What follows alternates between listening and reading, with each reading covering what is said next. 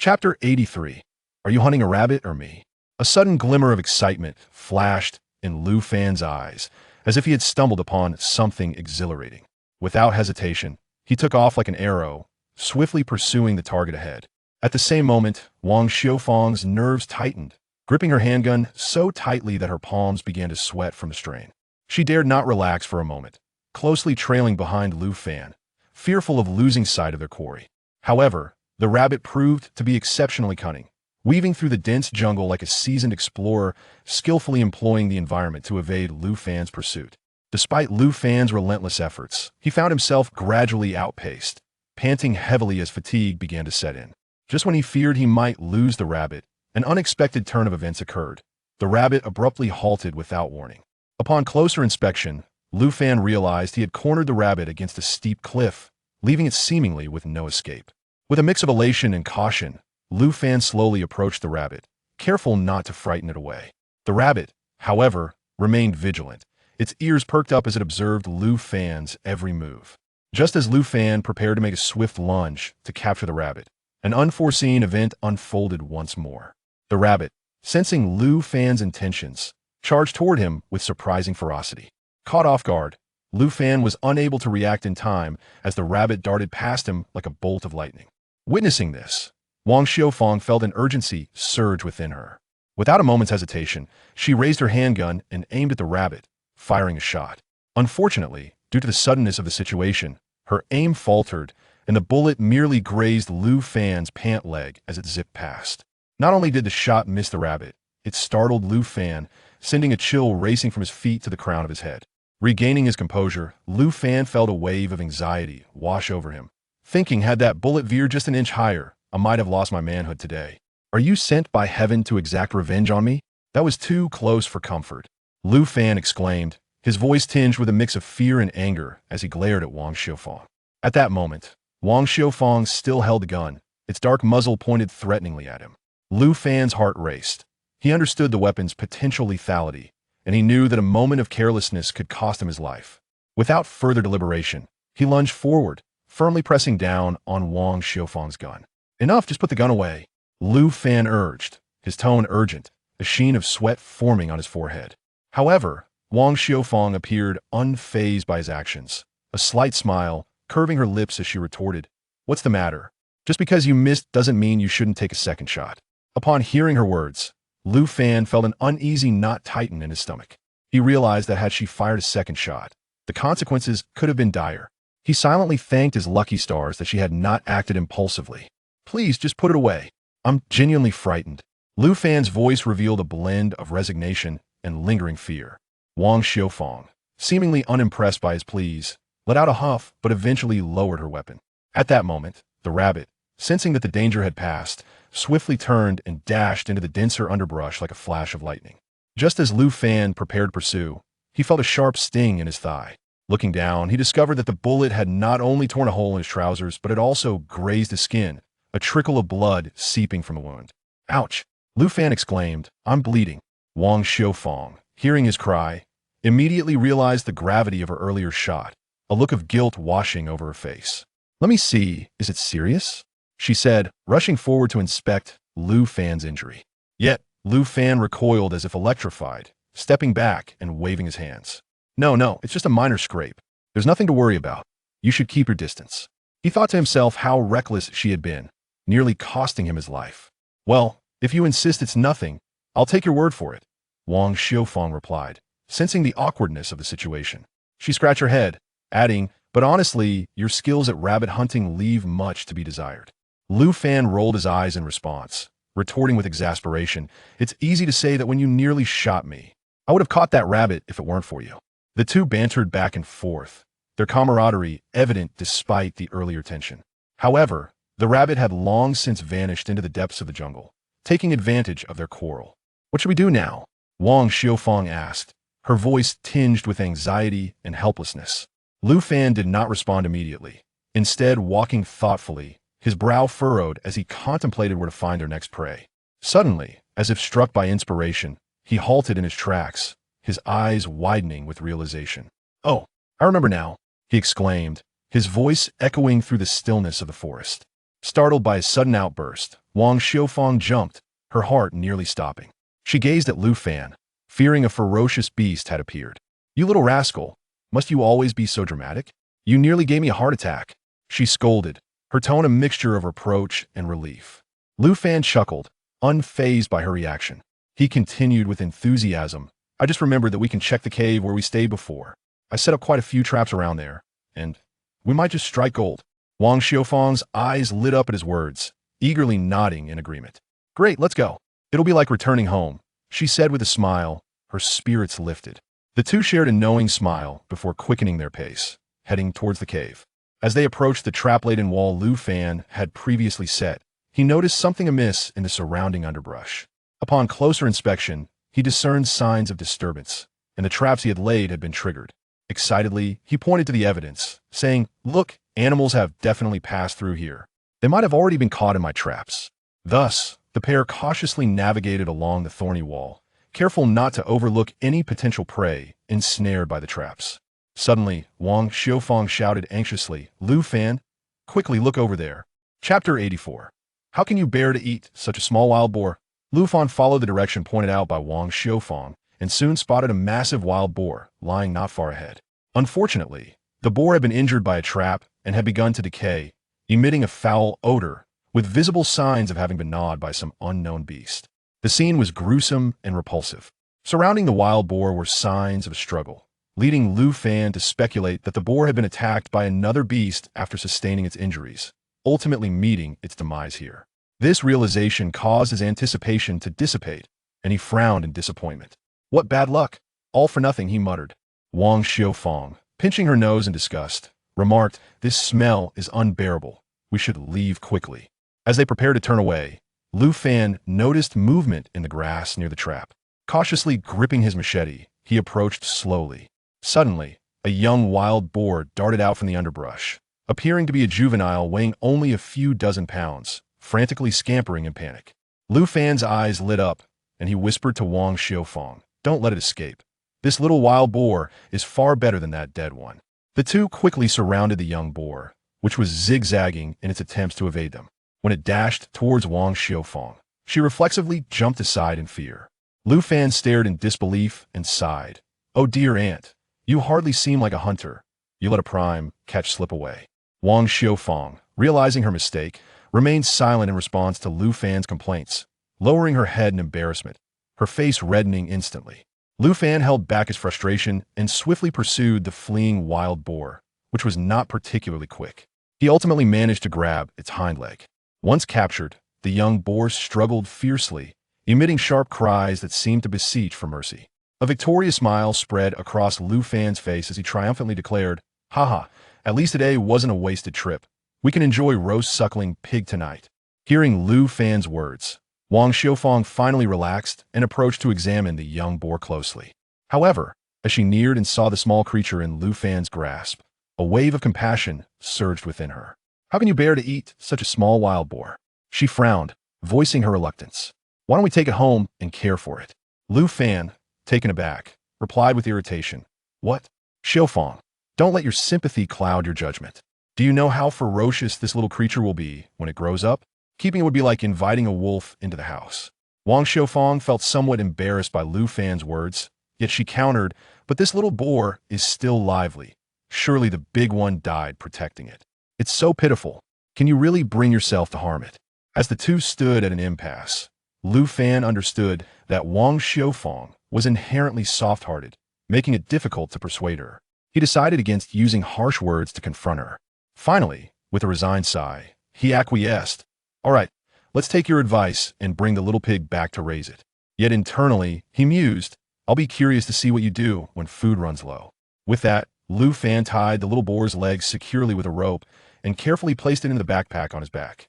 After accomplishing this, they continued their search along the path where they had set traps, hoping to catch additional prey.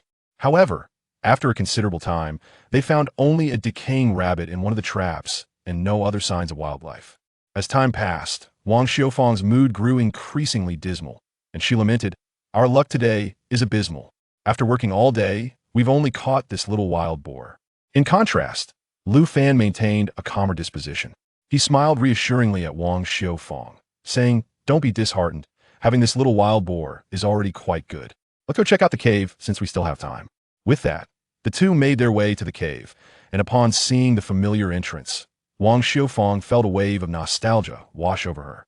Once inside, Lu Fan placed the backpack containing the piglet on the ground and approached the small pool within the cave, where the crystal-clear water reflected his weary visage. He knelt by the pool, scooping water with his hands and drinking deeply, the refreshing sensation revitalizing him. Following this, he splashed some water on his face, washing away the dust and sweat, instantly rejuvenating himself. Standing up, Lu Fan shook off the droplets from his hands and walked into the cave's main chamber. As his gaze fell upon the voluptuous and enchanting figure of Wang Xiufang, an impish thought stirred within him. He mused, what a rare opportunity to be alone with her. This is a once-in-a-lifetime chance. Without hesitation, Lu Fan approached Wang Xiufang, his heart racing and breath quickening. He gently placed his hand around her shoulder, careful not to startle her. At that moment, Wang Xiufang seemed oblivious to his actions, lost in thoughts of their past experiences in the cave. Memories of their shared struggles and tender moments brought a smile to her lips. Just as Lu Fan's hand began to wander, Wang Xiufang snapped back to reality. She shuddered, instinctively attempting to push him away, but Lu Fan's grip was firm, holding her in place. "Xiufang, you promised to be my girlfriend. There's no need to be anxious. It's just the two of us here, and no one will know what we do." Lu Fan's voice was low and magnetic, laced with temptation. With that, he lunged forward like a ravenous wolf, pressing his lips against Wang Xiufang's. Wang Xiufang's eyes widened in shock and panic as she struggled with all her might to escape. "Lu Fan, are you out of your mind? I only agreed to be your girlfriend because of the circumstances back then. Please don't do this." Her voice trembled, filled with both embarrassment and anger. Yet, consumed by desire, Lu Fan disregarded her protests. "Xiufang, I've liked you for a long time. Besides, on this deserted island, you will eventually be mine anyway. I don't care. I want you now." Before he finished speaking, Lu Fan scooped up the still struggling Wang Xiufang and laid her down on the hay where they had previously slept in the cave. As Lu Fan began to tear at her clothing, Wang Xiufang's body quivered, her breath quickening as her cheeks flushed crimson. Chapter 85. I know you have malicious intent. She was acutely aware that if Lu Fan were to become unhinged, she would certainly be unable to withstand his fervor. A sense of dread enveloped Wang Xiufang, and she thought to herself that this time, that rascal Lu Fan would undoubtedly have his way. In an instant, tears welled up in her eyes from sheer anxiety. However, at this critical moment, the wild boar piglet in the backpack unexpectedly emitted a shrill scream, disrupting the silence of the cave with its jarring sound. The noise reverberated through the stillness, appearing all the more jarring and loud. Startled by the sudden outburst, Wang Xiufang instinctively swung her hand, inadvertently striking Lu Fan across the face. The sharp crack echoed through the quiet air, leaving Lu Fan momentarily dazed. He covered his face. Disbelief etched in his eyes. "Aunt Xiufang, you interrupted me before I could finish." Lu Fan was taken aback by the abrupt and rude interruption. Previous matters are bygones. The present is what matters. Wang Xiufang's voice bore a hint of anger. "I only agreed to be your girlfriend, but I never said I would engage in such activities. How could you be so presumptuous? What do you take me for?" Lu Fan found himself momentarily speechless. He shielded his face, feeling a mix of shame and anger. He had initially intended to pursue the matter further, as he had long harbored a yearning for Wang Xiufang's physique. Yet, upon seeing the fierce and defiant glint in her eyes, his courage wavered, and he no longer dared to press forward with any advances. Wang Xiufang's gaze imparted an unprecedented pressure upon him, as if her eyes could penetrate his very soul. He realized that if he continued down this path, he would undoubtedly provoke her ire. At that moment, the cries of the piglet abruptly ceased, as if it were mocking Lu Fan's predicament. The cave returned to silence, save for the hurried breaths of Lu Fan and Wang Xiufang intermingling in the air. After all, Wang Xiufang had been Lu Fan's heart's idol since childhood, and he was reluctant to engage in any overtly reckless behavior. Ultimately, he begrudgingly abandoned this absurd plan. Wang Xiufang, seeing this, quickly adjusted her clothing, glaring at Lu Fan with a face full of indignation. "I regarded you as my dear nephew, yet you treat me this way." She turned to retrieve the backpack, preparing to leave this place that had become a source of embarrassment and anger for her. Watching Wang Xiufang's angry retreat, Lu Fan felt a deep sense of regret. He hurried over, saying, "Aunt Xiufang, I'm sorry, I was too impulsive. Please don't be angry." At this moment, Wang Xiufang hung her head, silent, tears of sorrow streaming down her cheeks. Seeing this, Lu Fan's heart tightened. He quickly reached out, stopping her just as she was about to turn away. With a face full of guilt, he softly said, "All right, Aunt Xiufang, please don't be upset. It's all my fault. I was too hasty and made you unhappy." As he spoke, he feigned a look of regret and lightly slapped himself on the face. Wang Xiufang was clearly taken aback by Lu Fan's actions, and she instinctively halted his movement. With a touch of exasperation, she replied, "Forget it. I understand what you're thinking, but I cannot fully accept it right now." Upon seeing this, Lu Fan immediately adopted a playful demeanor and continued, "I knew you cared for me the most, Aunt Xiufang. Even when I was sick, you were the one who fed me medicine mouth to mouth. I can still taste you on my lips." He then intentionally licked his lips with his tongue. Wang Xiufang's face flushed crimson upon hearing this, and she stammered, "Why, you mustn't speak such nonsense. That's not true." All right, I understand." Lu Fan quickly interjected with a smile. "Let us not dwell on this matter any longer. Come, I'll take you on the speedboat for a ride on the sea. I promise it will lift your spirits." With that, he took her hand without further ado and strode towards the exit. Though Wang Xiufang felt a mix of shyness and hesitation, she ultimately followed Lu Fan out of the cave and towards the seaside. The pair arrived at the hidden spot for the speedboat, and Lu Fan deftly untied the ropes, helping Wang Xiufang aboard. He then started the engine, and the boat shot forth like an arrow into the vast ocean. The sea breeze whipped through Wang Xiufang's hair as she sat on the boat, gripping the railing tightly, her face gradually transforming with excitement. After over an hour of sailing, a pod of dolphins suddenly appeared ahead, frolicking joyfully around the speedboat. Wang Xiufang gasped in delight, and Lu Fan, turning to witness her joy, couldn't help but laugh as well, reminiscent of a couple deeply in love. After a leisurely tour on the ocean, Lu Fan anchored the speedboat in a tranquil area. He retrieved a bow and arrow from behind him, using it as a makeshift spear, and without hesitation, leaped into the water. Wang Xiufang, witnessing this, nervously shouted from the boat, "Lu Fan, what are you doing? Come back." Lu Fan floated in the water, waving at her and calling out, "Aunt Xiufang, I'm going to catch fish. Just wait."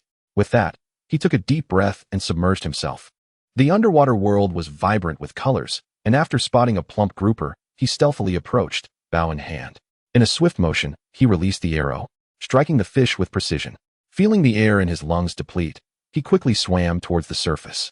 As he emerged, he held the fish triumphantly and shouted excitedly to Wang Xiufang, "Hey, Aunt Xiufang, look what I caught." He waved the grouper in the air in a display of pride. However, at that moment, a shark was drawn in by the blood of the grouper and stealthily approached Lu Fan. Wang Xiufang, witnessing this shocking scene from the boat, turned pale and shouted in panic, "Lu Fan, there's a shark. Hurry, get back." Lu Fan scanned the waters and finally spotted the approaching shark, hastening his strokes. Yet, his swimming speed was insignificant compared to that of the shark. As the predator drew closer, just as it was about to bite his feet, Lu Fan swiftly flipped over, narrowly evading the attack. At the same time, he hurled the grouper away from him into the distance. Whether the shark was attracted by the blood of the grouper or deemed it an easier target than Lu Fan, it ultimately veered towards the bleeding fish. Seizing the opportunity, Lu Fan swam desperately towards the speedboat. Just as he reached it, Wang Xiufang pulled him aboard, gripping his arm tightly, her voice trembling as she exclaimed, "You scared me to death. How could you be so reckless?" Lu Fan, noticing her anxious expression, felt a warmth in his heart and smiled reassuringly, "Aunt Xiufang, it's all right. I'm perfectly fine." Wang Xiufang playfully swatted him, her anxiety finally abating. The weather at sea changed rapidly. The previously clear skies transformed into dark clouds, and a fierce wind began to blow, turning the calm waters into a turbulent sea. Lu Fan's expression shifted, and he quickly revved the engine of the speedboat, intending to return to the deserted island as swiftly as possible. However, as the waves grew increasingly tumultuous, threatening to capsize the boat, Wang Xiufang closed her eyes in fear, unable to look. Lu Fan, while striving to maintain control of the speedboat, shouted, "Aunt Xiufang, don't be afraid. I will protect you." Chapter 86. Arriving at the island, seeing that returning was perilous. The winds and waves posed an imminent threat to the stability of the speedboat. Without a moment to ponder, Lu Fan ultimately resolved to seek refuge on the nearest small island to escape the tempest, planning to reassess their situation once the storm had subsided.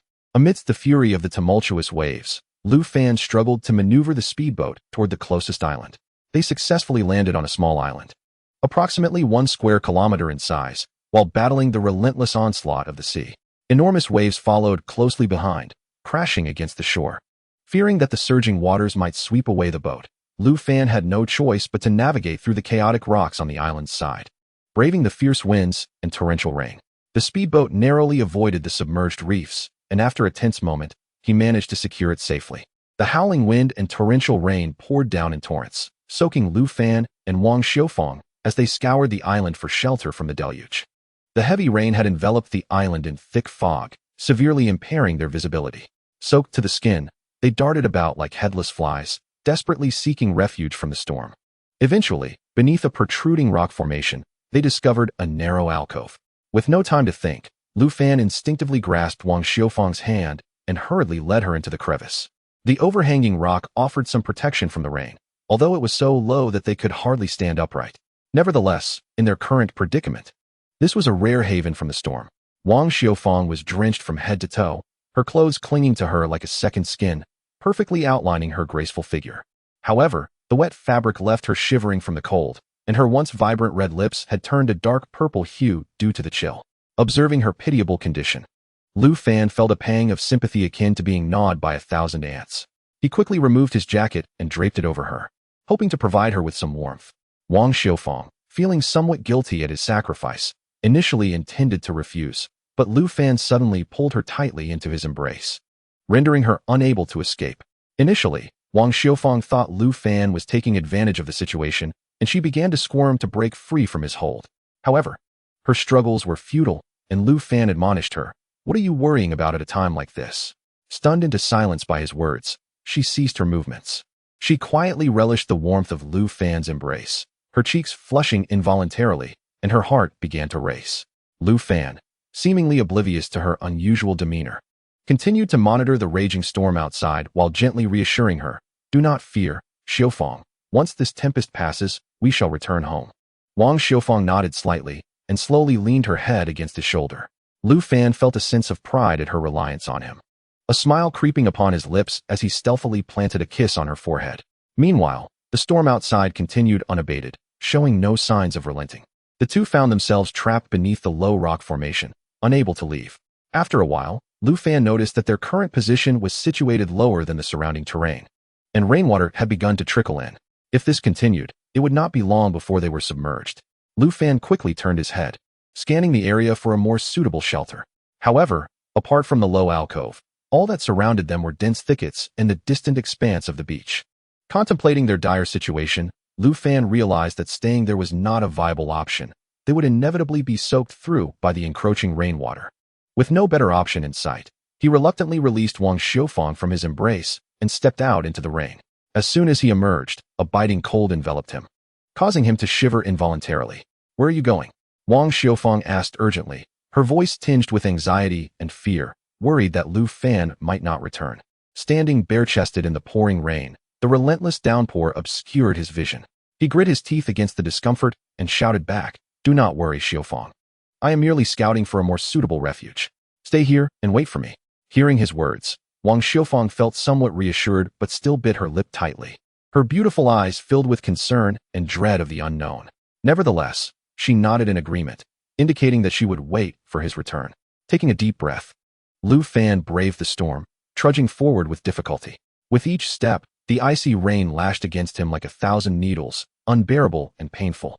Yet, Lu Fan pressed on, determined to find a place where they could escape the storm. Suddenly, his gaze was drawn to a faint opening in the grass beside a nearby rock formation. A surge of hope filled him as he quickened his pace, cautiously approaching the entrance. Upon closer inspection, he realized it was a naturally formed cave. Though small, it was sufficient for their immediate needs. At the very least, it would shield them from the wind and rain, allowing them to temporarily escape the drenching downpour. With excitement illuminating his face, Lu Fan hurried back to the alcove and called out to Wang Xiufang, "Xiufang, I found a place. Come quickly." His voice, though faint amidst the roaring storm, was clear to her. She sprang to her feet and hurriedly followed him. Lu Fan grasped her hand tightly, fearful that she might get lost in the chaos of the storm. They braved the wind and rain, struggling toward the direction Lu Fan had indicated. The roar of the waves intertwined with the howling winds, as if nature itself was challenging them. The cacophony was deafening, sending chills down their spines. However, Lu Fan and Wang Xiufang were undeterred by the terrifying sounds, supporting each other as they pressed onward. At last, they reached the cave Lu Fan had discovered, and once inside, they sighed in relief. The cave was dry, free from any threat of flooding, and contained dry grass and branches suitable for starting a fire. Lu Fan immediately set to work, gathering the materials and expertly igniting a fire. The flames flickered and illuminated the cave, gradually warming Wang Xiufang's chilled body.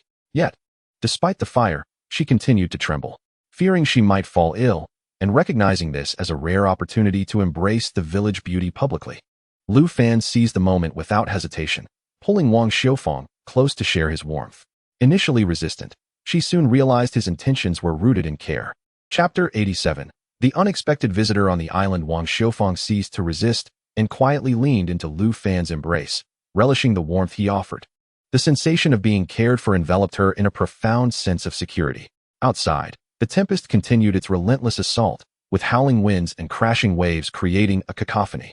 Yet, within the confines of the small cave, Lu Fan and Wang Xiufang nestled together, attuned to each other's heartbeat. As if the world outside contained only the two of them, an unusual warmth spread between them, awaiting the moment when they could return to the cozy wooden cabin after the storm.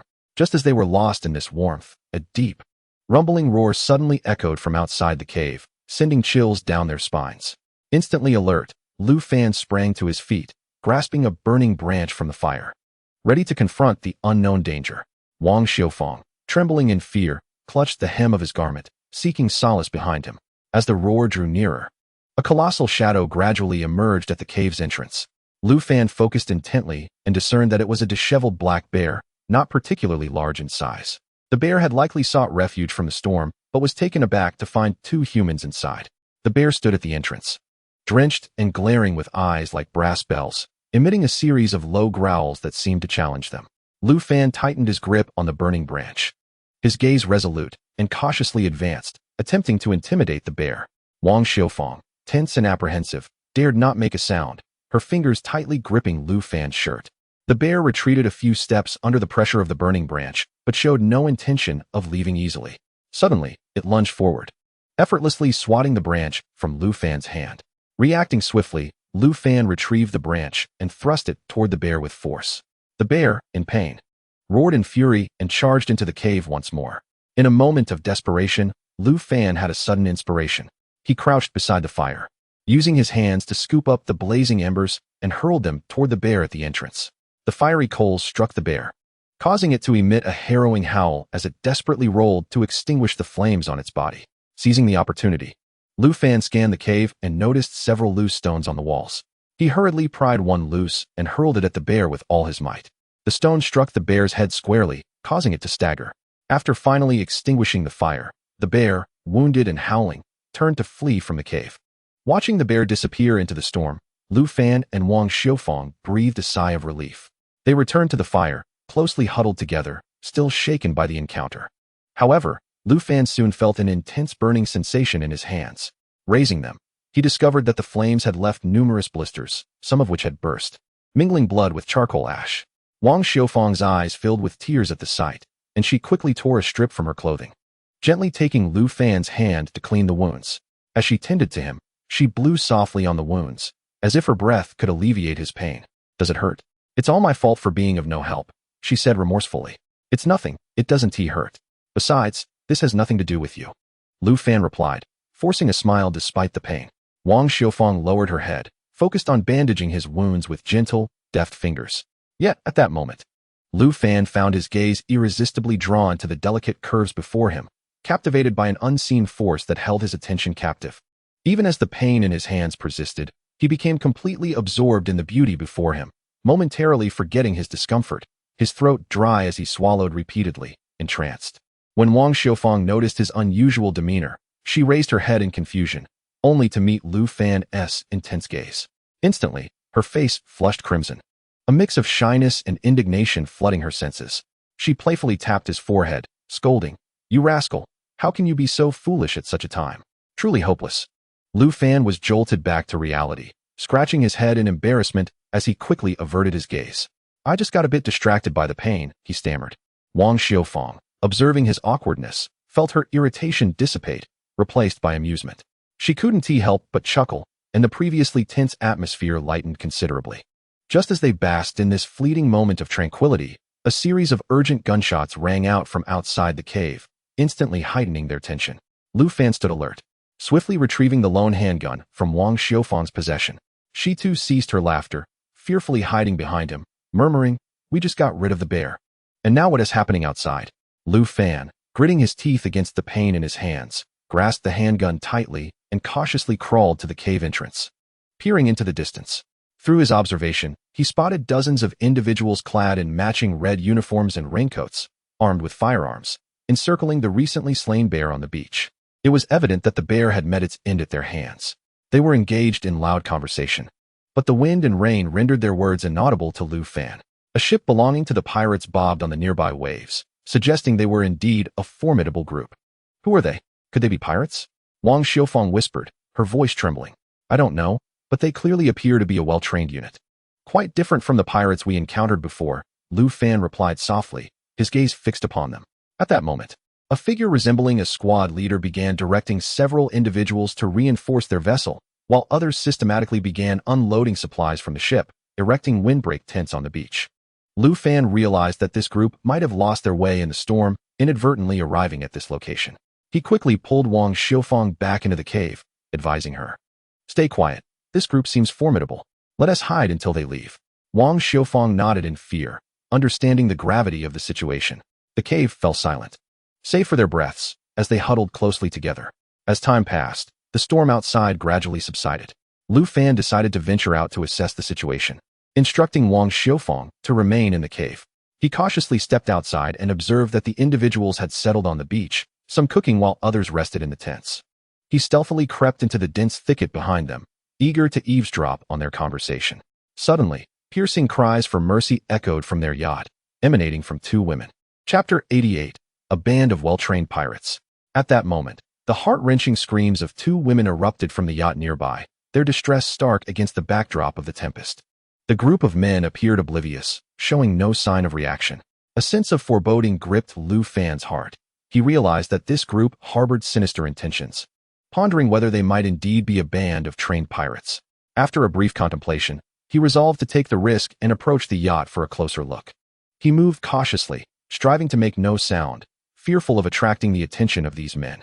The yacht stretched about 20 to 30 meters in length, its brilliant white exterior strikingly opulent. Its luxurious design was unmistakably valuable. Utilizing the cover of the thicket, Lu Fan quietly circumnavigated the beach and arrived at a cliffside overlooking the vast sea, which lay at a distance from the yacht. He inhaled deeply and, without hesitation, leaped into the water. The ocean enveloped him instantly, yet he remained composed. Quickly regulating his breathing, he swam silently towards the yacht, shielded by the rain and mist. The yacht featured a spacious platform deck adorned with leisure tables and chairs. At the rear were the cockpit and a shared lounge area, from where one could glimpse the deck's activities through the cockpit window. Lu Fan stealthily approached the yacht and carefully climbed aboard, his movements light to avoid any noise. Once on the yacht, he stealthily navigated along the edge of the walkway towards the lounge. Peering through the window, he observed the interior, which was remarkably spacious. Within the lounge, a circle of sofa booths surrounded a large coffee table laden with an array of delicacies and fine wines, with two rooms situated further inside. Hiding outside the window, Lu Fan noted the stark contrast between the darkened skies due to the storm and the brightly lit interior of the yacht. Allowing him a clear view, he witnessed two bikini-clad women bound to the sofas, one possessing striking blonde hair and blue eyes. Their faces were etched with terror as they continuously screamed. Perhaps due to the language barrier, Lu Fan could not comprehend their words, but it was evident they were pleading for mercy. Surrounding them were several men clad in red training uniforms, leering maliciously as they toyed with the women. Lu Fan mused to himself that this group was certainly larger than 10 individuals. Just as he continued to observe, a black man in a training uniform approached the window without warning, as if sensing an external presence. Lu Fan's heart raced, and he quickly crouched down, terrified of being discovered. The man stood by the window, scanning cautiously for a moment before turning away. Lu Fan sighed in relief, thankful to have escaped detection. However, just as he reveled in his narrow escape, two Asian men, seemingly unconcerned, removed their clothing, revealing their muscular physiques. To his shock, they each seized a woman and, with lewd intentions, strode toward the rear room, utterly disregarding the women's cries. Meanwhile, the remaining tall men in the lounge erupted into sinister laughter, displaying no compassion. Disturbingly, they took seats on the sofas as if lining up for something. Lu Fan's mind was flooded with horrifying images of what might befall the two women. The very thought of them enduring torment at the hands of these ruthless pirates was unbearable. The screams from within the room pierced his heart like a dagger, igniting a fire of fury within him. Unable to endure the emotional torment any longer, he unsheathed his machete, prepared to confront the pirates in a fight to the death. Yet, upon seeing the towering, muscular figures of the pirates, doubt crept into his heart. He began to question whether he could triumph over these formidable foes. If he were to fail, not only would he be unable to rescue the women, but he might also lose his own life. What troubled him further was the presence of dozens of fully armed pirates on the beach. Should they discover that their comrades had met with misfortune, they would undoubtedly descend like hungry wolves. The mere thought of that made Lu Fan break into a cold sweat. Yet, his mind wandered back to the village beauty hidden in the cave. With her voluptuous figure, she was undoubtedly the most captivating presence on this deserted island. If she were to fall into the hands of these pirates, the consequences would be unimaginable, and she would surely suffer inhuman torment. Clenching his teeth, Lu Fan steeled himself and resolved to return to the cave first. He turned and, like a bird in flight, leapt into the surging sea. When he finally swam back to the cave, Wang Xiufang was anxiously awaiting him. Upon seeing Lu Fan, she rushed towards him like a savior, her face filled with concern. "What is happening outside?" she inquired breathlessly. Lu Fan, gasping for air, recounted all he had witnessed. "Those people are utterly despicable. We must hurry to rescue them." Wang Xiufang's brow furrowed tightly, her eyes ablaze with fury, as if they could ignite flames. Standing beside her, Lu Fan was taken aback. He knew her to be kind-hearted, yet he had never anticipated her compassion would overflow to such an extent. After a moment of silence, Lu Fan spoke slowly. "Are you not afraid? If our plan fails, those trapped in the yacht will likely become you. Besides, look at your alluring figure."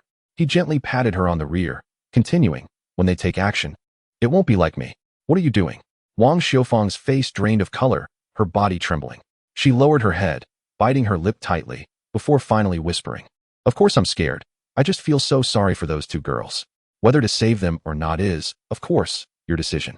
Lu Fan gazed at Wang Xiufang, observing her terrified and helpless expression, which stirred something within him. At that moment, the storm outside seemed to relent slightly, yet Lu Fan's mood grew heavier. He contemplated that if the downpour ceased, the brutal pirates might very well venture into the jungle. The cave where they were hiding would undoubtedly be discovered, and by then, their situation would become exceedingly precarious. Chapter 89. The Rescue Mission, But You Must Kiss Me First.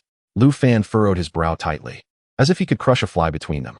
The bandage that had once wrapped around his hand was now thoroughly soaked with seawater, clinging damply to his blistered palm, sending sharp pangs of pain through him intermittently. Observing the rain diminishing in intensity, Lu Fan understood that his time was limited, prompting him to grasp Wang Xiufang's hand and dash once more into the downpour. The two halted at the precipice they had reached earlier, where Lu Fan wore a troubled expression and anxiously addressed Wang Xiufang. "Aunt Xiufang, we truly find ourselves in a dilemma." After a heavy sigh, he continued, "If we were to brave the storm and speed away in the speedboat, we might evade detection. However, that small vessel, amid such tumultuous waves, would be akin to a fragile egg against a rock, easily capsized, or even shattered into pieces by the monstrous waves." Upon hearing Lu Fan's words, Wang Xiufang, clutching the soaked hem of her clothing, trembled with cold, her teeth chattering. After a brief silence, she replied, "Then shall we wait until the storm subsides before we depart?" Lu Fan shook his head, clearly dissatisfied with her suggestion. He explained, "If we wait for the downpour to cease before departing, the roar of the engine will undoubtedly attract the attention of the pirates on this quiet island, putting us in grave danger." Wang Xiufang's anxiety intensified at his words, her brows knitting tighter, her face etched with urgency. "This won't do, nor will that. What are we to do?" There was but one possible escape: to seize the opportunity while the pirates on the beach were distracted, eliminate those aboard the yacht, and then commandeer their vessel to flee.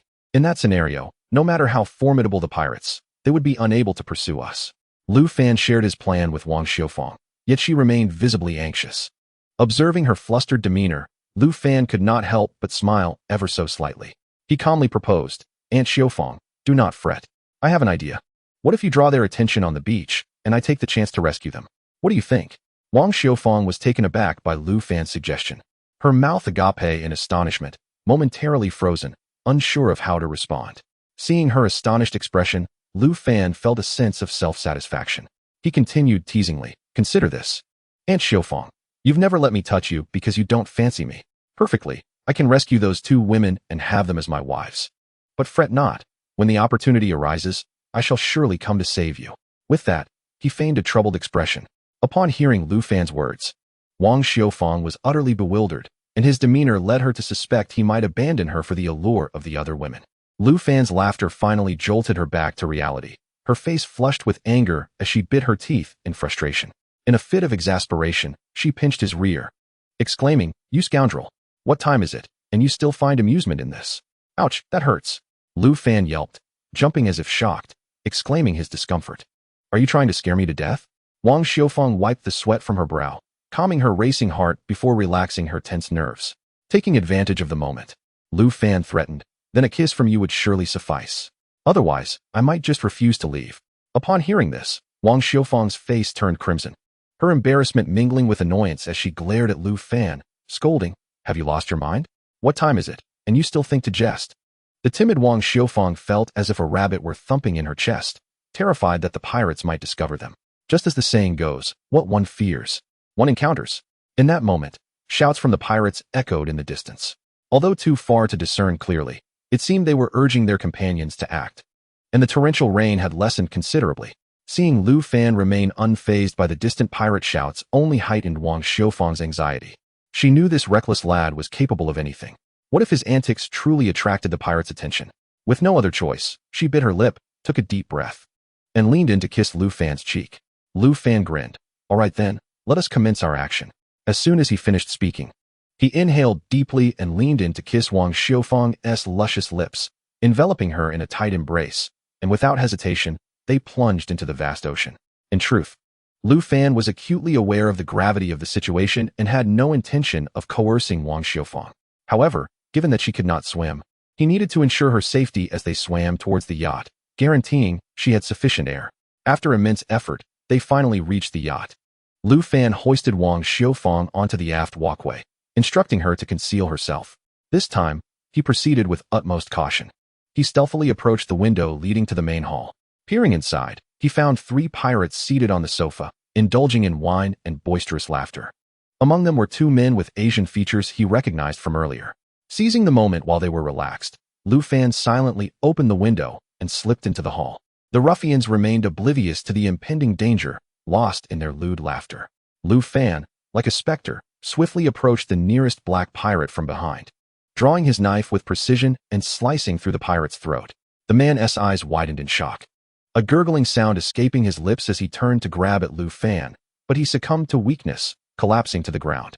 The 2 Asian pirates were caught off guard by this sudden turn of events. Before they could react, Lu Fan lunged at the nearest tattooed pirate, delivering a powerful kick to his chest, sending him crashing into the sofa with a scream. The other bald pirate, slightly quicker, attempted to draw his gun from his waistband. Lu Fan, with remarkable speed, hurled his knife, which embedded itself in the pirate's wrist, causing him to drop his weapon. Seizing the opportunity, Lu Fan dashed forward, kicking the gun away, and swiftly plunged his knife into the bald pirate's abdomen multiple times. The pirate, clutching his gaping wounds, bent over, and with a final spurt of blood, collapsed lifelessly to the floor. The tattooed pirate, who had been kicked aside, struggled to rise, seizing a nearby wine bottle to hurl at Lu Fan. Lu Fan sidestepped, the bottle whizzing past his shoulder and shattering against the wall. Shards of glass embedded into Lu Fan's shoulder. The tattooed pirate, undeterred, charged at Lu Fan with surprising strength, pushing him back relentlessly. Lu Fan, seizing the moment, gripped the pirate's arm and executed a powerful throw, slamming him to the ground. At that moment, anguished cries from 2 women echoed in the room. Chapter 90. I have come to rescue you. Lu Fan's heart tightened. He understood the urgency of the situation, leaving no room for delay. Without the slightest hesitation, he swiftly retrieved the sharp shard of glass from his shoulder. Following that, he unwaveringly gripped the glass fragment in his hand and, with all his might, inflicted several deep gashes across the tattooed man's grotesque face. In an instant, blood splattered, and the tattooed man emitted a harrowing scream, instinctively covering his lacerated visage with his hands, writhing in agony. At that moment, as the tattooed man was consumed by pain, Lu Fan seized the fleeting opportunity to swiftly extract the glimmering dagger from the bald pirate. His movements were as swift as lightning, without a moment's pause. The the dagger piercing through the air directly towards the tattooed man's heart. With a muffled thud, the dagger plunged deep into his body. The tattooed man's form convulsed violently before he slowly crumpled to the ground, lifeless. Lu Fan finally exhaled a sigh of relief. After dispatching the 3 pirates, he paid no heed to the throbbing pain in his shoulder. He quickly sheathed the dagger at his waist, drew out a machete from his back, and rushed like a gust of wind towards one of the rooms. Inside, the sound of garbled English could be heard, yet Lu Fan did not falter. Like a frenzied beast, he forcefully kicked open the tightly shut door.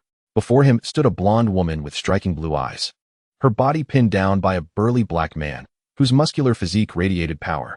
The expression on the blonde's face was one of sheer terror. A trickle of blood oozing from her mouth, clearly indicating she had suffered significant harm. This scene ignited Lu Fan's fury in an instant, and he roared, "Let her go!" The thunderous shout reverberated through the room like a clap of thunder. The black man was evidently startled by this sudden outburst, his body trembling as he turned his head, his face a mask of disbelief. However, before he could regain his composure, Lu Fan surged forward like an arrow released from its bow. His speed was blinding, and he raised the machete high above his head, bringing it down with tremendous force upon the black man. In that moment, a sharp crack resonated as the machete collided violently with the black man's arm. Due to the immense power behind Lu Fan's strike, the razor-sharp blade effortlessly severed the black man's arm, blood erupting like a fountain and splattering everywhere. The black man, reeling from such a grievous injury, emitted a wretched howl akin to that of a slaughtered pig. He released the woman beneath him, jumping off the bed as if shocked. Desperately clutching the stub of his severed arm, blood gushing through his fingers and staining the floor a deep crimson. His eyes locked onto Lu Fan, filled with malice and fury, as he unleashed a torrent of curses in English. Although Lu Fan could not comprehend his words, the venomous expression on his face was unmistakable. However, Lu Fan had no time to heed the black man's vitriol, for he was prepared to deliver the final verdict. Seizing the moment, he launched a swift kick aimed at the black man's groin. The strike was rapid and brutal, hitting the black man squarely where it hurt most. He let out a soul-piercing scream, bending over like a shrimp, using his remaining hand to clutch the source of his excruciating pain. Seeing this, Lu Fan unhesitatingly raised the machete once more, ready to deliver the fatal blow to the black man. With a swift motion, the blade descended, producing a sharp crack. The black man's head burst open like a watermelon, blood spraying in all directions, drenching Lu Fan in its viscous liquid, reminiscent of tofu curds, sending chills down his spine. The black man's body collapsed to the ground, twitching a few times before falling still. Meanwhile, the blonde woman, who had been on the bed, witnessed this horrific scene and screamed in terror, her voice echoing deafeningly in the confined space. Her complexion turned ashen, trembling uncontrollably from sheer fright, almost fainting. In a state of panic, she fixated her terrified gaze on Lu Fan, mumbling a series of pleas in English, seemingly begging for mercy, fearful that he might turn on her next. Observing her distress, Lu Fan waved his hand to indicate he could not understand her. He then made a shushing gesture and softly said, "Hush, do not scream. I am here to save you." Upon hearing Lu Fan's words, the blonde woman seemed to grasp onto a lifeline, scrambling out of bed in haste. In her rush, she had no time to don her clothes. Standing bare before Lu Fan, she immediately stammered in broken Xiaohua Mandarin, "Are you from Xiaohua? Please save me." The sight of the naked blonde beauty standing unabashedly before him caused Lu Fan's heart to race uncontrollably, as if it might leap from his throat. He had never been this close to such a breathtaking Western woman, let alone in such an unadorned scenario. This moment sent his pulse racing, his cheeks flushing crimson, as if he might bleed from the embarrassment. Uncontrollably, he began to swallow hard, a soft gurgling sound escaping his throat. Yet, just as Lu Fan was lost in this stunning vision, a cacophony of anguished cries erupted from the adjacent room, even more harrowing than before. The wails pierced through Lu Fan's heart like a dagger, snapping him back to reality.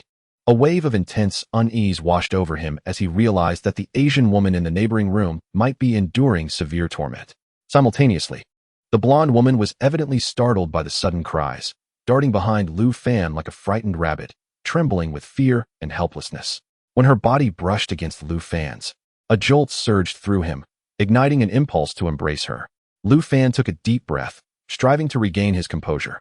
He tightened his grip on the machete, his gaze fixed intently on the black man lying on the ground, before turning to the blonde woman and instructing, "Quickly put on some clothes and hide here. Do not move. I will go save her." The blonde woman nodded vigorously, frantically rummaging for her garments to cover her exposed form. Seeing her in such a flurry, Lu Fan felt a pang of concern but knew that hesitation was not an option. He steeled himself and cautiously approached the neighboring room, each step taken with utmost care. As he reached the doorway, the sounds from within grew louder. Among them, the white pirate's harsh English was particularly jarring, intermingled with the woman's terrified screams. He took a deep breath, steadied himself, and then without hesitation lifted his foot, delivering a powerful kick to the firmly shut door. With a resounding crash, the door flew open, splintering into fragments. As the door swung wide, the scene within the room unfolded before him. There, a Caucasian pirate was forcefully pinning an Asian woman to the bed, his hands raining down blows upon her face, each strike accompanied by the sharp sound of slaps. The woman was drenched in tears, desperately struggling against the pirate's brutality, but her strength paled in comparison to that of her assailant. Her face was already swollen and bruised, a trickle of blood oozing from the corner of her mouth. Upon hearing the door being kicked open, the pirate abruptly turned, his eyes filled with ferocity and shock. Clearly, he had not anticipated the sudden intrusion. After a brief moment of astonishment, he swiftly released the woman and, like a nimble beast, leapt off the bed. His objective was evident. He aimed to grasp the handgun lying nearby. However, Lu Fan would not grant him that opportunity. Like a flash of lightning, he surged forward, his speed akin to the wind, reaching the pirate in the blink of an eye. Just as the pirate's hand brushed the gun, Lu Fan's machete descended with swiftness. The sound of a sharp crack echoed as the pirate's wrist shattered, blood gushing forth like a fountain. The pirate let out a harrowing scream, his complexion turning as pale as a sheet, cold sweat beading on his forehead. Clutching his wound with his other hand, his eyes brimmed with rage and fear. He then lunged at Lu Fan, his eyes ablaze, roaring in a reckless attempt to charge at him, disregarding his own safety. Faced with such a fierce assault, Lu Fan remained remarkably composed. He deftly sidestepped, evading the pirate's onslaught with ease. Simultaneously, he swung his machete like a bolt of lightning, striking the pirate squarely in the back. The blow was tremendous, causing the pirate to stumble, losing his balance and crashing to the ground. Yet, he did not relent. Gritting his teeth against the excruciating pain, he forced himself back to his feet. Lu Fan offered no respite. In a flash, he launched a kick that landed squarely on the pirate's knee, sending him crashing to the ground, unable to rise. At this moment, Lu Fan had gained the upper hand, raising his machete high, preparing to deliver a fatal blow. However, in that critical instant, the pirate unexpectedly produced a sharp dagger from somewhere, thrusting it violently towards Lu Fan's abdomen. This sudden development caught Lu Fan off guard, yet his reflexes were astonishing. He leaned back just in time, narrowly avoiding the lethal strike. The dagger grazed his clothing, though it did not pierce him, sending a chill of sweat down his spine.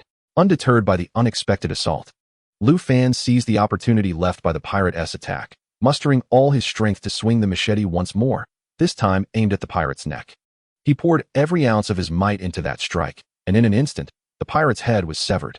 It tumbled down like a melon, blood erupting like a fountain. The gruesome spectacle left the woman nearby in a state of sheer terror.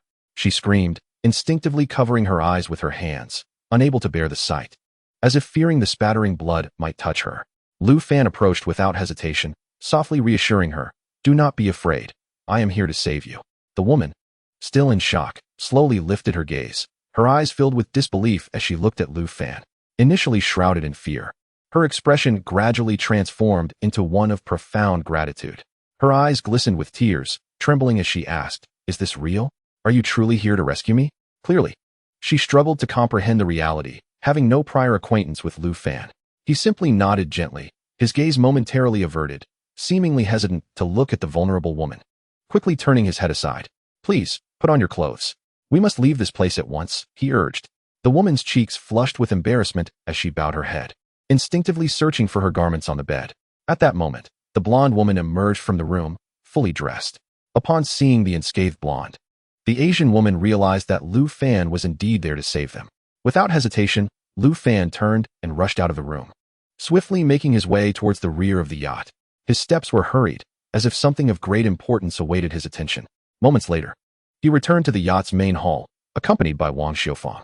As Wang Xiufang entered the hall and spotted the Asian woman still searching for her clothes, her gaze instinctively fell upon Lu Fan. As expected, he was intently watching the woman, his face reflecting a look of rapture, completely absorbed in the moment, even seeming to revel in it. Wang Xiufang raised her foot and kicked him playfully. "What are you staring at?" Hurry up and leave, or we will be in dire trouble if those people on the beach discover us. Lu Fan snapped back to reality and immediately rushed to the helm, preparing to start the yacht and flee the perilous location. However, when he focused his attention, he was shocked to find that the yacht was firmly anchored, and perhaps due to the recent tumultuous waves, the pirates had additionally secured it with a thick rope. Even worse, a long plank was slanted between the bow and the beach, providing the pirates easy access to board the vessel. What's wrong? Start the boat and go. Wang Xiufang urged anxiously, her voice tinged with panic, fearing that the pirates might rush in at any moment. The two women behind her shared the same expression of terror, their eyes filled with a desperate longing to escape. Lu Fan, frantic, explained, the anchor hasn't been raised yet. Moreover, the rope is still securing the yacht. If we recklessly start the engine now, it will surely attract their attention. That would leave us no chance to untie the rope. They will inevitably come up the plank. Wang Xiufang's face paled, her mind racing as she clutched Lu Fan's arm, her voice trembling. What are we going to do? Chapter 92. Departing the island, taking a deep breath, Lu Fan endeavored to calm his racing heart. He began to think rationally about their current predicament and how to respond. After some contemplation, Lu Fan suddenly turned, his gaze settling on the two women behind him. His eyes sharpened with determination, as if a plan had formed in his mind. Have either of you lovely ladies ever piloted a yacht? Lu Fan inquired, his voice deep yet tinged with urgency. The blonde woman hesitated momentarily before nodding in response. I have once, but I am not very experienced. Upon hearing this, a surge of hope welled up within Lu Fan. His eyes brightened, and he quickly stepped forward, pulling the blonde woman beside him. You needn't navigate far, Lu Fan explained rapidly. I will deal with the mooring lines, and you simply start the yacht. If you move it just a little forward, we can activate the anchor winch to lift the anchor. This way, even if they notice us, we will have ample time to escape. Do you understand? The blonde woman blinked, seemingly not fully grasping Lu Fan's plan, yet she nodded in a half-understanding manner, replying, Yes, I understand.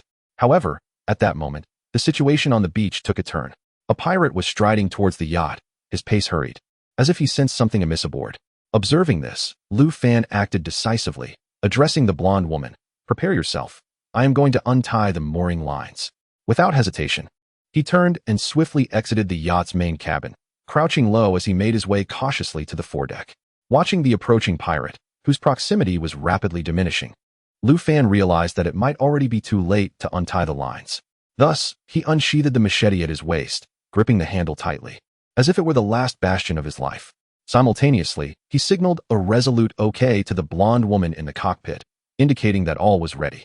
Understanding his cue, the blonde woman promptly followed Lu Fan's earlier instructions and started the yacht's engine without hesitation. Wang Xiufang, beside her, urged, Hurry, start the yacht. With a deep rumble, the yacht began to move forward slowly, akin to a colossal beast awakening, poised for action. Concurrently, the anchor winch emitted a low hum, as if heralding the commencement of a tense chase. Lu Fan gripped his machete tightly, his gaze fixed on the thick mooring line before him. Suddenly, like an enraged lion, he sprang to his feet, exerting every ounce of strength to cleave the machete down upon the line. With a resounding crack, the line was severed, the broken end snapping back towards the beach like an agitated serpent. Yet, at that instant, the pirate had already advanced to within 50 meters of the yacht. He stared blankly at the vessel, evidently bewildered by the unfolding events. On the beach, the remaining pirates had also heard the roar of the yacht's engine and rose in astonishment, gazing at the rumbling machine. Without a moment's hesitation, Lu Fan pivoted, using all his might to flip the boarding plank with a forceful motion. The plank arced through the air before crashing down onto the sand, sending up a cloud of dust. Having accomplished this, Lu Fan felt a wave of relief wash over him as he darted back to the cockpit like a gust of wind. However, the pirate's gaze had caught a glimpse of Lu Fan's action, and he immediately shouted with alarm, Who are you? What are you doing? Just as Lu Fan entered the cockpit, the anchor winch had begun to raise the anchor slowly. The pirate, now fully aware, sprinted towards the yacht, calling out to his comrades in a frantic attempt to thwart their escape. The other pirates on the beach, hearing the cries, quickly understood the gravity of the situation. They hastily dropped what they were holding and scrambled for their weapons, preparing to pursue Lu Fan and his companions. Lu Fan dared not delay. Upon entering the cockpit, he immediately increased the throttle. The yacht emitted a low growl, retreating rapidly like a wild stallion, swiftly entering deeper waters. He then sharply turned the wheel, and the yacht, like a nimble fish, traced a graceful arc across the ocean surface, heading toward the vast sea. However, The pirates were not willing to relinquish their only yacht without a fight. They raised their weapons and unleashed a barrage of gunfire at the receding vessel. Bullets rained down like a torrential downpour upon the yacht's steel hull, producing a cacophony of sound and igniting sparks upon impact. Although the distance grew, the force of the bullets still caused the yacht to resonate with sharp cracks. Fortunately, the yacht's sturdy steel plating mitigated substantial damage, leaving only a series of varying dents on the surface. Amidst the torrent of gunfire, Lu Fan shouted, "Hold on tight, ladies. We are about to accelerate." The two blonde women clung to one another, their bodies trembling slightly, their hearts pounding like drums, threatening to burst from their chests. They shut their eyes tightly, unwilling to glance back at the ruthless demons pursuing them, silently praying for a safe escape. Nearby, Wang Xiufang curled into a ball on the sofa, her complexion as pale as parchment, her hands pressed tightly against her ears in a futile attempt to block out the relentless gunfire. Yet, the deafening noise roared like a demon, mercilessly piercing through her eardrums, filling her heart with dread and helplessness. The yacht's speed increased, shooting forth like an arrow released from its bow, surging into the boundless ocean. As the distance from the island widened, the tension in everyone's hearts began to ease slightly. They gazed at the receding beach, a wave of relief washing over them, grateful for their narrow escape. However, although the storm's fury waned, the winds continued to howl, and the waves crashed against the yacht like a ferocious beast, creating a thunderous roar. The dense fog enveloping the sea thickened, resembling a heavy curtain that shrouded everything within its grasp. The pirates on the beach watched helplessly as the yacht vanished into the fog-laden ocean, their despair surging like a tidal wave.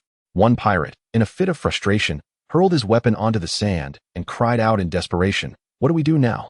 We may never return." His voice echoed amidst the sea breeze, laden with unending fear and hopelessness. Chapter 93. A true man never looks back. The other pirates exchanged glances, their faces reflecting anger and helplessness. They were at a loss for how to proceed. They understood that without the yacht in this vast ocean, they would be utterly trapped on this minuscule island of less than 1 square kilometer, devoid of any hope of returning. Just as Wang Xiufang and the two women aboard the yacht began to feel a sense of relief, Lu Fan suddenly appeared to have an epiphany. He sharply turned the wheel as if possessed, steering the yacht back towards the island. This startled Wang Xiufang and the others, prompting her to shout in fear, "Lu Fan, are you mad? Are you trying to return to seek death?" The blonde woman and her companion wore expressions of sheer terror, utterly perplexed by Lu Fan's unexpected decision. In particular, the blonde woman was engulfed by a profound sense of fear and despair, for she wished never to return to the clutches of the pirates who had made her existence a living nightmare. Lu Fan, with unwavering focus, navigated the yacht, seemingly indifferent to their cries of alarm. In a moment of desperation, the blonde woman, disregarding all caution, lunged toward the yacht's steering wheel, attempting to reclaim control. However, Lu Fan's response was swift and decisive. He forcefully shoved the blonde woman away from the wheel, sternly admonishing, "Are you insane? Do you have any idea how perilous this is? If the yacht capsizes, even if we don't drown, we will be battered to oblivion by those monstrous waves." His voice exuded an undeniable authority, his face darkened, and his eyes widened as if they could ignite flames. The blonde woman was taken aback by the ferocity of his gaze, her resolve to resist evaporating in an instant. At that moment, she resembled a frightened rabbit, utterly devoid of the courage to fight back. She slumped onto the floor like a puddle of mud, her eyes tightly shut, her face etched with terror and hopelessness. She could no longer muster the strength to struggle, resigned to silently await her fate. Wang Xiufang, who had initially contemplated intervening, was rendered speechless by Lu Fan's furious outburst, her complexion pale and her thoughts lost. After a moment of calm reflection, she understood Lu Fan must have had his reasons for such actions. After all, in this unfamiliar environment, he was the only one willing to risk his life for her safety. With this realization, her doubts gradually dissipated, and she resolved to remain silent, unwilling to burden Lu Fan with unnecessary complications. Thus, she quietly returned to the sofa, regarding Lu Fan with a gaze imbued with trust. Meanwhile, Lu Fan's attention was wholly fixated on the approaching island. He lacked the luxury of time to elaborate on his decisions, for the situation was urgent and demanded immediate action. He swiftly chambered a round in his pistol, adopting a stance as if prepared to engage the pirates in a fierce battle. As the yacht drew nearer to the island, the previously despondent pirates were taken aback by the return of the yacht, only to be swiftly overtaken by excitement. They howled with enthusiasm, brandishing their weapons, akin to a pack of ravenous wolves scenting their prey. Lu Fan was acutely aware of the pirate's brutality and savagery. He dared not let his guard down. Gripping his pistol tightly, his finger poised on the trigger, he remained vigilant, prepared for any sudden movement. He also reminded Wang Xiufang and the others to brace themselves. Turning his head, he called to them in a low, resolute voice, "Hold on tight." Yet, just as everyone was anxiously fixated on the approaching island, an unexpected turn of events unfolded. Without warning, Lu Fan, in a fit of fervor, yanked the steering wheel, abruptly altering the yacht's course and hurtling toward the opposite side of the island. This unforeseen maneuver left Wang Xiufang and the others bewildered, as did the pirates on the beach, who were momentarily stunned. They had prepared to greet the yacht, some even eager to rush aboard and dismember Lu Fan. However, now the yacht bolted away like a wild stallion, escaping their grasp. The pirates, clearly unprepared for such a development, soon regained their composure and erupted in furious curses. "What the hell? Is this guy toying with us?" Enraged, they raised their weapons and unleashed a barrage of gunfire at the receding yacht. Yet, due to the considerable distance, the bullets inflicted no substantial damage. The blonde women and Wang Xiufang were left dizzy by Lu Fan's audacious maneuvers, entirely in the dark regarding his intentions. However, in that moment, they had no choice but to trust him, as Wang Xiufang and the others remained in a daze. Lu Fan piloted the yacht toward the perilous rocky area just off the island. This region was strewn with jagged rocks, resembling a lethal trap. A single misstep would shatter the yacht to pieces. Witnessing this, their faces drained of color, they leaped to their feet, shouting in unison, "Danger! Stop! The yacht will crash into the rocks." Yet, Lu Fan paid no heed to their cries. His gaze remained fixed on the rocky expanse, hands gripping the wheel tightly, his foot pressing the accelerator to the floor. As the yacht approached the treacherous rocks, their hearts raced with dread. Just as they anticipated a tragic outcome, a miracle unfolded. At the last possible moment, Lu Fan executed a sharp turn, causing the yacht to drift perilously, narrowly avoiding the rocks and coming to a steady halt less than 3 meters from them. This sequence of actions was executed with such fluidity that it left observers in awe. Meanwhile, the pirates on the beach, witnessing the yacht's reckless charge toward the rocky area, were filled with frustration. Unwilling to see the yacht damaged by Lu Fan, they brandished their weapons, braving the torrential rain and muddy waters, charging forward like a pack of wolves, intent on capturing him. They seemed convinced that the yacht's hull would collide with the rocks, rendering it unable to escape their pursuit. At this moment, Wang Xiufang finally grasped Lu Fan's intentions, a subtle smile gracing her lips. As the blonde women remained perplexed, Lu Fan swiftly raised his pistol, darting toward the deck with the speed of lightning. Chapter 94, You Should Marry Me. He fired several rounds into the fuel tank of the hidden speedboat nestled among the rocks, emptying the magazine before returning to the control room, satisfied. A true man never looks back. His strides were firm and resolute, devoid of hesitation. He expertly maneuvered the steering wheel, driving the yacht back into the vast sea. With a thunderous explosion, the hidden speedboat erupted like a powder keg, bursting into flames. Fiery debris scattered like raindrops. The pirates, charging furiously toward the yacht, were startled by the sudden blast, their faces a canvas of shock and disbelief. The dense foliage obscured their view, preventing them from identifying the source of the explosion. They even mistakenly believed the yacht had been the one to detonate. In a frenzy, the pirates surged forward with renewed fervor. Meanwhile, the blonde women finally comprehended Lu Fan's strategy. Wang Xiufang smiled at them, explaining, "Lu Fan is cutting off the pirates' escape route, ensuring they cannot pursue us." At this moment, their eyes were filled with admiration for Lu Fan, and they were grateful to have finally escaped the clutches of the pirates. The yacht glided smoothly over the waves, and the hearts of the passengers gradually settled. Lu Fan glanced back at the receding island, feeling the tension in his nerves finally ease. His expression visibly relaxed as he realized they had escaped the threat posed by the pirates. However, he was perplexed. The pirates' attire clearly did not belong to Hu Laoda's crew. Did this imply that there were other pirate factions in these waters apart from Hu Laoda? This thought left Lu Fan in a state of confusion. He contemplated the necessity of visiting the pirate camp once more in the coming days to inquire with the bald man for clarification. The mere thought of returning to Hu Laoda's camp conjured the image of Hu Foreign's exquisite face and alluring figure in his mind, prompting a sly smile to form on his lips. Lu Fan then turned his gaze to Wang Xiufang and the blonde woman, his heart swelling with joy. He mused that perhaps the two blondes might also become his women. This thought made him burst into hearty laughter. Wang Xiufang, observing Lu Fan's mischievous grin, inwardly scolded him, knowing that he must be up to no good again. She was all too aware of the mischievous intentions hidden behind Lu Fan's current smirk. During their return to the deserted island, the two blondes recounted how they had fallen into the pirates' hands. The Asian woman, Song Linlin, aged 29, came from a prominent family known for producing high-end perfumes in the country. The middle-aged blonde, Eileen, was an expert hired at a high salary by the company from abroad. Both had come with a company team aboard the yacht to search for a rare natural ingredient. Ambergris. Ambergris, also known as dragon's bile, is a dry secretion from the intestines of sperm whales. Some sperm whales expel it, while others excrete it. Ambergris appears as irregularly shaped, waxy lumps that vary in size and burn with a blue flame, emitting a rich musk-like aroma. Thus, it was often used in ancient times for incense. Eileena's team was focused on how to incorporate the scent of ambergris into perfumes. To find the finest and purest ambergris, they had joined the company's collection team. Song Linlin, as the future heir to the company, voluntarily accompanied them to show her commitment. However, they encountered a band of ruthless pirates on their return journey, with tears streaming down her face. Song Linlin recounted that their group consisted of 8 individuals, 5 men and 3 women.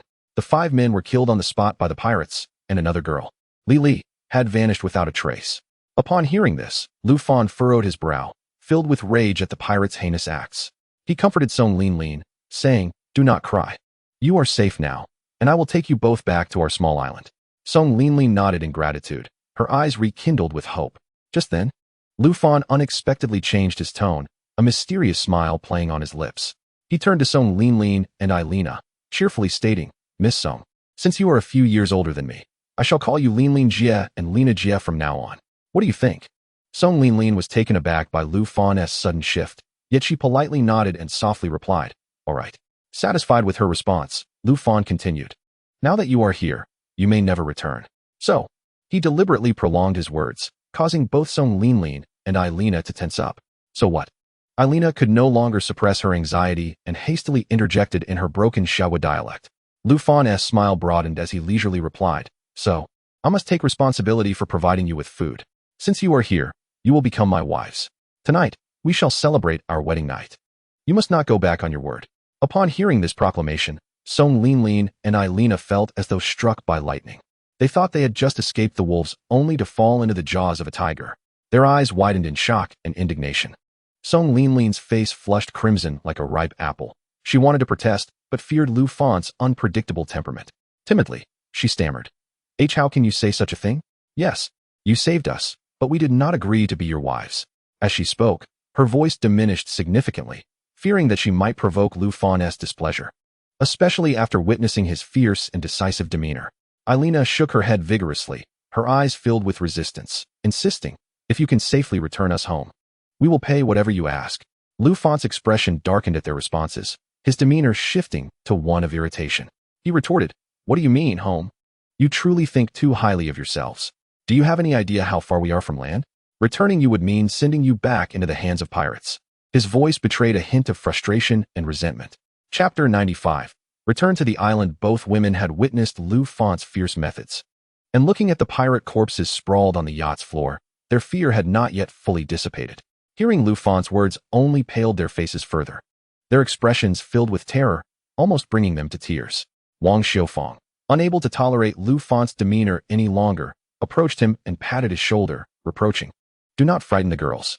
How can you behave like this?" Her tone carried a hint of admonishment, laced with a trace of jealousy. Seeing this, Lu Fan smirked slyly, saying, "I merely wish to lighten the mood and tease them a bit. Look how frightened you all are. However, we cannot return to land anytime soon. So, you should remain comfortably on our small island for now." Although his words bore a teasing tone, they also revealed an unmistakable sense of reluctance. He pondered whether they would also regard him like Wang Xiufang, as something to be admired but never touched. That would certainly be disappointing. Upon hearing Wang Xiufang's words, Song Linlin and Eileen felt slightly reassured. Yet, the sight of the pirates' lifeless bodies strewn across the floor still lingered in their minds, causing a shroud of fear.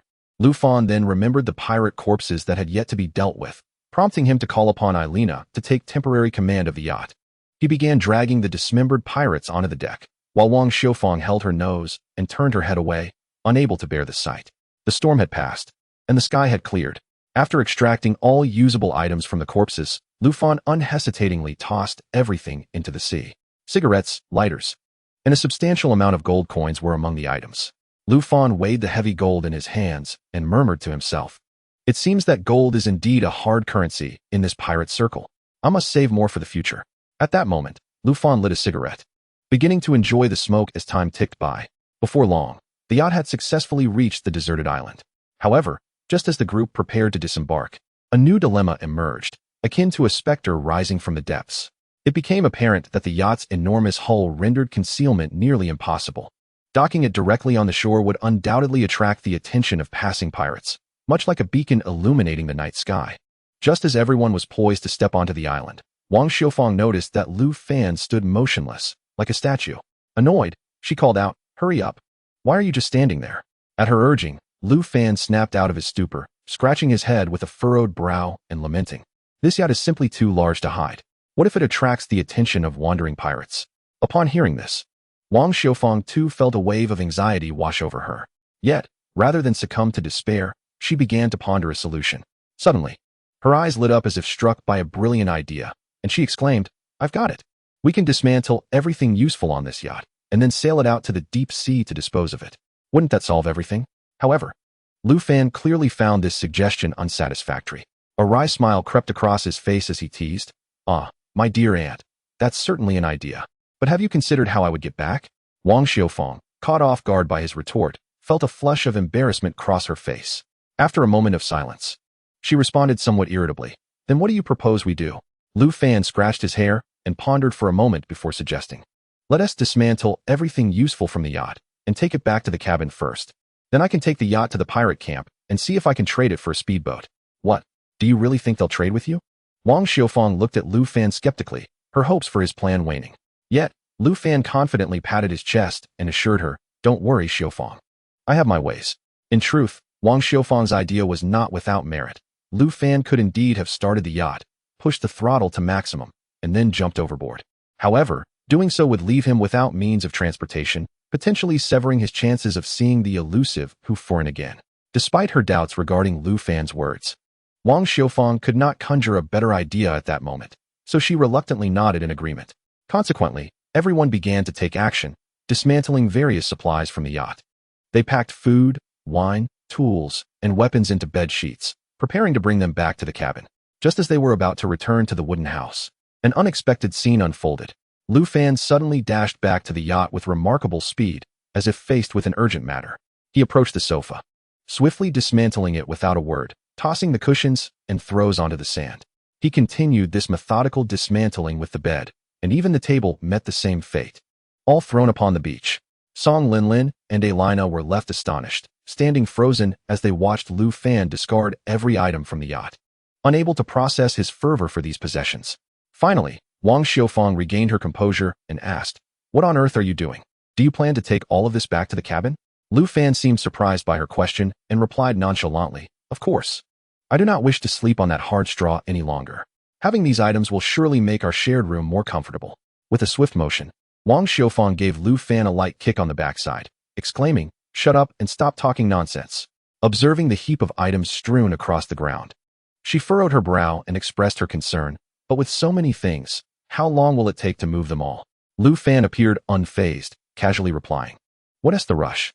Let us hide these larger items first and take our time moving them back later. We're not in a hurry." Noticing Wang Xiufang's troubled expression, he teasingly added, "Xiufang, why the long face? Are you that eager for our shared room?" Embarrassed and annoyed, Wang Xiufang raised her hand again to strike him, prompting Lu Fan to leap aside. All right, I won't tease you anymore. Let us quickly hide the items to avoid detection by any passing pirates." Chapter 96. Transporting supplies back to the cabin, the group scrambled to move the items into the woods, managing to conceal them with great effort. Once everything was in place, Wang Xiufang and her companions each hoisted their respective bundles, while Lu Fan carried the coffee table. They marched towards the cliff, appearing from a distance like a band of refugees fleeing disaster. As they approached the cliff's edge, Wang Xiufang's brow furrowed in worry as she gazed at the narrow ascent ladder.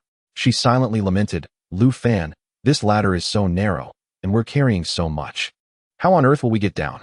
Yet, Lu Fan remained unfazed, as though he had anticipated this situation. Calmly, he placed the table down and quickly retrieved the rope slung over his shoulder. "Xiufang, why don't you all set your things down first? You can descend the ladder." and I'll lower the items one by one with the rope, he instructed. Wang Xiufang, feeling relieved, nodded in agreement. She then called out to Song Linlin and Elena. Ladies, let us go down first. As Elena bent to set her items down, a glimpse of her fair waist was revealed, causing Lu Fan to feign interest in the rope while his gaze lingered. Unfortunately, this moment did not escape Wang Xiufang's notice, and she shot him a disdainful glare. Embarrassed, Lu Fan quickly averted his eyes. The three women carefully navigated the ladder, one after the other, while Lu Fan seized the opportunity to dash back, gathering all the cushions tightly in his arms before hastily returning to the cliff's edge. He then meticulously began binding the items with the rope, ensuring each was securely fastened before gently lowering them down. Below, Wang Xiufang and her companions focused intently on the task at hand, preparing to catch the items as they descended. As each item neared the ground, they swiftly reached out to receive it, placing it aside. Through this coordinated effort, Lu Fan and the women successfully transported all the goods back to the wooden cabin, allowing everyone to exhale a sigh of relief. As Lin Shuer and the others beheld the bundles Lu Fan had brought back, their eyes sparkled with curiosity, and they quickly gathered around him, eager to see what treasures he had retrieved. Lin Shuer looked at Lu Fan with a face full of suspicion and asked in astonishment, Lu Fan, didn't you and Xiufang Jie go hunting? How did you bring back so many items? She glanced at the table that Lu Fan was carrying, her surprise deepening. No way. This doesn't look like something one could obtain from hunting.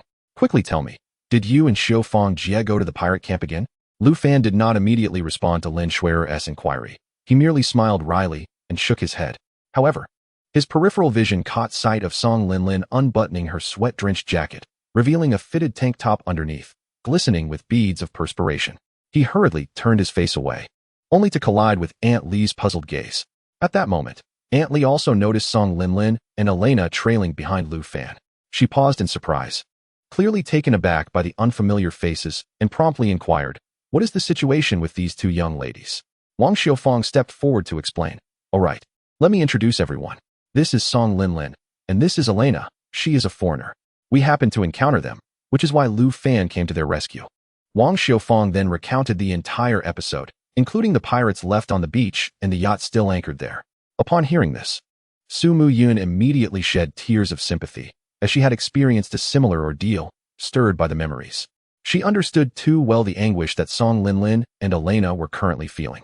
The wooden house was soon filled with weeping, evoking a deeply touching atmosphere. Once emotions settled, the group began organizing the supplies they had brought back, as well as addressing the accommodation issue for Elena and Song Linlin. However, a daunting dilemma arose. The already cramped quarters would now need to accommodate 2 additional people. How could they possibly fit? Lu Fan bowed his head in contemplation for a moment, seemingly devising a solution in his mind. After a while, he lifted his head and, with a hint of resignation, proposed, how about this? For the next couple of nights, you two can make do in the current space. When I return in a few days, I will build a wooden house, and that will resolve the issue. His suggestion received unanimous support, with everyone nodding in agreement. Aunt Li then stepped forward and said, all right then, Xiao Yun, you can share a room with me, and we'll let the newcomers stay in the other room. Once Lu Fan constructs the new house, we can rearrange things.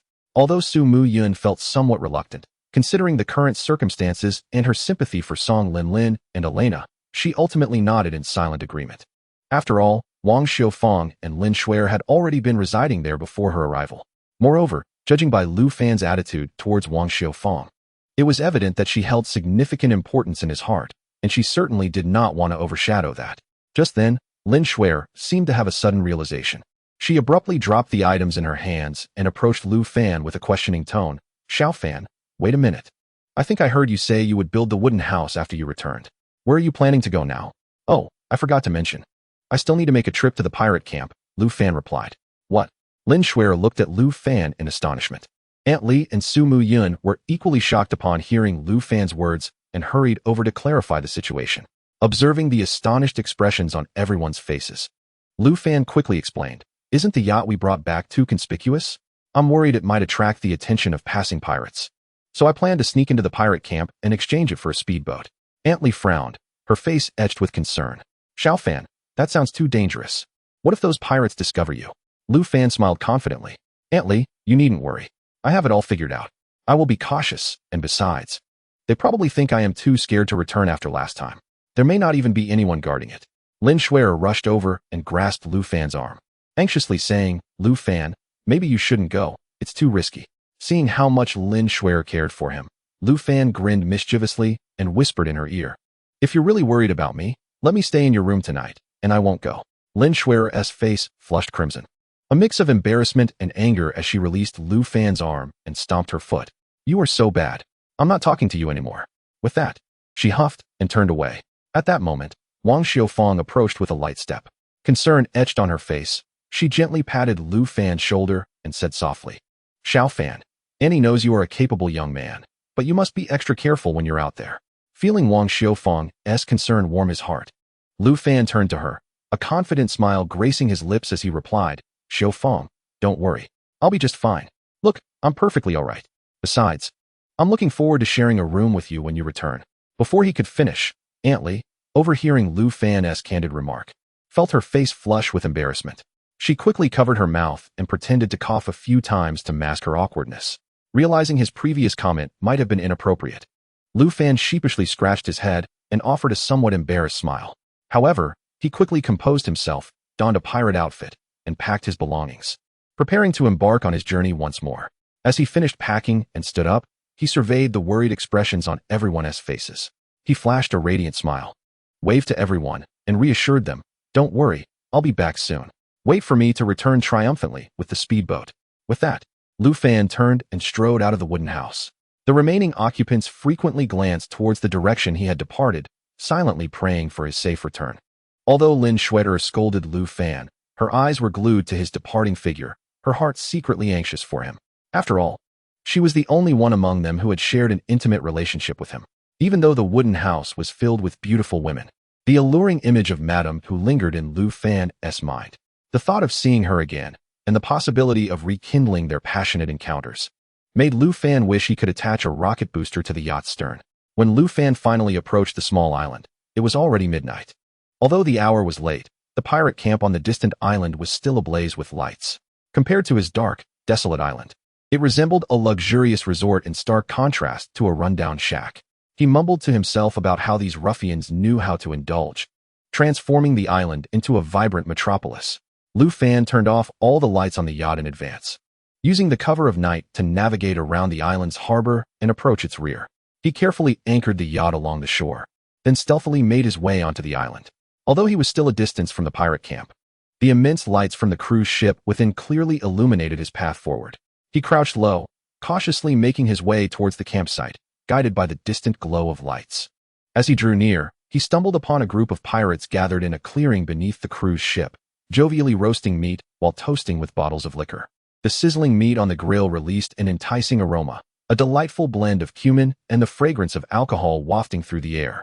Concealed behind a tree, he rolled his eyes in disbelief, thinking, "Is this truly a pirate hideout?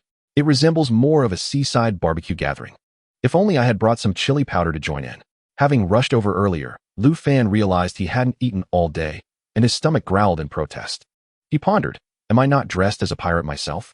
Why not join them and indulge in this feast?" With newfound courage, Lu Fan stepped out from behind the tree and approached the group of pirates. Upon noticing the sudden appearance of Lu Fan, the pirates paused in surprise, and one with dyed yellow hair boldly inquired, "Who are you? Where do you come from?" Lu Fan playfully tugged at his attire and replied with a grin, "What? Is it not obvious?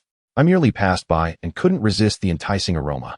As he spoke, he skillfully retrieved a pack of cigarettes from his pocket, offering them to the pirates. They exchanged glances, apparently assessing his identity in silence.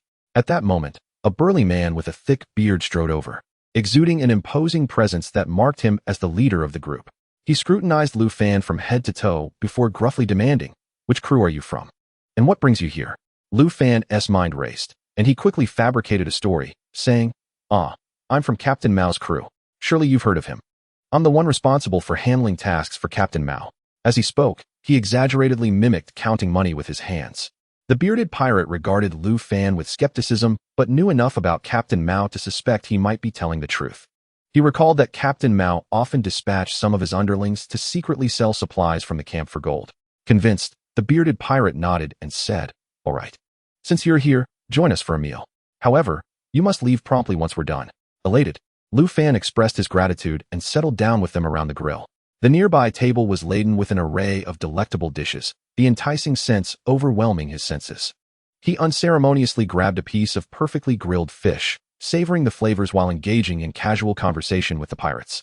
Through their chatter, he learned that the influential pirate who was not present at the camp, having gone to another pirate cruise base to procure weapons. This revelation invigorated Lu Fan, as he realized that tonight he might have a chance to seek out Hu's wife. Initially, he had worried that Hu's presence would thwart his plans. His imagination ran wild with thoughts. What if Hu's wife was donning a delicate nightgown this evening? The thought sent a rush of excitement through him. With his appetite now insatiable, having gone an entire day without food, he devoured the food voraciously, resembling a famished wolf. The 5 pirates, busy enjoying their drinks, barely had a chance to taste the freshly grilled meat before Lu Fan polished off the majority in a whirlwind of gluttony. The pirates stared at him in astonishment, exchanging bewildered looks, momentarily at a loss for words. Finally, one pirate could no longer contain himself, rising to point at Lu Fan, saying, Hey you, that's enough. Look, we haven't even had a few bites yet, and you've devoured most of the barbecue." Feeling slightly embarrassed by the pirate's remark, Lu Fan chuckled awkwardly and replied, "I apologize, my friends, but I haven't eaten all day and was simply famished. How about this? I'll take my leave now that I've had my fill, and you can continue to enjoy your feast." With that, he stood up, retrieved a pack of cigarettes from his pocket, handed it to the bearded pirate with a charming smile, and as he turned to depart, snatched a golden brown roasted rabbit leg from the grill, munching on it as he ambled towards the cruise ship. As Lu Fan approached the entrance to the cruise ship, he was intercepted by a guard. "Halt! What is your business here?" The guard barked sternly. Internally panicking, Lu Fan feigned composure, pretending to be inebriated as he swayed slightly, and replied, "What else would I be doing? You must be new here. Didn't you see me drinking with the bearded ones just now? Are you blind?" Lu Fan was acutely aware that he had previously dealt with the 2 guards stationed here, hence his confidence in confronting the new arrivals. The guards scrutinized Lu Fan, noticing his intoxicated demeanor and the golden, crispy rabbit leg he held, grease glistening on his lips. They exchanged glances, involuntarily swallowing in anticipation. One guard hesitated before speaking. "I don't think I've seen you before." Infuriated by the comment, Lu Fan retorted, "How long have you 2 been here? And you dare say you don't recognize me?" As he spoke, he thrust the roasted rabbit leg towards the guard, slurring, "Here, have a bite. This is a rare treat that most people can't enjoy." Just then, the bearded pirate and his crew happened to patrol by, observing Lu Fan boasting animatedly. The bearded pirate smirked, a hint of disdain crossing his features, before giving Lu Fan a thumbs up. However, he inwardly cursed, "This guy is truly shameless, using my barbecue to win favor. What a cunning trick." The 2 oblivious guards, seeing the bearded pirate's approval, mistakenly assumed he was greeting Lu Fan. Consequently, their trust in Lu Fan soared, believing he had a close relationship with the bearded pirate. This exchange left the guards momentarily flustered. One guard, unable to resist the allure of the offered rabbit leg, hesitantly took a bite. His eyes lit up with surprise as he mumbled, "Hey, I must admit, this tastes pretty good." The second guard, noticing his companion's reaction, relaxed his guard and moved closer, prompting Lu Fan to offer the rabbit leg to them. With a beaming smile, he said, "So what do you think? Tasty, right? Remember my face. Don't go saying you don't know me next time. I'll bring you both a portion next time." As the saying goes, one who eats from another's hand is always indebted. After tasting the rabbit leg, the guards underwent a complete shift in attitude. One of them even enthusiastically patted Lu Fan on the shoulder, grinning, "All right, my friend. From now on, we're on the same side. Next time something good comes along, make sure to call us." Lu Fan felt a surge of triumph. He hadn't anticipated this tactic would work so effectively, and the guards believed his ruse almost immediately. He secretly breathed a sigh of relief, then feigned calmness as he swaggered towards the room on the 4th floor where Tuzi was located, showing no sign of panic. Just as Lu Fan arrived at the door of Tuzi's room and was about to knock, he suddenly heard a cacophony of sounds emanating from within. The noises varied in pitch, occasionally accompanied by indistinct murmurs, arousing his curiosity. Lu Fan paused, took a deep breath, then held his breath and pressed his ear against the door, eager to discern what was unfolding inside. Initially, he could only make out faint sounds, but as time passed, the clamor within grew louder and clearer. Lu Fan's heartbeat quickened in rhythm with the sounds. He discerned not only heavy breathing, but also some suggestive remarks. These sounds washed over him, gradually painting his cheeks with a faint blush. It dawned on Lu Fan what was happening, and a wicked smile crept onto his lips. It reminded him of his childhood days in the countryside. where he often eavesdropped on the intimate moments of couples with his friends. This was not his first experience of such nature. However, at that moment, Lu Fan had no intention of lingering. He had important matters to attend to. Thus, he cleared his throat, coughed deliberately a few times, and then knocked on Tuzi's door. The knock resonated loudly in the stillness of the night. As soon as he knocked, the sounds inside abruptly ceased, as if someone had pressed the pause button. Following this silence came Tuzi's irate voice. "Who is it? It's the middle of the night. What do you want?" The tone was laden with palpable annoyance. Soon after, a flurry of commotion erupted within, as if someone was hurriedly gathering their belongings or getting dressed. Moments later, with a bang, Tuzi furiously flung open the door, as if the door itself had wronged him. Upon seeing Lu Fan standing there, his expression instantly shifted from anger to surprise, with his brows knitting together as he stammered. Lu Go, what brings you here?" At that moment, Tuzi felt a twinge of anxiety. He did not wish for the other pirates to discover Lu Fan's arrival. After all, Lu Fan's identity was peculiar, and if others caught wind of it, it could lead to unnecessary trouble. He quickly tugged Lu Fan inside and shut the door with the stealth of a thief. Just then, Lin Yu, in a fluster, was hastily putting on her clothes. Upon hearing the door open, she startled and looked up, her eyes widening as she spotted Lu Fan entering. "Lu Go, what are you doing here all of a sudden?" Lin Yu's voice trembled slightly, and for a brief moment, her gaze met Lu Fan's, revealing an unmistakable hint of panic. Clearly, she had not anticipated Lu Fan's sudden appearance at that hour. Lu Fan noticed her unease. A subtle smile played on his lips as he softly replied, "Oh, I just came to check on you and see if Tuzi has been giving you any trouble." However, as he spoke, his gaze was inexplicably drawn toward Lin Yu's figure as she dressed. Her movements appeared somewhat hurried. Her fingers fumbled with the buttons as if Lu Fan's unexpected arrival had disrupted her rhythm. A faint blush crept onto her cheeks as she softly replied, "No, I'm fine. You don't need to worry." Chapter 99. The Three-Legged Cauldron. Seeing this, Lu Fan's expression darkened slightly. He lowered his voice and, with a forced smile, remarked, "Tuzi, am I being too lenient with you?" Though his words carried a hint of jest, the underlying chill sent shivers down Tuzi's spine. Hearing Lu Fan's statement, Tuzi immediately shuddered, no longer playing the fool, and quickly plastered a smile on his face. "Lu Gu, whatever you say, I'm listening." Lu Fan fixed his gaze intently on him. "I need you to do me a favor. Help me procure a speedboat." Tuzi's face changed dramatically upon hearing this, and after a moment of hesitation, he said, "Lu Gu, that might be a bit difficult. After all, I'm just a small fry and don't have much sway." Lu Fan let out a cold laugh. "Tuzi, don't forget, I was the one who helped you win over your wife. If you dare defy me, I have plenty of ways to make your life miserable."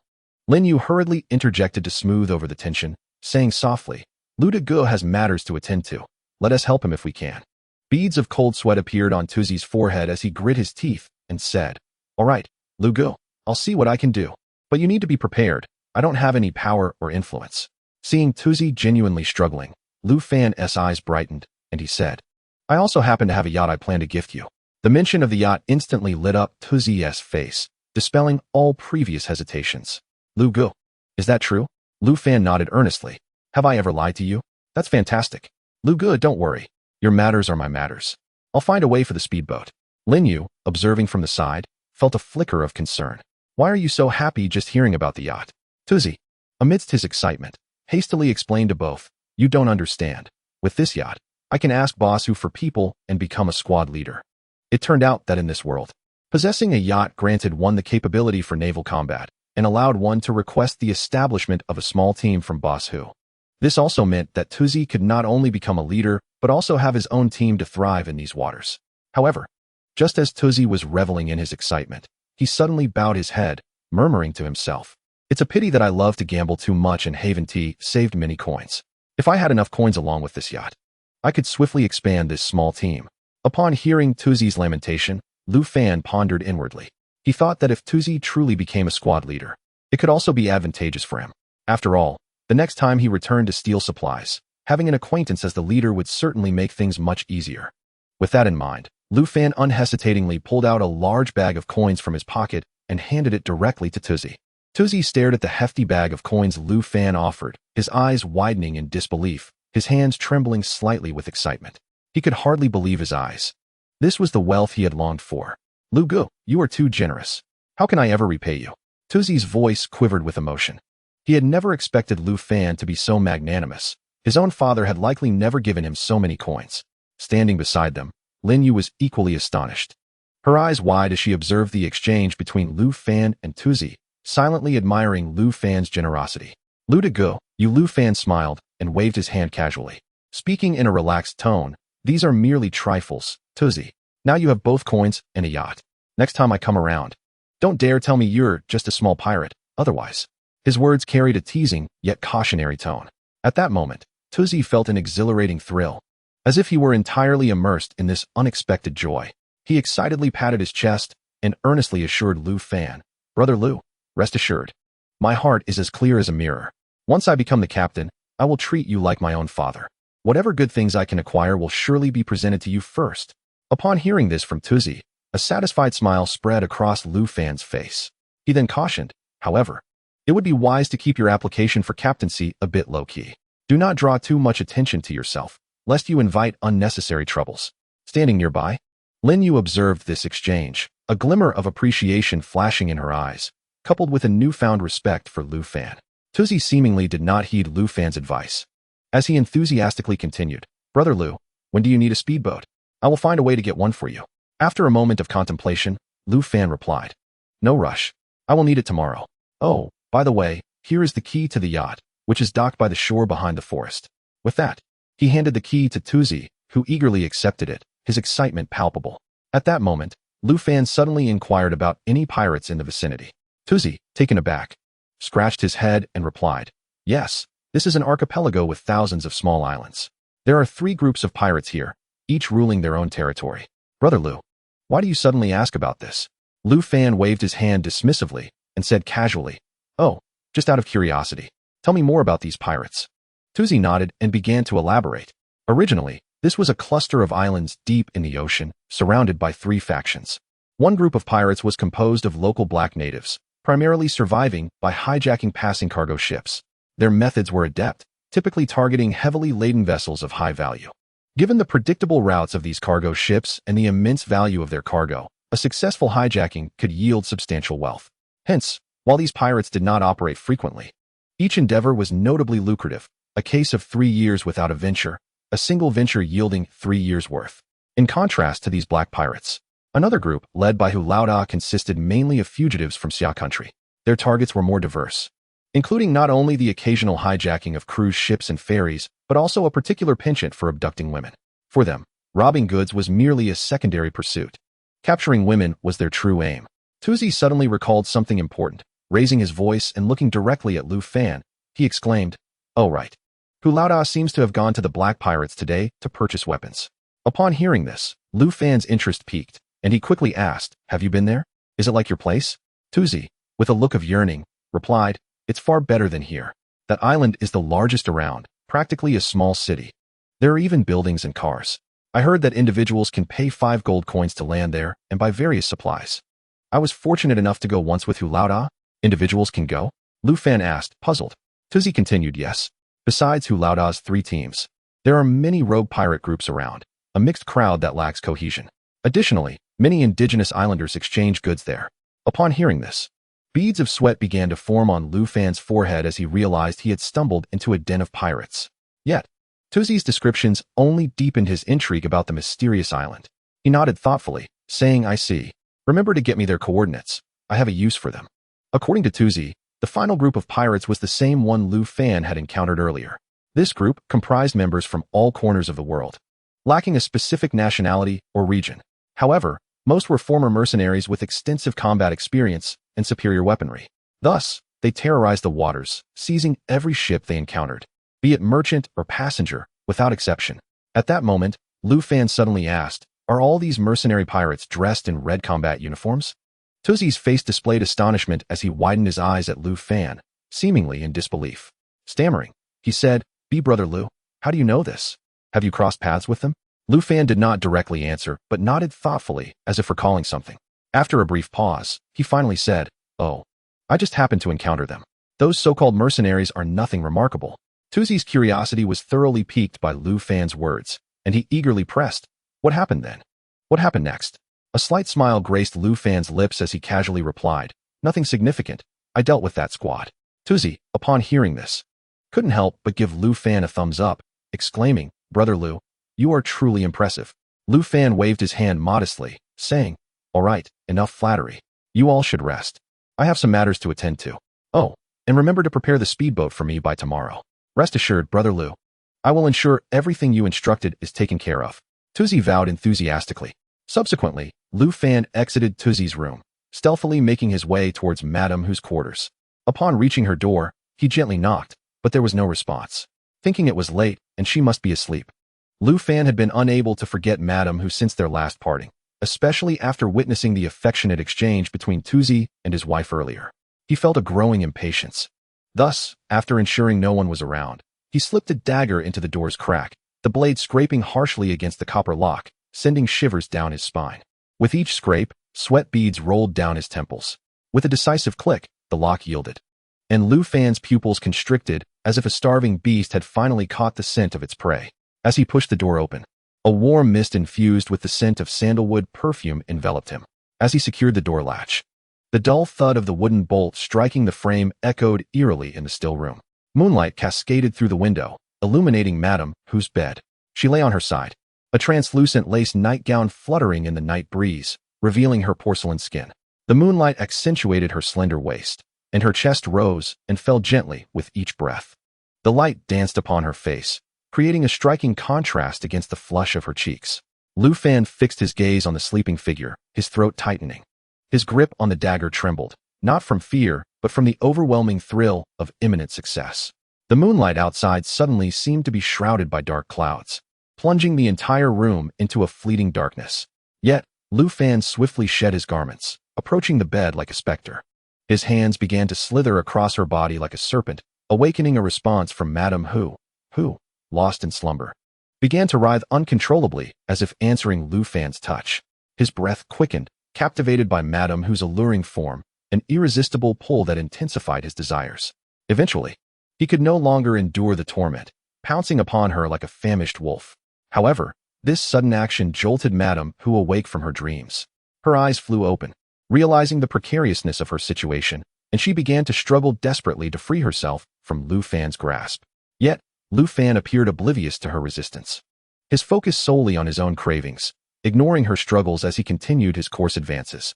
Madame Hu was engulfed by fear and panic, trying with all her strength to push Lu Fan away, but his might rendered her efforts futile.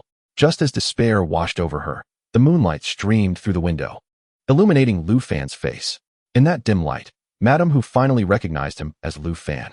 Since their last parting, she had often thought of him, especially his tall, robust physique and masculine charm, which lingered in her memory, rendering him unforgettable. Coupled with the prolonged indifference from Hu Laoda, this led her to harbor a glimmer of anticipation for Lu Fan's arrival. Thus, upon realizing that the man above her was Lu Fan, a complex emotion surged within her, mingling fear with an indescribable sense of expectation. As Lu Fan's actions progressed, Madame Hu gradually lost her will to resist, her struggles growing fainter. Ultimately, her body succumbed entirely, relinquishing the facade of her true feelings. The two surrendered to their desires, engaging in an intimate exchange that led to a profound conversation. Through this dialogue, Lu Fan was astonished to discover that Madame Hu was burdened by numerous pains and helplessness.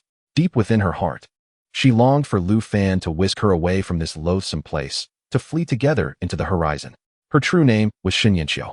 Hailing from the coastal city of Jinghai in Xiaogua, once a prominent figure in the financial sector, she had been abducted by Hu Laoda during a maritime trade venture, bringing her to this place. Due to her striking beauty, she was eventually made the wife of Hu Laoda. Over time, she earned his trust, and Hu Laoda cleverly exploited her identity and financial expertise to launder his ill-gotten gains under her name worldwide. Although Madame Hu could now freely traverse the islands and even return to the city, she remained under Hu Laoda's vigilant surveillance, as his guards were fiercely loyal and ruthless, willing to go to any lengths to fulfill their duties. This reality prevented her from contacting her family during overseas ventures, fearing she might bring disaster upon them. Listening intently to Madame Hu's harrowing tale, Lu Fan felt a surge of compassion and sympathy. Initially, his intention had been to exact revenge on Hu Laoda by targeting his woman, but he now recognized that Madame Hu was also an innocent victim. A wave of guilt washed over him as he began to reconsider whether his actions had been too impulsive and selfish. Just as he was engulfed in self-reproach, Madame Hu suddenly sat up, her eyes brimming with tears as she gazed earnestly at Lu Fan, asking, Do you dare take me away? I would go anywhere, as long as I can escape his clutches. This unexpected declaration left Lu Fan momentarily speechless, caught off guard, unsure of how to respond. As he gazed at the enchanting Madame Hu, a whirlwind of complex emotions surged within him. The notion that such a captivating woman would wish to flee with him was beyond his expectations.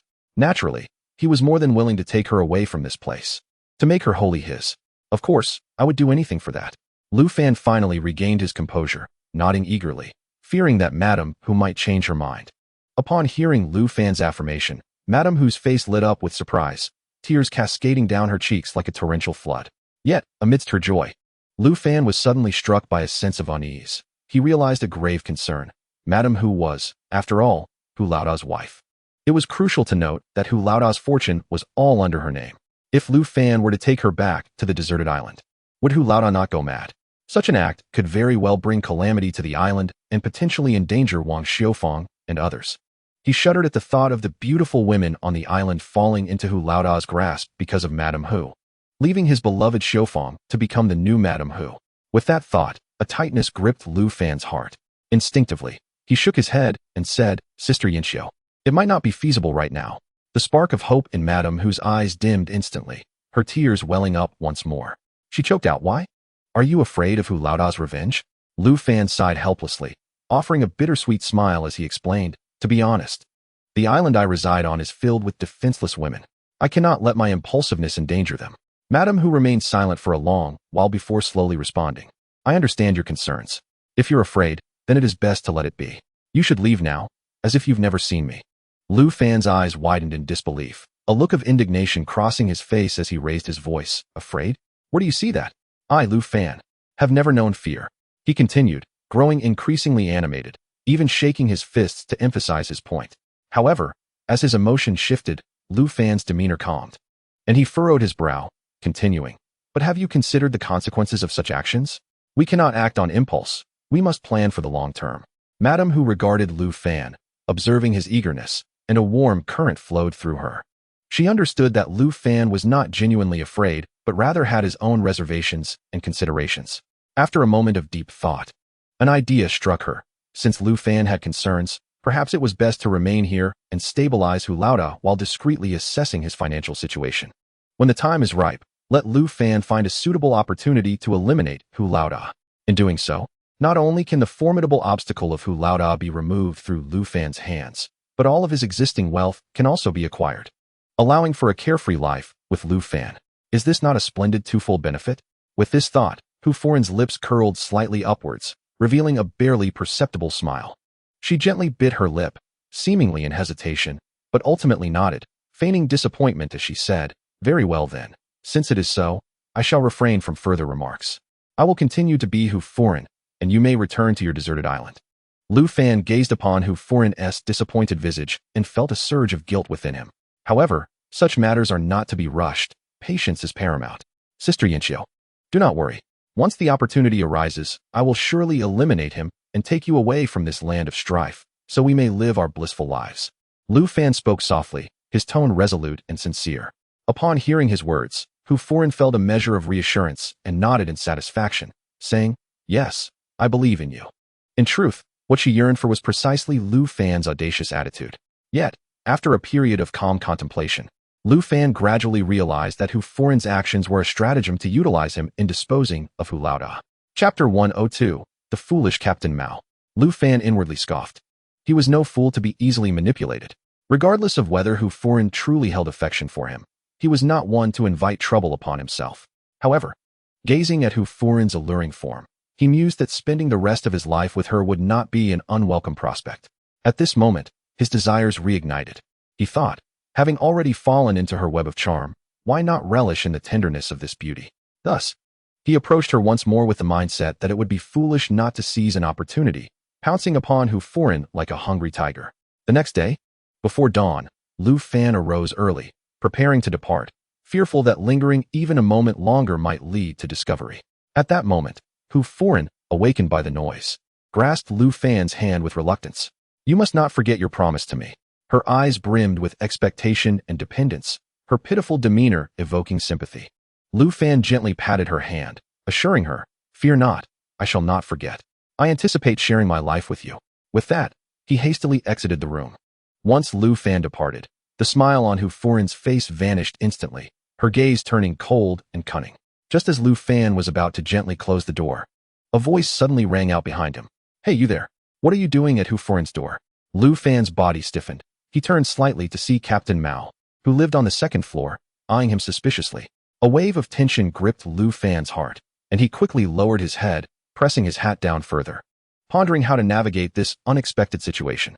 If Captain Mao discovered that Hu Foren had been unfaithful to Hu Laoda, it would spell trouble. In a flash of insight, Lu Fan devised a plan. He swiftly composed himself, feigning innocence as if he had just arrived at the door. He lightly knocked and called out, "Hu Foren, the perfume you requested was nowhere to be found in the warehouse." Inside, Hu Foren, clearly astute, instantly understood Lu Fan's intent and responded loudly. "If you can't even handle such a trivial task, you're truly useless." Captain Mao, standing at his door, observed the exchange between Lu Fan and Hu Foren without a hint of suspicion. He shook his head, muttering, "This kid is really useless." Thus, he prepared to turn back into his room. However, at that moment, he caught a glimpse of Lu Fan, who had not even glanced his way, preparing to leave. This sight ignited his fury. He glared at Lu Fan's retreating figure, his anger flaring. Captain Mao was accustomed to being domineering. In this pirate camp, aside from the leader Hu Laoda, he regarded no one with respect. Yet now, this insignificant errand boy dared to disregard him, provoking an unprecedented challenge to his authority. "Stop!" he bellowed. "You insolent lackey, have you stuffed your ears with donkey hair to dare ignore my words?" Lu Fan silently lamented his predicament.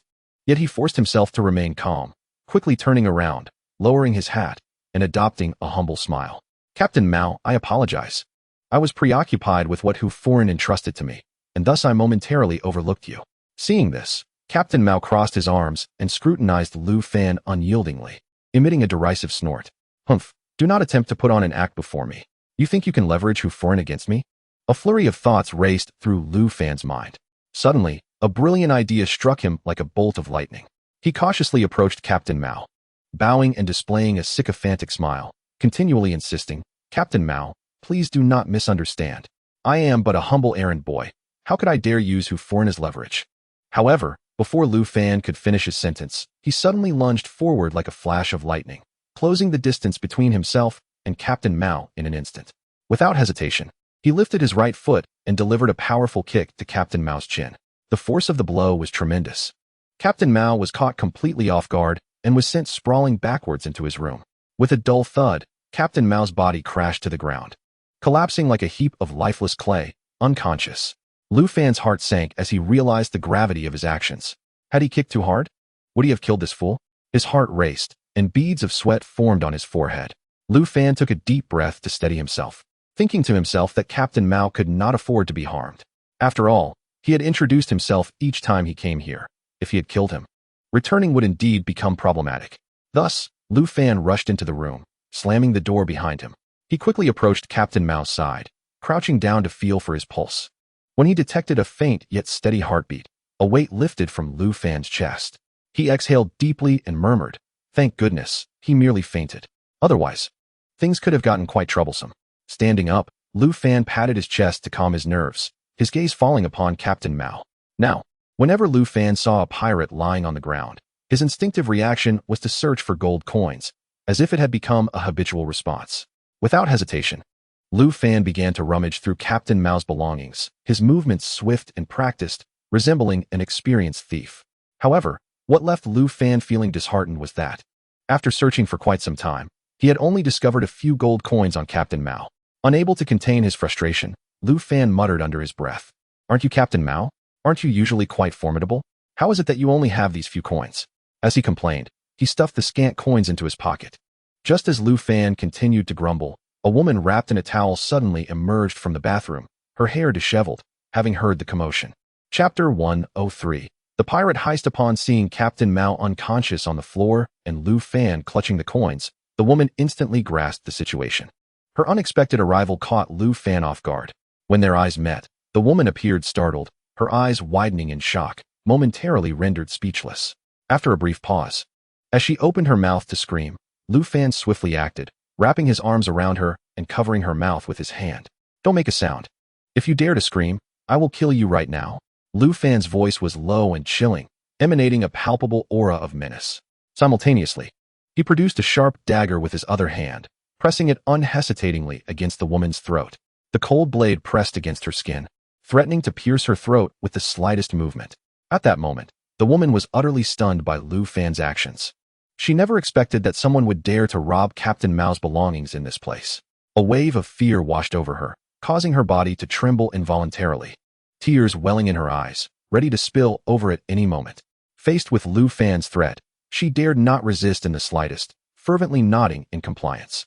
Observing her reaction, Lu Fan let out a slight sigh of relief, though his vigilance remained high. He lowered his voice and continued to threaten her. Be obedient.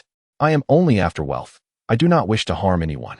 As long as you cooperate, I will not hurt you. The woman's body continued to tremble. She was clearly terrified, yet she struggled to suppress her fear, showing no signs of defiance. Where are Captain Mao's gold coins? Speak quickly. Lu Fan's tone grew increasingly harsh. His eyes fixed on her, revealing an unabashed greed.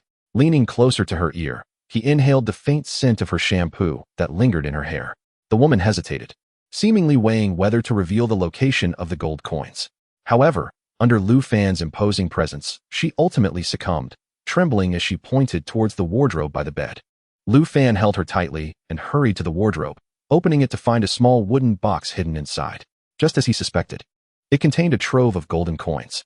With his blade still drawn, Lu Fan's gaze remained sharp as he gestured for her to open the box. The woman, quaking with fear, complied, and as the lid slowly lifted, a dazzling light burst forth. The box brimmed with glimmering gold coins, their radiant glow captivating Lu Fan's attention, revealing at least 100 coins within. Just then, the woman unexpectedly stood up, her face filled with terror as she attempted to plead for mercy, begging Lu Fan to spare her. However, before her words escaped, Lu Fan struck her fiercely on the back of her neck. She let out a muffled sound and slumped onto the bed, unconscious. Lu Fan gazed at the woman sprawled on the bed, though her eyes were closed. Her beauty was apparent, her figure undeniably alluring. This stirred a ripple of desire within him, an inexplicable urge spreading through his heart. He shamelessly murmured to himself that since she was Captain Mao's woman, he might as well take advantage of the opportunity. Thus, driven by an inexplicable impulse, Lu Fan approached the bed, his hands wandering over her delicate skin, savoring her softness. However, having recently engaged with Xiufang, he felt fatigued and was evidently unable to act on his desires. Reluctantly, Lu Fan suppressed his lustful thoughts and abandoned the sordid notion. Regaining his composure, he turned to retrieve a women's autumn shirt from the wardrobe, pouring the gold coins from the wooden box into it. The coins clinked together, producing a melodious sound, as if celebrating his spoils. Without hesitation, Lu Fan quickly secured the neckline and hem to prevent any coins from spilling out. Finally, he grasped the sleeves tightly around his waist, covering them with his outer garment to avoid drawing attention. As Lu Fan stepped off the cruise ship and arrived at the shore where his yacht had once docked, he scanned the surroundings, searching for the familiar vessel. To his astonishment, the yacht that should have been there had vanished without a trace. Instead, a brand new speedboat quietly rested at the shore. This speedboat, evidently just placed there, gleamed with a pristine shine, as if showcasing its speed and power to Lu Fan. Approaching the speedboat, Lu Fan examined it closely. He noticed a map of Pirate City resting on the seat, detailing the route and coordinates leading to the city. Lu Fan chuckled to himself, realizing that the bald man was quite anxious, perhaps fearing he would have second thoughts. Without a moment's hesitation, Lu Fan swiftly boarded the speedboat and expertly started the engine. As the engine roared to life, the speedboat shot forth like an arrow, racing toward the open sea. Yet, Lu Fan did not return directly to the deserted island where he resided. Instead, driven by curiosity, he inexplicably altered his course toward the pirate city spoken of by the bald man. The speedboat sped across the waves, and Lu Fan's emotions were a mix of tension and excitement. Soon, he spied a sizable island in the distance, its buildings numerous and flags fluttering, resembling a bustling city. Lu Fan murmured to himself, "This must be Pirate City," just as the bald man had described. The dock was filled with various vessels, creating the appearance of a busy seaside harbor. Lu Fan carefully moored the speedboat at the dock and swiftly disembarked. As soon as his feet touched the ground, he sensed a palpable tension in the air. Upon closer inspection, he noticed several burly pirates brandishing weapons, blocking the way to collect fees. Their menacing demeanor and intimidating presence made Lu Fan's heart race with apprehension, fearing they might launch an attack at any moment. Nevertheless, he steeled himself and approached. Before he could react, the pirates aggressively confronted him, chattering in a language Lu Fan could not comprehend, seemingly interrogating him. Lu Fan shook his head in confusion, indicating he understood none of their words. The pirates exchanged glances, and one of them stepped forward, speaking to Lu Fan in broken Xiagua dialect. You must pay to enter the island. 5 gold coins. Chapter 104. The omnipotent gold coin. This pirate possessed an exceedingly grotesque appearance. His face marred by excess flesh that evoked an instinctive aversion. His features were contorted, and his skin bore the roughness of one who had been violently trampled underfoot. His eyes, fierce and penetrating, exuded an unmistakable aura of menace, as if they could rend a soul apart in an instant. Lu Fan silently lamented his misfortune, regretting that he had encountered such a ferocious pirate upon landing. Had he foreseen such an encounter, he might have opted for a clandestine entry from the side. Nonetheless, he did not allow himself to be intimidated by the pirate's imposing presence. Despite a flicker of trepidation within, he maintained a facade of composure, inhaled deeply, and retrieved 5 gold coins from his pocket, extending them forward. Upon receiving the coins, the pirate did not immediately permit Lu Fan entry into the city. Instead, he scrutinized him meticulously. Their gazes were as sharp as that of hawks, probing every detail of Lu Fan's form. Only after confirming that he bore no firearms did they relax their vigilance, gesturing for him to enter the city. A weight lifted from Lu Fan's heart as he exhaled a sigh of relief and hastened along the wooden pathway leading inward. However, the moment he stepped out of the passage, his spirits plummeted as reality delivered a harsh slap to his face. To his astonishment, the perimeter of the island featured a 3-meter-wide road, constructed from a melange of stones and shells, compacted to a formidable hardness. Even more surprising was the sight of numerous pickup trucks patrolled by armed black pirates, their vigilance palpable as they scanned the surroundings. Lu Fan recalled the words of Baldy, who had mentioned vehicles on the island, and he found himself at a loss for words. Without lingering too long, Lu Fan pressed onward. Upon entering the city, he was struck dumb by the sights before him. The buildings were predominantly wooden structures, 2 to 3 stories high, arranged along the streets in an aesthetically pleasing manner, exuding an aura of rustic charm and warmth. At the city's center stood a notably taller edifice, reminiscent of a palace, dominating the landscape and capturing attention. Below this grand structure, 2 intersecting thoroughfares bustled with activity, teeming with life. Yet, the scene was a veritable melting pot of diversity, with individuals of various skin tones and attires traversing the streets in a lively throng. Some wore tattered garments, while others donned lavish outfits. A number of well-dressed magnates could also be observed. Flanking the streets were an array of stalls, brimming with a dazzling assortment of goods, fresh fruits and vegetables, various necessities, exquisite handicrafts, and crude tools. Notably, many stalls showcased an extensive range of weaponry, from daggers to rifles, bows to machine guns, resembling a rural market in full swing. Lu Fan speculated that these items were likely spoils from raided vessels, for this island was a stronghold for black pirates, and the surrounding pirate factions thrived on plunder, naturally amassing a wealth of loot. Just as Lu Fan was lost in his thoughts, a diminutive man with a shifty gaze seized him by the arm. With a sly grin, he inquired, "Hey, buddy, you're one of Hu Laoda's men, right?" Taken aback, Lu Fan quickly devised a response, deducing that this man had identified him as part of Hu Laoda's crew based on his pirate attire. Maintaining his composure, Lu Fan nodded affirmatively, "Yes. Is there an issue?" The small man's eyes lit up, and leaning closer, he lowered his voice, "I buy goods here. If you sell me what you've brought, I'll give you 10% more than others." Realizing that the supplies stolen by Captain Mao were likely sold here, Lu Fan felt a surge of opportunity. However, he cautiously replied, "I didn't bring anything this time. I'm just scouting for future opportunities." The small man thumped his chest in assurance. "If you want to sell or buy anything, you can come to me. Let me tell you, as long as you have money, you can procure anything here." "Is that so? How impressive. Could you enlighten me on what is available?" Lu Fan asked, producing 2 gold coins from his pocket and placing them in the man's hand. The small man's eyes sparkled like 2 shining bulbs as he clutched the coins tightly, surprised by Lu Fan's generosity. Instantly invigorated, he led Lu Fan deeper into the city, enthusiastically sharing insights. "Brother, you've come to the right person. This island has all sorts of rare goods. Weapons abound, as you've seen at the stalls, all acquired from raided merchant vessels. If you seek provisions, we have plenty. Oh, and there are slaves and women too, of various shades, capable of performing numerous tasks." With a conspiratorial grin, the man edged closer to Lu Fan, his expression oozing with distasteful eagerness. In a hushed tone, he added, "Heh, When it comes to seizing women, your Hu Laoda's crew is quite experienced. Lu Fan stared at him impassively, refraining from engaging with his remarks. Instead, after a moment of contemplation, he inquired, "Are you a member of the pirates here?" The small man's eyes widened in disbelief, regarding Lu Fan as if he had uttered something foolish and naive, his face contorted with disdain. However, with the 2 gleaming coins still in hand, he stifled his irritation and replied curtly, "This is the largest trading hub for supplies in the vicinity. Individuals and teams alike come here to trade or exchange goods.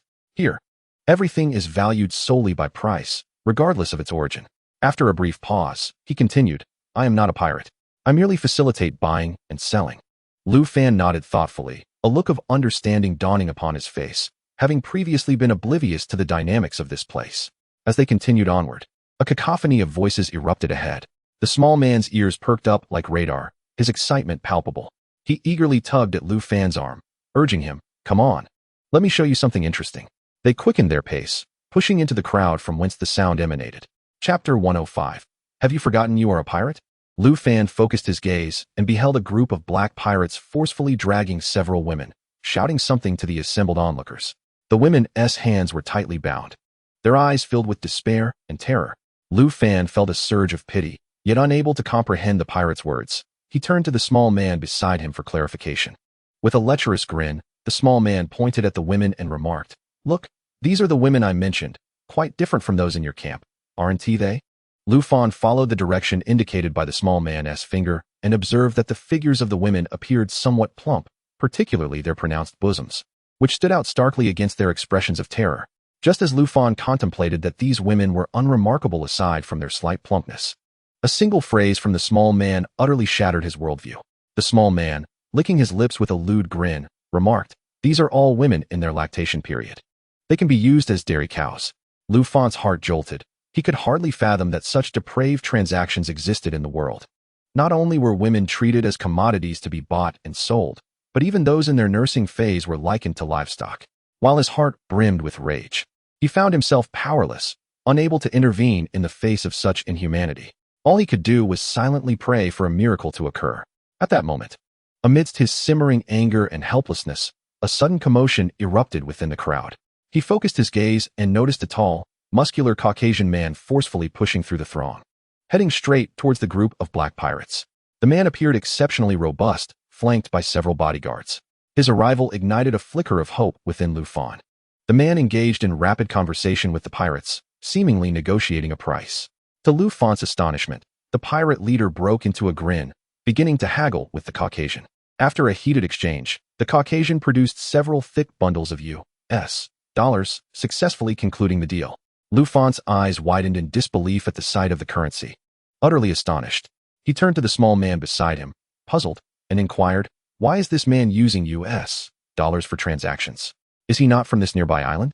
The small man chuckled at Lu Fan's question, regarding him with an expression of derision, and retorted, "Ha, it's clear you're here for the first time. You don't even know this." Lu Fan felt a twinge of embarrassment from the small man's mockery. His face flushed slightly, yet he did not respond with anger. Acknowledging his ignorance of the local situation, he humbly asked, "Could you enlighten me about this?" The small man continued, explaining that this place was lawless, accessible to anyone who could pay. He emphasized the word anyone. "Did you not see the various vessels docked in the harbor upon your arrival?" He gestured towards the opulent wooden houses in the distance, his face beaming with pride as he stated, "Did you see those? If you have money, you can stay wherever you wish. It is said that the attendants within are all fair-skinned beauties with long legs. This place is a playground for powerful figures from all over the globe." Lu Fan still felt a sense of reluctance. He furrowed his brow and pressed the small man. "But don't they worry about being robbed by pirates on the way here?" The small man erupted in laughter, as if he had heard the greatest joke. "Ha, my friend, are you even a pirate? How could you ask such a naive question? Rob them? That would be courting death."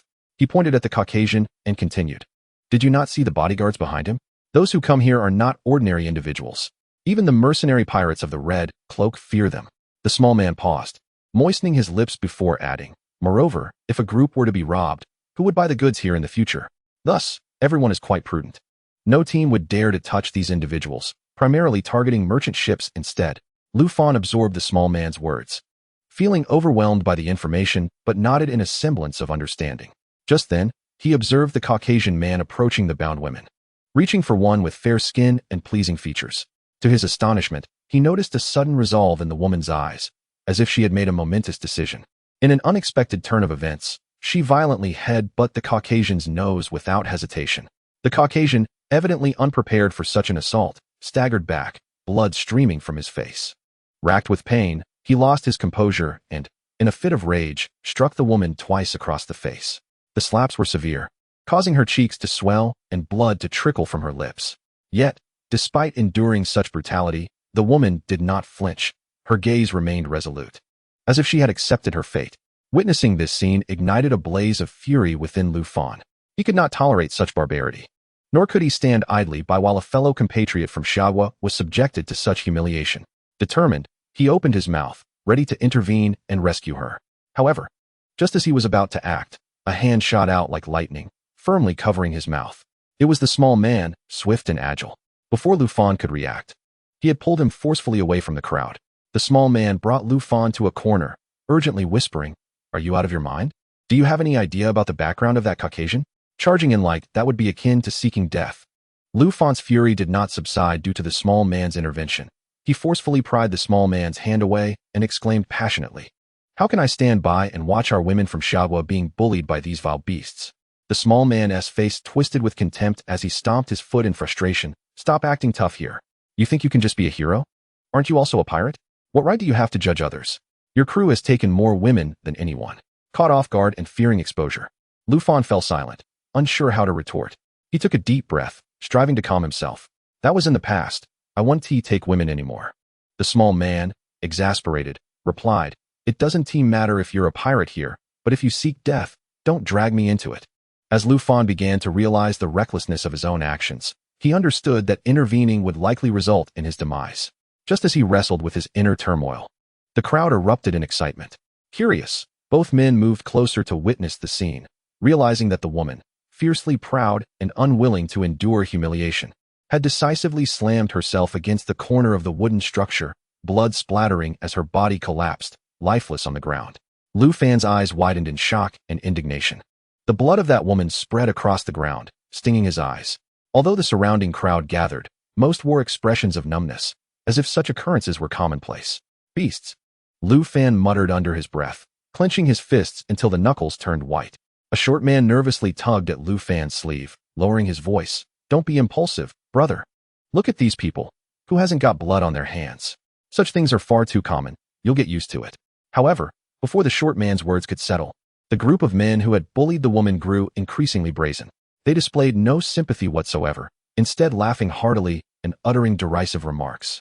These individuals seemed to regard the unfortunate woman as inconsequential, as if relieved that she had already been sold, her fate no longer their concern. Lu Fan could no longer endure this scene. With a furious glare at the men, he resolutely turned and pushed through the crowd. His heart was heavy, and he had lost all desire to linger there. He approached a small stall by the roadside, casually purchasing some necessities before hastening toward his speedboat. When Lu Fan finally returned to the deserted island, night had already fallen, enveloping everything in darkness. He gently pushed open the door and stepped into the wooden cabin, finding Wang Xiufang and a few others already fast asleep. Quietly, he tiptoed to his hay bed and lay down. Yet, despite his physical exhaustion, his mind raced like a wild stallion, refusing to calm. Especially when he closed his eyes, the image of the woman who had taken her life in Pirate City, along with her despairing gaze and mournful cries, haunted him. After much contemplation, Lu Fan resolved to start teaching Wang Xiufang and the others essential self-defense skills and hunting techniques the following day. He understood that in this lawless land, he could not always be by their side, making it imperative for them to possess the ability to protect themselves. The next morning, as sunlight streamed onto Lu Fan's face, he slowly opened his eyes and stretched.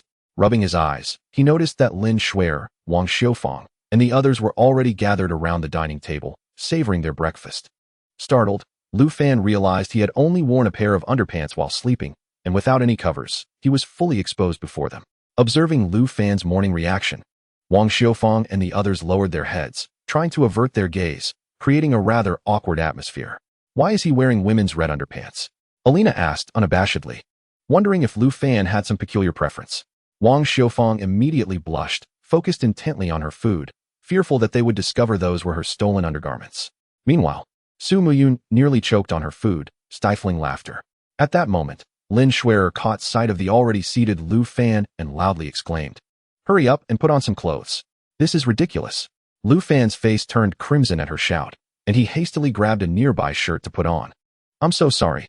I was just too tired and woke up late." He awkwardly scratched his head, quickly covering himself with a blanket as he dressed. Wang Xiufang and the others kept their heads down, but a slight flush crossed their faces at the scene. Once dressed, Lu Fan cleared his throat and announced, "Starting today, I have decided to teach you some self-defense techniques and shooting skills, so you can protect yourselves in case of danger. What do you think?" The group found this suggestion feasible. After all, idling on this deserted island was hardly productive, so they agreed, nodding enthusiastically. After breakfast, Lu Fan led them to an open area where all 5 women, except for Aunt Li, were present. Lu Fan's heart swelled with joy at the sight of these 5 beautiful women, and he adopted the demeanor of an instructor as he addressed them. "Stand at attention. Before we begin training, I have a few words to share." They lined up, resembling eager recruits awaiting orders. However, Lu Fan, grinning mischievously, added, "Do you know why we need training? Although some of you may not fully grasp reality yet, it is undeniable that you will all become my women in the future." The moment those words left his mouth, Lin Shuer exploded. With her hands on her hips, she glared at him and shouted, "Lu Fan, don't be so full of yourself. Who wants to be your woman? Look at yourself. And we 5 aren't afraid of exhausting you." Su Muyin chimed in, "Exactly. Who do you think you are? Expecting us to be your women? Keep dreaming." Though Wang Xiufang remained silent, her face was flushed with embarrassment and indignation, aware that Lu Fan's smile often preceded trouble. Alina and the others appeared confused, uncertain whether Lu Fan was serious or jesting. Taken aback by their reaction, Lu Fan awkwardly rubbed his nose and quickly explained, "Please don't be so agitated. Just let me finish." He cleared his throat and continued, "What I meant was, I cannot be by your side all the time. If I'm not around and danger arises, what will you do? Therefore, it is essential for you to have basic self-defense skills." Lu Fan then recounted in detail the tragic fate of the woman he had witnessed in Pirate City. As he described her desperate collision with the wall, deep anger and sympathy washed over the faces of his audience. Lin Shuer's initial fury softened into contemplation, while Wang Xiufang sighed, her eyes filled with compassion, as if she could sense the woman's inner turmoil. The others clenched their fists, their expressions grave and serious, clearly moved by the story. They felt fortunate to have Lu Fan's protection, otherwise, they might have met a fate even worse than that woman's. "The outside world is so perilous," Su Muyun murmured, her voice tinged with fear. Observing their reactions, Lu Fan quickly reassured them, "So you must practice diligently. Here, I will support and pamper you. But those pirates will show no mercy. Do you understand?" His tone was grave, devoid of jest, hoping to instill in them an awareness of the harsh reality. Yet, as he gazed at the 5 voluptuous women before him, Lu Fan suddenly felt a pang of uncertainty. He nervously wiped his brow, silently praying that these women would not be too dim-witted. However, as Lu Fan attempted to demonstrate a wrestling move with Wang Xiufang, reality dealt him a harsh blow. Her slightly plump and alluring figure made him instinctively want to draw closer upon contact. Ahem, Lu Fan awkwardly coughed, forcing himself to refocus. But the faint fragrance of Wang Xiufang lingered in the air, continually distracting him. He made every effort to concentrate and began to explain the essentials of the movements. However, when his hands rested on Wang Xiufang's body, he felt as though he had been struck by lightning, losing control of himself. Wang Xiufang sensed his unusual behavior. Her face flushed with embarrassment, her gaze evasive, striving to avoid direct eye contact, and her body trembled slightly. Seizing the opportunity, Lu Fan pulled her into his embrace, his hands wandering restlessly over her figure. He pretended to address the crowd, asking how they would respond if a rogue were to touch them in such a manner. When Lu Fan's hands approached Wang Xiufang's chest, she immediately reacted, lifting her leg to deliver a powerful kick to his groin, followed by a swift slap across his face. "Lu Fan, you are being a rogue again, aren't you?" Lu Fan, wincing in pain, quickly covered his groin, tears nearly spilling from his eyes as he repeatedly waved his hands. "Aunt Xiufang, this is a misunderstanding. I was merely demonstrating a technique." Wang Xiufang, her face still crimson, crossed her arms and rolled her eyes. "Humph, who would believe you? Teaching demonstration? It looks like you have nowhere else to put your hands." After a considerable pause, Lu Fan finally straightened up, awkwardly stating, all right, did you all see that? In the future, learn to retaliate like her. This move is effective." Wang Xiufang stood nearby, still fuming, her cheeks rosy. The crowd erupted in laughter at the scene. Lu Fan, now fearful of approaching Wang Xiufang again, called out to Song Linlin from the group. Sister Linlin, you will assist me this time. Song Linlin, clearly taken aback, hesitantly nodded and timidly approached Lu Fan. Taking a deep breath to steady himself, Lu Fan focused intently, preparing to demonstrate a new movement. He cautiously extended his hand, but as soon as he touched Song Linlin's arm, ready to showcase a shoulder throw, she became overly tense, her body instinctively stiffening. Lu Fan noticed her unease and gently reassured, Sister Linlin, don't be nervous. Just relax. However, her anxiety did not dissipate. As Lu Fan attempted to lift her arm for the shoulder throw, his back inadvertently brushed against her chest. Ah! Song Linlin exclaimed, her voice making Lu Fan's skin crawl. Her face turned as red as a ripe apple, flushing all the way to her ears. Lin Shuer, observing from the side, couldn't help but cover her mouth to stifle her laughter, teasing, Instructor Lu, your teaching methods are rather unique. Embarrassed by her comment, Lu Fan wished he could vanish into thin air, hastily retorting, Sister Shuer, please stop causing disruptions. Everyone, focus on the demonstration. Despite his efforts to regain control of the situation, Song Linlin's tension only escalated. Her movements became increasingly frantic, and she began to retreat. Lu Fan, exasperated, turned to grab her, but accidentally stepped on her right foot. The misstep caused Song Linlin to lose her balance and fall backward, instinctively grasping Lu Fan's arm, leading both of them to tumble back. In a most awkward turn of events, Lu Fan landed on top of Song Linlin, his face unceremoniously buried in her chest. Ah! What are you doing? Get off! Song Linlin cried out, forcefully pushing Lu Fan away. Stunned by the unexpected turn of events, Lu Fan found himself momentarily at a loss. Lin Shuer, doubled over with laughter, pointed at Lu Fan, tears of mirth in her eyes. Ha! Instructor Lu, your teaching results are remarkable. You've literally pinned her down. Embarrassed further by Lin Shuer's words, Lu Fan's face reddened even more, resembling a ripening apple.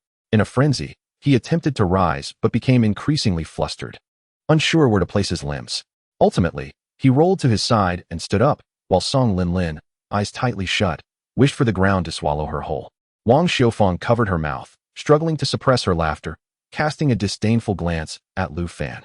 Just as Lu Fan felt the weight of embarrassment increasing, Lin Shuer chimed in, look at you, acting as if you've never seen a woman before. I think you were trying to take advantage of the situation. Stung by her remark, Lu Fan felt his face heat up, and though he intended to rebut, he realized his earlier behavior had indeed been inappropriate, leaving him momentarily speechless. Chapter 108. A nosebleed. At that moment, Su Miyun stepped forward and softly suggested, Lu Fan, perhaps we should just skip this. I believe it would be better for us to focus on shooting instead. Lu Fan, upon hearing Su Miyun's words, felt a shift within him. He thought this proposal was quite reasonable. After all, there was no need to rush, and practicing shooting might be easier for them. Moreover, it was a vital skill for hunting and self-defense. Thus, he quickly nodded in agreement. All right, let us practice shooting first. Without delay, Lu Fan dashed back to the armory of the wooden cabin, retrieving several firearms obtained from the pirates, distributing them to everyone.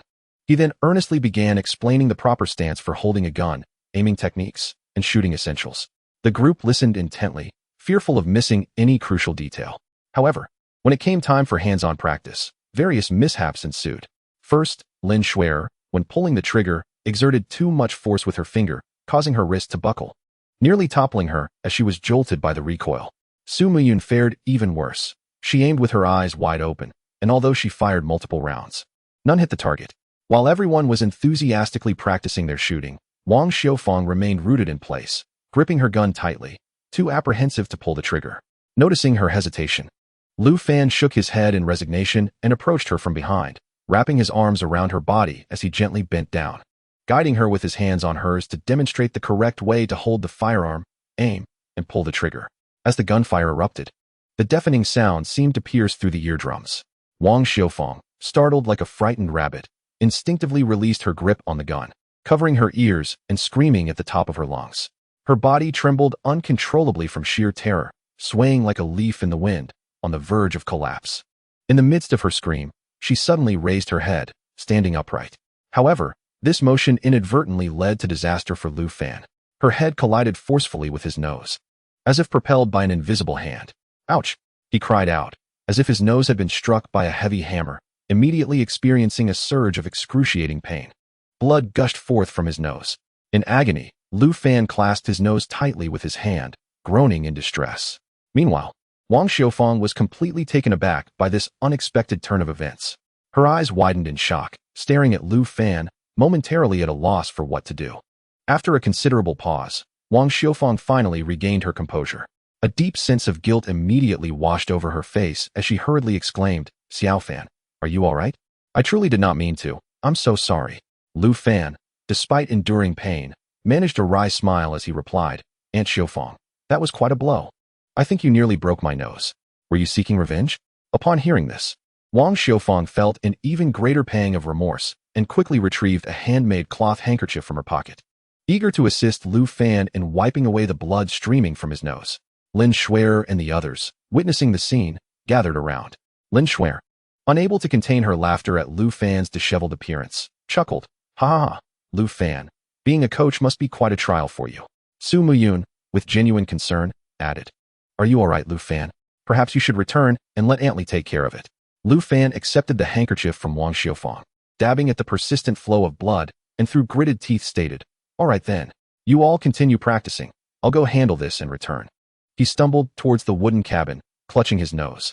Just as he reached the door, he encountered Aunt Li, who gasped at his appearance and quickly ushered him inside. "What happened? Didn't you go for training? Why are you bleeding?"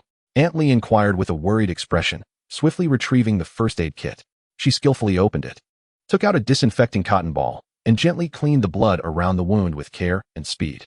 Under Aunt Li's proficient treatment, the nosebleed finally ceased, and it appeared that no serious harm had been done.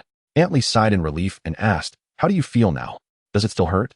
Lu Fan, suppressing the lingering discomfort in his nasal cavity, replied, "I'm fine, Aunt Li. There's no need to worry. It doesn't hurt anymore." Meanwhile, outside on the training field, the others remained engrossed in their shooting practice.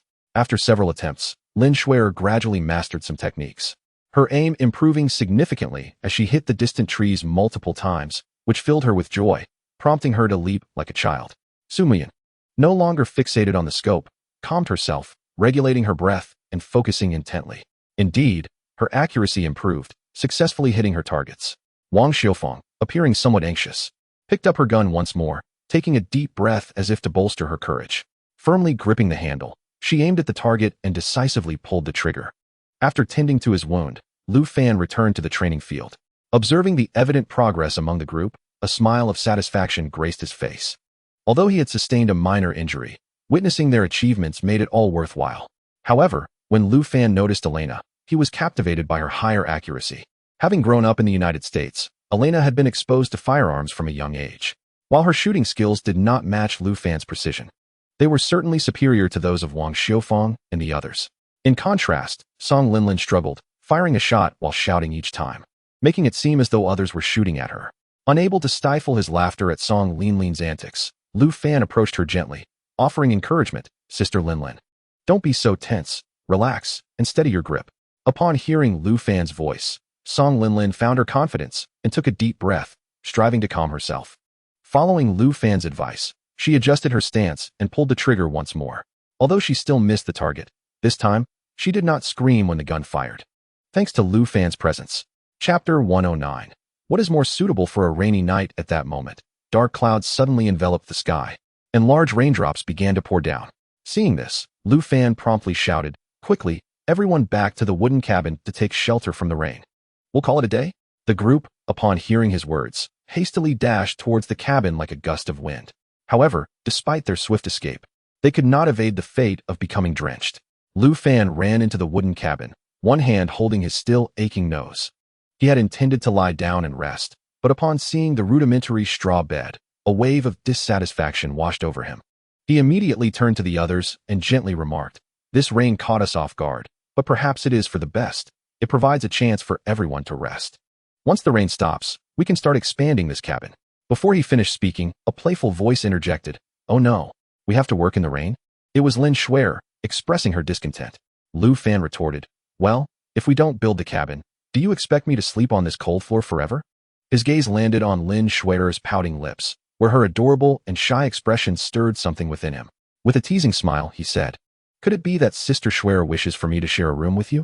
Hee hee, of course, if you sincerely invite me, I would never refuse."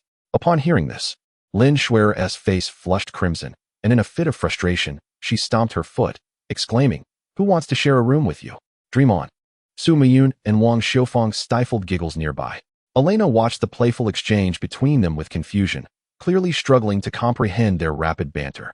At that moment, Elena approached Lu Fan and hesitated for a moment, intending to speak, but Song Linlin swiftly grabbed her, signaling her to remain silent. Elena appeared perplexed, but ultimately swallowed her words. Meanwhile, Song Linlin whispered to Elena, "Don't be impulsive. This is just playful banter. You'll understand in time." Elena nodded, somewhat enlightened, yet still puzzled. As the rain intensified, the wooden cabin thankfully remained leak-free. Observing the disheveled group in the hall, Aunt Lee felt a twinge of guilt, as though she had not cared for them properly. Therefore, she hurriedly rummaged through the supplies from the yacht that Elena and the others had arrived on, distributing dry towels to everyone. Wang Xiufang, drying her hair with a towel, felt a pang of compassion upon seeing Lu Fan lying on the straw bed, looking pitiful. She approached him softly, saying, "Lu Fan, you should dry yourself too, don't catch a cold." Lu Fan smiled and nodded, standing to accept the towel. "Aunt Xiufang is so kind to me, unlike some people." Lin Shui immediately recognized Lu Fan's veiled jab at her. Angrily, she pointed at him and demanded, "Who are you talking about? Isn't it clear in your heart?" Lu Fan raised an eyebrow, noting how adorably flustered Lin Shui appeared. Just as Lin Shui was about to retaliate, a sudden clap of thunder startled her, prompting a shriek as she instinctively leaped into Lu Fan's embrace. The others paused, then erupted into laughter. Realizing her actions, Lin Shui's face turned even redder as she hastily extricated herself from Lu Fan's grasp, stubbornly asserting, "I'm not afraid of thunder. I just slipped." Lu Fan chuckled, reassuring her, "Yes, it was just a slip. Is that all right?" Lu Fan gazed out at the tempestuous storm, lightning flashing and thunder rumbling. He addressed the group, advising them to remain indoors to evade the rain, urging them to refrain from venturing outside. Wang Xiufang and several others nodded in agreement, for it was undeniable that in this desolate island, following Lu Fan's counsel was prudent. As time ticked away, the rain gradually lessened, yet it showed no signs of abating even as darkness enveloped the sky. After dinner, with the downpour persisting, they did not kindle a fire for illumination. The inky blackness of the rainy night compelled everyone to retreat to their respective rooms for rest. Lu Fan, observing the pitch-black room, lamented not having procured a solar lamp or wind-powered lighting while in the pirate city. Just as he was engulfed in regret, a faint sound from the small storage room outside the wooden house piqued his curiosity. With heightened vigilance, he rose, navigating through the darkness towards the small storage room. Peering through the crack of the door, there, a silhouette was holding a lighter, seemingly searching for something. Startled, Lu Fan wondered if an intruder had trespassed. He quietly grasped a wooden stick, opened the door, and cautiously approached the shadow. As he neared, the figure seemed to sense his presence and abruptly turned around. In that instant, their eyes met, both frozen in place as if under a spell, and almost simultaneously, they let out a startled scream. The cry echoed in the stillness of the room. As Lu Fan recognized the individual before him, he exclaimed in astonishment, "Lin Shui, what are you doing here?" Clearly startled by Lu Fan's sudden appearance, Lin Shui dropped the item she had been holding, which Lu Fan quickly discerned were several candles. "It's just too dark in here, and I felt a bit frightened. I recalled that you all had brought back some candles from the yacht, so I thought I might find a few to brighten the room," Lin Shui explained, her voice trembling, revealing that she had yet to fully recover from the earlier shock. A wave of guilt washed over Lu Fan as he smiled and bent down to retrieve the fallen candles. He then led Lin Shui back into the wooden house. Upon entering, he placed the candles on the table and lit them with the lighter. In an instant, the soft golden glow of the candlelight flickered warmly, illuminating the entire room. Though the candles did not emit the brightness of electric lights, they imparted an exquisite sense of warmth. Wang Xiufang and the others were drawn to the flickering light, emerging from their rooms to gather in the main hall. However, as Wang Xiufang approached, she glared at Lu Fan with indignation, exclaiming, "Could you not have put on some clothes before lighting the candles? Just look at what you are wearing." The group turned to see that Lu Fan was clad only in the red lace underwear he had pilfered from Wang Xiufang, standing bare next to the table. Realizing his attire, Lu Fan's face flushed crimson with embarrassment, and he hurried back to put on a shirt. The comical interlude elicited laughter from everyone, lightening the mood considerably. Bathed in the warm candlelight, they gathered together, sharing their experiences and stories. Lin Shui occasionally teased Lu Fan, who took it in stride, responding with playful retorts. Their banter flowed freely between them. As the night deepened, the rain ceased, and everyone rose to retire to their rooms. The following morning, Lu Fan rose early. Having completed his morning routine, he slung a bamboo basket over his shoulder and stepped out of the wooden house. The previous day's rain had rendered the morning valley refreshingly vibrant, the air filled with the earthy aroma of wet soil. Lu Fan inhaled deeply, savoring the gifts of nature bestowed after the rainfall. Having grown up in the mountains, he understood that after such a cleansing rain, the mushrooms would be at their freshest. Thus, he resolved to follow the stream to forage for wild vegetables and fungi. After all, these mushrooms, once dried, could be conveniently stored to provide sustenance during times of scarcity. However, the incessant rain had turned the ground into a quagmire, requiring extreme caution with every step. And Lu Fan nearly slipped several times. Even the stream had become murky from the deluge. Drawing upon his experience, Lu Fan assessed where mushrooms might be growing. He cautiously foraged along the stream, occasionally scanning the waters for any signs of movement, hoping for unexpected finds such as a plump fish or other seafood like crabs or river shrimp. While he was bent over, focused on gathering mushrooms, a sudden splash in the murky water caught his attention. A surge of excitement coursed through him as he hurried toward the stream. Upon closer inspection, he discovered 2 turtles being swept downstream by the current, one of which appeared to weigh at least 5 or 6 pounds. This was indeed a delightful surprise. Lu Fan's eyes gleamed with anticipation. Turtles are a rare and nutritious delicacy, renowned for their exquisite flavor and high nutritional value. Without hesitation, he swiftly set down his bamboo basket and leaped into the murky stream like an arrow, aiming to seize the 2 turtles. His gaze fixed intently on one of the turtles, he awaited the opportune moment. As the turtle exposed a slight vulnerability, Lu Fan lunged forward, intent on capturing it. However, the turtle proved remarkably agile in the water, twisting its body like an eel and evading Lu Fan's grasp with ease. Thinking it would escape? Not so easily. Lu Fan resolved, "Today I shall savor turtle soup." Undeterred, he continued to wade through the icy waters, pursuing the turtle downstream, patiently searching for another chance. Before long, he finally encountered the moment he had been waiting for. One of the turtles cautiously extended its head above the water to breathe. Lu Fan, swift as lightning, struck with both hands, accurately seizing the turtle by its neck. Just as he reveled in his success, the other turtle seemed to sense its companion's peril and abruptly quickened its pace, desperately trying to flee. Lu Fan, feeling a rush of urgency, disregarded everything else and lunged toward the escaping turtle. With this leap, Lu Fan rolled through the stream like a fierce boar, splashing water everywhere. His entire body crashed into the water, sending sprays that reached the grass on the bank. Nevertheless, Lu Fan reacted with remarkable agility as he made contact with the water. His hands clamped down on the fleeing turtle with the grip of a vice, leaving it no avenue of escape. In the end, Lu Fan successfully captured both turtles. His heart swelled with joy, a satisfied smile gracing his face as he murmured to himself, "It seems we shall have turtle soup for lunch today." Clutching the turtles tightly, Lu Fan struggled to emerge from the murky stream. His body was caked in mud and water, yet he paid it no heed, gazing at the turtles in his hands as if they were priceless treasures. To prevent the turtles from escaping, Lu Fan deliberately sought out a slender branch and tightly bound the heads of the 2 turtles together. In this manner, even if the turtles attempted to break free from their restraints, they would be unable to succeed due to the mutual constraint. After completing this task, Lu Fan carefully placed the turtles into a bamboo basket and continued along the stream in search of more wild vegetables and fungi. His spirits were elevated, and his steps naturally became lighter. As he walked, Lu Fan suddenly paused before a pile of rocks by the stream. His gaze was drawn to a splash of green amidst the crevices of the rocks, and upon closer inspection, he discovered a vast patch of wild chives. These wild chives thrived lushly, their tender green leaves resembling a verdant wheat field from a distance. Lu Fan's eyes sparkled with excitement, for he understood the value of wild chives. Compared to ordinary chives, they boasted a richer nutritional profile, particularly in protein, iron, and carotene. Moreover, wild chives hold a special name in traditional Chinese medicine, qiyang chow, whose tender leaves and roots can be used medicinally. Known for their benefits in alleviating bodily heat and enhancing kidney function. With this thought in mind, Lu Fan eagerly crouched down and began to meticulously harvest the wild chives, fearing that any delay would cause them to vanish. In no time, his bamboo basket was filled with a generous quantity of wild chives. Just as he was engrossed in his task, a sudden hissing sound echoed from a distance, growing ever closer. He cautiously lifted his head, scanning the grassy area ahead, yet found nothing but emptiness. Doubt crept into Lu Fan's mind, but he remained vigilant, continuing to observe.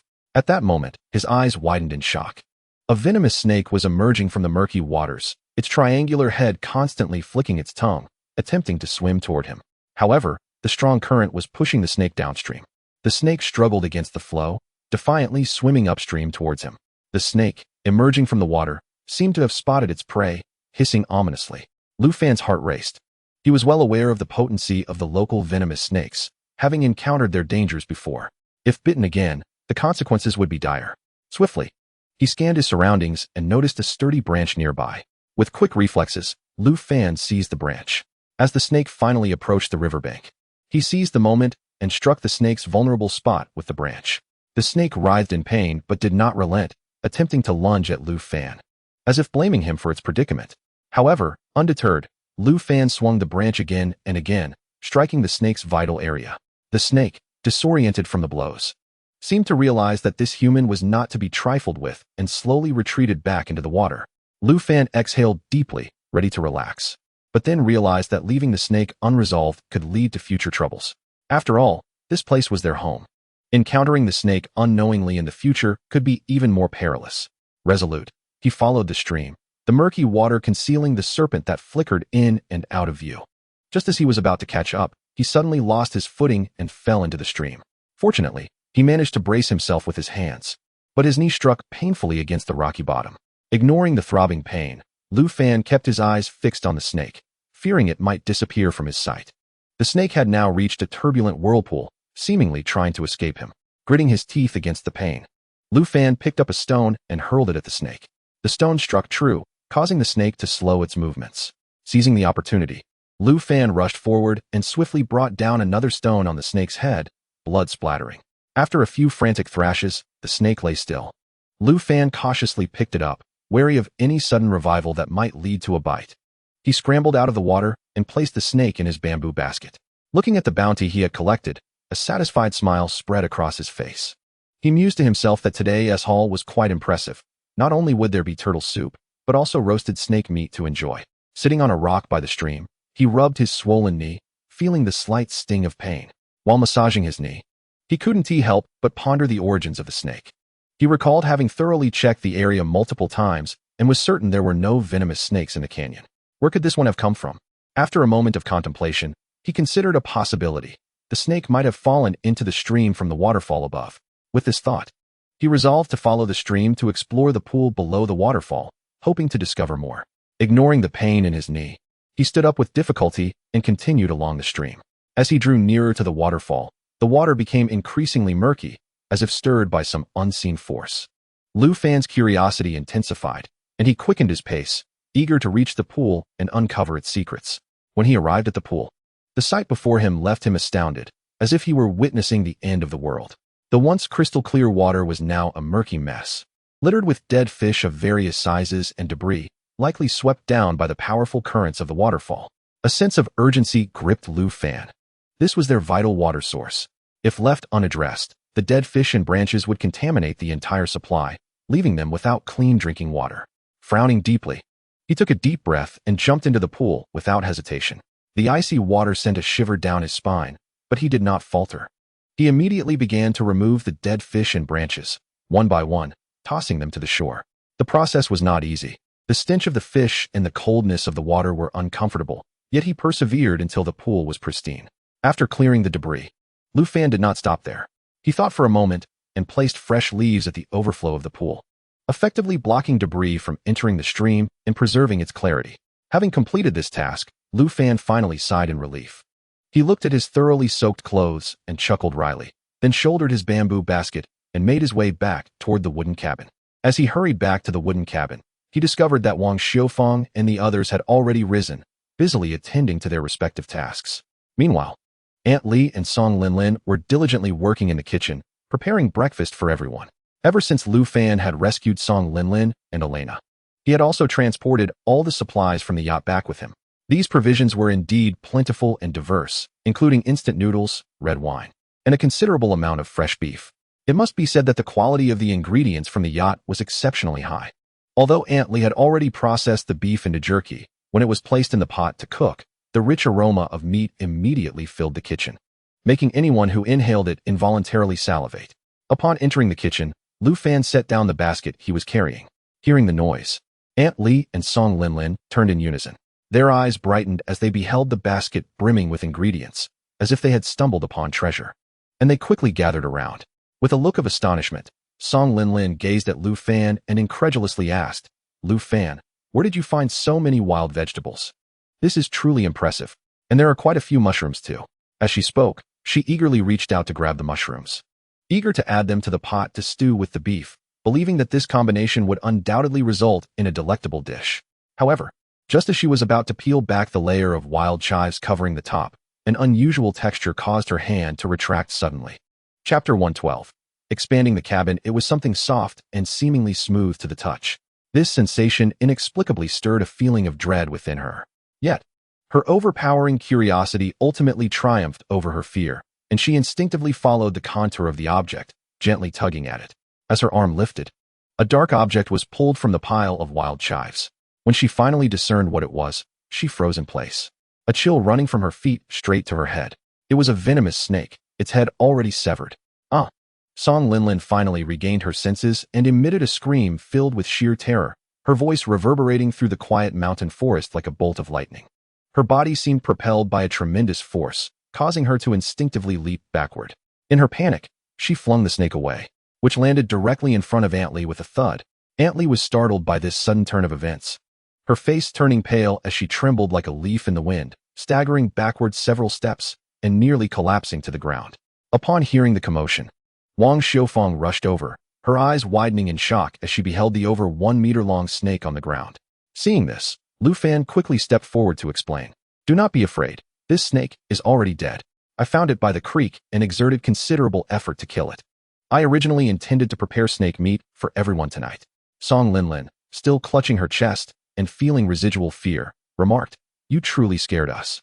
How could you suddenly bring back something so frightening?" At this moment, Wang Xiufang furrowed her brow, her expression filled with concern as she inquired, "How did a venomous snake appear in this valley again? Did you not say you had thoroughly checked before?" Her voice betrayed a hint of panic and worry. "I too find it strange," Lu Fan replied with a helpless expression. "I suspect that during the heavy rain yesterday, this snake was swept down by the waterfall."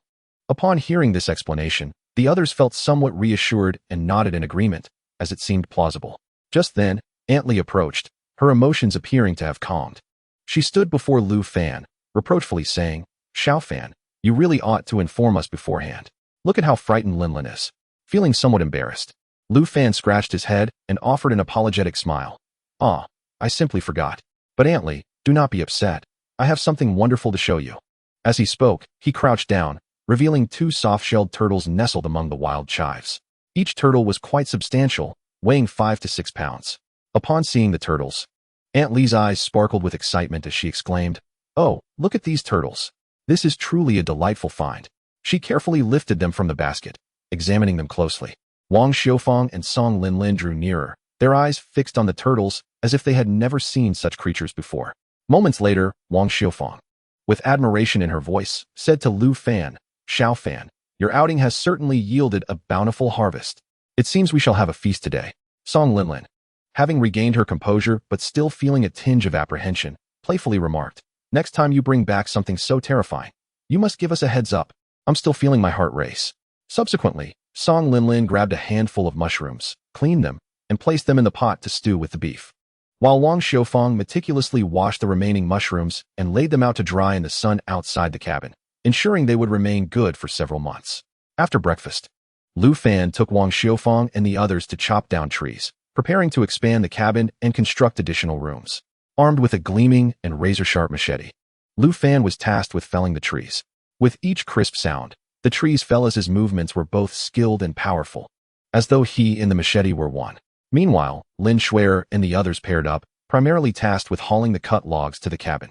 Although they possessed little strength, they worked in perfect harmony without a hint of complaint. Wang Xiufang wielded a curved knife, skillfully cutting bundles of dry grass, which she then wove together for the roof of the cabin to provide shelter from the wind and rain. As the saying goes, many hands make light work. After a day of diligent labor, their efforts finally bore fruit. Next to the cabin, a spacious hall rose from the ground. Though its construction was relatively simple, it effectively sheltered from the elements. Lu Fan did not rest. He continued to gather thinner logs, skillfully partitioning the expanded cabin into 3 small rooms. Although these rooms were not as spacious as those in the original cabin, each could easily accommodate a bed for 1 or 2 people. After a day's toil, each of them felt utterly exhausted. Lin Shuer, panting heavily like a deflated balloon, plopped down onto the cabin floor, gasping for breath. "Oh, I am utterly spent. Today has been the most laborious day of my life," she lamented. Su Muyun, the pampered young lady, leaned against the wall, weakly stating, "I feel the same. It feels as though my bones are about to crumble." Wang Xiufang, smiling, replied, "Although we are quite tired, this expanded cabin will surely be much more comfortable to live in." Upon witnessing everyone's fatigued expressions, Aunt Li tenderly said, "You all rest for now. I will prepare turtle soup to nourish you." As she spoke, she entered the kitchen and busied herself. Meanwhile, Lu Fan was pacing back and forth in several rooms, seemingly quite pleased with the masterpiece he had just completed. He would occasionally stop to observe the arrangement of the rooms, nodding with a smile, seemingly proud of every detail. However, just as he was lost in self-appreciation, he suddenly halted, as if recalling something of great importance. His brow furrowed slightly, a glimmer of realization flickered in his eyes, and he swiftly turned around, striding towards the others. Chapter 113. "If you want to sleep in a big bed, come find me, oh dear," Lu Fan exclaimed eagerly. "I almost forgot. In the jungle on the cliff, we still have the sofa frame and 2 beds we took apart from the yacht. Let's go retrieve them right now." Upon hearing this, Lin Shuer's expression instantly turned sorrowful as she complained, Not again. We still have to work. We just had a short rest. And I haven't even warmed my seat yet. This is ridiculous." Noticing Lin Shuer's despondent demeanor, Lu Fan decided to lighten the mood. "Sister Shuer, are you worried that now that I have a bed, I won't come looking for you at night? If you have any thoughts, just tell me directly, haha." Lin Shuer's face flushed crimson at his words. She stamped her foot and scolded, "What nonsense are you talking about? Who wants you to look for me at night? I'm just too tired." Su Muyun laughed heartily from the side. "Sister Shuer, look at you. You've been teased by Lu Fan and lost your temper." Wang Xiufang chimed in with a smile. "Everyone, just hold on a little longer. Once we move everything back, living here will be even more comfortable." Lin Shuer had long grown accustomed to Lu Fan's playful banter and didn't take offense. "You little rascal, always teasing me." Though Elena and Song Lin felt a bit fatigued, they understood that the need to expand the wooden house was due to their presence. Thus, despite their weariness, they felt embarrassed to complain and stood up, saying, "All right, let us hurry before it gets dark." Wang Xiufang and Su Muyun shared some reluctance, but didn't grumble like Lin Shuer. They silently stood up and followed Lu Fan out of the wooden house with discontent etched on their faces. Thus, the group set off toward the cliff. Lin Shuer, despite mumbling about her exhaustion, kept pace without faltering. Upon reaching the cliff's edge, Lu Fan instructed them to wait below while he climbed into the jungle atop the cliff to lower the items down one by one with a rope. Through their collective efforts, they finally managed to move everything back to the wooden house before nightfall. Everyone was panting heavily, as if their bodies had been thoroughly drained. Yet, as they gazed at the retrieved items, a strong sense of accomplishment surged within them. Particularly, when the set of sofas from the yacht was placed in the hall of the wooden house, their eyes sparkled with delight. The softness and comfort of the sofa beckoned them to lie down and relish the enveloping sensation. Lin Shuer could no longer contain her joy and, like a cheerful little bird, flung herself onto the sofa. "This feels like home." She lay back, fully sinking into the cushions, muttering, "I'm so exhausted. I must eat more tonight to replenish my energy." Meanwhile, Lu Fan was not idle. He moved the bed into the newly expanded room and began assembling it. His movements were adept and swift, and soon both beds were fully assembled. With a proud grin, Lu Fan rushed to the hall, grabbed the bedding from his straw mat, and spread it on the soft big bed. It was evident he was determined to claim this bed for himself. However, a new dilemma arose. There were only 2 beds, and the bed in the last room was made of wooden planks, clearly not as comfortable as these 2 large beds. At that moment, Song Lin and Elena stood to the side, each urging the other to take the big bedroom. Deep down, both yearned for the softness of the big bed, yet neither wanted to voice their desires outright. Just as they were caught in this exchange, Lu Fan interrupted. "All right, you two, stop with the polite refusals. Why don't one of you share a room with me? It would be rather dull for me to sleep alone on such a big bed." Maybe not." Upon hearing Lu Fan's words, Song Lin and Elena's faces turned beet red. Lin Shuer sprang up from the sofa, hands on her hips, glaring at Lu Fan. "You little rascal, you're being lewd again. Are you starting to have ideas about them?" Su Muyun chuckled from the side. Lu Fan, stop teasing them. Lu Fan grinned and replied, just a joke. Don't take it to heart. Yet inwardly, he thought, you're something, Lin Shuer. Next time I get the chance, I'll pin you on the big bed and see how you act. Just as Song Lin Lin and Elena remained in a stalemate, Aunt Li happened to walk over. Smiling as she said, everyone's quite tired today. Let us eat. When Song Lin Lin's gaze fell upon Aunt Li's weathered face and stooped figure, a wave of emotion surged within her. Suddenly, an excellent idea struck her, and she turned to Elena, saying, Lena, I have a great idea. How about we both sleep on the wooden frame bed and let Aunt Li have the big bed? What do you think? Elena was visibly surprised by this suggestion. She paused for a moment, but quickly responded with a smile of approval. Lin Lin, that is a wonderful idea. All right, let us do that and sleep on the wooden frame bed. Aunt Li, overhearing their conversation, felt her eyes moisten with gratitude as she said, oh dear, you two children are too kind. How can I accept this? Seeing her reaction, Song Lin Lin quickly stepped forward, linking her arm with Aunt Li's and reassuring her. Aunt Li, don't say that. You should be sleeping more comfortably at your age. At that moment, Su Muyun approached Lu Fan and whispered, hey, Lu Fan, why don't you also offer your big bed to Aunt Xiufang? Lu Fan, upon hearing this, thumped his chest and replied without hesitation, what's mine is hers. As long as Aunt Xiufang is willing, she can stay in my room anytime. I wouldn't have any complaints. And I'd even warm up the bedding for her in advance. Lin Shuer, overhearing Lu Fan, smirked and retorted, huh? All you do is dream. You should take a look at yourself. Lu Fan, oblivious to the reactions around him, raised his voice and declared, I declare in advance. From now on, anyone who wants to come, just come without prior notice. I welcome all visitors. As his words fell, everyone rolled their eyes in unison. A chorus of disapproval echoing around him, seemingly unimpressed by his proclamation. Chapter 114. The power of wild turtles is truly great. However, Aunt Li smiled gently, giving Lu Fan's shoulder a light pat. You mischievous child, always joking. Now, enough talking, let us eat quickly. If we delay any longer, the turtle soup will get cold. With that, everyone followed Aunt Li towards the dining table. At this moment, the dining table was adorned not only with the aromatic turtle soup, but also with Aunt Li's meticulously crafted chive pancakes. Even more astonishing was the appearance of the once dreaded poisonous snake, now roasted to a golden hue, resembling a delectable serving of grilled sausage. However, apart from Lu Fan, the others hesitated to approach the dish, displaying evident reluctance. They exchanged glances, seemingly unwilling to sample this extraordinary culinary creation. Observing this, Lu Fan, without hesitation, seized the platter of roasted snake meat and placed it before himself, muttering, such a delightful delicacy, and you all refuse to partake? It is indeed a waste. Without a moment's delay, he grabbed a piece of snake meat and began to chew heartily, his expression betraying the bliss of tasting what he believed to be the most exquisite food in the world. Watching Lu Fan relish the meal so enthusiastically stirred a sense of curiosity among the others, who found themselves tempted to try it as well. Yet, it seemed that the turtle soup held greater appeal for them, its flavor undeniably richer. Lin Shuer savored her soup with evident delight, her mouth smeared with grease, wholly disregarding her former image as a cold, aloof businesswoman. As she ate, she repeatedly gave a thumbs up, praising Aunt Li. This turtle soup is simply divine, Aunt Li. Your culinary skills are extraordinary. Observing her, Lu Fan quickly filled his own bowl with turtle soup, devouring it ravenously. In no time, a large pile of turtle bones accumulated before him. After the meal, Lu Fan's face was flushed, beads of sweat dotting his forehead, not only from consuming a snake, but also from the dual assault of the chive pancakes and turtle soup, which elicited a strong reaction from his body. It was well known that these were potent tonics for men. At this moment, Lu Fan felt an unbearable heat surging within him, as if a fire were igniting inside. His heartbeat quickened involuntarily, as if it might leap from his throat.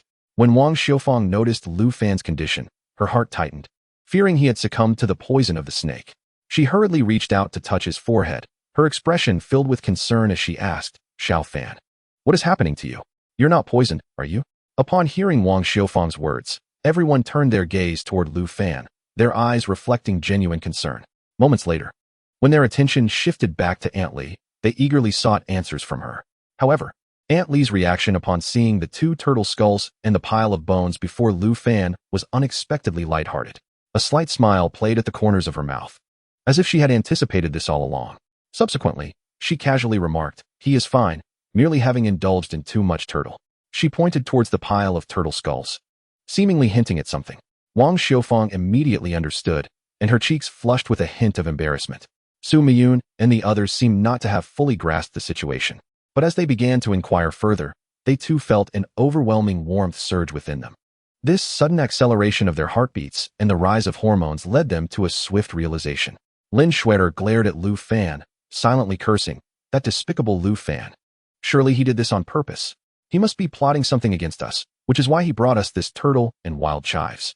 Given Lu Fan's rapid eating pace, he had consumed the most, and the nourishing properties of the snake meat left him in a rather unusual physiological state. He could feel his trousers tightening uncomfortably, a sensation that was quite distressing. Thus, Lu Fan stood up without hesitation, instinctively placing a hand over his groin to shield his embarrassment. He addressed the others at the table. "I'm full, you all take your time. It's too hot. I'm going to take a shower to cool off." Without waiting for a response, he darted out like a startled rabbit, hunched over, eager to escape their gaze.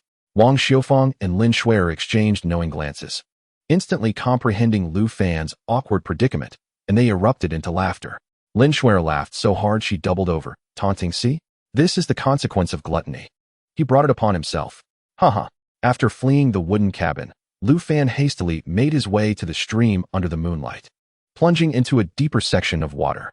The cool stream offered a modicum of relief, calming his body somewhat. Yet, the heat within him surged like a relentless tide, assaulting every cell. Especially the psychological restlessness clung to him, refusing to dissipate. He thrashed about in the water, hoping to alleviate the internal heat, but the situation only intensified. Meanwhile, inside the wooden cabin, Wang Xiufang and the others were clearly also disturbed by this overwhelming warmth, beads of sweat forming on their foreheads. Lin Schwerer, suppressing her discomfort, mumbled, "That cursed wild turtle soup is incredibly potent. I'm dying of heat. It's all Lu Fan's doing. Just wait until I get my hands on him." Su Miyun's condition was even more pronounced, her cheeks flushed with warmth, her once clear eyes now hazy, as if losing focus. While Lu Fan enjoyed the contrasting sensations in the cool stream, he suddenly heard soft footsteps behind him. Though faint, the sound resonated clearly in the tranquil environment. Startled, Lu Fan turned to see Song Linlin and Alina approaching. Being completely naked and unprotected, the unexpected situation left him flustered. It would be too late to climb ashore and dress. So he took a deep breath and submerged himself fully in the water, using the moonlight to watch Song Linlin and Alina's every move. Chapter 115. It's all Song Linlin's fault. It turned out that they too were feeling flustered from the wild turtle soup and sought to take a dip to cool off. Since it was evening, they had not noticed Lu Fan hiding in the water, secretly observing them. As Song Linlin and Alina reached the stream's edge, they looked around to confirm Lu Fan was absent before beginning to undress for a swim. Lu Fan's eyes widened in shock at this sight, his face turning crimson, his heart racing as he uncontrollably stared at them. The heat within him intensified, as if adding fuel to the fire, and he struggled to maintain his composure. Initially intending to reveal himself, he reconsidered, as it was not his first time sneaking a peek at women bathing. Alina was the first to enter the water, letting out a soft gasp. "Wow, this water is so refreshing. How delightful." Song Linlin followed suit, joining her in the water. Two individuals frolicked in the water, entirely unaware of the presence of Lu Fan, who was observing them from below the surface. Amid their playful antics, Song Linlin inadvertently kicked Lu Fan, feeling something soft. She was oblivious to Lu Fan's concealment beneath the water and mistakenly assumed it might be a snake or some other creature. Terrified, she let out a scream and swiftly swam towards the shore. Observing her reaction, Lu Fan discreetly swam to the opposite bank and concealed himself in the underbrush. Anxious about being discovered, Alina, noticing Song Linlin had reached the shore, inquired with confusion, "What happened, Linlin?" Song Linlin, her face a mask of panic, replied, "I think I just kicked something soft. Could it be a snake?" Alina glanced at the tranquil water, detecting nothing unusual, and skeptically remarked, "No, there's nothing there. Are you sure you're not mistaken?" Alina suspected that Song Linlin must have been frightened by a snake earlier in the day, resulting in her heightened sensitivity. After calming herself, Song Linlin peered once more at the placid water, murmuring, "Could it be that I imagined it?" Moments later, observing Alina still leisurely bathing in the stream, she steeled herself to re-enter the water. Just then, Lu Fan, having held his breath for too long, surfaced for air. This movement startled Song Linlin anew, her courage evaporating instantly. "Ah!" she screamed, trembling as she pointed at the rippling water. Alina, taken aback by the sudden outburst, hurriedly followed Song Linlin's gaze, but saw nothing beyond the gently undulating surface. Furrowing her brow in disbelief, Alina questioned, Lin, what's wrong? Is something there? Please don't scare yourself. Rubbing her eyes and regaining her composure, Song Lin glanced at the water again, only to find it had returned to its tranquil state, as if nothing had transpired. She murmured, could I have been mistaken? That shouldn't be possible. However, the memory of the snake from earlier intensified her fear, and she dared not venture back into the water. Hastily dressing, she told Alina, Lina, you stay here and enjoy. I'm done. Alina shrugged in resignation, responding, all right then. I'll stay a bit longer. As Song Lin turned to leave, Alina watched her retreating figure, shaking her head in disbelief before returning to relish the coolness of the stream. At that moment, with Song Lin having departed, Lu Fan's desires emboldened him. While Alina continued to soak with her eyes closed, he stealthily swam closer, admiring the beauty of the golden-haired, blue-eyed woman before him. Due to the turtle soup she had consumed, Alina's cheeks flushed, enhancing her allure against her fair skin. Lu Fan's heart raced as his hands began to caress her involuntarily. Alina, sensing an unusual feeling in her legs, abruptly opened her eyes, only to find Lu Fan's face mere inches away. For a brief moment, she was taken aback, but as realization dawned, her eyes widened in shock, and she instinctively opened her mouth to scream. Quick as a flash, Lu Fan covered her mouth and whispered urgently, "Shh, don't scream, it's me, Lu Fan." A flicker of anger mingled with her fear as Alina struggled to pry his hand away. Reluctantly, Lu Fan explained softly, I didn't mean to. I couldn't get away in time. Please don't shout. Upon hearing this, Alina's anger eased somewhat, and she nodded. Lu Fan then released his grip. Suddenly, Alina's eyes widened in realization. She could feel Lu Fan's body pressed closely against hers. A jolt of electricity coursed through her, her face reddening further, and her breath quickening. Recognizing his own indiscretion, Lu Fan attempted to retreat, but as he noticed Alina's rapid breathing, he found himself irresistibly drawn to her lips, kissing her fervently. Alina was momentarily stunned by the unexpected kiss, her mind blank. Initially, she fought against him, but her strength paled in comparison to Lu Fan's. As the passionate kisses rained upon her, Alina, feeling equally aflame, gradually ceased her resistance. Since the day Lu Fan had bravely saved her, Alina had been captivated by his masculinity. His courageous and decisive figure had left an indelible mark on her heart. At that moment, as Lu Fan enveloped her in his arms, Alina trembled involuntarily. Soon, she was fully immersed in the warmth of his embrace, feeling an overwhelming sense of safety and comfort. Her hands instinctively clutched Lu Fan's shoulders, as if fearing he might vanish. The fervent kiss lingered for a while, Lu Fan's heart racing, his breath growing shallower. Just as he prepared to delve deeper, a sudden commotion of hurried footsteps broke the tranquility, dousing the fervor between them like cold water. Both became instantly tense, with Alina instinctively burrowing into Lu Fan's embrace, seeking solace. At this moment, Lu Fan dared not make a move, his heart racing as if it might leap from his throat. He strove to remain silent, straining to discern the source of the sound. Moments later, Song Lin's voice called for Alina, drawing nearer. Realizing the urgency of the situation, Lu Fan abruptly released Alina, their bodies parting with a jolt, and they exchanged awkward glances. Alina's cheeks were flushed like ripe apples, and she lowered her gaze, unable to meet Lu Fan's eyes. At a loss, she fumbled to rearrange her disheveled hair, striving to appear composed. Lu Fan felt equally flustered, his mouth opening, yet he found himself at a loss for words. An unspoken awkwardness hung heavily in the air, making it difficult to breathe. As Song Lin's voice drew closer, calling, Lina, are you ready? Hurry back. Alina hurriedly replied, yes. Yes, I'll be right up. She hastily climbed ashore, and upon dressing, turned to find no trace of Lu Fan in the water. He had taken advantage of her ascent to slip away and hide in the brush across the bank, not wishing for Song Lin to discover his presence. Observing Alina's flushed cheeks, Song Lin curiously asked, why is your face so red? Are you burning up from being in the water too long? Alina stammered in response. And no, I'm fine. Let us go back. They walked back together, engaging in conversation as they did so.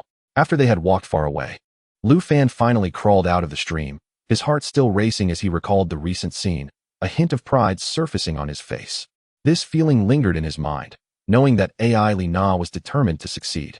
Upon returning to the wooden cabin, Lu Fan lay on his bed, his thoughts filled with Ai Li Na's enchanting visage from earlier. However, the sudden appearance of Song Lin made him curse inwardly, blaming the troublesome girl for ruining his moment. On the other side, Ai Li Na lay on her bed, her hands covering her face, a mix of anxiety and shyness overwhelming her. A slight smile inadvertently crept onto her lips. Yet, lying on the soft bed, Lu Fan found himself unable to sleep. As he kept reminiscing about the kiss shared with Ai Lina, moments later, a bold idea sparked in his mind. Driven by an inexplicable urge, he opened the door and stealthily made his way to the entrance of Ai Lina's room. He pressed his ear against the door, straining to hear any sounds from within. The quiet room was punctuated by Ai Lina's gentle breaths, occasionally accompanied by her soft murmurs. Lu Fan felt a flush rise to his cheeks, his heart racing once more, wishing to burst in and claim her. Just as he hesitated, his hand accidentally brushed against the wooden door, producing a faint sound. Although soft, it caught the attention of Ai Lina, who had not yet fully succumbed to sleep. Moments later, Lu Fan heard footsteps approaching, presumably Ai Lina rising to investigate. He quickly retreated to the side, pressing himself against the wall, anxious not to make any noise. Unexpectedly, the door swung open, and Lu Fan crouched down immediately. Ai Lina peeked out, glancing left and right. Due to the dim light, she failed to notice Lu Fan crouched nearby. At that moment, Lu Fan dared not make a sound, covering his mouth with his hand, fearful of being discovered. Fortunately, Ai Lina sensed nothing amiss and murmured, "How strange, could it be that I misheard?" After a brief hesitation, she slowly closed the door. As the door clicked shut, Lu Fan exhaled in relief, gently patting his chest, grateful not to have been caught by Ai Lina. However, the fright had somewhat dissipated his earlier, more inappropriate thoughts. Just as he prepared to return to his room, his foot suddenly caught on something. Thud! With a dull thump, Lu Fan stumbled forward, crashing onto the floor. The sudden noise echoed sharply in the stillness of the wooden cabin. As expected, this commotion immediately drew Ai Lina's attention. She turned back and quickly opened the door, her gaze piercing as she surveyed the situation outside. This time, she spotted Lu Fan awkwardly sprawled on the floor. Their eyes met, and time seemed to freeze. Lu Fan's face flushed with embarrassment as he rose, scratching his head in confusion. He stammered, I was just stepping outside for some fresh air." Ai Lina's lips curled into a slight smile, looking at him with an expression that suggested she was unconvinced. "Oh, is that so? Out for fresh air at this hour? Do you think I would believe that?" Faced with her inquiry, Lu Fan fell silent, his face betraying his embarrassment and awkwardness. Seeing this, Ai Lina couldn't help but stifle a laugh. Deep down, she understood Lu Fan's intentions, but chose not to expose him.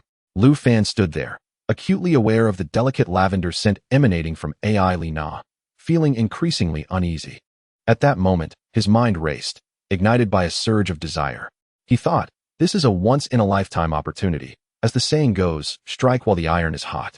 Wasn't Lin Shui air taken in just like this?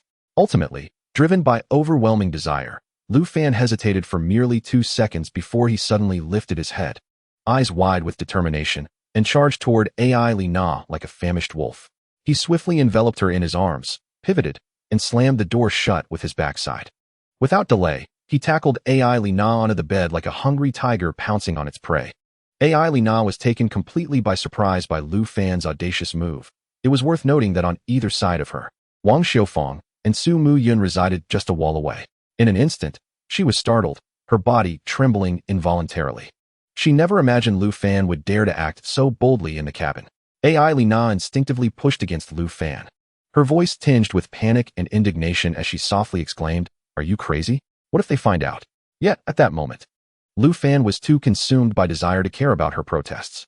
He disregarded her resistance and continued to kiss her fervently, his hands roaming freely across her body, exploring every sensitive area. As their passionate kiss intensified, Lu Fan began to tear at Ai Lina's clothing like a beast. Ai Lina's breath quickened, anxiously turning her head to evade his kisses, whispering, "Do you think they can hear us?" Completely blinded by desire, Lu Fan dismissed her concerns, nonchalantly replying, "What does it matter? Even if they hear us, who could possibly interfere with our moment? Anyone who comes will face me too, huh?" In the midst of his words, he had already ripped apart Ai Lina's already thin garment, the sound of fabric tearing echoing in the air. "Be careful, you're ruining my clothes." Ai Lina's voice was soft, yet carried an almost imperceptible hint of acquiescence. This statement seemed to grant Lu Fan a special license, allowing his actions to become even more reckless. His hands roamed without restraint. Ai Lina's body shuddered, instinctively trying to raise her hands to fend him off. However, Lu Fan's reflexes were swift. Like a ravenous tiger, he seized her wrist and forcefully pinned it above her head. In that moment, as their fingers intertwined, the intensity between them escalated. Lu Fan remained silent, his gaze fixated on Ai Li Na's trembling lips, before leaning in without hesitation to kiss her. As his hands continued to explore her, Ai Li Na's body reacted like it had been struck by lightning, instantly losing strength and collapsing softly into Lu Fan's embrace. Yet, just as they were lost in their intimate moment, Wang Xiufang, who had been sound asleep in the adjacent room, was abruptly awakened by a strange noise. She sat up groggily, rubbing her eyes, striving to shake off her drowsiness. However, the peculiar sounds from next door reached her ears once more. As Wang Xiufang confirmed that she had not misheard, a flicker of curiosity surged within her. She pressed her ear against the wall, straining to discern the content of the sounds emanating from the adjacent room. As the noises grew increasingly distinct, the suggestive undertones penetrated her ears unabashedly. Instantly, her cheeks flushed crimson like ripe apples, and her heart raced uncontrollably. Could it be Lu Fan? Indeed, apart from him, no other man was present in this place. Wang Xiufang mused inwardly, yet she found herself at a loss about how to proceed. The thought of Lu Fan being intimate with another woman gnawed at her, filling her with an uncomfortable sensation.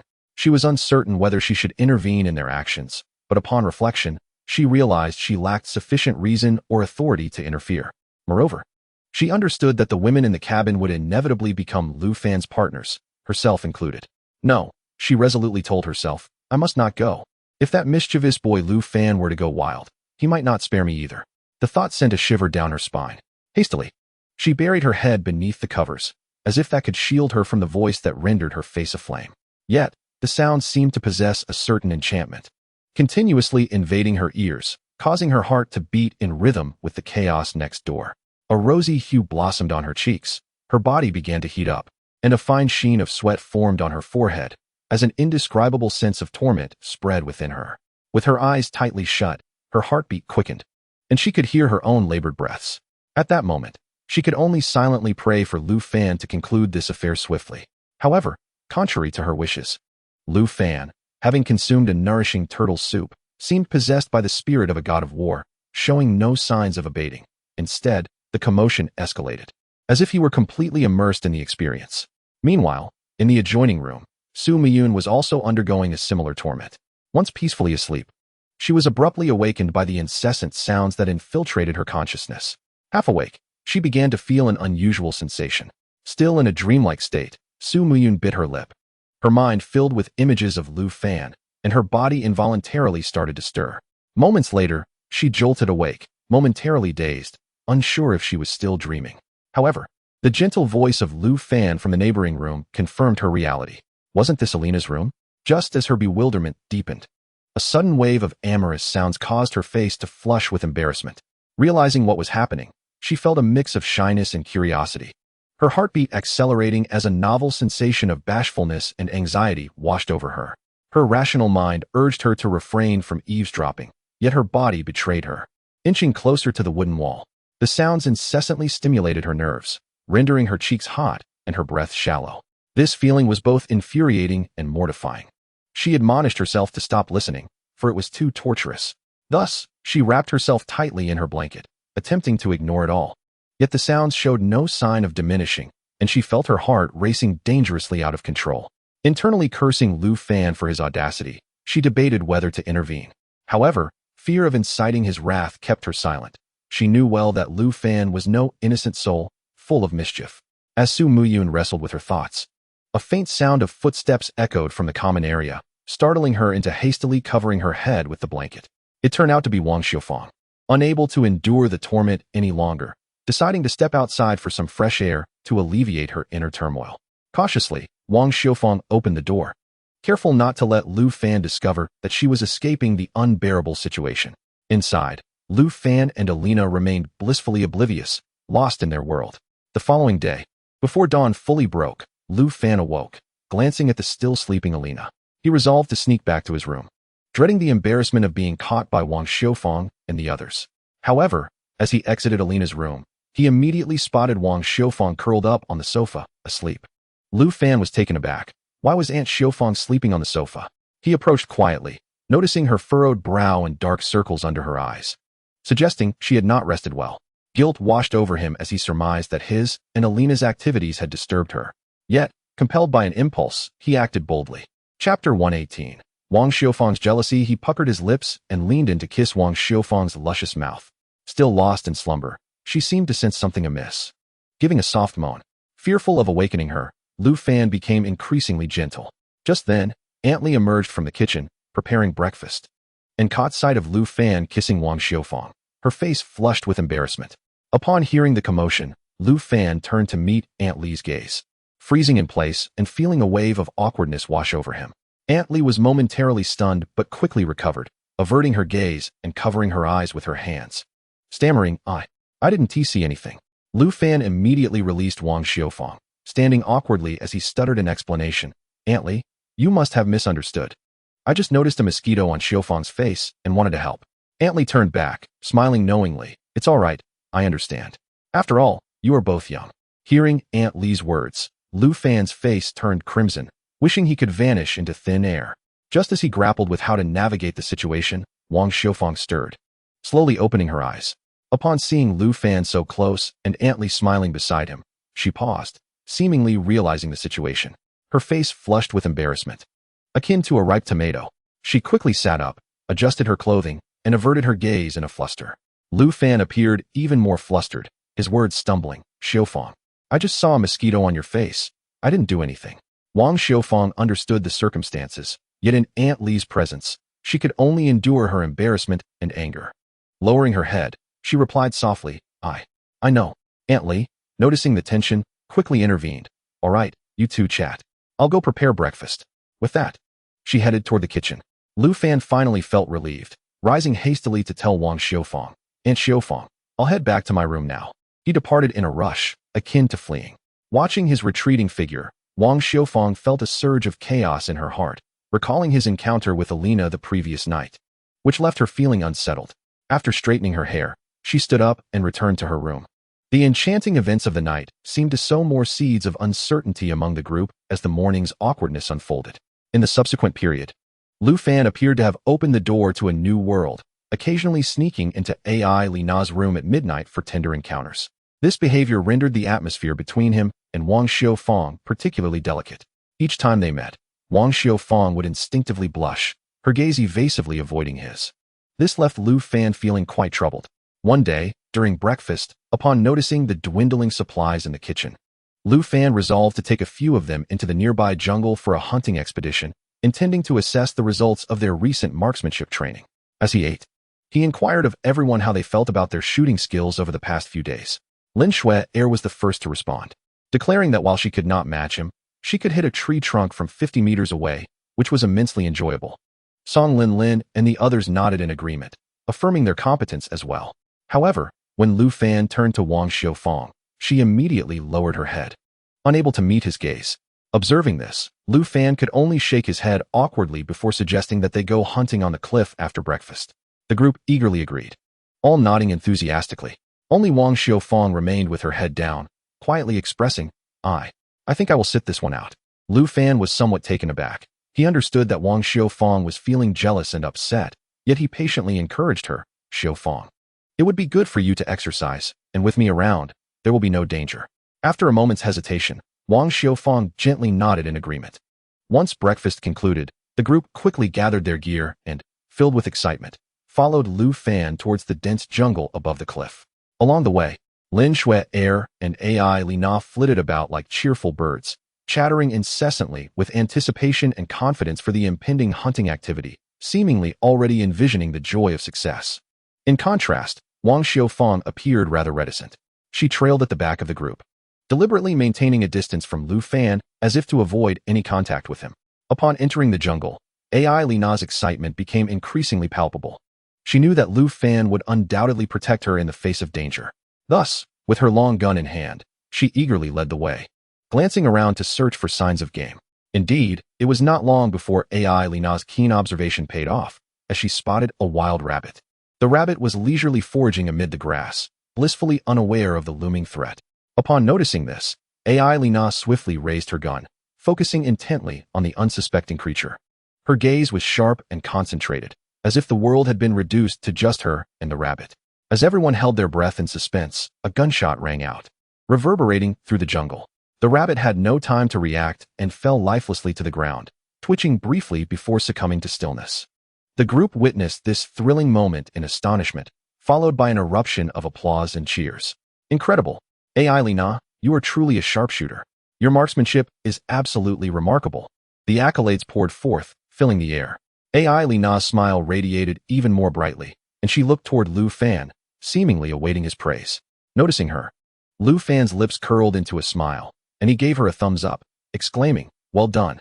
Overwhelmed with joy from Lu Fan's commendation, AI Lina felt as if a tide of elation surged within her. Like an exuberant child, she skipped over to retrieve the rabbit and approached Lu Fan. Upon reaching him, she wasted no time and, on tiptoe, planted a kiss on his cheek without hesitation. This unexpected kiss caught Lu Fan off guard, and upon seeing the astonished expressions on Lin Shui and the others, a blush crept over his face. Meanwhile, Lin Shui and the others were utterly dumbfounded, their mouths agape in disbelief. This foreigner's thoughts are so avant-garde. How can she just kiss him like that? Doesn't she know to be discreet? This is too. They marveled inwardly at AI Lina's boldness. Witnessing AI Lina's success in capturing a rabbit stirred a competitive spirit within Wang Xiufang. Determined not to be outdone, she hastened to the front, meticulously scanning the surrounding underbrush, leaving no potential hiding spot unchecked. Just as she was intensely focused on her search, a startled wild chicken suddenly burst from the grass. Wang Xiufang's eyes lit up, and a long-lost smile graced her face. She promptly raised her hunting rifle, unhesitatingly aiming at the prey and pulling the trigger. Regrettably, the bullet missed the wild chicken. Wang Xiufang bit her lip in frustration, silently chastising herself for being too hasty. Unwilling to concede defeat, she prepared to take another shot when Lu Fan approached her. Noticing her movements, he softly advised, "Xiufang, don't rush. First, steady your breathing, remember the alignment, and then try again." Wang Xiufang looked up at Lu Fan upon hearing this. His gentle tone made her cheeks flush slightly, but she quickly regained her composure, inhaled deeply, and adjusted her stance, aiming once more at the wild chicken. This time, she focused intently, carefully aligning her shot as Lu Fan had instructed. Just as the chicken was about to fly away, she decisively pulled the trigger. With a resounding bang, the shot rang out again. This time, the bullet struck true, and the chicken fell from the air without a struggle. Wang Xiufang immediately leaped in excitement, her arms flailing in jubilant celebration. She turned to Lu Fan, her eyes brimming with joy and anticipation for his praise. Seeing this, Lu Fan smiled and gave her a thumbs up, signaling his approval. He then playfully pointed to his cheek, mischievously suggesting that Wang Xiufang bestow upon him a kiss as well. Wang Xiufang was momentarily taken aback by Lu Fan's playful gesture, as if time had suspended in that instant. Yet, in a fleeting moment, a faint blush appeared on her cheeks. She glanced around, suddenly aware that Lin Shui and the others were watching them with keen interest, their expressions akin to those anticipating a splendid performance. With her and Lu Fan as the stars, Wang Xiufang felt a rush of embarrassment and irritation. Shooting Lu Fan a glare, she reproached softly, "You mischievous boy. Why can't you be serious? Have you become addicted to kisses?" Although her tone carried a hint of reprimand, it was overshadowed by an ineffable shyness. Despite her words, the glimmer of joy in Wang Xiufang's eyes betrayed her true feelings. Lin Shui and the others, witnessing this exchange, grew increasingly animated, urging, "Sister Xiufang, kiss him. What are you waiting for?" Their voices rose and fell in a cacophony, embodying an attitude of sheer amusement at the unfolding spectacle. Standing calmly to the side, AI Lina crossed her arms, a faint, enigmatic smile gracing her lips, her eyes glimmering with a peculiar light as she observed the scene with interest. "What are you all babbling about? Such nonsense." Wang Xiufang's voice was laced with a hint of panic. Moments later, like a startled rabbit, she hurriedly turned to retrieve the wild chicken that had fallen some distance away, seemingly seeking to escape from this rather embarrassing situation. The crowd erupted into laughter, and Lu Fan, with a slight smile, flashed an okay gesture towards Lin Shui and the others. Just then, a massive wild boar, with sharp tusks like a runaway stallion, suddenly charged out from the dense underbrush. The appearance of this wild boar took everyone by surprise. It came roaring forth with a fierce demeanor, its gaping maw aimed directly at Wang Xiufang in the distance. The onlookers were momentarily frozen in shock, only coming to their senses after a brief pause. Desperate, they shouted towards Wang Xiufang, who was bent over picking up her catch, "Sister Xiufang, run. There's a wild boar. It's dangerous." Hearing the frantic calls, Wang Xiufang looked up, bewildered, still clutching the wild chicken she had just picked up. She scanned her surroundings, utterly unaware of the imminent threat. However, When her gaze met that of the ferocious boar, her face drained of color, paralyzed in fear, her legs trembling uncontrollably. The terror rendered her completely immobile, and for a moment, she forgot to flee. Meanwhile, Ai Li Na, witnessing the unfolding chaos, swiftly raised her rifle, aiming at the wild boar with resolute determination. Yet, just as she prepared to pull the trigger, Lu Fan's voice boomed with urgency. "Stop. Don't shoot." His voice was thunderous, filled with anxiety. Lu Fan's concern stemmed from the fear that firing at such close range could inadvertently harm Wang Xiufang. He knew he could not allow her to take such a risk, thus he needed to halt Ai Li Na's actions immediately.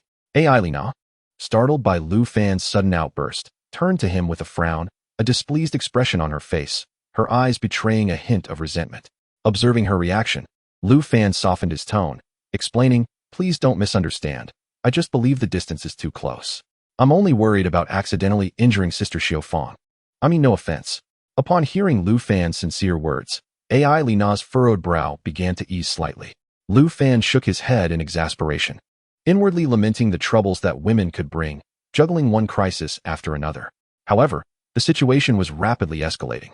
Su Muyun and the others noticed that the ferocious boar was drawing dangerously close to Wang Xiufang, yet she remained frozen in place, evidently stunned by the sudden turn of events. "What is wrong with Sister Xiufang? Why isn't she running?" Lin Shui asked, her voice rife with confusion. The crowd, in a state of desperation, shouted at Lu Fan, "Hurry, go save her." Seeing the perilous scene unfold, Lu Fan's heart raced. The wild boar was now mere steps away from Wang Xiufang, and time was of the essence. Without a moment's hesitation, he dashed towards her. Driven by a single thought, he must protect his village beauty from harm. In the blink of an eye, Lu Fan surged forward like an arrow released from its bow. Just as the boar was about to collide with Wang Xiufang, he leaped forward, colliding forcefully with the creature. The impact was tremendous, enough to send the massive boar tumbling to the ground. However, Lu Fan was not unscathed. The force of the collision left him bloodied, his head smashed and bleeding. Regaining his footing, he swiftly pulled Wang Xiufang behind him, bellowing hoarsely, "You foolish girl. Why didn't you move? Do you have any idea how dangerous this is?" His voice was filled with anger and reproach, as if he were venting all his frustrations. Wang Xiufang was taken aback by his sudden outburst, her body quivering slightly. She stared at Lu Fan, noticing the blood streaming down his face from a wound on his head. A wave of guilt and injustice surged within her, and tears streamed down her cheeks. Seeing her tear-stained face, Lu Fan's initial anger transformed into concern, and he refrained from further reproaches. Gently, he patted her shoulder and pulled her into an embrace, murmuring, "I'm sorry, Sister Xiufang. I was just too anxious. I never meant to yell at you." However, just as they shared this tender moment, the wild boar, drawn by the scent of blood, rose again as if invigorated, its blood-red eyes fixated on the two. The onlookers, witnessing the scene, couldn't help but feel their hearts race with anxiety. Lin Shui, consumed by urgency, couldn't contain her frustration, exclaiming, "What are you two doing? This is not the time for affection. Are you trying to get yourselves killed?" Wang Xiufang snapped back to reality, her eyes widening as she spotted the boar charging towards them once more. Her previously relaxed nerves tightened like a drawn bowstring. Her eyes were wide with terror, and her hands gripped Lu Fan's arm like a vice. Stammering in fear, she pleaded, "Xiaofan, the boar is coming again. Hurry." Lu Fan quickly responded, turning to shield Wang Xiufang with his own body, bracing himself for the impending impact, prepared for a life-and-death struggle. The wild boar had completely lost its senses, rampaging wildly. As it bore down on him, Lu Fan's reflexes kicked in, and he deftly grasped its tusks, confronting the beast directly. Simultaneously, he shouted back to Wang Xiufang, "What are you waiting for? Run." Wang Xiufang's legs trembled beneath her, fear coursing through her veins, but she hesitated to flee. Instead, concern etched on her face, she stammered, "But what about you? What will you do?" Lu Fan, taken aback by her words, felt a surge of frustration. He understood that her worry stemmed from genuine concern for his safety, yet her presence here was more of a hindrance than a help. With emotions boiling over, he roared like an enraged lion, "If I say go, then go. Stop with the unnecessary chatter." His voice echoed with unyielding anger and impatience. Wang Xiufang trembled at his words, her heart tightening as she stared wide-eyed at Lu Fan, her lips quivering, yet unable to utter a single word. Tears streamed down, cascading down the cheeks, seemingly unable to bear the pressure of Lu Fan's reprimanding roar. At the same time, Su Muyun was startled by this sudden scene. He hurriedly shouted, "Don't shoot. Let us quickly call Xiufang Jia over. She will only complicate matters for Lu Fan and could have the opposite effect. His voice was filled with urgency and concern, fearing that AI Li Na might act impulsively and cause a grave mistake. Xiufang Jia, hurry over. The cries of Su Mu Yun and the others reached Wang Xiufang's ears. Don't add to Lu Fan's troubles. Su Mu Yun's shouts jolted Wang Xiufang back to reality. Wiping away her tears, she glanced at Lu Fan before turning to run towards them.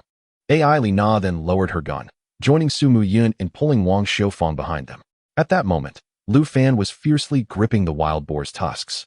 Locked in a struggle, the wild boar's heavy breaths hit Lu Fan's arm, its tusks glinting coldly in the sunlight, each exertion causing Lu Fan's shoulder to jolt violently. The wild boar thrashed its head wildly, attempting to break free from Lu Fan's hold, and Lu Fan felt as if his arm might be torn apart at any moment. Lin Shui, anxious beside them, began to stomp her feet, picking up stones to throw at the wild boar, but the small stones merely tickled the beast, proving ineffective. The wild boar's strength was overwhelming, and just as Lu Fan began to feel overwhelmed, it suddenly let out a grunt as his left arm was forcefully flung off. A gash opened by the tusks. Wang Xiufang gasped in shock, pushing aside Su Mu Yun and AI Li Na in an attempt to rush back, only to be held firmly by Su Mu Yun. Xiufang Jia, what are you doing? You'll just complicate matters. In his desperation, Su Mu Yun's nails nearly dug into her arm. At that moment, Lu Fan felt as if he were gambling, his palm numb from the tusks. The wild boar's brute force was akin to an uncontrollable tractor, each charge threatening to rip him apart. Suddenly, a surge of impatience coursed through him, prompting him to step back 2 paces and leap to the side. Utilizing the wild boar's momentum, he yanked it forward unexpectedly. The enormous creature stumbled, losing its balance and crashing into a nearby tree with a thud. Seizing the opportunity, Lu Fan kicked fiercely at its jaw, as the wild boar reared back in pain. Lu Fan swiftly mounted its back, his hands like lightning grasping its nostrils, pulling with all his might. The wild boar, in agony, thrashed violently, trying to dislodge him. Yet, Lu Fan clung on as though riding a horse, gripping its nostrils tightly while his legs clamped around its body, his form seemingly glued to the wild boar's back. The wild boar's struggles intensified, and Lu Fan felt he could be thrown off at any moment. Gritting his teeth, he held on stubbornly. Just then, the wild boar began to spin wildly in place, gaining speed until Lu Fan felt as if the world was spinning around him. Chapter 121. Carrying the wild boar, just as Lu Fan was on the verge of losing his grip, a sudden idea struck him. He turned to AI Li Na and Lin Shui, who were poised with their guns, shouting, "What are you waiting for? Hurry over and shoot." Upon hearing his call, AI Li Na and Lin Shui reacted immediately, rushing towards him. Lin Shui shouted as she ran, "Lu Fan, hold on." As they reached him, AI Li Na quickly aimed her gun at the wild boar's head, and Lin Shui prepared to shoot as well, with a series of gunshots echoing. Bullets pierced deep into the wild boar. After a few moments of thrashing, the wild boar finally collapsed to the ground, lifeless. Seeing the wild boar still, Lu Fan finally breathed a sigh of relief and jumped down from its back. At that moment, his legs felt weak, nearly causing him to stumble. Lin Shui and AI Li Na rushed forward to support him. Wang Xiufang also ran over, tears in her eyes, asking anxiously, "Xiufang, are you all right? You scared me to death." The others gathered around, gazing at Lu Fan, who was battered and bruised, filled with both concern and admiration. Lin Shui, slightly reproachful, remarked, "That was too close, but your actions were rather reckless. What if something had gone wrong?"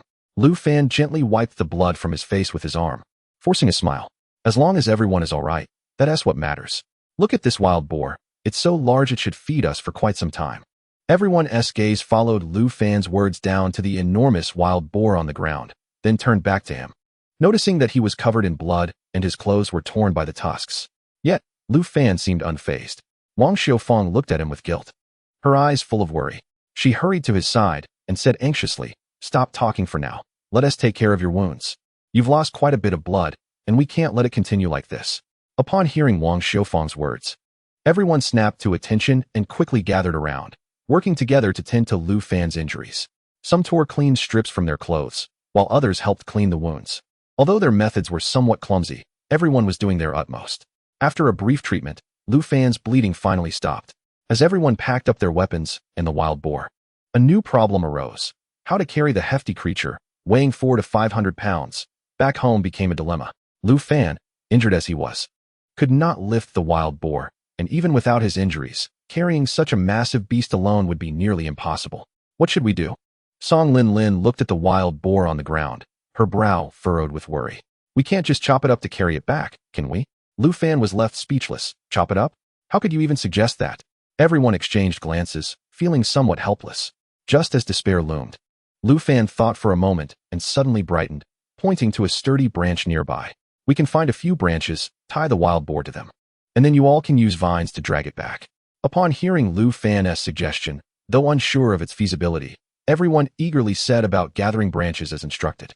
Thus, they quickly sprang into action, some chopping down tree trunks, others searching for vines, while Lu Fan stood beside the wild boar, directing everyone like a supervisor overseeing a project.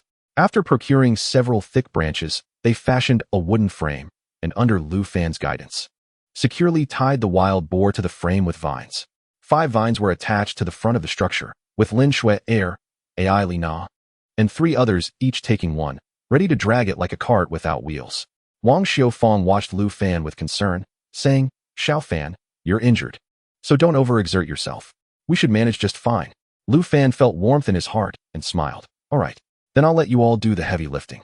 He then conveniently picked up the wild chickens and rabbits they had previously hunted. Once everything was prepared, Lu Fan stood at the front, raising his hand and calling out to everyone, Ladies, are we all ready? Let us set off. As Lu Fan's rallying cry resounded, Wang Xiufang and her 4 companions began to exert considerable effort to drag the wooden frame laden with the wild boar forward. Initially, the group worked in unison, making steady progress with relative ease. However, after traversing a short distance, they gradually began to feel increasingly burdened, as if the weight of the wild boar were inexorably increasing. Observing their arduous plight from the sidelines, Lu Fan's lips curled into a barely perceptible smirk, a hint of malice gleaming in his eyes. He mused to himself, you who so often feign superiority, always leaving the task of foraging for food to me, only to shy away from even a simple kiss. Today, I shall ensure you put in a proper effort. As he noticed the group preparing to pause for a rest, he called out with an air of mockery, Hurry up. We've barely moved a step. Why stop now? His tone unmistakably dripped with derision and urgency.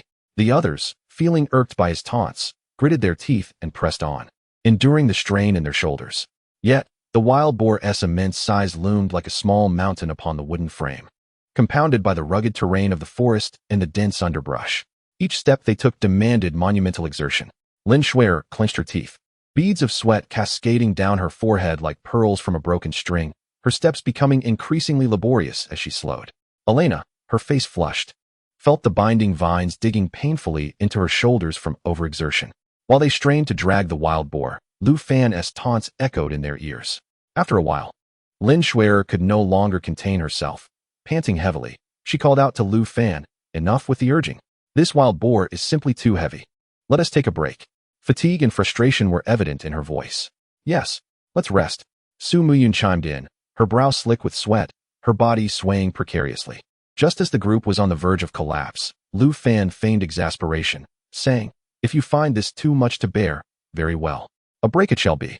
Chapter 122. The sudden swarm of bees. Lin Shui bristled at Lu Fan's words, glaring at him indignantly as she retorted, Can't you show us a bit of understanding? All I hear from you is urging. Lu Fan spread his hands in a mock display of innocence, responding, I merely wish to return with the wild boar swiftly so that everyone can enjoy a hearty meal. Besides, what if another wild boar or some other beast shows up? Lin Shui scoffed, dismissing him and plopping down on the ground, refusing to budge.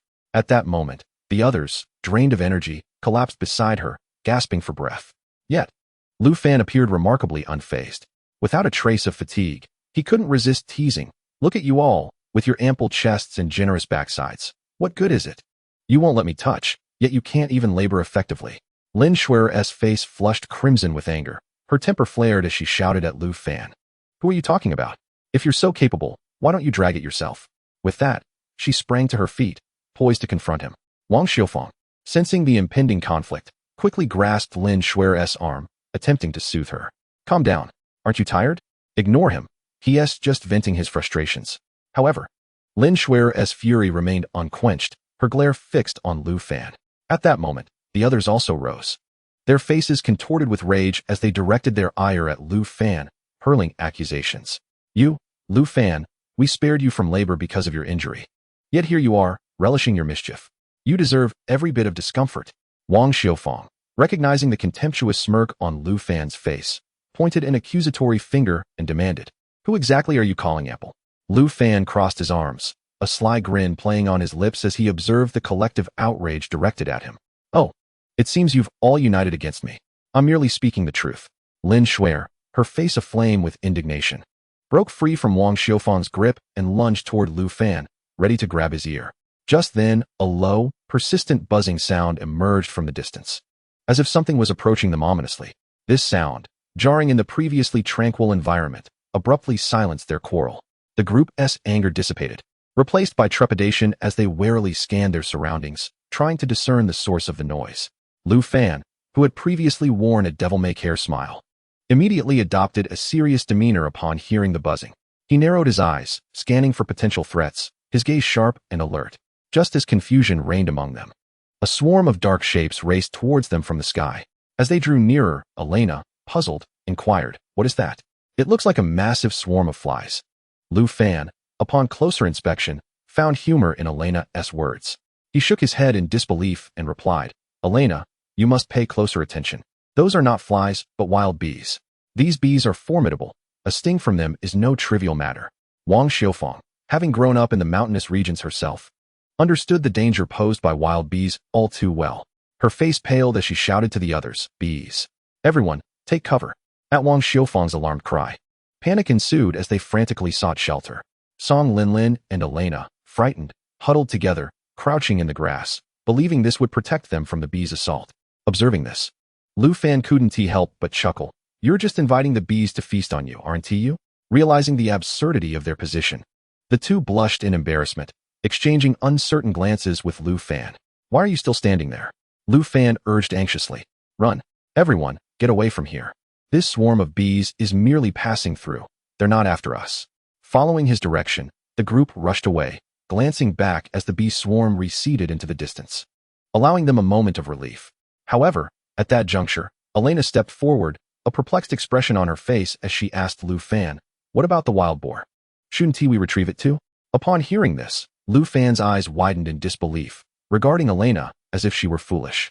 With a teasing tone, he replied, "Elena, I'm injured and certainly cannot drag the wild boar. Why don't you just lie on top of the boar to shield it from the bees? That way, you'll be just fine." Elena faltered, stammering, "Wait, what? Wouldn't that mean I'd get stung by those bees?" Lu Fan, maintaining his playful facade, reassured her, "Oh, it will be all right." Just then, Song Linlin, a close friend of Elena, could no longer tolerate Lu Fan's antics. With a scowl, she chastised Lu Fan. "You've gone too far. Is this how you behave?" Wang Xiufang and the others exchanged knowing glances, fully aware of Lu Fan's nature, offering him disapproving looks. Lu Fan was acutely aware that he had incited the wrath of the crowd, prompting him to immediately adopt a more affable demeanor, cheerfully exclaiming, "Do not be angry. I was merely teasing her." Moments later, as the swarm of bees departed, the group collectively exhaled in relief, confirming their safety before returning to the side of the wild boar. However, when Lu Fan observed the distant bees alighting upon a grand tree, an epiphany seemed to strike him, and he excitedly announced to his companions, "Look, that swarm of bees has settled on that large tree." "What do you mean?" Lin Shuer inquired, puzzled. Lu Fan cast her a disdainful glance, retorting, "You truly are dim-witted if you do not know this. It signifies that there is their hive." He then added with a smug grin, "Fantastic. Would you all like to taste some honey?" The mere mention of honey caused the eyes of the crowd to gleam with anticipation. Yet, Lin Shuer expressed her apprehension, asking, "But there are so many bees. How can we retrieve it?" Lu Fan chuckled mischievously, "Fear not. I have a clever plan. Quickly gather some dry twigs and straw, and find some soft mud." Despite their confusion, the group complied. Soon, they had amassed a pile of twigs and straw, while Wang Xiufang and Lin Shuer ventured to a nearby river at the top of the cliff to procure some mud. Chapter 123. Honey gathering. Lu Fan instructed everyone to coat their exposed skin with mud, leaving only their eyes and mouths visible. He then bound additional straw around themselves for added protection. Lighting the remaining twigs and straw as torches, they approached the great tree. Upon reaching the base, the group gasped in astonishment. The tree boasted 3 or 4 massive beehives, the largest resembling a backpack, while the smallest was akin to a basin. Greed illuminated their faces, as they longed to pluck the hives and sample their sweet contents. Before climbing the tree, Lu Fan felt a twinge of concern and cautioned his companions. You all wait for me below. Remember, if things take a turn for the worse, flee immediately. The others nodded in agreement, thinking it wise to leave the ascent to him, confident they would escape if bees approached. Especially you, Xiufang, do not linger for me, he warned. With that, Lu Fan hoisted a bamboo basket and began his ascent up the tree. Upon reaching the top, Lu Fan made his way directly towards the largest hive, reasoning that should he be stung while harvesting, the size of the hive would mitigate his loss. Without hesitation, he brought the torch closer to the hive, and thick smoke billowed into it. The bees, disturbed by the flames and smoke, began to swarm out in droves. Lu Fan continued to fan the smoke for over 10 minutes, yet the bees persisted in their exodus, leaving his arms fatigued from the effort of holding the torch aloft. Although he had prepared thoroughly, the relentless bees still stung him several times. The pain compelled him to wriggle and squirm in an attempt to shoo them away, though the effectiveness of his actions was questionable. Below, his companions observed with bated breath. Wang Xiufang, concerned that Lu Fan's wounds might worsen, called out, Xiaofan, if it becomes too much, come down. Hearing her words warmed his heart, and he smiled at Wang Xiufang without replying. As time passed, the hive grew quieter, the bees disoriented by the smoke. Seizing the moment, Lu Fan swiftly covered the hive with the basket, which, despite its enormity, barely contained the hive. Portions of the hive were scraped away as he secured the basket. Perched on a tree branch, Lu Fan braced his feet against the trunk and exerted all his strength to pull the hive into his embrace. As he successfully dislodged it, honey dripped from the residual hive on the branch. Upon witnessing Lu Fan's success, the group erupted into cheers, applauding his triumph. The eager Sumian picked up a piece of honey that had fallen, eagerly tasting it. The sweet nectar burst in her mouth, and the rich, luscious flavor lit up her eyes with delight. Wow, this honey is absolutely delicious, she exclaimed, her words barely coherent amidst her chewing. The others, witnessing her enjoyment, flocked around to have a taste. Meanwhile, Lu Fan, burdened with the heavy hive, began his descent from the tree. The group hurriedly gathered around him, marveling at the vast hive in his basket and unanimously praising him. Lu Fan, you are remarkable. You managed to bring down such a large hive. Wang Xiufang, munching on honey, gazed at Lu Fan's stings with concern, extending her hand to soothe his wounds. Yet, as soon as she made contact with his skin, Lu Fan yelped. Ah, don't touch, it hurts. The crowd tensed at his outcry, and Wang Xiufang's face filled with worry. Xiaofan, I'm so sorry. It was unintentional. I was just worried about you, she fretted. Lu Fan, unfazed, replied, the bees are not venomous, merely painful. It is nothing to fret over. He then poured the honey from the hive, instructing, you all carry this hive to the wooden frame for the wild boar. I will ascend again to gather the others. Prompted by his words, the group swiftly complied, lifting the hive towards the frame.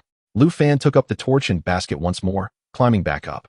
With the experience of the first hive fresh in his mind, the retrieval of the second hive proved far smoother, though he endured a few more stings, all within tolerable limits. Noticing there was still space in the basket, he glanced up at the two higher hives and, with determination, ascended once more. As he neared one of the smaller hives, he realized the tree trunk was too slender to bear his weight. A moment of hesitation washed over him. The height was considerable, and a fall could lead to dire consequences. Yet, the hive was tantalizingly close, making it a shame to abandon the endeavor. Taking a deep breath, he resolved to take the risk. Like a nimble monkey, he carefully shifted his center of gravity, inching closer to the hive. A slight misstep could send him plummeting to the ground. One hand gripped the trunk like a vice, while the other held the long torch, ready to smoke the hive. To maintain balance, he hooked a foot around a branch behind him, extending his body as far as possible to reach the hive. Just as he prepared to smoke the hive, a sudden creak resonated from the tree trunk, its sharp sound piercing the stillness of the forest. Lu Fan's heart raced, nearly halting in its rhythm. Below, his companions were equally startled by the unexpected noise, holding their breath in anxiety, fearing that any sound might disturb Lu Fan and cause him to fall. Yet, the very calamity they dreaded soon unfolded. The combined weight of Lu Fan and the hive proved too much for the tree, which buckled under the strain. Before Lu Fan could react, the trunk splintered, and he, along with the hive, plummeted downward. Completely unprepared for such an abrupt turn of events, he lost his balance, descending like a kite severed from its string. In that critical moment, he exhibited astonishing reflexes. He suddenly turned around, his hands darting out with the swiftness of lightning, and grasped a nearby sturdy tree trunk. This tree trunk became his lifeline, preventing him from plummeting down. The onlookers below breathed a sigh of relief upon witnessing this. However, Several of them did not lower their guard. They hurried over, extending their arms, prepared to catch Lu Fan in case he slipped again. After a considerable struggle, Lu Fan managed to stabilize himself, but suddenly, as if struck by a realization, he waved his hands vigorously toward the crowd below and shouted at the top of his lungs, "Don't come over! Run quickly!" Chapter 124. Stung to a pig's head. Before the crowd could comprehend the situation, they beheld the bees that had been dislodged from the hive, surging towards them like a black whirlwind. The fallen hive had been agitated by the impact, enraging the bees within, who then swarmed out in a frenzy to attack. Lu Fan, filled with urgency, swiftly descended the tree trunk, his hands bloodied from the rough bark.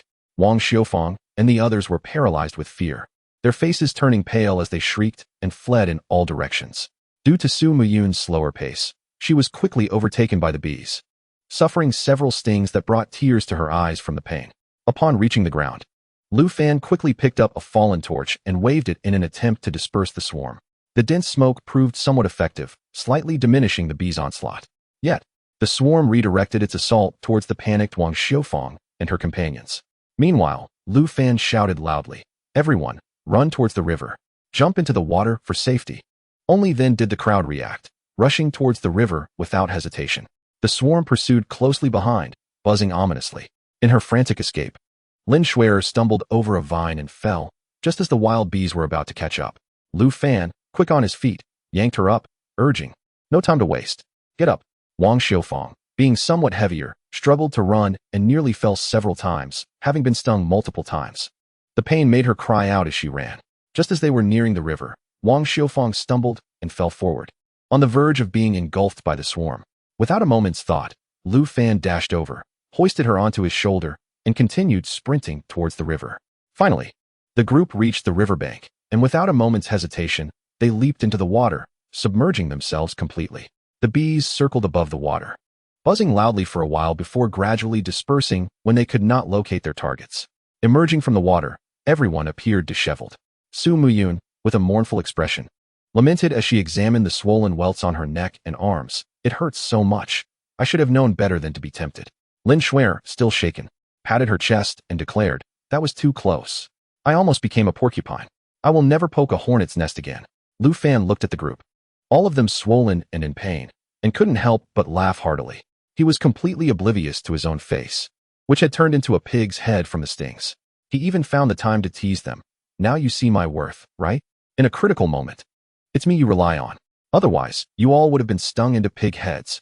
Lin Shuer shot him a glare, retorting, "If it weren't for your greed, the hive wouldn't have fallen." Lu Fan shrugged, "Can you blame me? You all were just too slow. Whose fault is that?" After resting for a while, the group began to gather their belongings.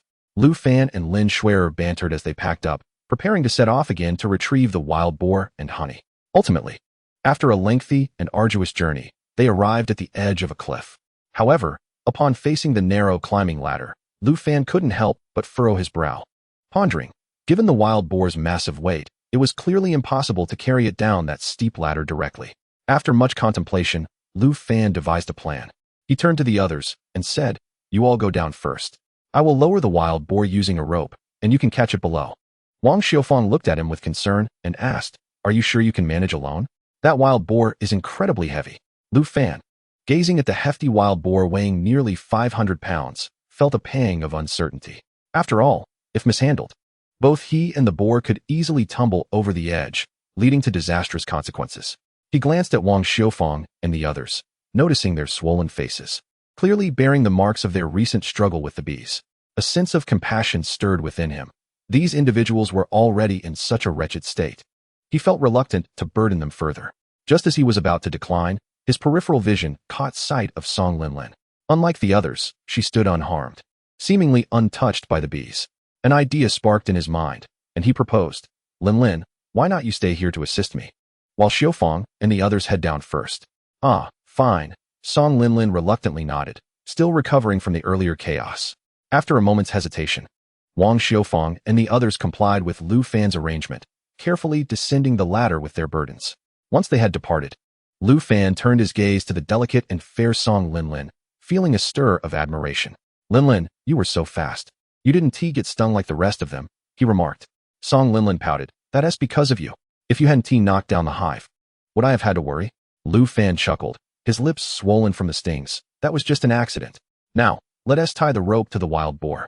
Song Linlin nodded in agreement. Lu Fan laid the rope on the ground, then beckoned Song Linlin to help him lift the wild boar and place it onto the rope. However, the boar was far too heavy. Song Linlin grasped its tail tightly, yet no matter how hard she tried, it wouldn't budge. Lu Fan, feeling anxious, struggled to lift the boar by its ear, but it remained immovable. Linlin, what's wrong? Put some effort into it. Lu Fan called out, his frustration evident.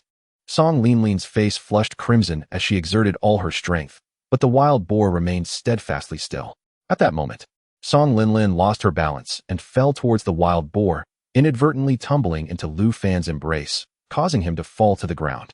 Their faces were suddenly mere inches apart, and Lu Fan could distinctly feel her rapid breaths. Song Linlin's cheeks flushed with embarrassment, and both found themselves momentarily at a loss. I'm so sorry, she stammered, attempting to extricate herself from his hold. Yet, faced with the tantalizing proximity, Lu Fan quickly drew her back into his embrace and, with his swollen lips, kissed her. Song Linlin's eyes widened in shock, her mind blank, completely unprepared for such an advance. Her face burned with heat, and her hands instinctively tried to push him away, yet her body felt weak and unresponsive. For a moment, Lu Fan was lost in the kiss. Completely immersed in the unexpected intimacy, Song Linlin averted her gaze, unwilling to meet his eyes, and reproached him. Lu Fan, let go of me. You are being too much. Don't be angry, Linlin Jia. Each one of you will eventually be mine, he replied with a teasing smile. Upon hearing Lu Fan's words, Song Linlin's body trembled violently, and her struggles intensified. Anger washed over her face as she shouted, Lu Fan, stop flattering yourself. I warn you, if you don't let go, I will scream for help. However, Lu Fan was unfazed by Song Linlin's threats. He chuckled slyly, saying, Linlin Jia, don't be so agitated. Who can hear you here? Besides me, who would come to your rescue? I genuinely like you. Song Linlin's face turned crimson, a mix of embarrassment and anger, and she slapped Lu Fan hard. The sound echoed, and Lu Fan felt as if his cheek had been scorched by fire. You like me? She exclaimed furiously. Don't think I don't know. You've already gotten involved with AI, Lena. You are nothing but a heartbreaker, daring to profess your affection for me? Lu Fan was momentarily taken aback by the slap, pressing his burning cheek in confusion. He could not comprehend how Song Linlin knew about his relationship with AI Lena. How do you know? He asked, astonished, as he believed only Wang Xiufang and Su Muyun were aware of it since their rooms were adjacent to AI Lena's. A cold smirk appeared on Song Linlin's lips as she replied, Humph. One night, I got up to use the bathroom and accidentally overheard you two. Embarrassment washed over Lu Fan. He never imagined that Song Linlin would catch him with AI Lena. Scratching his head awkwardly, he attempted to explain, Linlin Jia, I do have feelings for AI Lena, but I have feelings for you too. Otherwise, why would I risk my life to save you? Song Linlin's blush deepened. Yet she stubbornly retorted, who would believe your nonsense? Deep down, she knew that when Lu Fan saved her, she had already been captivated by his bravery and decisiveness. Being with Lu Fan brought her an unprecedented sense of security. However, after encountering Wang Xiufang, she realized that Wang Xiufang was the most important woman in Lu Fan's heart. Furthermore, the subsequent appearances of Lin Shuer and Su Muyun upon returning to the wooden cabin completely shattered her confidence, forcing her to hide her admiration for Lu Fan. Seeing Song Linlin lost in thought, Lu Fan mistook it for her acceptance and began kissing her more fervently. Startled by his sudden advance, Song Linlin widened her eyes and pushed him away, raising her hand to strike again. However, as her hand rose halfway, it halted, her gaze filled with conflict and struggle. She understood that if they could not leave this place, Lu Fan would ultimately be her refuge. Yet, the thought of sharing him with so many other women left her feeling resentful. Don't do this, Song Linlin's voice trembled. Even if you say you like me. With so many women around you, what am I to you? Seeing the turmoil in her expression softened Lu Fan's heart.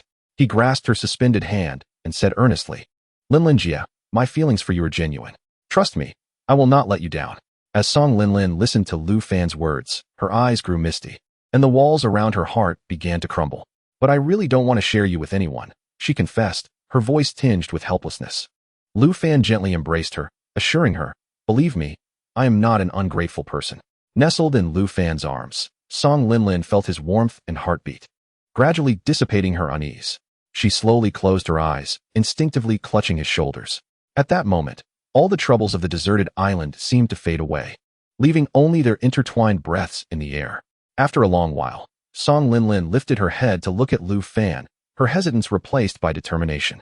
Lu Fan gazed at her luscious lips, unable to hold back any longer. He pulled her close and turned, pinning her beneath him. Just as he prepared to remove her clothing for further intimacy, they were startled by the shouts of Lin Shuai and Wang Xiufang from below the cliff.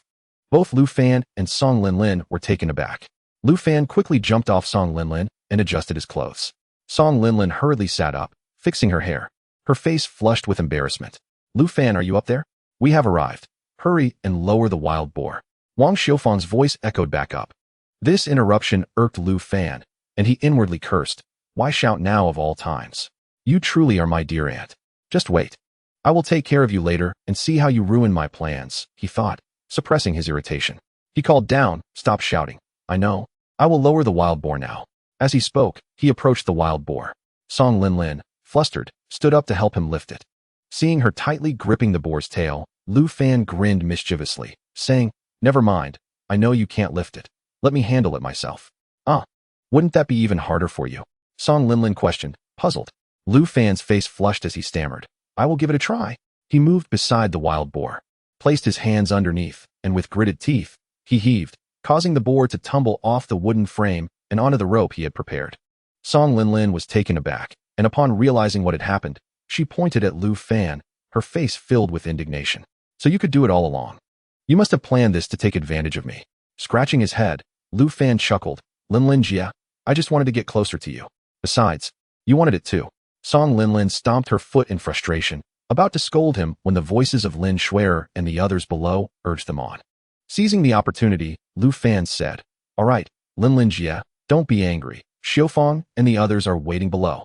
Hearing Lin Shuai's voice, Song Linlin glanced down the cliff and relented. She hurried over to help secure the rope. Ultimately, through their combined efforts, the wild boar was gently lowered. Lu Fan held the rope tightly, calling down, Catch it carefully. Don't let the wild boar get damaged. Moments later, responses from Wang Xiufang and the others came back, assuring him, We got it, don't worry. Chapter 126. Eating roasted boar skin. Seeing the wild boar lowered, a weight was finally lifted from Su Muyun's heart.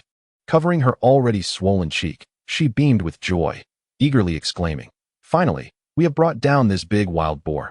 Are we going to have roasted wild boar meat today? Lin Shuai swallowed hard, her eyes gleaming with anticipation. Absolutely. And there's honey too. Haha. After lowering the wild boar, Lu Fan and Song Linlin exchanged glances. The atmosphere was tinged with a hint of shyness, particularly that of Song Linlin, whose cheeks glowed like ripe apples. At that moment, a sudden recollection of a recent event caused her face to flush even deeper. Observing this, Lu Fan's lips curled into a mischievous grin. He boldly reached out and playfully patted Song Linlin on her backside, teasingly saying, Sister Linlin, there's no need to be so bashful. Shall we continue? Song Linlin was utterly taken aback by Lu Fan's audacity. Her delicate body trembled as though struck by a jolt of electricity. Like a startled rabbit, she swiftly swatted his hand away, her eyes wide with reproach as she exclaimed, What are you thinking? You're so inappropriate. Enough of this nonsense. I'm leaving. With that, she turned on her heel and hurried away, leaving Lu Fan standing there, shaking his head in resignation as he watched her retreating figure. Just as Lu Fan pondered how to further pursue Song Linlin, he suddenly heard Lin Shuai's voice calling from below the cliff, Lu Fan, please come down. This wild boar is too heavy for us to lift. With a resigned sigh, Lu Fan reluctantly followed Song Linlin, descending the steep mountain ladder. Upon reaching the base of the cliff, he immediately spotted Wang Xiufang and Su Muyun, who were gathered around the wild boar, their faces etched with worry as they discussed how to carry it back to the wooden cabin without a wooden frame. With a hint of mockery, Lu Fan called out, I told you that it would be of no use. At a critical moment like this, I must step in. Step aside and watch me. He strode confidently toward the wild boar, firmly grasping its hind legs, and with a powerful heave, he hoisted the hefty creature onto his broad back. Wow, Lu Fan, you are incredible, Lin Shuai exclaimed, her eyes wide with disbelief as she watched him.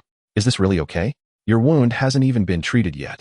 Wang Xiufang voiced her concern, her expression filled with deep care for him. Don't worry, Aunt Xiufang. This little injury is no bother, Lu Fan replied with a confident smile, then set off toward the wooden cabin with the wild boar on his back. Along the way, Wang Xiufang, Song Linlin, and Lin Shuai chattered like a flock of cheerful birds, discussing how to prepare the delicious wild boar for dinner. Eventually arriving at the cabin, Lu Fan was out of breath, beads of sweat dotting his forehead. He took a moment to steady his breathing before abruptly twisting his body and slamming the heavy wild boar onto the ground. Without pausing for a breath, he quickly searched the vicinity and soon gathered some dry grass and twigs. He swiftly piled them onto the wild boar and ignited them, and within moments, the boar was engulfed in roaring flames. This act left everyone speechless, rushing forward to intervene. Lin Shuai, in a state of panic, exclaimed, "Lu Fan, are you out of your mind? We worked hard to bring back this wild boar, and now you're burning it." Observing their anxious expressions, Lu Fan calmly explained, "There's no need to worry. This is to remove the hair. Do you intend to eat it with the fur still on?" Upon hearing this, they finally understood. Yet, Ailina furrowed her brow skeptically and asked, "But what if it gets burnt?" Lu Fan waved his hand dismissively. "Rest assured, I know what I'm doing." He focused intently on the blazing fire. At that moment, Aunt Lee emerged from inside the cabin, and upon seeing the group with bruised faces, she gasped in shock and hurried over, her expression filled with concern. "Oh dear, what happened to you all? How did you get hurt?" The group recounted their encounter with the wild boar and the swarm of bees, and Aunt Lee shook her head disapprovingly, chiding, "You all are far too reckless." Luckily, the bees were not poisonous. Otherwise, she then fetched a first aid kit, treating Lu Fan's wounds first, followed by applying ointment to Wang Xiufang and the others to reduce swelling. Once Lu Fan had tended to his injuries, he grabbed a stick and continuously turned the wild boar over the fire to ensure even cooking. It was crucial that the flames were not too fierce, as that would char the skin, nor too weak, for the hair would not burn off properly. Once the hair was nearly singed away and the previously dark skin had taken on a slight yellow hue from the flames, Lu Fan quickly extinguished the fire. He then took a machete and began scraping the burnt portions of the boar, starting from the legs. The blade's contact with the skin produced a satisfying sound, relieving to hear. Each stroke was perfectly executed, neither breaking the skin nor leaving any charred remnants. When he reached the head, where the folds were more intricate and the hair more stubborn, he furrowed his brow, his gaze intensifying, and his movements became increasingly delicate. He carefully maneuvered the blade, meticulously removing the stubborn burnt hairs from the creases, leaving no minuscule strand behind, for this was food destined for his own enjoyment. The group watched in awe as Lu Fan skillfully handled the wild boar, and soon enough, the once charred creature revealed its golden skin beneath. They could not help but applaud Lu Fan's adeptness. However, at that moment, an astonishing scene unfolded. The group's attention was drawn to Lu Fan, who held the machete and sliced off a piece of the golden skin. The skin emitted a bit of steam, and the crimson inner fat was clearly visible. To their utter disbelief, Lu Fan placed the piece directly into his mouth, savoring it with great delight. This action left everyone in shock. Lin Shuai was the first to regain her composure, her face contorting in sheer revulsion. Frowning deeply, she shouted, "Lu Fan, have you lost your mind? That skin has just been processed. It's still raw. How can you eat it like that?" Yet, Lu Fan paid no heed to Lin Shuai's protest, continuing to relish the taste of the pig's skin as if it were the finest delicacy. After a moment, he smacked his lips in satisfaction and remarked, "This pig's skin is crispy on the outside and tender on the inside. It's absolutely delectable. You simply don't understand." He then sliced off another piece and offered it to Wang Xiufang. Hesitantly, she took the piece, her brow furrowed as she tentatively bit into it. To her surprise, a look of satisfaction emerged on her face as she nodded in approval, exclaiming, "It's quite tasty indeed." Seeing Wang Xiufang's reaction, Lu Fan beamed with pride and quickly cut another piece to offer to Lin Shuai. However, she recoiled in horror, refusing to accept the piece as though it were a terrifying sight. "Sister Shuai, won't you give it a try? It's truly delicious." Lu Fan mumbled through his mouthful of pig skin. Lin Shuai still wore a face of resistance, not daring to approach. "I won't eat it. What if there are parasites?" Lu Fan muttered softly to himself. Not eating is a missed opportunity, and there are indeed quite a few tasks at hand. Subsequently, everyone began to divide the labor to prepare dinner. Some went to fetch water to wash the pork, while others set about starting the fire. Lu Fan continued to process the wild boar, skillfully using a cleaver to cut the massive creature into appropriately sized pieces, which he then had Elena and Song Linlin carry to the kitchen to hand over to Aunt Lee. Aunt Lee took the meat and salted it generously to prevent spoilage in case they could not finish it all at once. As night fell, everyone finally gathered around the campfire, roasting the boar meat and savoring its delightful aroma. After tasting the roasted meat, Lin Shuai glanced at Lu Fan and taunted, "Roast meat is truly fragrant. Surely, no one would think pig skin is more appetizing than meat." Lu Fan recognized that her remark was aimed at him and chuckled without immediately retorting. Instead, he sliced off a piece of the golden brown, sizzling pork, took a large bite, and remarked, "This roast is indeed delicious, but it cannot silence some people's chatter." Lin Shuer pouted, ready to deliver another jab, but Aunt Li timely interjected. "You two are quite the bickering pair. Enough, Shuer, stop talking and eat." Afterward, Lu Fan's gaze frequently drifted toward Song Linlin, seemingly lingering on the events that had unfolded between them earlier in the jungle. In a fleeting moment of eye contact, Song Linlin caught his gaze, which sparkled with interest, causing her cheeks to flush crimson as she shyly lowered her head, exuding a youthful charm. The observant Wang Xiufang seemed to sense this exchange, and a feeling of unease arose within her. She pondered to herself that it was time to have a serious conversation with Lu Fan, otherwise he might attract the attention of several other women. Once everyone had finished their dinner, the night had fully descended. Seizing the moment while others were busy tidying up, Wang Xiufang angrily pulled Lu Fan outside the wooden cabin and, with a serious expression, questioned, "Did you do something to Song Linlin?" Lu Fan was momentarily taken aback, but quickly understood the source of Wang Xiufang's anger, responding with a smug grin, "Aunt Xiufang, I haven't done anything. But why are you suddenly concerned about such matters? Could it be?" Wang Xiufang was momentarily at a loss for words, but after calming herself, she spoke in a gentler tone. "Lu Fan, I know you're young and full of vigor, but you can't just fall for every girl you meet." Lu Fan frowned, feeling somewhat irked, and replied, "Aunt Xiufang, what are you saying? I'm just teasing her." Wang Xiufang crossed her arms, her eyes filled with worry. "I must remind you not to stir up trouble. You cannot be so fickle, you know." Lu Fan realized that Wang Xiufang was feeling jealous, which was precisely the outcome he desired. He patted his chest and confidently declared, "Don't worry, Aunt Xiufang, I understand. You are my girlfriend." As he spoke, he reached out and wrapped his arm around Wang Xiufang's waist. Wang Xiufang's face flushed at his sudden gesture, and she playfully reproached, "You mischievous boy. You're being improper again." Yet her body did not resist. Rather, she allowed Lu Fan's hand to roam. Understanding the implicit invitation, Lu Fan leaned in to kiss her. Just then, the door of the wooden cabin swung open. Lin Shuer poked her head out, and, upon witnessing their intimacy, froze for a moment before teasingly exclaiming, "Oh, I didn't expect you two to be so cozy. How foolish of me to see something I shouldn't have." Wang Xiufang, caught in this moment, turned beet red and hurriedly extricated herself from Lu Fan's embrace, lowering her head in embarrassment and appearing flustered. At that moment, Song Linlin also stepped out of the cabin and, upon seeing the scene, her eyes flashed with disappointment. Wang Xiufang, regaining her composure, attempted to ease the awkwardness by saying, "I merely came to check if his injury has healed. Please don't misunderstand." With that, she blushed and retreated into the small wooden cabin. Lin Shuer, about to say something, was interrupted by Lu Fan, who, feeling annoyed by her sudden appearance, retorted, "Don't say anything. It only makes you seem chatty. Everyone is tired today. Let us rest early." Lin Shuer, stung by his words, mumbled in discontent, "What a heartless man," and stormed back into the cabin. Song Linlin, seeing this, silently followed her inside. Lu Fan stood still for a moment, rubbing his temples, realizing his earlier demeanor was not ideal. However, Lin Shuer's interruption had nearly thwarted his advances with Wang Xiufang, naturally causing his irritation. After calming himself, Lu Fan also entered the wooden cabin, where silence had settled, suggesting that everyone had returned to their rooms to rest. He quietly made his way back to his own room and lay down.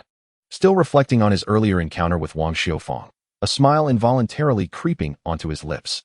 However, just as he was about to drift into slumber, a sudden, sharp sound of a yacht's horn pierced the stillness of the night, akin to thunder clapping in the quiet of the deserted island. Despite the distance from the beach, the immense sound of the horn reverberated like a ghost, cutting through layers of night and directly reaching the small cabin nestled below the cliff. Startled by the unexpected noise, Lu Fan instantly sprang from his bed, his body tensing as if electrified. A wave of intense unease surged within him.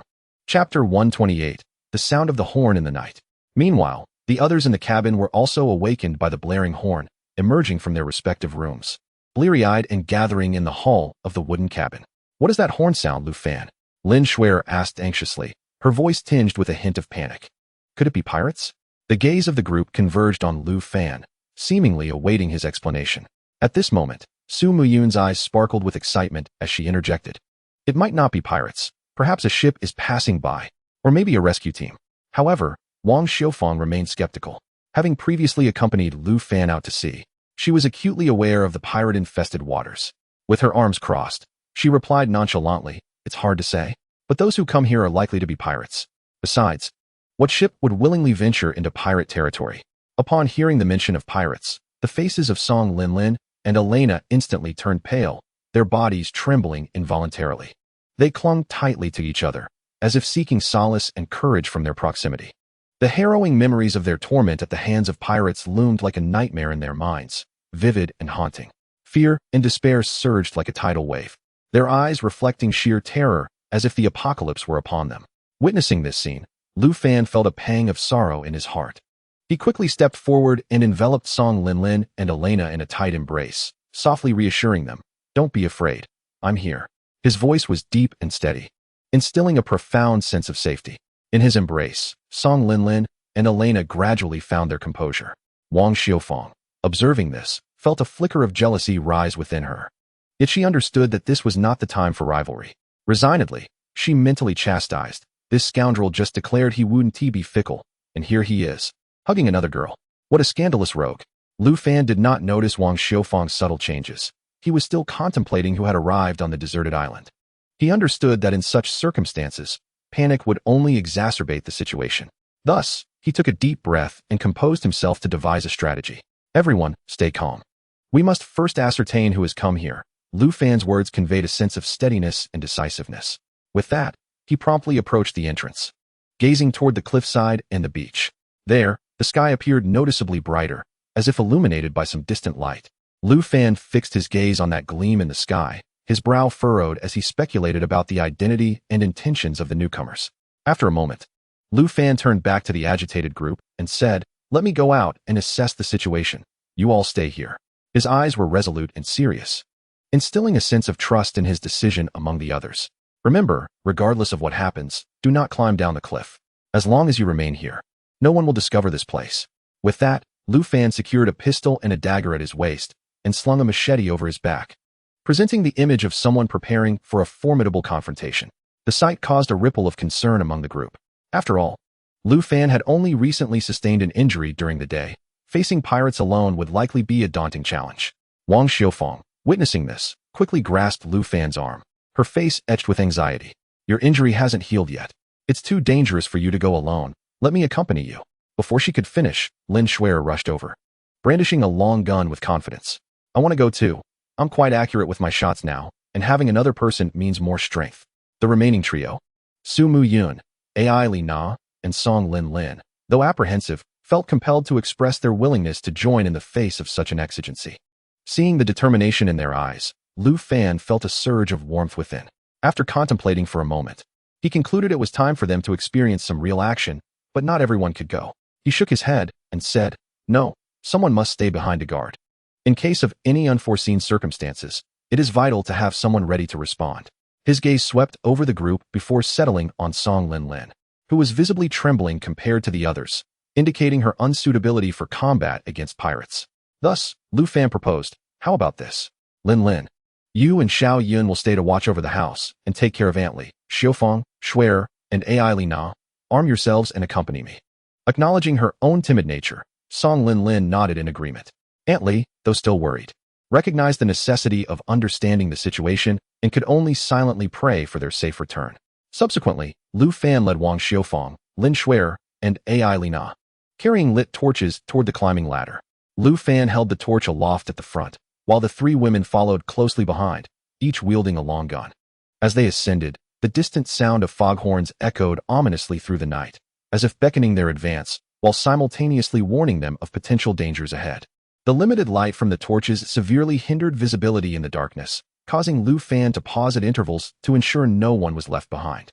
Consequently, their progress was agonizingly slow. What typically required 20 minutes to ascend took an exhausting hour before they finally reached the forest. Once the last person had climbed up, Lu Fan let out a sigh of relief. He handed the torch to Lin Shuer and bent down to cover the exit of the climbing ladder with stones.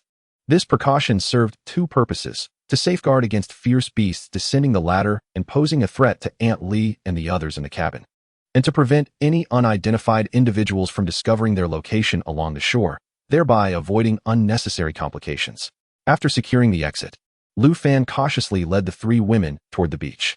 As they approached, the foghorn sounds grew increasingly distinct, accompanied by the murmur of voices. Lu Fan signaled for them to halt and conceal themselves within the dense foliage. However, Lin Shuai, still holding the torch high, gazed at the yacht moored by the shore. Observing this, Lu Fan swiftly seized the torch, extinguishing it with his foot, and admonished, "Are you trying to make it obvious to them that you're here? Holding it up so high could lead to trouble." Chapter 129. The bald man Lin Shuai pouted, feeling wronged by Lu Fan's reprimand. Yet she recognized her mistake and lowered her gaze, refraining from further protest. She resembled a child who had been scolded for mischief. Lu Fan chose not to berate her further, but instead strained to listen to the indistinct murmur of voices, attempting to discern the identities of the individuals. However, the distance and intermittent foghorns made it challenging to grasp any clarity. Thus, the group cautiously advanced a little closer, peeking through the gaps in the trees to finally glimpse the yacht anchored at the shore. On the beach in front of the yacht, a group of uniformly dressed individuals armed with various weapons loitered, their appearance unmistakably resembling that of pirates. The yacht itself was brightly illuminated, casting light over the entire beach. Wang Xiufang rubbed her eyes and examined closely, then excitedly tapped Lu Fan's shoulder, whispering, "Xiaofan, don't they look just like the pirate attire you wore before?" AI Li Na chimed in, "Look at that yacht. It resembles the one we had before." Lu Fan focused intently, a surge of shock coursing through him as he recognized that the yacht's design was strikingly similar to the one he had gifted to the bald man, albeit with some variation in color scheme. Observing their attire made it abundantly clear that they were part of the gang led by the bald pirate, Hu Laoda. A multitude of questions flooded Lu Fan's mind as he muttered to himself. Could these individuals be brought here by the bald man? Lin Shuai, sensing his tension, asked nervously, "Who is the bald man? Do you know him?" Lu Fan replied thoughtfully, "Not only do I know him, but I also introduced him to his wife." However, Lu Fan refrained from taking any rash actions until he fully understood their intentions. He decided to observe further before making any moves. He then quietly instructed Lin Shuai and the others, "We need to get a bit closer and listen to what they are saying." The group cautiously edged forward, preparing to uncover the truth. Suddenly, a wild rabbit darted past them, startling everyone. Wang Xiufang let out a small shriek. Lu Fan quickly rushed to cover her mouth, fearing they would be discovered. Yet, the commotion caught the attention of a nearby pirate, who called out, "Who is there?" He raised his gun and cautiously approached their direction. Lu Fan and his companions felt their hearts race, the tension palpable as they could almost hear each other's heartbeat. They dared not make a sound, pressing their bodies against the bushes, anxious about being discovered by the advancing pirate.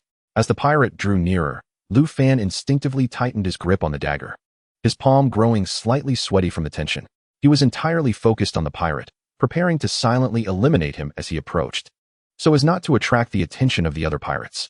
However, at that critical moment, a startled rabbit suddenly dashed out of the jungle and onto the beach.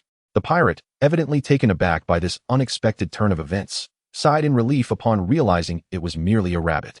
Nevertheless, he muttered to himself, "I distinctly heard someone call out just now. Could it be that I misheard?" At that moment, a voice from a distance came from another pirate, a Fei. "It's just a rabbit. Why are you so tense? Hurry up and come help move the cargo." The pirate named a Fei hesitated, seemingly still doubtful about the voice he had just heard, but ultimately turned and walked back. Lu Fan and his companions felt a weight lift from their hearts, sighing in relief. Once the pirate had moved further away, they cautiously advanced, finally able to discern the conversation among the pirates. "If it's not Dongzi, then I'm puzzled. What are we moving over here?" a Fei asked, his expression one of confusion. He seemed somewhat reluctant to answer Dongzi's call to work, particularly as several pirates were still leisurely smoking by the distant shore. "I don't know, but our boss said to bring down the last 2 boxes of supplies and leave them here for later use," explained the pirate named Dongzi. Subsequently, the two returned to the yacht and soon brought down 2 cardboard boxes, the contents of which remained a mystery. Upon closer inspection, Lu Fan noticed that this group of pirates appeared to have recently survived a fierce battle, their clothes dirted and torn. There were even a few injured pirates on the yacht, their heads wrapped in cloth, gazing out at the deserted island from the deck. After the yacht emitted a piercing horn, a familiar figure slowly descended from it. Lu Fan's eyes widened in surprise, and he muttered to himself, "Indeed, it's the Baldy. What brings him here suddenly, and with so many people? Has the incident from last time been discovered by Hu Laoda? Or is it because of the gold coins taken from Captain Mao?" A flurry of speculations flooded his mind. Hearing this, AI Li Na, her face filled with anxiety, asked, "Are you suggesting that they might be here to settle the score with you?" Upon AI Li Na's words, Wang Xiufang and Lin Shuai also became tense, immediately looking to Lu Fan for answers. Lu Fan furrowed his brow, contemplating for a moment before replying. It's still uncertain. Let us observe the situation first. Baldy approached the beach and walked over to the two boxes, stepping on one and calling out loudly into the jungle. Lu de gu, Lu de gu. It's me, Baldy. Are you here? As Lu Fan heard Baldy's call, his confusion deepened. He was still uncertain of Baldy's intentions, as he had not yet fully gained his trust. After calling several times without receiving a response, Baldy, dejected, muttered to himself, "Could it be that Lu de gu is no longer here? Or did I come to the wrong place? That can't be right. I distinctly remember it being this deserted island." Watching Baldy standing on the beach, Lu Fan carefully deliberated before ultimately deciding to step out and discern what Baldy was truly after this time. Before he left, he instructed Wang Xiufang and the others, "Stay here and don't move. I'll check the situation. Remember, if anything changes, I will lie flat on the ground, and you must not hesitate to open fire." Understood? The others nodded repeatedly, but Wang Xiufang seemed somewhat worried. Just as she was about to speak, Lu Fan silenced her with a gesture. "Be quiet and remember my words," he said, then strode confidently out from the shadowy jungle. Chapter 130. I will send those beauties to you, Baldy, who had been feeling downcast, brightened upon seeing Lu Fan and immediately perked up, greeting him with a beaming smile. "Lu de gu, I finally found you. I was beginning to think I had come to the wrong place." Though Lu Fan felt a tinge of anxiety and remained on guard, he feigned calmness and asked, "What brings you here in the dead of night?" Meanwhile, the group of pirates on the beach were startled by Lu Fan's sudden appearance from the darkness. Raising their guns to aim at him, Lin Shui and the others in the jungle were equally alarmed, gripping their rifles tightly and preparing to fire at any moment. Seeing his subordinates aiming their guns at Lu Fan, Baldy's heart raced with fear, knowing all too well the lethal capabilities of Lu Fan. Thus, he shouted angrily at his men, "Put your guns down, you fools. Do you have a death wish? Do you even know who he is?" The pirates exchanged glances, then promptly lowered their weapons. Wang Xiufang and the others in the jungle sighed in relief, their previously tense hearts finally at ease. At that moment, a Fei, seeing his boss angry, timidly approached him and asked, "Boss, please don't be mad. We had no idea who this big brother was." After saying this, a Fei awkwardly nodded at Lu Fan in a bid to appease him. Lu Fan crossed his arms and calmly observed Baldy's performance. Baldy hurriedly lit a cigarette for Lu Fan and, with an air of authority, admonished his subordinates, "You all better remember this. This is Lu de gu, my older brother, the distinguished figure I mentioned to you. If I find out anyone dares to disrespect Lu de gu, I will gun you down on the spot. Is that clear?" The pirates nodded in unison, replying, "Understood. We got it." Lu Fan then slowly spoke. "All right, Baldy, it seems you've gained some experience in these past few days. Now, tell me, what brings you to seek me out?" Baldy scratched his nearly bald head and grinned. "Lu de gu, there is not much going on, really. I just happened to pass by and thought I'd check in on you. Oh, and by the way, I brought you a little something as a token of respect, some food, cigarettes, and red wine." He gestured to the two cardboard boxes at his feet. Lu Fan's gaze swept over the boxes and then back to Baldy's somewhat disheveled appearance. He scoffed, "Just happened to pass by? Very well, I'll accept your offerings. Is there anything else?" He was well aware that Baldy must have ulterior motives and was not merely passing through. Upon hearing this, a glimmer of panic crossed Baldy's face as he awkwardly stood in place. However, he quickly regained his composure and said, "Lu de gu, actually, I have a favor to ask." Lu Fan fixed his gaze on Baldy, coldly stating, "I knew you weren't being so kind. Do you think I'm a child?" Baldy's face flushed as he rubbed his hands together, feeling somewhat embarrassed. Lu Fan surmised that Baldy must be in some trouble, otherwise he wouldn't have traveled so far to seek him out. After a brief silence, Lu Fan prompted, "Speak up, what is it?" Baldy's face broke into a flattering smile. "Lu de gu, I actually came to ask for your help." It turned out, according to Baldy, that since Lu Fan had given him the yacht and the support of gold coins, he had finally achieved his long-desired position as a squad leader. Initially, everything had gone smoothly on his missions, and he had even made a profit. However, his audacity grew with time, as he continually recruited more men, thus expanding his ranks to a point where he nearly stood on equal footing with Captain Mao. Yet, just yesterday, while Boss Hu dispatched his yacht crew to escort a supply ship to the city of black pirates for the exchange of gold coins, they were ambushed midway by a group of red-clad pirates. Not only was all the cargo seized, but even his woman, Lin Yu, along with several others intended for delivery to the pirate city, were taken as well. His crew suffered significant casualties, and thankfully, he managed to leap into the sea and swim back to his yacht, narrowly escaping disaster. Upon hearing this, Lu Fan furrowed his brow. a flicker of doubt igniting within him as he cast a fierce glare at the bald man, questioning how Lin Yu happened to be aboard the supply ship. Did you intend to sell her off as well? The bald man, intimidated by Lu Fan's fierce gaze, hastily waved his hands in protest. Brother Lu, how could I dare? It was Lin Yu who insisted on accompanying us. I couldn't refuse her. Embarrassed, he lowered his head and continued. At that time, I thought there was plenty of cargo. So I wanted to cheer her up by letting her board the supply ship to pick out some things she liked. Who knew such a calamity would occur? With tears welling in his eyes, he implored, Brother Lu, you must help me. Lin Yu is more important to me than my own life. I've witnessed your capabilities. If you are willing to intervene, you will undoubtedly rescue her. Lu Fan remained silent for a moment, grappling with his own conflicting emotions. Although he shared some camaraderie with the bald man and Lin Yu, the red-clad pirates were mercenaries, and acting recklessly posed a significant risk. Yet, the thought of Lin Yu stirred a pang of compassion within him, considering that he was the one who had introduced her to the bald man. At that moment, Lu Fan seemed to have an epiphany and asked, Aren't Boss Hu and the red-clad pirates typically at odds with each other? Why would they suddenly raid your supplies? The bald man sighed, his face contorted in worry. I don't know what happened, but we've already informed Boss Hu. Still, I'm concerned Lin Yu is in peril. You are our only hope. Just then, a faint rustle emanated from the jungle, causing Lu Fan's heart to race. He immediately turned his attention to the underbrush. Remembering that Wang Xiufang and her companions were hiding there, he called out to them, It's safe now. You can come out. Moments later, Lin Shuer and her companions emerged from the dark foliage, rifles in hand.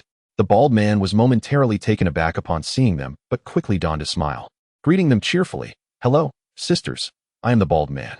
Lin Shuer and Alina regarded him and the band of pirates with suspicion, their expressions rife with disdain. Wang Xiufang, having met the bald man previously, acknowledged him with a curt nod, her demeanor unyielding. After contemplating for a moment, Lu Fan realized he was curious about the red-clad pirates and saw this as an opportunity to learn more, for knowledge of the enemy is the key to victory. Thus, he said to the bald man, I can assist you, but you must provide me with sufficient justification. The bald man's eyes lit up as he eagerly replied, Brother Lu, if you can rescue Lin Yu, my life will be yours from now on. He glanced at the beautiful Wang Xiufang and her companions, surmising that Lu Fan was likely interested in attractive women. He continued earnestly, There are many beauties on that supply ship. If we can reclaim it, I will ensure you receive them all. The bald man leaned closer, a mischievous grin on his face. Brother Lu, those girls are unparalleled beauties. I assure you. You won't be disappointed. Chapter 131. Trust me, I am not that kind of person. Lu Fan was utterly taken aback by the bald man's remarks, rolling his eyes in disbelief. Don't say such things. Do I seem like that kind of person? Meanwhile, Wang Xiufang and her companions' expressions soured immediately upon hearing this. Lin Shuer, incensed, stepped forward, pointing an accusing finger at the bald man. What do you take women for? You shameless fool. Alina glared at him, arms crossed in indignation. Wang Xiufang remained silent, but shot Lu Fan a look that could pierce through steel, as though she wished to devour him whole. Startled by the rebuke, the bald man trembled and quickly apologized. Sisters, please don't be angry. I spoke without thinking, but I didn't mean it that way. Caught in the middle of the awkward situation, Lu Fan sighed and attempted to mediate. All right, enough of this. Let us not quarrel. Don't you trust my character? Wang Xiufang scoffed. I know exactly what kind of person you are, a notorious flirt. Lu Fan's face flushed crimson at her words, and he was about to retort when the bald man, ever the opportunist, interjected, Sisters, it's my fault. My mouth ran away with me. He slapped himself as if to emphasize his remorse. With a weary sigh, Lu Fan decided to shift the focus. Let us set aside this matter for now. Old man, tell me more about those red-clad pirates. How many are there? What equipment do they possess? And where are they located? Wang Xiufang fell silent, and Lin Shuer and Alina also quieted down. The bald man's expression turned serious as he gathered his thoughts. Brother Lu, they have 4 yachts, along with numerous speedboats and jet skis. There are probably over 50 of them. Recently, I heard that a small squad of about 10 people went missing. I don't know the details. Upon hearing this, Lu Fan speculated that the squad the bald man referred to might be the group he encountered while rescuing Alina and Song Linlin. The bald man scratched his bald head and continued. Now, I estimate there are around 40 of them, well-armed and well-trained. Their camp is only about 100 nautical miles away from here. Lu Fan, deep in thought, stroked his chin, muttering to himself, 100 nautical miles. Not too far. Though he attempted to sound nonchalant, a sense of dread washed over him. He realized how fortunate it was that they had not discovered their current location. Otherwise, the consequences would have been dire. It was no wonder he had encountered those pirates while taking Wang Xiufang for a boat ride. He needed to ascertain their capabilities before proceeding. If they dared to rob Boss Hu's crew, how could he, alone and accompanied by several beautiful women, hope to escape their notice? The potential repercussions were simply unimaginable. With these thoughts swirling in his mind, Lu Fan turned to Wang Xiufang, Lin Shuer, and Alina. His demeanor resolute as he declared, "You three should take these 2 boxes of supplies and head home. I will accompany him and return shortly." He then instructed the bald man to fetch some flashlights for them. Wang Xiufang immediately grew anxious, rushing forward to grasp Lu Fan's arm tightly, her face etched with concern. "This is far too dangerous. Lu Fan, perhaps you should reconsider." Lu Fan feigned a casual attitude, patting his chest. "You know my skills. Have faith in me." Wang Xiufang hesitated before asking, "What if we accompany you?" Lin Shuer and Alina nodded in agreement, supporting her suggestion. Lu Fan raised his eyebrows in surprise, taken aback by their apparent lack of fear at the prospect of venturing into the pirate camp. Lu Fan was acutely aware of the peril that this journey entailed, and thus he quickly waved his hands in refusal, exclaiming, "No, absolutely not. If you all go, I will have to divide my attention to look after you," which could lead to even greater complications. Upon witnessing Lu Fan's resolute stance, Wang Xiufang and the others understood that further persuasion would be futile and reluctantly nodded in agreement. The man known as Tuzi stood by, dumbfounded, his gaze fixated on Lu Fan, silently marveling. This brother Lu is truly remarkable. Every beauty surrounding him is more enchanting than the last, and they are utterly devoted to him. Subsequently, Wang Xiufang and her companions took up their flashlights and cardboard boxes, entering the thicket with evident reluctance. Watching their diminishing figures, Lu Fan finally exhaled in relief. He then stepped onto Tuzi's yacht, and upon entering the main hall, an overwhelming sense of familiarity washed over him. Upon closer inspection, he realized that this was indeed the very yacht he had once gifted to Tuzi. However, it had undergone some alterations since then. Flanking the hall were rows of chairs, and where sofas had once been, a large rectangular table now stood, adorned with mahjong and playing cards. Lu Fan could not help but reflect on the pirates' fondness for gambling. Among 10 individuals, 9.5 were gamblers, which was hardly surprising. After all, who would choose to be a pirate if they were virtuous? As the yacht's engine roared to life, it sped towards its destination like an arrow released from a bow. At that moment, Lu Fan suddenly turned to Tuzi, a hint of confusion on his face, and inquired, "Have you changed the color of this yacht? I seem to recall it being white originally." Tuzi, brimming with pride, responded, "Brother Lu, your keen eye is commendable. I thought white was too conspicuous. It made us a large target at sea. So, I painted it a blue that blends with the ocean, making it easier to hide." Lu Fan chuckled, pleasantly surprised by Tuzi's cleverness. The yacht had 2 rooms. One was Tuzi's personal bedroom, and the other was a makeshift bunk room constructed from wooden frames, presumably for his subordinates. As the yacht accelerated, Tuzi eagerly relayed various pieces of intelligence he had gathered, allowing Lu Fan to gain a comprehensive understanding of this pirate crew. As they drew nearer to their destination, the atmosphere grew increasingly tense. Everyone gripped their weapons tightly, bracing themselves for combat. Just as the situation reached a critical juncture, Lu Fan declared, "The yacht is too conspicuous. It can easily be spotted. Steer it to the side of the island and find a concealed spot to hide. Then we will stealthily make our way in." Tuzi immediately instructed his men to comply. However, when Lu Fan's gaze swept over Tuzi and his remaining 10 or so subordinates, his heart sank. Chapter 132. This is the skillful crew you selected? This won't do. Lu Fan noticed that most of these individuals bore significant injuries, clearly diminishing their combat capabilities. After a moment's contemplation, he turned to Tuzi and said, "Here's what you should do. Select a few of your capable, uninjured men to accompany me to the island for the rescue. The rest can remain here to provide backup. Should anything go awry, we will retreat immediately." Tuzi nodded in agreement and swiftly called upon 4 of his men. Lu Fan immediately recognized 2 of them as Dongzi and Afei, the pirates he had seen moving cardboard boxes on the beach. They appeared rather astute, eagerly addressing him as Brother Lu, which eased Lu Fan's concerns somewhat.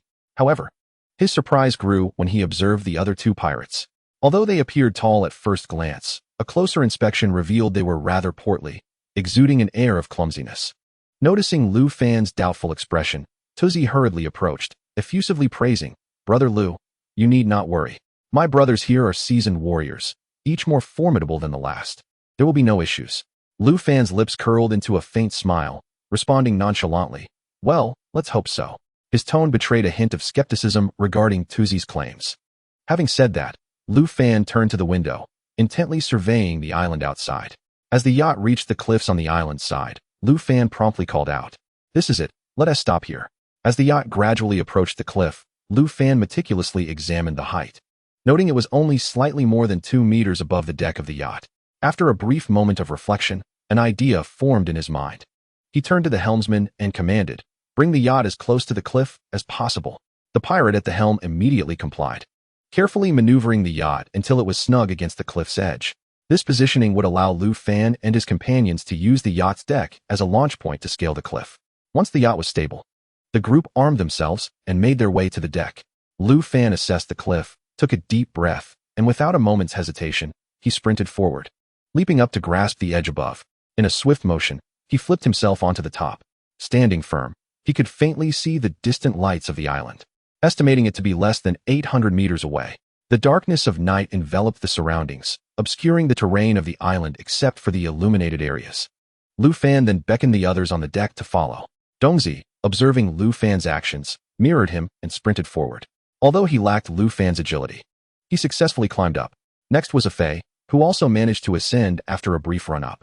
In contrast, Tuzi appeared to have an easier time. He stood still, allowing his 2 chubby subordinates to lift him like a sedan chair, effortlessly raising him to the top. However, the situation was starkly different for the 2 hefty pirates. They strained with all their might, repeatedly attempting to charge up, but failing each time due to their unwieldy weight. Watching them panting heavily and flushed, Lu Fan struggled to contain his frustration as he turned to Tuzi, his expression dissatisfied. "Is this what you meant by skilled? I hardly see the merit. Why don't you enlighten me on their strengths?" Faced with Lu Fan's inquiry, Tuzi awkwardly scratched his head, stammering, "Brother Lu, although they may seem clumsy, they are incredibly strong." Before he could finish, the 2 hefty pirates launched another attempt. One of them, exerting too much force, nearly tumbled back down. Fortunately, the others were quick to react, pulling him up with considerable effort. As soon as they reached the top, the 2 hefty pirates collapsed onto the ground, panting heavily, sweat streaming down their foreheads like beads from a broken string. Lu Fan shook his head in exasperation and said, "All right, enough of this. Given your current state, the road ahead is likely to be even more arduous. How about this? You 2 stay here and wait for our signal." "Sure, Brother Lu, we'll follow your lead." The 2 portly pirates nodded eagerly. After all, even pirates were merely seeking a way to survive. Who would willingly embrace danger? Once everything was arranged, Lu Fan took a deep breath, steadied his mind, and instructed the 3 bald men beside him, "Stay close and remain silent. We shall make our way toward the light." With that, he cautiously led the way forward, and the 3 men followed suit, not daring to let their guard down for a moment. The terrain of the jungle was exceptionally rugged, with the ground riddled with pits and mounds, and tangled roots and vines scattered about. Fearing the exposure that came with using a flashlight, they had no choice but to rely on the faint moonlight to navigate through the darkness of the jungle. Each step required utmost caution. A moment's inattention could result in a fall, or worse, a nasty tumble. Moreover, the underbrush could very well conceal venomous snakes, and a careless bite would yield dire consequences. As Lu Fan progressed, he directed the bald men to use their machetes to clear the obstructing vines, carving out a rudimentary path. This not only facilitated their movement, but also provided a means for a hasty escape later on. However, while Lu Fan was busy coordinating the clearing, Dongzi expressed his dissatisfaction with the directives. Suddenly, he blurted out, "Brother Lu, what is the point of clearing this stuff? It's time-consuming and laborious." Taken aback, Lu Fan hurriedly responded, "What do you know? This is to facilitate our escape later. Look at these vines underfoot. They're interwoven like a spider's web. If we don't clear a path, will we be forced to stumble around in this darkness when we try to flee?" As soon as he finished speaking, the bald man lunged forward and kicked Dongzi squarely. "Mind your tongue. Brother Lu speaks wisely. You have no right to question him." The kick sent Dongzi staggering, nearly toppling to the ground. He was about to retaliate when he caught sight of the bald man's fierce glare and opted to swallow his anger, muttering, "It's just clearing a path. Is it really necessary to be so aggressive?" Chapter 133. Traps in the jungle. As soon as the words left his lips, Dongzi wisely stepped to the front to begin clearing the vines. As they drew closer, the bright light in the distance became more apparent, filtering through the dense foliage and casting a dim glow upon them, providing a glimmer of hope amidst the encroaching darkness. Just as they felt they were on the verge of escaping the shadows, Dongzi suddenly let out a yelp, sending panic coursing through the group. Their hearts raced. nearly leaping into their throats. Lu Fan's eyes widened in shock as he looked up to see Dong Zi suspended high in the air, dangling from a tree. This unexpected sight tightened his chest. He had never anticipated that traps would be hidden within the jungle, realizing that these pirates were indeed meticulous in their operations. Fearing that Dong Zi's cries might attract the attention of nearby hunting dogs, he quickly hushed him. Dong Zi, be quiet. Don't make a sound. If their dogs hear you, we'll be in serious trouble. Dong Zi, now acutely aware of the gravity of the situation, trembled with fear and quickly covered his mouth, stifling any further sounds. Despite his attempts at restraint, the terror in his eyes was unmistakable as he swayed precariously in midair. Unfortunately, the noise had already caught the attention of the hunting dogs, which began to growl ominously in the distance. Panic surged within Lu Fan, and beads of sweat formed on his forehead. He urgently gestured to the bald men, signaling them to remain still and quiet to avoid drawing the dogs closer. The sounds of barking echoed around them, creating an atmosphere thick with tension. Lu Fan and the bald man stood as still as statues, barely daring to breathe, while Dong Zi hung above, his movements causing the branches to creak ominously in the stillness. In that moment, Ah Fei's face turned pale. He anxiously looked at the bald man and stammered, "Boss, with all that barking, it sounds like there are at least 7 or 8 dogs. If they all come charging at us, what will we do? I was bitten by a dog as a child, and I've been terrified of them ever since." The bald man furrowed his brow, glaring at Ah Fei and hissing, "What are you panicking for? Just because you're scared doesn't mean I am. Stop frightening yourself and assess the situation." After saying this, he turned to Lu Fan, seemingly seeking guidance. However, Lu Fan, equally at a loss, shrugged his shoulders, indicating that he too was without strategy. Listening closely, Lu Fan eventually noticed that the barking was diminishing. He turned to the others and said, "Do you hear that? The barking is getting quieter. I believe they haven't spotted us yet." Hearing this, the bald men breathed a slight sigh of relief, while Ah Fei comforted Dong Zi. "Hang in there a bit longer, we'll get you down soon."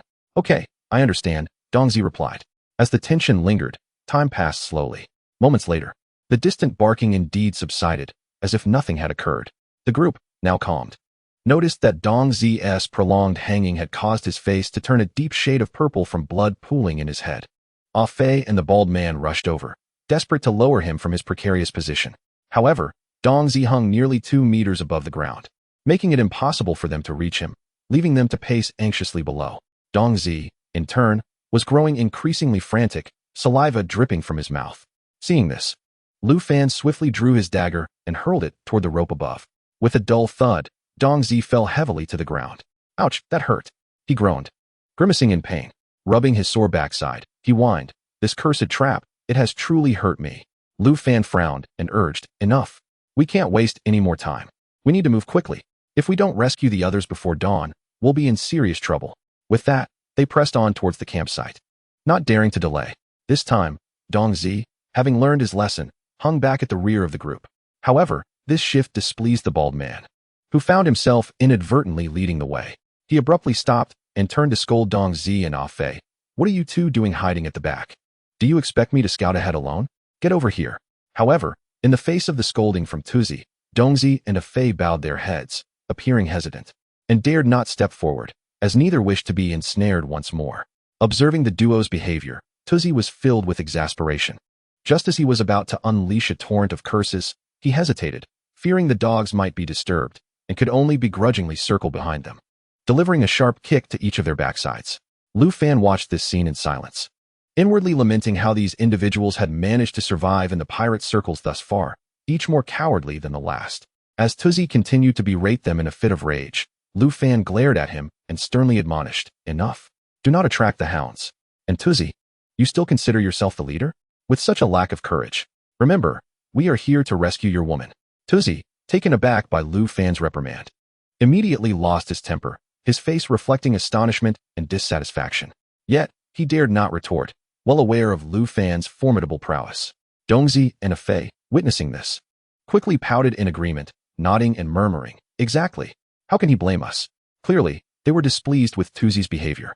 Upon hearing their remarks, Tuzi's irritation flared anew, his eyes widening as he prepared to reprimand them. However, just as he was about to erupt, Lu Fan abruptly raised a hand to halt him, commanding, "Enough with the chatter. Follow closely behind me and move swiftly." Though Lu Fan's voice was not loud, it carried an undeniable authority. Seeing this, Tuzi had no choice but to swallow his words, casting a resentful glare at Dongzi and a Fei before reluctantly trailing behind. Thus, under Lu Fan's guidance, they proceeded with utmost caution, every step taken with the utmost care, fearful of triggering further traps. The closer they drew to the camp, the more traps they encountered. Fortunately, the light improved, allowing Lu Fan at the forefront to navigate unscathed. As Tuzi cleared away vines and traps, he grumbled, "What madness is this? Why set so many traps on their own island?" Lu Fan, recognizing the distinction between Hu Laoda's camp and that of these mercenary pirates, remarked, "You know nothing. This is professionalism." However, before he could finish, Lu Fan suddenly halted, sensing something unusual beneath his feet. The ground felt soft, akin to stepping on a yielding branch. Alarmed, he intended to warn those behind him not to move, but Dongzi, right behind him, stepped forward. With a sudden crash, the dry grass gave way, revealing a deep pit over a meter wide. Caught off guard, Dongzi began to fall, but Lu Fan reacted swiftly, grabbing the back of his shirt to prevent him from plunging completely. A glance down revealed the pit's bottom was lined with sharp spikes, which would mercilessly impale anyone unwary. The others gasped, their hearts racing for Dongzi, who was now utterly paralyzed with fear, waving his arms helplessly, too terrified to scream. Lu Fan exerted a powerful pull, hoisting Tuzi up as well. Once on solid ground, Dongzi's legs turned to jelly, collapsing to the ground, his face as pale as a ghost. After a moment, he managed to murmur, "Why is it always me? Truly unfortunate." Tuzi and a Fei were equally shaken, feeling a wave of relief that they were not in the front. Wiping the sweat from his brow, Lu Fan furrowed his brow and instructed, "Stop dawdling. Restore this trap to its original state, mark it, and let us proceed. We are almost there." At that moment, Tuzi, filled with doubt, asked, "Brother Lu, why restore it? We will have to pass through here again when we escape." Lu Fan, already slightly irritated, curtly replied, "Do as I say without question. There's no room for debate." Though Tuzi still felt perplexed, he dared not voice it further and complied with Lu Fan's instructions. One by one, they jumped across and quickly restored the trap to its original state.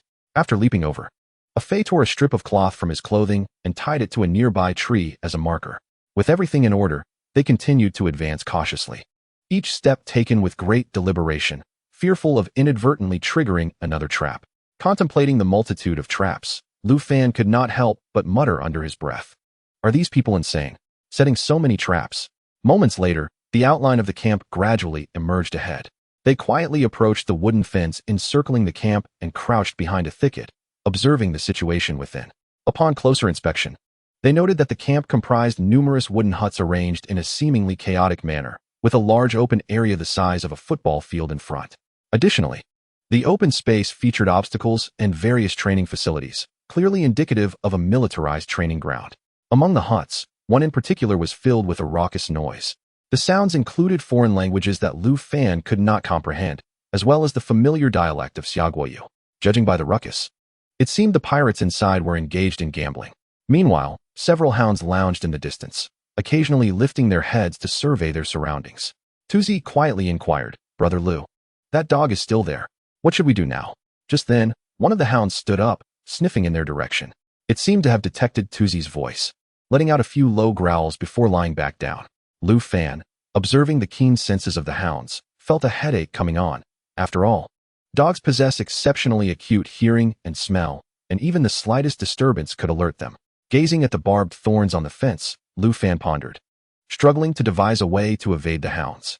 Yet, having come this far, retreat was not an option. He glanced at the nearest hut, and, steeling himself, declared to Tuzi and the others, "Let us not overthink it. We'll figure something out once we get inside." However, Tuzi, staring at the thorns, hesitated and turned to Lu Fan, asking, "Brother Lu, how do we get in?" Lu Fan, overwhelmed by Tuzi's incessant questions, replied tersely, "I don't know. Figure it out yourself. Hurry." Tuzi, sensing Lu Fan's irritation, refrained from asking further and, resigned, called for a Fei and the others, mustering the courage to begin clearing the thorns with their bare hands. Lu Fan, trailing behind, reminded them to be cautious and not to attract the dogs. "Understood," they replied. As their hands were pricked by the thorns, they finally managed to create a gap large enough for one person to slip through. Tuzi, too anxious to ask Lu Fan for the next step, looked to a Fei, silently urging him to inquire about their next move. Although a Fei was reluctant, he felt compelled by Tuzi's insistence to tentatively ask, "Brother Lu, shall we go in now?" Lu Fan, upon hearing this, offered no response, instead delving into contemplation regarding his strategy. Should he rashly enter now, the hunting dogs would undoubtedly detect him, leading to considerable trouble. He rubbed his temples. A frown etched on his face, pondering the predicament he found himself in. Moments later, inspiration struck, and he quickly devised a plan to divert the hunting dogs. He swiftly bent down, picked up a stone from the ground, and hurled it forcefully toward the far side of the camp. Immediately, the dogs were drawn to the noise, barking furiously as they dashed towards it. Witnessing this, Lu Fan nodded with a knowing smile and turned to the still trembling Dongzi, saying, "Dongzi, the three of us will go in first. You stay here. Remember to throw a stone towards the distance every now and then, the farther the better." Upon realizing he would not have to go in, Dongzi's face lit up with joy. "Understood, Lu Gu. You can count on me to complete the task." Seeing this, Tuzu also broke into a smile and flattered, "It's all thanks to you, Lu Gu. How come I didn't think of that?" He then pointed at a Fei and arrogantly proclaimed, "Did you see that? You two should learn from this." Lu Fan, noticing Tuzu's incessant chatter, promptly interrupted, "All right. Enough with the flattery. Let us get moving." Only then did Tuzu fall silent. Lu Fan instructed Dongzi to toss another stone into the distance, and the dogs instantly erupted into a frenzy of barks. With that, the three of them swiftly crouched and slipped into the camp. However, as they approached the nearest wooden cabin, a pirate unexpectedly emerged from within, startling them into instinctively huddling beneath the cabin to hide. The pirate staggered as he walked, clearly intoxicated, mumbling incoherently in a language Lu Fan could not comprehend. Lu Fan quietly asked Tuzu and a Fei if either of them understood what he was saying. But Tuzu tugged at a Fei and pointed at him, signaling that he was the one who knew foreign languages. A Fei perked up, listened intently for a moment, then leaned closer to whisper to the others, "He must have lost at gambling. He is cursing about his bad luck." Lu Fan nodded in understanding and gave a Fei a thumbs up in appreciation. At that moment, the pirate stopped and glanced in the direction of the barking dogs. After a brief moment of silence, he unexpectedly walked toward the very cabin where Lu Fan and his companions were hiding. The group felt a surge of anxiety and quickly covered their mouths to stifle any sound. To their astonishment, the pirate did not enter the cabin but stopped at its side. He then unfastened his trousers and began to relieve himself, splattering some of his urine onto Tuzu, who was standing too close. Tuzu's eyes widened in shock, his face flushed with anger as he nearly let out a curse, only to be silenced by Lu Fan's hand covering his mouth. Lu Fan and a Fei exchanged glances, struggling to suppress their laughter, their faces turning red with the effort. Tuzu, enraged, gripped his weapon tightly, wishing he could shoot the pirate on the spot. Once the pirate finished and resumed his incoherent muttering back into the illuminated cabin, Lu Fan and his companions finally exhaled in relief. Suddenly, Lu Fan slapped his forehead, realization dawning upon him. I forgot to capture him and force him to reveal Lin Yu's location. What a blunder." Tuzu, undeterred, offered quiet reassurance, "Lu Gu, it's all right. Let us keep searching." "Yes, it seems we have no other choice," Lu Fan agreed, and the group crawled out from beneath the cabin, continuing their discreet search throughout the camp. They dared not conduct a blatant search. Instead, they stealthily moved from one cabin to another, aimlessly seeking any sign of Lin Yu. As they arrived beneath the third illuminated cabin, a sudden sound of a girl crying wafted down from above, startling them all. Lu Fan quickly reacted, signaling his companions to remain silent, and peered through the gaps in the floorboards above. Although the gaps were not too small, the angle limited his view. He could only see a girl bound above, but nothing more. Suddenly, two pirate voices erupted from above, accompanied by the sickening sound of a whip cracking against flesh. The girl, bound and thrown onto the floor, was crying in terror, though she was not Lin Yu. A white pirate was wielding a whip, occasionally striking her while hurling vicious insults. Meanwhile, a yellow-skinned pirate sat atop a bed, his upper body bare. A Fei began to translate softly. "He says this girl must have fought back when the pirates tried to violate her, kicking one of them in the groin." Upon hearing this, Lu Fan instinctively covered himself, thinking how this girl used the same tactic as Lin Shuer. Hearing her speak in Xia country dialect, with a tone of defiance, Lu Fan felt a surge of admiration. Yet, as he furrowed his brow, he hesitated internally, to rescue or not to rescue. If they saved this girl, they would inevitably confront the two pirates above, likely exposing themselves and jeopardizing their search for Lin Yu. But could he stand idly by while this woman suffered? Although Lu Fan had his interests, he could not simply ignore the plight of another. The girl's heart-wrenching screams echoed as she rolled on the floor, further inciting Lu Fan's anguish.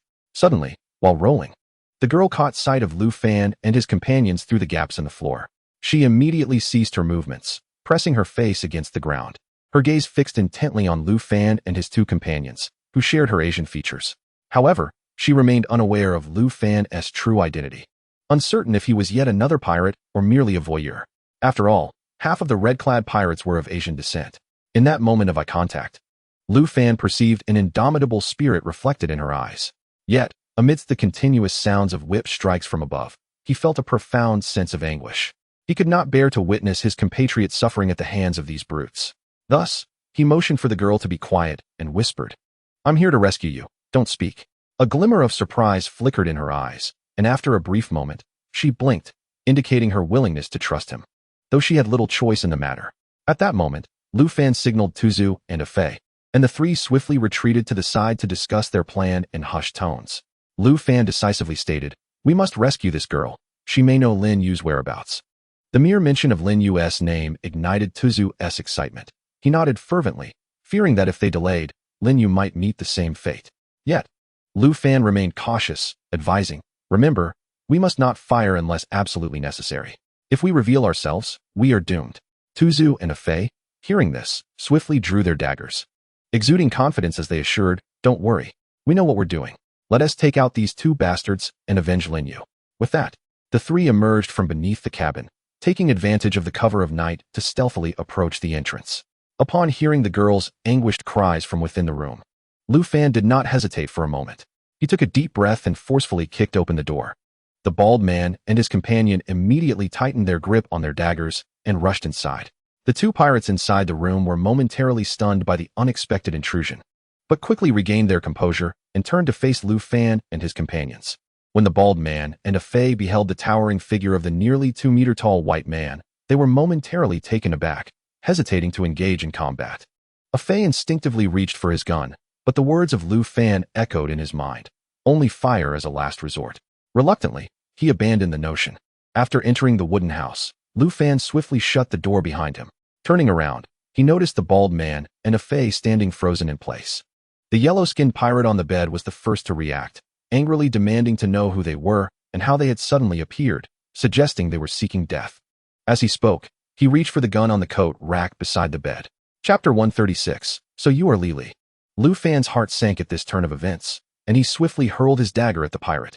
Like a sword unsheathed, the dagger pierced the yellow-skinned pirate's arm. He let out a blood-curdling scream akin to that of a slaughtered pig, which in turn roused the dogs outside, causing them to bark frantically. The cacophony of barking echoed throughout the pirate camp.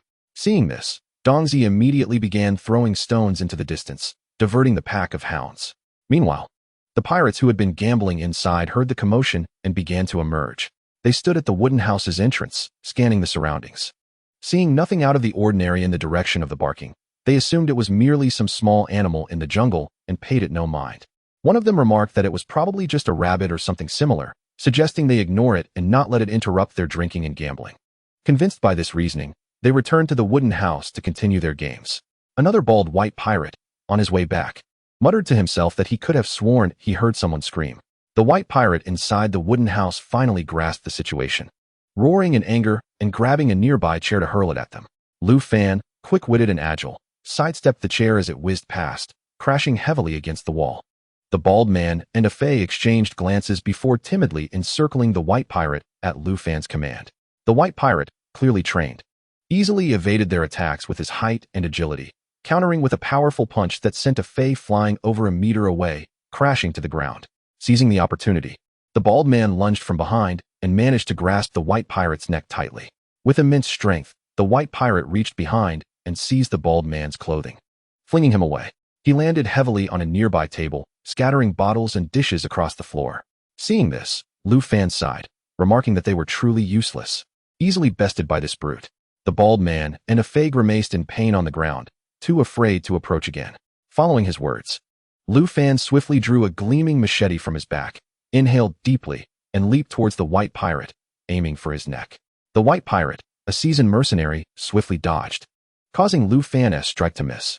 However, Lu Fan remained composed, pivoting and swinging the machete again, this time targeting the white pirate's thigh.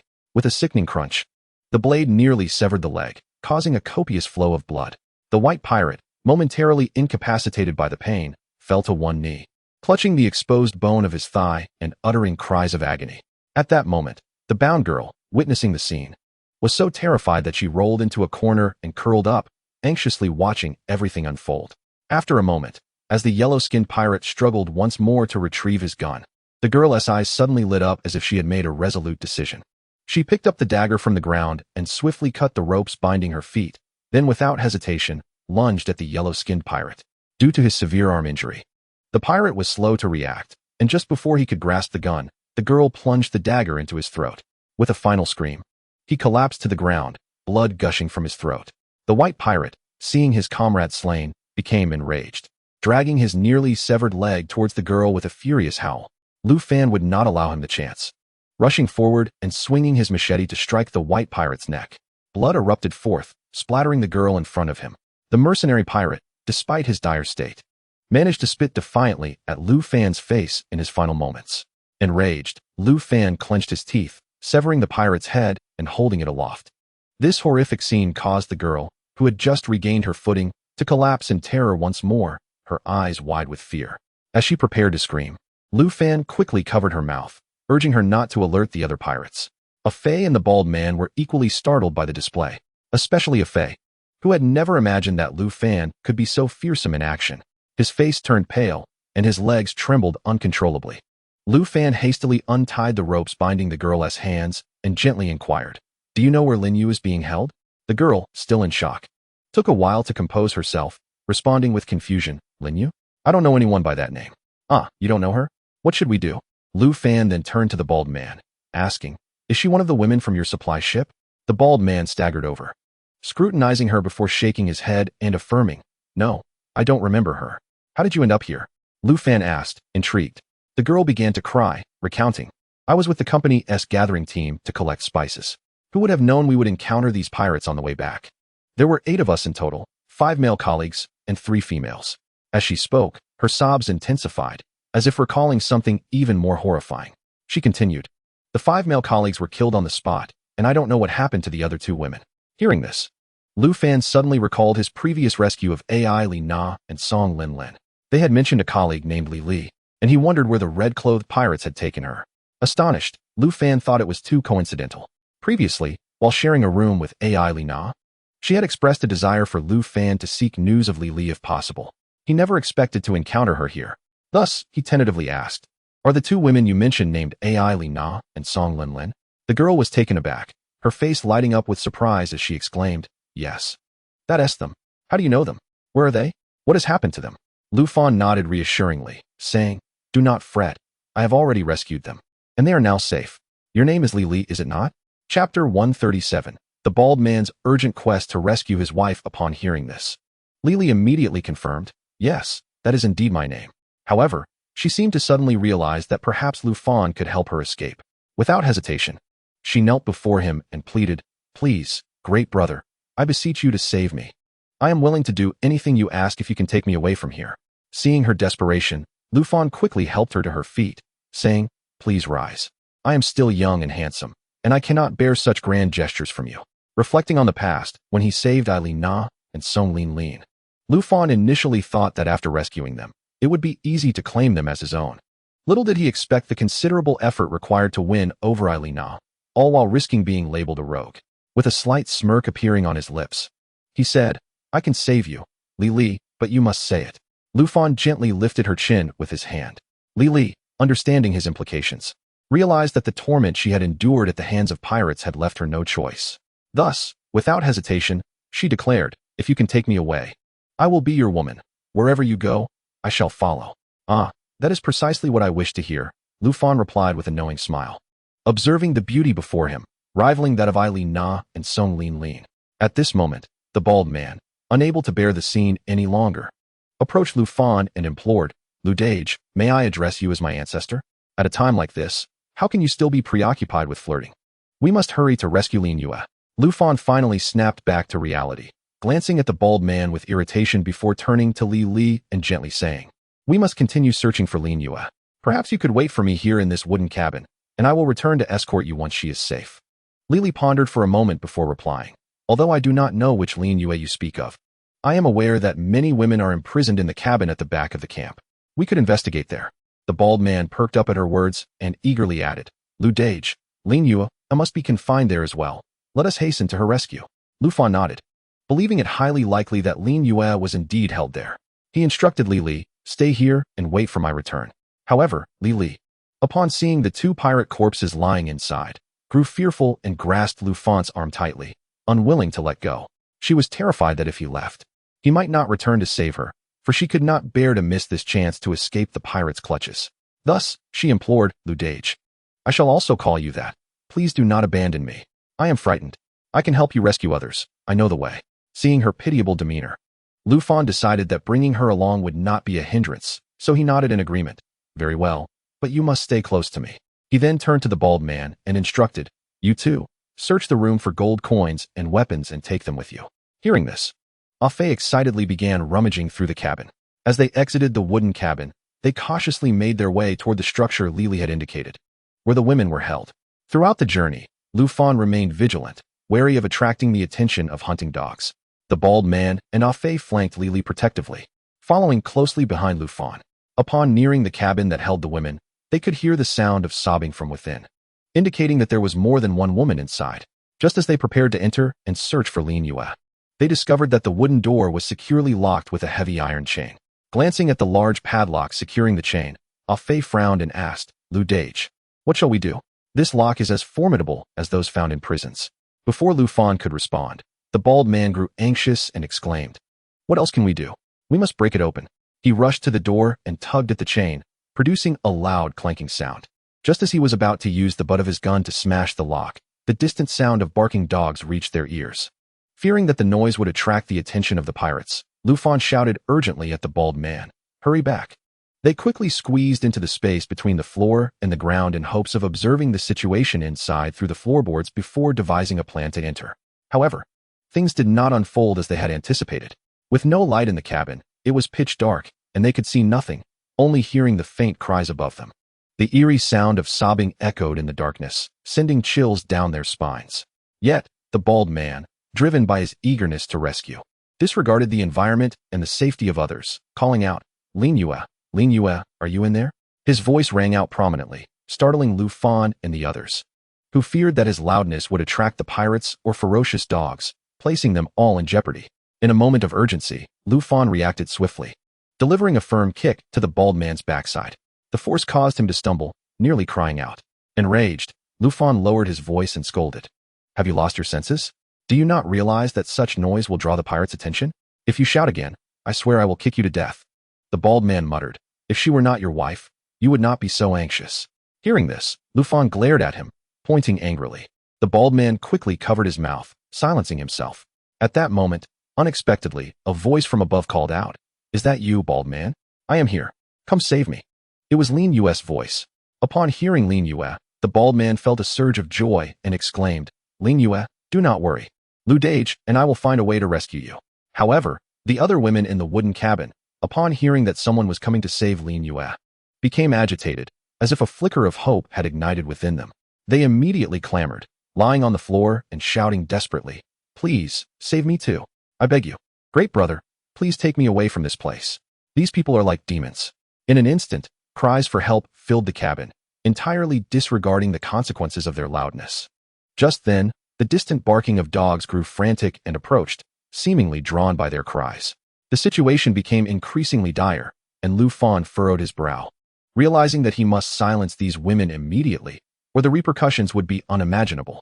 At that moment, Dong Zi, hiding outside the pirate camp, played a crucial role.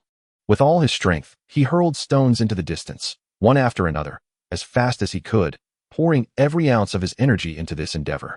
His intention was clear, to divert the hunting dogs' attention and prevent them from charging toward Lu Fan and the others. Chapter 138. The rabid dog gripped the bald man's rear, listening to the chaotic cries for help emanating from the cabin. Lu Fan could no longer contain his frustration and vehemently admonished, stop. Enough with the shouting. If you continue, none of you will escape. His authoritative shout quickly silenced the clamor within the cabin. Just as everyone sighed in relief, a ferocious hunting dog, like a bolt of lightning, charged in, barking incessantly at Lu Fan and the others in the loft. The deafening noise struck fear into their hearts. Li, witnessing the ferocity of the beast, was instantly pale with terror. She clung tightly to Lu Fan's arm, trembling as though the dog would pounce on her any moment. Sensing her fear, Lu Fan hastily reassured her, "Do not be afraid, everything will be all right." However, despite his words, his gaze remained fixed on the menacing dog, ever vigilant. Ah Fei and the bald man were equally terrified, resembling two frightened rabbits as they hurriedly sought refuge behind Lu Fan. Ah Fei peeked out in dread at the vicious canine, muttering, "Brother Lu, what should we do? I fear dogs the most." At that moment, Lu Fan understood that it was imperative to silence the dog. Otherwise, its barking would attract more hunting dogs, and they would truly have no means of escape. Thus, Lu Fan resolutely decided to neutralize the threat posed by the dog first. He attempted to break free from the tight grip of the bald man, and Li to retrieve the dagger concealed at his waist and deliver a fatal strike to the beast. However, just as he began to move, the dog seemed to sense his intent and lunged at him with ferocity. In a split second, Lu Fan swiftly sidestepped and deftly leaped behind a nearby wooden post. The dog, caught off guard, collided fiercely with the post, producing a dull thud. Yet, the relentless creature quickly regained its composure and, like a ravenous tiger, charged towards the bald man, baring its fangs and sinking its teeth into him with ferocity. The events unfolded too rapidly for the bald man to react. In the confined space of the loft, he could barely move, bending low and staring in horror as the dog lunged at him, his heart filled with despair. In an instant, he felt a searing pain in his rear and turned to see the dog viciously clamped onto him. The sudden agony prompted him to cry out, "Brother Lu, quickly save me. It has bitten my backside." In the cabin, Lin Yu also heard the bald man's cries for help. Anxious and desperate, she called out loudly, "Brother Lu, save the bald man. He has been bitten by the dog."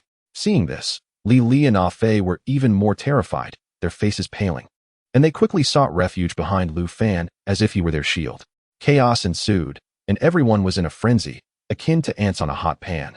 Filled with urgency, upon hearing the bald man's cries, Lu Fan focused his gaze and saw the dog viciously biting into the bald man's rear, blood saturating his trousers. Without hesitation, Lu Fan charged forward and delivered a powerful kick to the dog's jaw.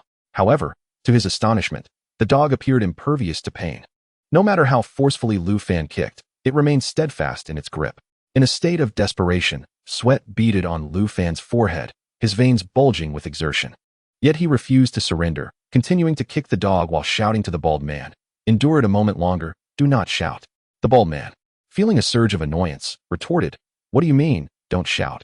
Brother Lu, you try it, and see if you can hold back." Regaining his composure, Lu Fan realized that kicking was futile against the creature, which seemed as solid as a wall. His brow furrowed in determination. He knew he could not afford to waste any more time and needed to devise an effective strategy to subdue the beast. Suddenly, he recalled the dagger and decisively thrust it into the gap of the dog's mouth. Gripping the handle tightly, he pulled with all his might. A sharp crack echoed as the dagger severed the dog's jaw, accompanied by a howl of anguish. Blood gushed forth from the wound, splattering Lu Fan. The dog, now weakened by pain, staggered and collapsed to the ground, emitting low whimpers. Yet Lu Fan remained alert, fully aware that the dog's cries could attract pirates and more hunting dogs. Acting swiftly, he drew a machete from his back, gripped the handle firmly, and bending low, struck down at the dog's neck with tremendous force. 1 strike, 2 strikes, 3 strikes. Each blow was fueled by Lu Fan's full strength, as if he bore a deep-seated vendetta against the beast. Only when the dog's head had been completely severed from its body did Lu Fan cease his assault. At that moment, the occupants of the loft collectively exhaled in relief. However, their relief was short-lived, as the fierce commotion had inevitably drawn the attention of the gambling pirates within the cabin. Moments later, the sound of hurried footsteps echoed, followed by beams of 3 flashlights piercing the darkness, illuminating their hiding spot. What was that noise?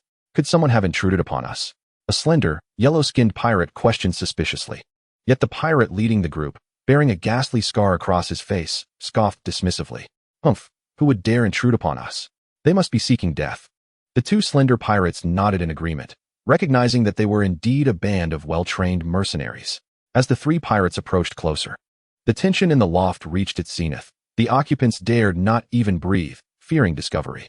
Realizing that remaining silent was not a viable option, Lu Fan quickly devised a plan and instructed Lin Yu within the cabin. "Lin Yu, create a commotion in the room to draw them over." Chapter 139. Luring the pirates into the cabin, Lin Yu immediately understood the directive. She scanned the surroundings and lowered her voice to address the other women. You all heard that, right? If we wish to escape, we must follow Brother Lu's instructions. Otherwise, none of us will get out. The women exchanged glances, clearly uncertain. After a brief moment of contemplation, they nodded in agreement. Soon enough, a cacophony erupted within the room as they began to shout loudly, some screaming, others weeping. Some even struck the wooden door, producing a series of loud thuds. In an instant, the cabin was filled with tumultuous noise, as though it might topple over. The three pirates clad in red immediately became alert upon hearing the commotion. They promptly directed the beam of their flashlights towards the door of the wooden cabin, hastening their steps. Damn it, what are these women causing a ruckus about now? The scar-faced pirate exclaimed impatiently. Big brother, I sense something is amiss, replied the slender pirate with yellow skin, walking alongside the scarred one. Could it be that yet another woman has taken her own life? Just a few days ago, 2 fools did it, and I ended up losing 5 gold coins to the boss because of it. It infuriates me. What? Such a thing happened? The scar-faced pirate asked, his face filled with skepticism. One of the white pirates, speaking in broken Xia country dialect, remarked, You were out on a mission that day, so of course, you wouldn't know. Upon hearing this, the scar-faced pirate felt somewhat relieved. Oh, is that so? Luckily, I wasn't here, otherwise I too would have been dragged down by those 2 women. Move faster, let's see what's happening inside. As the 3 pirates approached the wooden cabin, they failed to notice Lu Fan and the others hiding in the loft and headed straight for the entrance.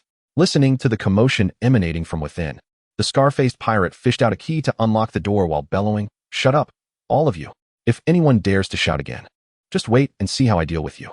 At his shout, the room fell silent, no one daring to make a sound. As they were all too aware of the pirates' brutality, their faces betraying their fear. Meanwhile, Lu Fan, hidden below, was pleasantly surprised that the scar-faced pirate had not discovered them and even possessed the key to the chains. He muttered to himself, Fortune comes without effort. Just wait. Upon entering the room, the 3 pirates found the women huddled in a corner, trembling, without any signs of self-harm. The scar-faced pirate, furious, shouted, You filthy women. What on earth is going on? You were all shouting like mad just now. Clarify this at once. His voice echoed thunderously in the cramped space, instilling dread. However, in response to his inquiry, the room fell utterly silent, none daring to utter a word. The scar-faced pirate, already displeased that their commotion had interrupted his gambling, was now seething with rage. He stormed up to one of the women, grasped her hair without a word, and yanked her up like a chick. The woman, terrified, gasped in shock. The scar-faced pirate glared at her menacingly, threatening, Speak. What were you shouting about earlier? If you don't clarify, I'll carve your face open. With that, he pressed his dagger against her cheek, the blade glinting ominously, sending chills down her spine. The suddenness of this scene left the woman paralyzed with fear, her face paling, her legs trembling uncontrollably as if rendered senseless. In that critical moment, Lin Yu, hidden in the corner, despaired internally. She feared the consequences if their concealment was discovered. After a fierce internal struggle, Lin Yu mustered her courage, took a deep breath to bolster her resolve, and trembled as she stood up from the shadows. Her voice quivered as she spoke. A large rat suddenly scurried in, and we were all terrified, so we. Before Lin Yu could finish, the other women snapped back to reality and hastily chimed in. Yes, there was indeed a rat. We wouldn't dare lie to you. The scar-faced pirate scanned the room suspiciously, then flung the woman he was holding to the ground. Humph, a rat scared you all this much. Truly useless, he scoffed, beginning to search the room. Meanwhile, the bald man in the loft was growing increasingly anxious, urging Lu Fan in hushed tones. Lu Gu, what are we waiting for? Act quickly. Lin Yu is in danger. However, Lu Fan refrained from rushing, having noticed that all 3 pirates were armed with pistols. Any rash confrontation could lead to a firefight, jeopardizing not only their rescue mission but their own lives as well. He smacked the bald man's head, reprimanding him. What are you so anxious about? Can't you see they have guns? Are you eager to throw your life away? The bald man, chastened, refrained from further protest. Positioning himself at the cabin's entrance, keenly observing the situation above, ready to charge in at a moment's notice. Inside the cabin, the scar-faced pirate was still preoccupied with thoughts of returning to his gambling when, after a cursory inspection, he ceased his search. He growled, Consider yourselves lucky. If you dare to make such a fuss again, you'll regret it. With that, he prepared to leave. Just then, 2 drunken pirates blocked his path. The white pirate, grinning slyly, said, Big brother, don't be in such a rush. Since we're here, why not enjoy ourselves a bit before we leave? The yellow-skinned pirate quickly added, Look at these women, they're quite appealing. Typically, only the big shots get to enjoy them. We rarely have such an opportunity. Don't you desire it? Persuaded by their words, the scar-faced pirate found himself tempted. They were insignificant figures among the crew, and these women were usually reserved for the leaders of various small teams, never to be touched by them. Yet the scar-faced pirate hesitated, cautioning, I want to, but if the boss finds out, we'll be in deep trouble. Under the influence of alcohol, the slender yellow-skinned pirate dismissed the concern, glancing outside before shutting the door, leering, You don't say, I don't say, who would know? Ha ha. Chapter 140. In the end, the scar-faced pirate fired a gun. Hearing the pirate's conversation, the women in the room, including Lin Yu, were instantly engulfed in panic. Scurrying into the corners, fearful of being singled out, the scar-faced pirate seized one woman clad in a tank top and tight yoga pants, disregarding the circumstances, and began to indiscriminately ravage her. The other two pirates behind him wore mischievous grins and approached to select their preferred women. However, the white pirate immediately set his sights on Lin Yu, whose attire was noticeably cleaner than that of the others, and he grabbed her by the hair, yanking her forward. Lin Yu screamed in terror and struggled desperately, continuously calling out for Lu Gu and the bald man to save her. The three pirates, however, were dismissive, believing Lin Yu was foolishly hoping for rescue. The white pirate, smug, taunted, Scream all you want. Even if you shout until your throat is raw, no one will come to save you. With that, the three pirates began to undress themselves, and the wooden cabin was filled with the sounds of lamentation. At that moment, the bald man in the loft, unable to contain himself upon witnessing the white pirate seize Lin Yu, burst out, fearing for her safety. Lu Fan, seeing this, wanted to call him back, but realized it was too late, and reluctantly followed him out of the loft. The bald man rushed up the steps, arriving at the door, and kicked it with all his might. However, he had overestimated his strength, and the door remained unyielding, producing only a dull thud. Following closely behind, Lu Fan witnessed this scene and shook his head in resignation, taunting, I thought you were formidable, but it turns out you are nothing but a waste. Simultaneously, the three pirates inside the room heard the commotion and looked towards the wooden door with confusion. The thin pirate, puzzled, inquired, What sound is that? Could it be that the boss has discovered us? Scarface paused momentarily, a displeased expression crossing his face as he commanded, Go check it out. After speaking, he returned to kissing the struggling woman in his arms, seemingly unconcerned. Just as the thin pirate released the woman he was holding to investigate, Lu Fan forcefully kicked the door open. The impact was so powerful that the thin pirate, who had just approached the door, was knocked to the ground, sliding over a meter away. Seeing this, the bald pirate rushed in first, frantically searching for Lin Yu's figure. When he spotted her being embraced by the bare-chested white pirate, an instant fury ignited within him. Brandishing his dagger, he shouted and charged forward. Scarface and the white pirate were momentarily stunned by this sudden turn of events, instinctively reaching for their guns, only to realize that their firearms and clothing were carelessly discarded on the floor nearby. Scarface, in a more dire predicament, had even stripped down entirely. As Lu Fan and a Fei entered the wooden cabin, they took in the sight of the thin pirate writhing on the ground in pain and the imposing Scarface. A Fei, demonstrating his cleverness, acted swiftly while Lu Fan was still processing the scene. He barreled into Lu Fan, shouting as he lunged toward the thin pirate, dagger raised and delivering a flurry of frenzied strikes. Observing this, Lu Fan called to Li Li, who had followed behind. Li Li, close the door first. Once Scarface regained his composure, he forcefully shoved the woman aside and quickly bent down to retrieve the nearby gun. Lu Fan, quick on his feet, dashed forward. And just as Scarface grasped the firearm, Lu Fan expertly kicked it from his hand. Following this, he delivered a punch to Scarface's face, causing him to stagger backward. Enraged and humiliated, Scarface exerted all his strength to pry a wooden plank from the ground and hurled it at Lu Fan. Agilely, Lu Fan dodged to the side, seized the plank, and yanked it forward while extending his right leg to trip Scarface. The towering figure of Scarface lost his balance and fell to the ground. Lu Fan seized the plank and struck Scarface mercilessly with the nail-studded side, leaving him covered in puncture wounds as blood gushed forth, eliciting agonizing cries reminiscent of a pig being slaughtered. However, just as Lu Fan was caught up in his assault, the bald pirate was thrown towards him by the white pirate, colliding heavily into Lu Fan and nearly causing him to lose his footing. Regaining his balance, Lu Fan pushed the bald pirate aside, glaring at him. You useless fool, you almost knocked me down. He then turned a fierce gaze towards the white pirate.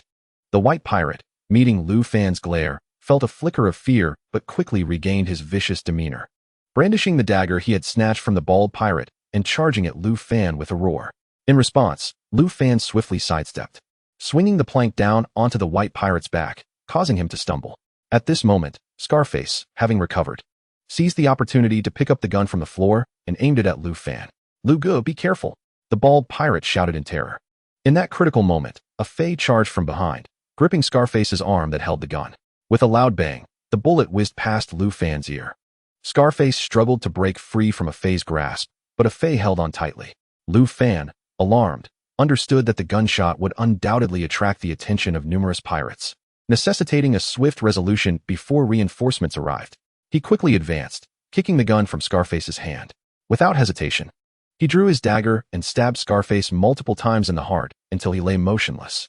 Having dealt with Scarface, Lu Fan stood up and fixed his intense gaze on the white pirate. The white pirate, witnessing Scarface's lifeless body and the thin pirate's inactivity, was struck with panic. He realized he was no match for Lu Fan, especially with the three of them against him alone, and thus turned to flee. Yet Lu Fan would not grant him such an opportunity. Drawing his machete, he pursued him, and just as the white pirate attempted to escape through the door, Lu Fan, consumed by rage, raised his weapon and struck violently at his back. In an instant, the white pirate was left grievously wounded, blood splattering across Lu Fan as he let out a final, pitiful wail before falling silent. The onlookers in the room, witnessing Lu Fan's blood-soaked eyes, were left in shock. At that moment, Lu Fan, panting with exertion and brandishing his machete, surveyed the three fallen pirates on the ground, feeling a surge of dread. If it hadn't been for a Fei's quick reaction, he might have been shot. "Lu Gu, are you all right?" Lin Yu approached with a worried expression, checking on Lu Fan's condition. "I am fine," Lu Fan replied, waving his hand dismissively, before addressing the trembling women in the room. "You are all safe now. There is no need to fear." Upon hearing this, the women ceased their weeping, their eyes filled with relief at their narrow escape.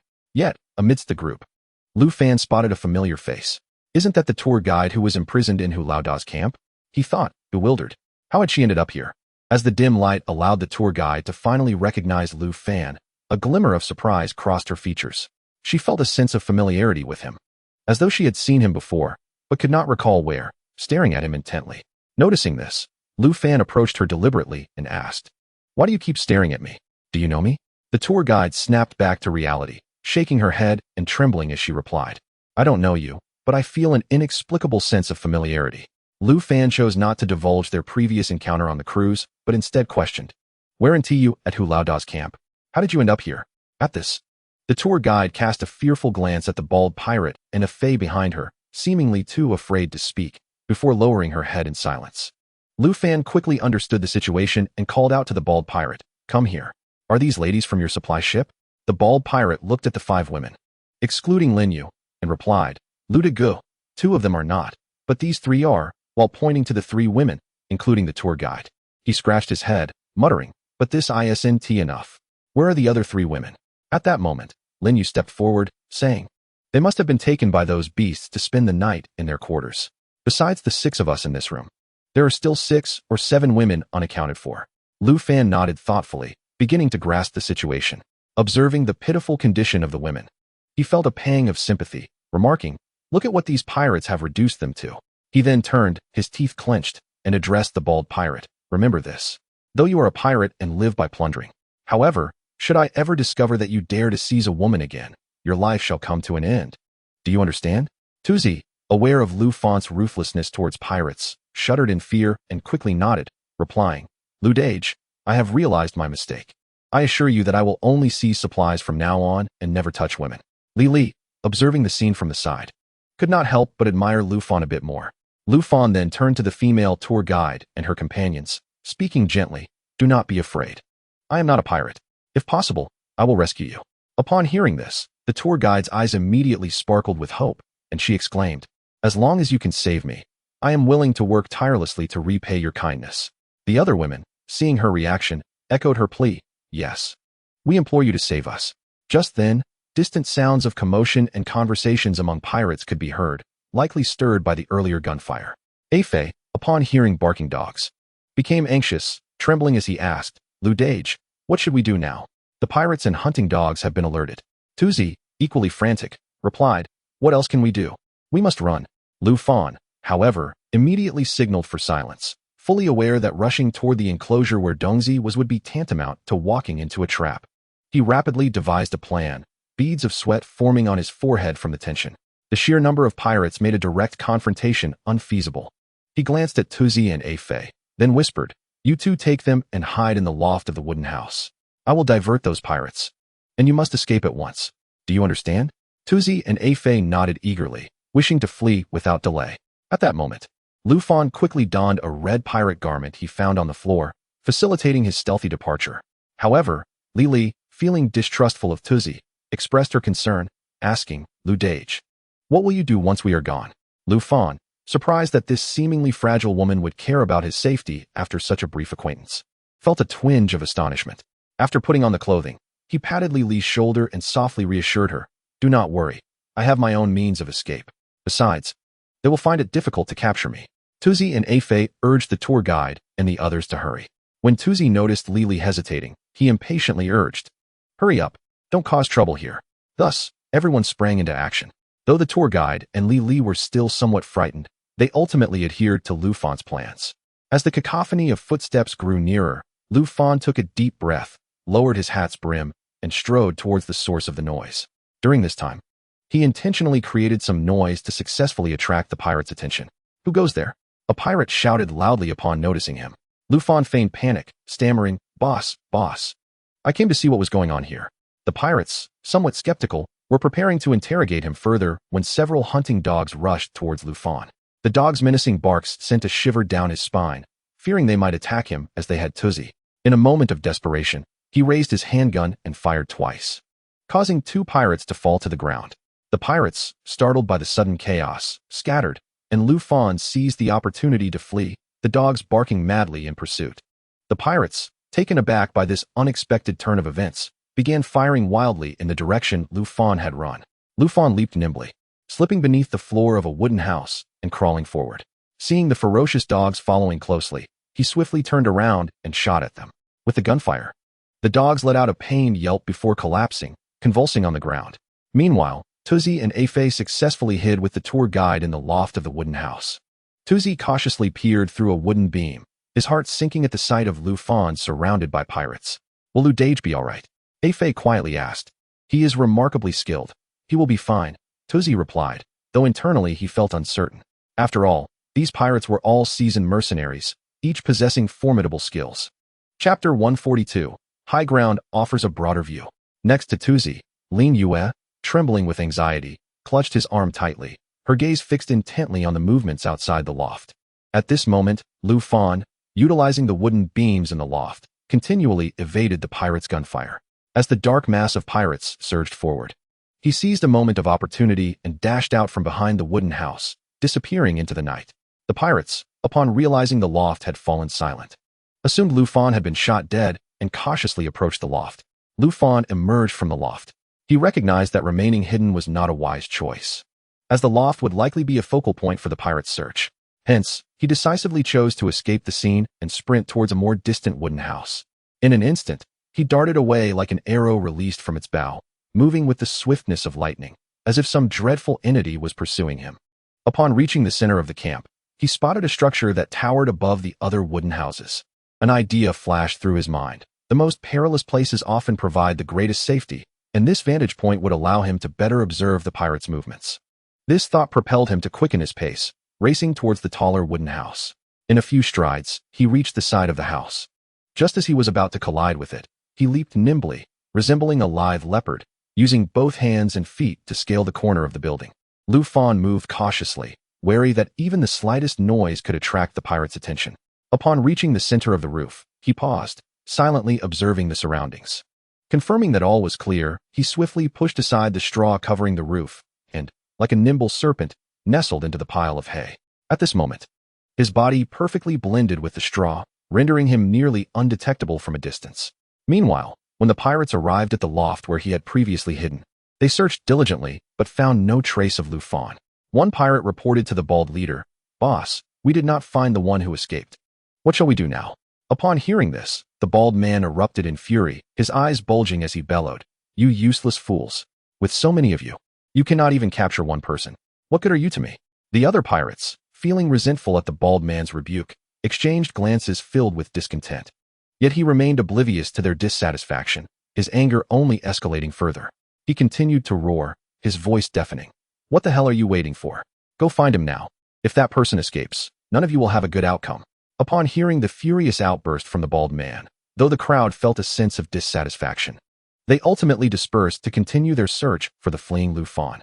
Meanwhile, Lu Fan, hidden on a distant rooftop, observed everything unfolding before his eyes. He couldn't help but chuckle inwardly at the fury of the bald man and the helplessness of the pirates. Truly, a band of fools. However, when he noticed several pirates heading towards the loft of the wooden cabin where the bald man and his group were hiding, his heart raced, and a bead of sweat formed on his forehead. He silently lamented, fearing that these pirates might discover their hiding place. If they were caught, all the efforts made would be in vain, and every plan would be thrown into disarray. At that moment, those hiding in the loft of the wooden cabin were equally on edge. They pressed closely against the wooden beams, scarcely daring to breathe, terrified that even the slightest sound would reveal their location. Fei clenched his fists tightly, his nails nearly digging into his flesh from the exertion. Yet he remained oblivious to the pain. The female tour guide and several women, pale with fright, covered their mouths tightly with their hands, fearing that even their breaths might betray them. Just as Lu Fan was in a state of anxious desperation, he suddenly saw several pirates approaching his direction. In a rush of panic, he disregarded everything else and raised his pistol to shoot. However, just as his finger was about to pull the trigger, a thought flashed through his mind like lightning. If he fired now, wouldn't he expose his position? At that point, not only would he be unable to save the bald man and the others, but he might also plunge himself into peril. Realizing this, Lu Fan's hand recoiled as if burned, and he widened his eyes, scanning his surroundings for other solutions. Suddenly, he remembered the dagger at his waist. Of course, the dagger. How could I have forgotten? With renewed determination, Lu Fan swiftly drew the dagger and unhesitatingly hurled it towards the approaching pirates. In an instant, the dagger flew like a bolt of lightning, silently slicing through the darkness with astonishing speed. It shot straight towards the groin of one of the pirates. In that moment, a piercing scream erupted from the pirate, a sound so shrill it seemed capable of piercing eardrums, sending chills down spines. The pain caused his body to convulse violently. His finger, which had been firmly gripping the trigger, involuntarily tightened in response to the sudden agony. Yet, this seemingly minor action triggered a series of catastrophic consequences. As his finger tightened, the gun in the pirate's hand erupted in a frenzy, like a disturbed beast, unleashing a barrage of bullets that flew wildly in all directions. The nearby pirates, caught completely off guard, had no time to react before being enveloped by the hail of gunfire. In an instant, blood splattered, and anguished cries echoed as these ill-fated pirates met their demise at the hands of their own comrades. This sudden turn of events left all present pirates stunned, throwing them into chaos. Terrified, they covered their heads and crouched on the ground, fearing that the errant bullets would find their mark. Amidst the turmoil, a bullet grazed the scalp of the bald pirate. He felt a chilling breeze sweep over his head, causing a prickle of fear to surge within him. Instinctively, he crouched down and reached up to touch his bald head. To his shock, his hand came away stained with warm blood. At that moment, the bald pirate realized that if that bullet had been just a fraction off, he might have joined the ranks of the deceased. This thought ignited his fury, and with eyes wide open in rage, he raised his gun and aimed it without hesitation at the wounded pirate who was now howling in agony. With a resounding bang, the wounded pirate fell lifelessly into a pool of blood before he could utter another cry. The bald man, consumed by anger, bellowed, "Everyone, stand up and search over there. Don't let him escape. Once we find him, I will make him pay dearly." Hearing this, the pirates snapped back to reality and immediately converged towards the direction of the ambushed pirate. Seizing the opportunity amidst the chaos, the bald man and the others stealthily slipped out from behind the wooden cabin, hastening towards the enclosure where Dongzi was located. From his high vantage point on the rooftop, Lu Fan caught sight of the bald man's group fleeing and finally exhaled a sigh of relief. Without a moment's delay, he swiftly adjusted his posture, lying flat on the haystack atop the roof, holding his breath and intently listening to the angry shouts of the pirates below. Lu Fan was fully aware that his previous actions had merely disrupted the pirates' rhythm temporarily. Once they regained their composure, they would undoubtedly conduct a thorough search of the area, leaving no corner unchecked. Therefore, he needed to devise a new escape plan within the limited time available. Just as Lu Fan was deep in thought, an unexpected, crisp knocking sound resonated from below the wooden cabin. This sudden noise tightened his chest, prompting him to curl up tighter. He cautiously poked his head out from the haystack, straining his ears to listen intently to the commotion below. Before long, a creaking sound was heard as the wooden door slowly opened. Then, a figure emerged from within. Lufan focused his gaze and saw a woman clad in a black dress, draped with a matching cloak, exuding an aura of mystery and authority. With cascading waves of long hair falling gracefully over her shoulders, she appeared both regal and enigmatic. In the flashlight's beam, her exquisite features were faintly illuminated, particularly her lips, red as blood, evoking a striking visual impact reminiscent of a powerful underworld matriarch. The woman surveyed the flustered pirates surrounding her and coldly remarked, "What is all this panic? Pull yourselves together." Though her voice was soft, it carried an undeniable authority that silenced the crowd instantly. The bald pirate hurriedly approached, bowing and scraping, seemingly intimidated by her presence.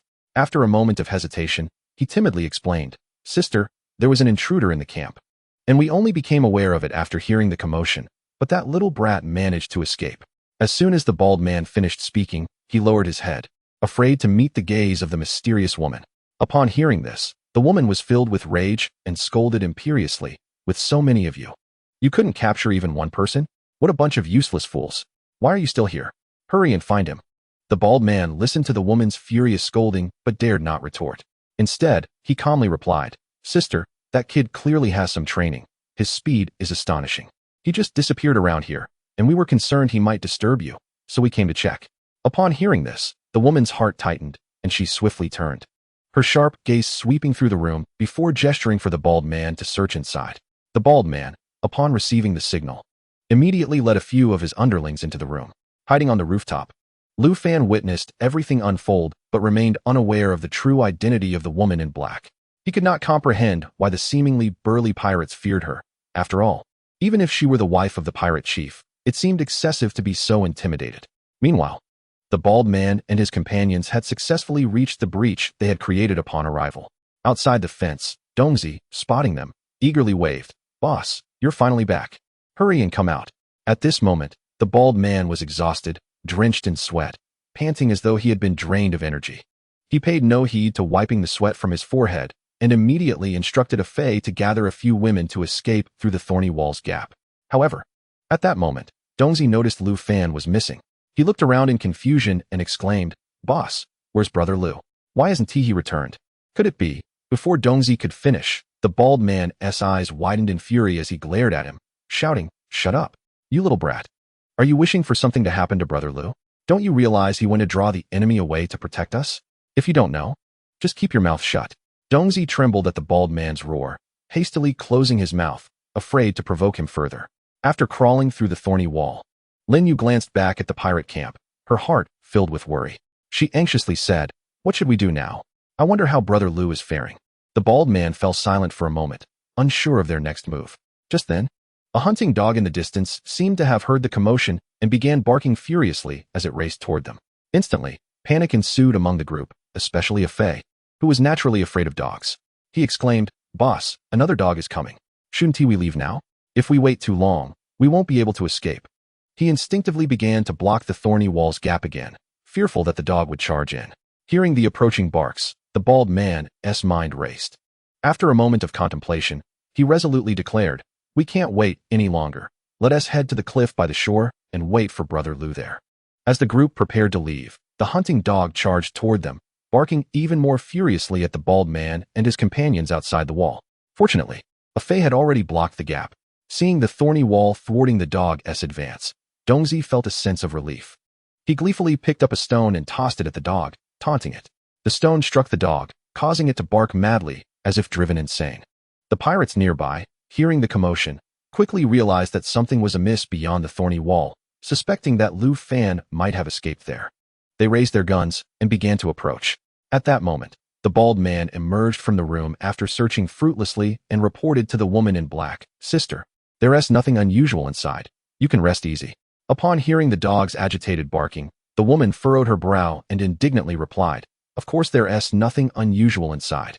Have you stuffed your ears with donkey hair? Can't you hear the dog barking? The people must have escaped. What are you still doing here? Go chase them." The bald man immediately led the pirates toward the sound. Before leaving, he reminded the woman, "Sister, the room is safe.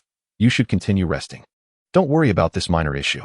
Nodding, the woman turned without a backward glance and entered the wooden house, slamming the door shut behind her.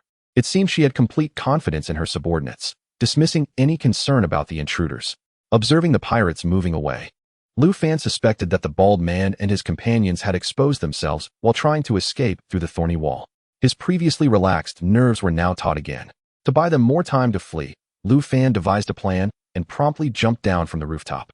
He ran to a nearby wooden house and stopped, rummaging through the pockets of his red pirate outfit until he found a lighter. Lighting 2 cigarettes, he took a few deep puffs before suddenly widening his eyes. With a swift motion, he flicked the cigarettes onto the dry grass on the rooftops of the 2 wooden houses. As smoke billowed from the grass, flames soon followed. However, Lu Fan knew that running toward that direction would likely lead him to collide with the pirates, effectively trapping himself. He understood that often the most perilous places are the safest. Thus, he returned to the wooden house where the female pirate resided, this time opting not to climb onto the roof. Instead, he instinctively reached for the dagger at his waist, only to remember he had thrown it earlier. Reluctantly, he pulled out the machete strapped to his back and inserted it into the door's crack, gradually prying open the latch. With a soft click, the door swung open. Lu Fan entered the wooden house quietly, greeted by a faint scent of perfume. He cautiously surveyed his surroundings. Noticing a square wooden table in the center of the main hall, adorned with a bottle of red wine and a fruit platter. A map depicting various islands and the coordinates of different pirate crews hung prominently on the wall. Further inside was a room draped with a half-shell curtain. Lu Fan cautiously bent down to peer through the curtain, taking care not to make any noise. With the light streaming in from the window, he observed that the room was lavishly decorated. The walls were adorned with exquisite paintings, and the floor was covered with plush animal skins, soft to the touch, promising comfort for bare feet. At that moment, a faint sound of breathing reached his ears. Following the sound, he saw the woman in black lying on a grand bed draped with pink curtains, her back to him. Startled, Lu Fan silently congratulated himself for being quiet enough not to wake her. Gripping the machete, he stealthily approached the bedside, peeking through the curtain to confirm whether she truly slept soundly. However, the first thing to catch his eye was her alluring legs. As he looked up, he noticed the woman was wearing a pink lace nightgown, exuding a captivating fragrance. After observing for a while and confirming her steady breathing, he concluded she was indeed asleep.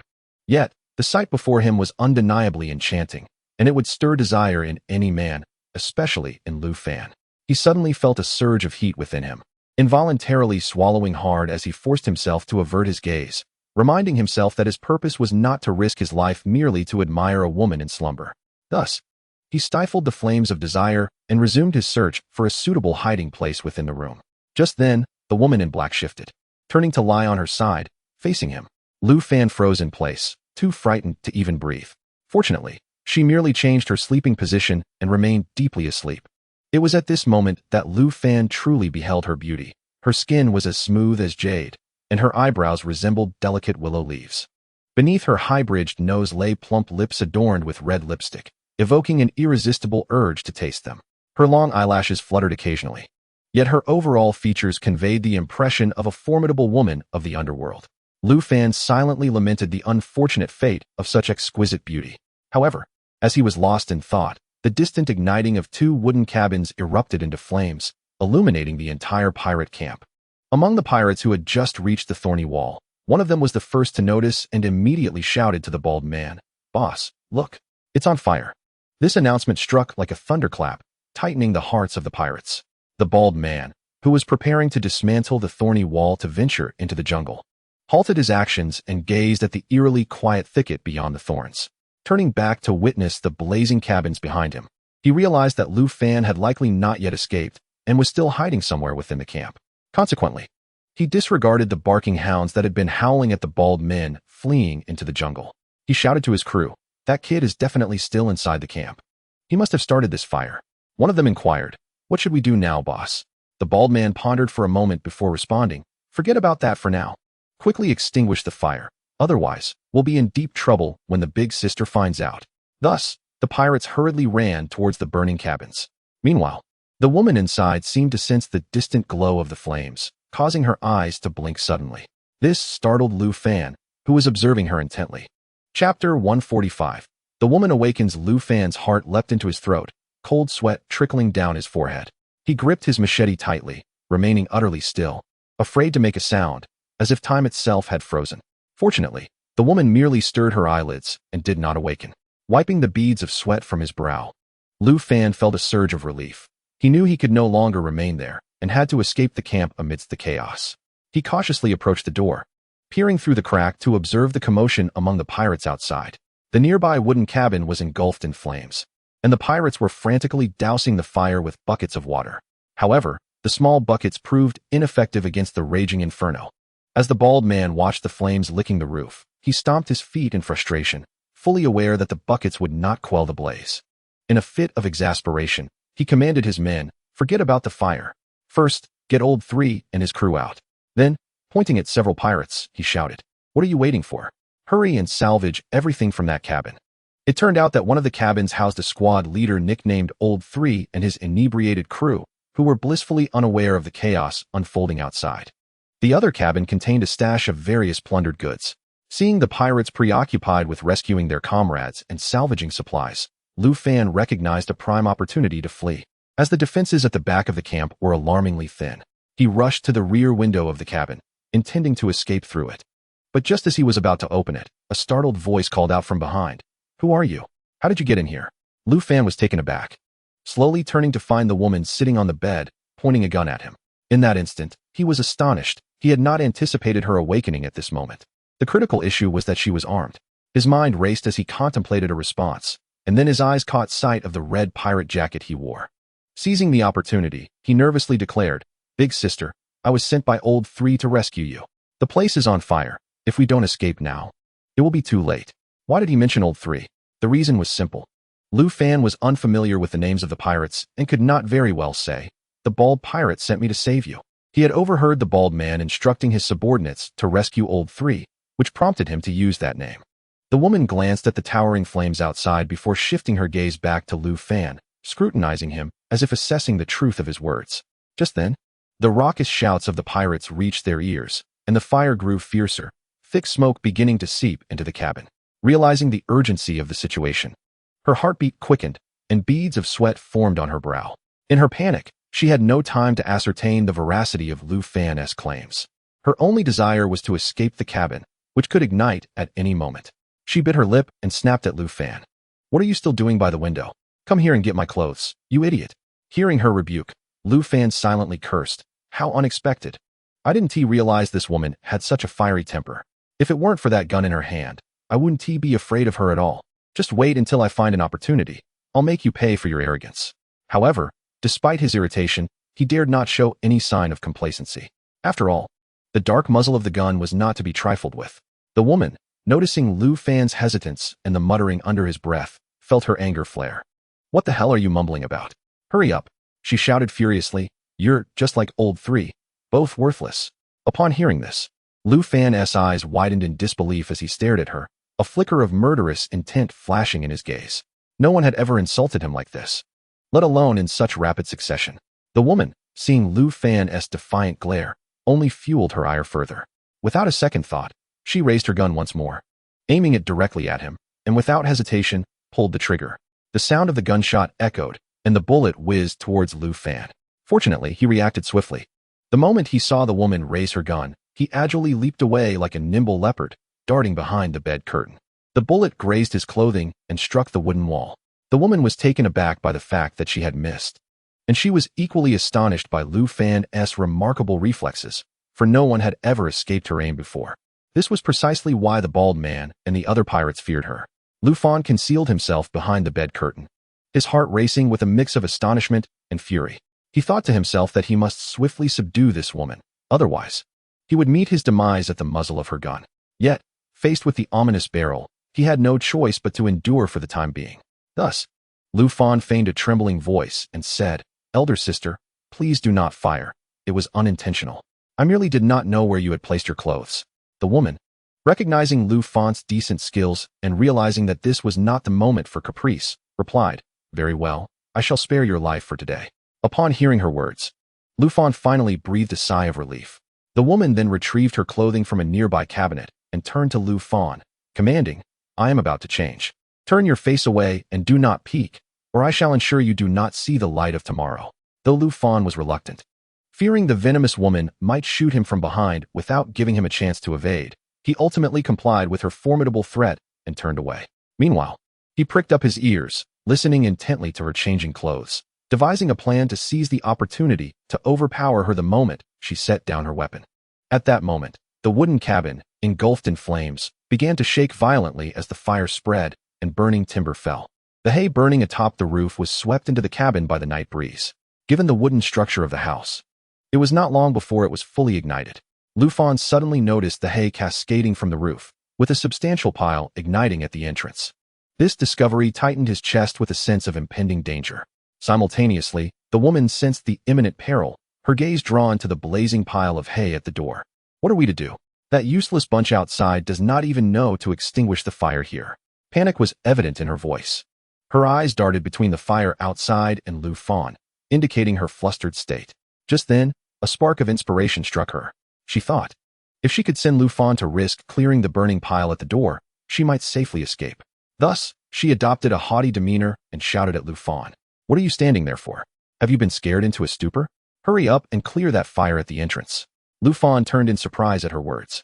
However, the sight before him nearly caused him to bleed from his nose. The woman had just removed her nightgown and was preparing to change. Her fair skin and graceful figure were laid bare before him, captivating his attention. Despite the perilous situation, he could not help but swallow hard at the sight of her flawless skin and enticing curves. The woman noticed Lufan's gaze, feeling both embarrassed and enraged, raised her hand and slapped him, exclaiming, "What are you staring at? Are you courting death? Hurry and clear the fire." Lufan, having been entranced, forgot to evade the blow and felt a surge of anger as he was struck. Spotting the gun tossed onto the bed, his expression shifted, deciding to abandon pretense. However, at that moment, the bald man outside became aware of the situation, yet he did not rush to call his men to extinguish the fire. Instead, he feigned ignorance. He had long been displeased with the woman's arrogant attitude and sought to usurp her position. Just then, the rescued old three regained consciousness. Upon seeing the woman's cabin ablaze, he lost his composure and shouted to the chaotic pirates, "Stop your futile efforts. Can't you see the lady's house is on fire? Hurry and put it out." With that, Old Three ran while calling out, "Elder sister, can you hear me? It's Old Three.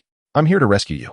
The bald man, witnessing this, quickly adopted a concerned expression and rushed over. Upon hearing Old Three's voice, the woman immediately shouted back, "I am fine.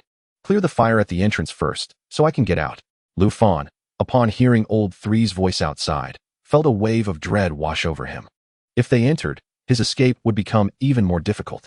At that moment, the woman, noticing Lufan's lingering gaze, sensed something suspicious about his identity. As she scrutinized him closely, she noticed his blood-soaked trousers, which made her uneasy. Without a moment's hesitation, she abandoned her clothing and turned to aim her gun at Lufan. Lufan, quick on his feet, dashed forward and kicked the gun from her grasp. The woman cried out in pain, and Lufan seized the opportunity to tackle her, pinning her beneath him, a faint scent of perfume enveloping him, stirring his senses. A mischievous smile crept onto his lips as he playfully brushed aside the hair obscuring her face, teasingly remarking, "You're quite the looker, but your temper is a bit fiery. Perhaps I should help you cool off, haha." The woman, flustered and furious, had not anticipated such audacity from the man before her. She cursed, "You scoundrel! Who are you? Let me go, or you will meet your end." Lufan retorted, "If merely holding you down makes me a scoundrel, then what do you call the multitude of women you've captured?" After which, he teasingly pecked her cheek. The woman, momentarily at a loss for words, began to struggle fiercely. When she found herself unable to escape, she resorted to cursing, "You're courting death by laying hands on me." With that, she forcefully kicked Lufan in the rear. Lufan, caught off guard by her sudden move, was flipped over. Fortunately, he reacted swiftly, rolling upon impact to dissipate the force and landing on his feet. The woman, undeterred, leaped off the bed like a fierce beast, launching a powerful kick toward Lufan. The kick struck his chest like lightning, yet it inflicted minimal harm. He patted his chest dismissively, quipping, "It seems you have some skills. No wonder the bald man outside fears you. Alas, your strength is rather lacking." Fuming, the woman shot back, "You dare underestimate me." With a fierce glare, she lunged at Lufan once more. Lufan deftly sidestepped, grasping her arm and throwing her off balance. Stumbling, she quickly regained her footing and, gritting her teeth, aimed a kick at Lufan's groin. Lufan, anticipating the strike, bent low to evade the lethal blow, then jumped forward, clamping his legs around hers. Internally cursing, he thought, "Can't they use a different tactic? Why must they all aim for this spot? It's infuriating." With a wicked grin, he suddenly pushed against her chest. The woman lost her balance and began to topple backward, just as she was about to hit the ground. She swiftly twisted her body and reached out to grasp the edge of the bed, barely managing to stabilize herself and avoid falling. However, at this critical juncture, a sharp crack resonated through the room as a flaming beam from the ceiling suddenly snapped, crashing down directly between the two individuals. In an instant, the flames surged forth like a voracious beast, threatening to engulf the entire room. Lu Fan, witnessing the dire situation, felt a surge of urgency. He understood that time was of the essence and that any further delay could spell doom. If he did not perish at the hands of the ruthless pirates, he would surely be consumed by the inferno. His eyes widened as he fixed his gaze on the woman, resolving to act decisively. Yet, to his astonishment, the woman reached down to retrieve the pistol that had fallen to the ground. Realizing the imminent danger, Lu Fan sprang into action. Dashing to her side just as she rose, he extended his hand, delivering a swift strike to the nape of her neck, causing her to crumple to the ground. Her body rendered limp. Chapter 147. The third brother becomes bald. Lu Fan hurried to the window, forcefully kicking the entire frame down. Just as he prepared to leap out, he heard the crackling sounds of the burning roof above, pondering how much longer the beams could withstand the blaze. His heart sank as he noticed the woman lying motionless on the floor. Neglecting her would surely lead to her fiery demise. After a moment of contemplation, compassion overtook him. He dashed to her side, scooping her up and hoisting her over his shoulder, then made a frantic sprint toward the window. Meanwhile, the third pirate, accompanied by a gang of henchmen, had cleared the flames from the doorway and kicked open the wooden door. As they stormed into the cabin, Lu Fan leaped through the window, still carrying the woman. Coincidentally, this moment was witnessed by the bald man, who was extinguishing the flames. Third brother, trouble. The elder sister is in his clutches. Hurry out. The cabin is about to collapse. The bald man shouted, his voice filled with urgency. Upon entering the bedroom, third brother found no sign of the elder sister and was momentarily bewildered until he heard the bald man's cries from outside. Bad news. That scoundrel has taken the elder sister. Quickly pursue him, he exclaimed, hastily leading a few henchmen out of the cabin. Lu Fan, realizing he had been spotted by the bald man, had no time to ponder. He hastily dropped the woman to the ground and sprinted toward the thorny wall-'s breach. Emerging from the cabin, third brother found that his hair had been singed and, upon touching it, it crumbled to ash. From a distance, he bore a striking resemblance to the bald man. When he noticed the woman lying on the ground, he rushed over, panic etched across his face, and inquired of the bald man, what happened to the elder sister? Is she injured? Understanding third brother's loyalty to the elder sister, the bald man replied, she has merely been knocked unconscious. She is not gravely harmed.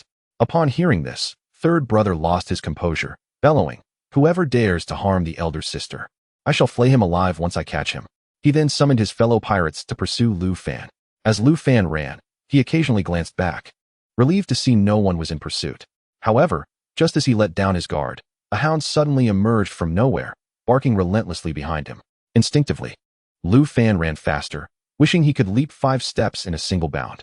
When he finally reached the breach in the thorny wall, he discovered that it had been sealed at some point. Cursing under his breath, he lamented, didn't those bald fools escape from here? Whose brilliant idea was this?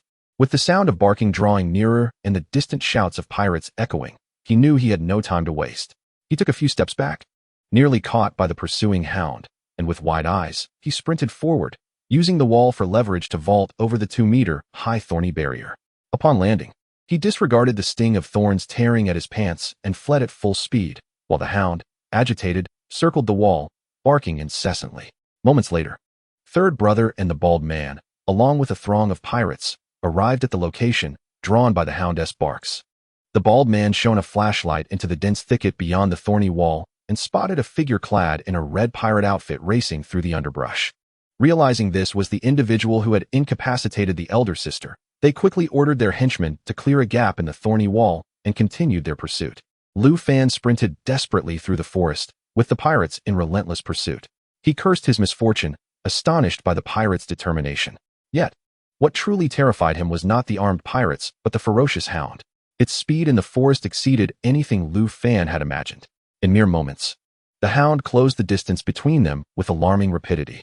Faced with such urgency, Lu Fan had no choice but to evade the hound's gaping jaws, darting left and right. Just as despair threatened to engulf him, a glimmer of hope flickered within him. He caught sight of a tree not far ahead, where a cloth was tied. This discovery was invaluable, for he recognized it as a lethal trap that would spell doom for the relentless hound. Without hesitation, he charged toward the trap. As he reached the edge, he leaped, effortlessly clearing the pitfall. Unfortunately for the hound, its front paw barely grazed the hay covering the trap before it plummeted downward, its body seemingly out of control. With a piercing howl, the hound was instantly impaled by the myriad of spikes below, transforming into a spiny husk. It convulsed momentarily before succumbing to its injuries, becoming lifeless, pinned to the bottom of the trap. Seeing the hound ensnared, Lu Fan exhaled a sigh of relief and continued his flight to reunite with the bald man and the others. As the pirates approached the trap, one of them nearly fell in due to inattention. Third brother, in his reckless pursuit, almost took a tumble himself, teetering on the edge of the pit. Fortunately, two agile pirates swiftly caught him, preventing his fall. Gasping, third brother stared at the deceased hound below, his eyes wide with rage. That scoundrel ran faster than a dog. The bald man, furrowing his brow as he surveyed the trap, remarked, "Let us not dwell on this. The scoundrel has already fled. Should we continue the chase?" Third brother, gritting his teeth, replied, "Of course we must pursue. There's a cliff ahead. Let us see how far he can run." With that, he rallied his henchmen to circumvent the trap and press on in pursuit. At this moment, Lu Fan was drawing ever closer to the precipice. The few guards stationed at the cliff, upon hearing commotion from the jungle, immediately raised their weapons in anxious anticipation, fearing they might be pursued by pirates. At that moment, Lu Fan shouted, "Don't shoot. It's me, Lu Fan." Upon hearing this, the guards immediately called out to Dong Zi and the others, urging them to lower their weapons, exclaiming, "It's Brother Lu." Lu Fan quickened his pace, joining the others, and breathlessly declared, "Someone is chasing us from behind. We must leave at once." Chapter 148. The pitiful Lu Yue. Without a moment to lose, the group swiftly leaped onto the deck, preparing to escape. Just as the yacht's engines roared to life, Lao San and his gang had also arrived at the cliff. A fierce confrontation loomed, and sensing the dire situation, Lu Fan urgently shouted to the crew on board, "Don't just stand there. Fire at the cliff. If we don't, none of us will escape." Only then did the crew spring into action, raising their guns and firing at Lao San's gang atop the cliff. The air was filled with the cacophony of gunfire, bullets raining down like a torrential downpour. Although chaotic and with low accuracy, it at least suppressed the adversaries on the cliff. Lao San and his cohorts hastily sought cover, bullets whizzing past them, sending shards of rock and dust flying. The stubborn bald man, hiding behind a large boulder, bellowed, "Shoot them down. Don't hold back on the bullets. We cannot let them escape." Facing the barrage of bullets from the yacht, the crew of red-clad pirates dared not show themselves, resorting to wild shooting with their arms raised. Bullets struck the yacht with resounding bangs, sparks flying in all directions. Aside from the sturdy hull absorbing the bullet's impact, the cockpit's glass shattered under the onslaught. Several individuals were injured, including a woman just rescued from the camp. This scene infuriated Lu Fan. He swiftly seized a submachine gun from a pirate and, without hesitation, dashed out of the cockpit to the deck, unleashing a relentless hail of gunfire at the cliff. Numerous bold members of Lao San's gang, attempting to peek out, were instantly shot down by Lu Fan. The yacht, amidst the storm of bullets, finally managed to turn around, not daring to linger, and immediately accelerated away from the danger. However, just as Lu Fan was reloading, a bullet grazed his arm. He felt a warm sensation on his arm, blood gushing forth and staining half of it crimson. Yet, he paid little mind to his wound. After reloading, he resumed firing at the pirates on the cliff. At that moment, the yacht gradually distanced itself from the precipice, finally escaping the range of fire. The gunfire from the cliff began to dwindle. As the cliff receded into the distance, the group let out a collective sigh of relief, and Lu Fan collapsed onto the deck in exhaustion. "Damn it, that kid managed to escape," Lao San fumed, stamping his feet in frustration. Yet there was little he could do, as no boats were available for pursuit. Reluctantly, he had to retreat with his men to report back to the elder sister at the camp. While Lu Fan rested on the deck, a sudden flash of insight struck him. He recalled the woman who had been shot in the yacht's hull. Alarmed, he sprang to his feet and dashed into the hall. Upon entering, his gaze was drawn to the woman lying on the floor. Her complexion was as pale as a ghost, devoid of any color, as if the light of life was gradually fading from her. Blood gushed from her wound like a fountain, staining the carpet beneath her. At that moment, Lu Fan's heart raced, and he rushed to her side, anxiously calling out, "Quick! Dong Zi, Afei, come help. We need to get her to the bedroom." Dong Zi and Afei hurried over, hastily lifting the woman and carrying her to the bed in the bedroom. However, despite their desperate attempts to staunch the bleeding, her condition continued to deteriorate. Ultimately, the woman succumbed to excessive blood loss, her body growing increasingly cold, her vital signs fading. In her final moments, she mustered the strength to grasp Lu Fan's hand tightly. Her lips trembled as she spoke in a faint whisper, "Brother Lu, I know you are a good person. Thank you for rescuing me, but I fear I may never return." As she spoke, she retrieved a glimmering necklace from a small pocket concealed in her waistband. The necklace sparkled in the dim light, seemingly embodying her last glimmer of hope. She placed the necklace in Lu Fan's hand, beseeching him with a tone of earnestness and longing. "This necklace has been with me since childhood. If you have the chance, please return it to my family, as a way of sending me home." Lu Fan, momentarily at a loss for words, stammered, "But I don't even know when I'll return to land. And I have no idea where your family is." Just then, the woman suddenly sat up, startling Lu Fan, who nearly jumped back in shock. With what seemed to be her last ounce of strength, she uttered, "Beijing, Lu Yue." As soon as she spoke, she coughed up a pool of blood and collapsed backward, lifeless. This scene left everyone present in stunned silence, as if time itself had frozen. Especially Li Li and the female tour guide, who turned pale with fear, their throats emitting terrified screams that echoed throughout the hall, creating a chilling atmosphere. Lu Fan tightly clutched the necklace in his hand.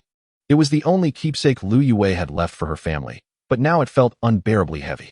His heart sank into an abyss of despair, words failing to capture his anguish, and he found himself resenting his own helplessness. At that moment, the bald man mustered his courage and slowly approached, fearful that Lu Fan would unleash his anger upon him. Gently, he patted Lu Fan's shoulder, offering solace. "Brother Lu, don't be too sorrowful. Since this has happened, we should think about how to handle the aftermath." Lu Fan slowly lifted his head, meeting the bald man's gaze, and nodded in agreement, acknowledging the truth in his words. Now was not the time to wallow in grief. As the eastern sky began to lighten with dawn, a faint glow illuminated the surrounding waters. Yet, in such a dire situation, how should they handle Lu Yue's remains? They could not simply cast her into the sea to become fish food.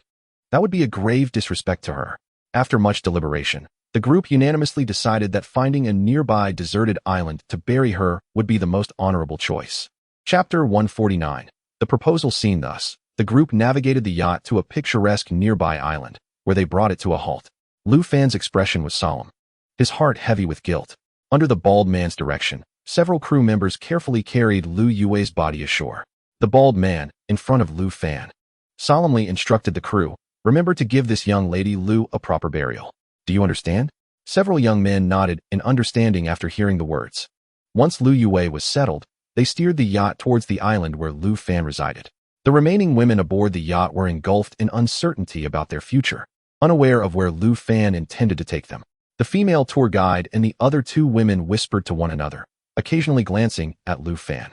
In stark contrast, Lily had made her decision the moment she learned that Lu Fan had rescued Elena and Song Linlin. She resolved to follow him closely, for only then could she reunite with Elena and Song Linlin.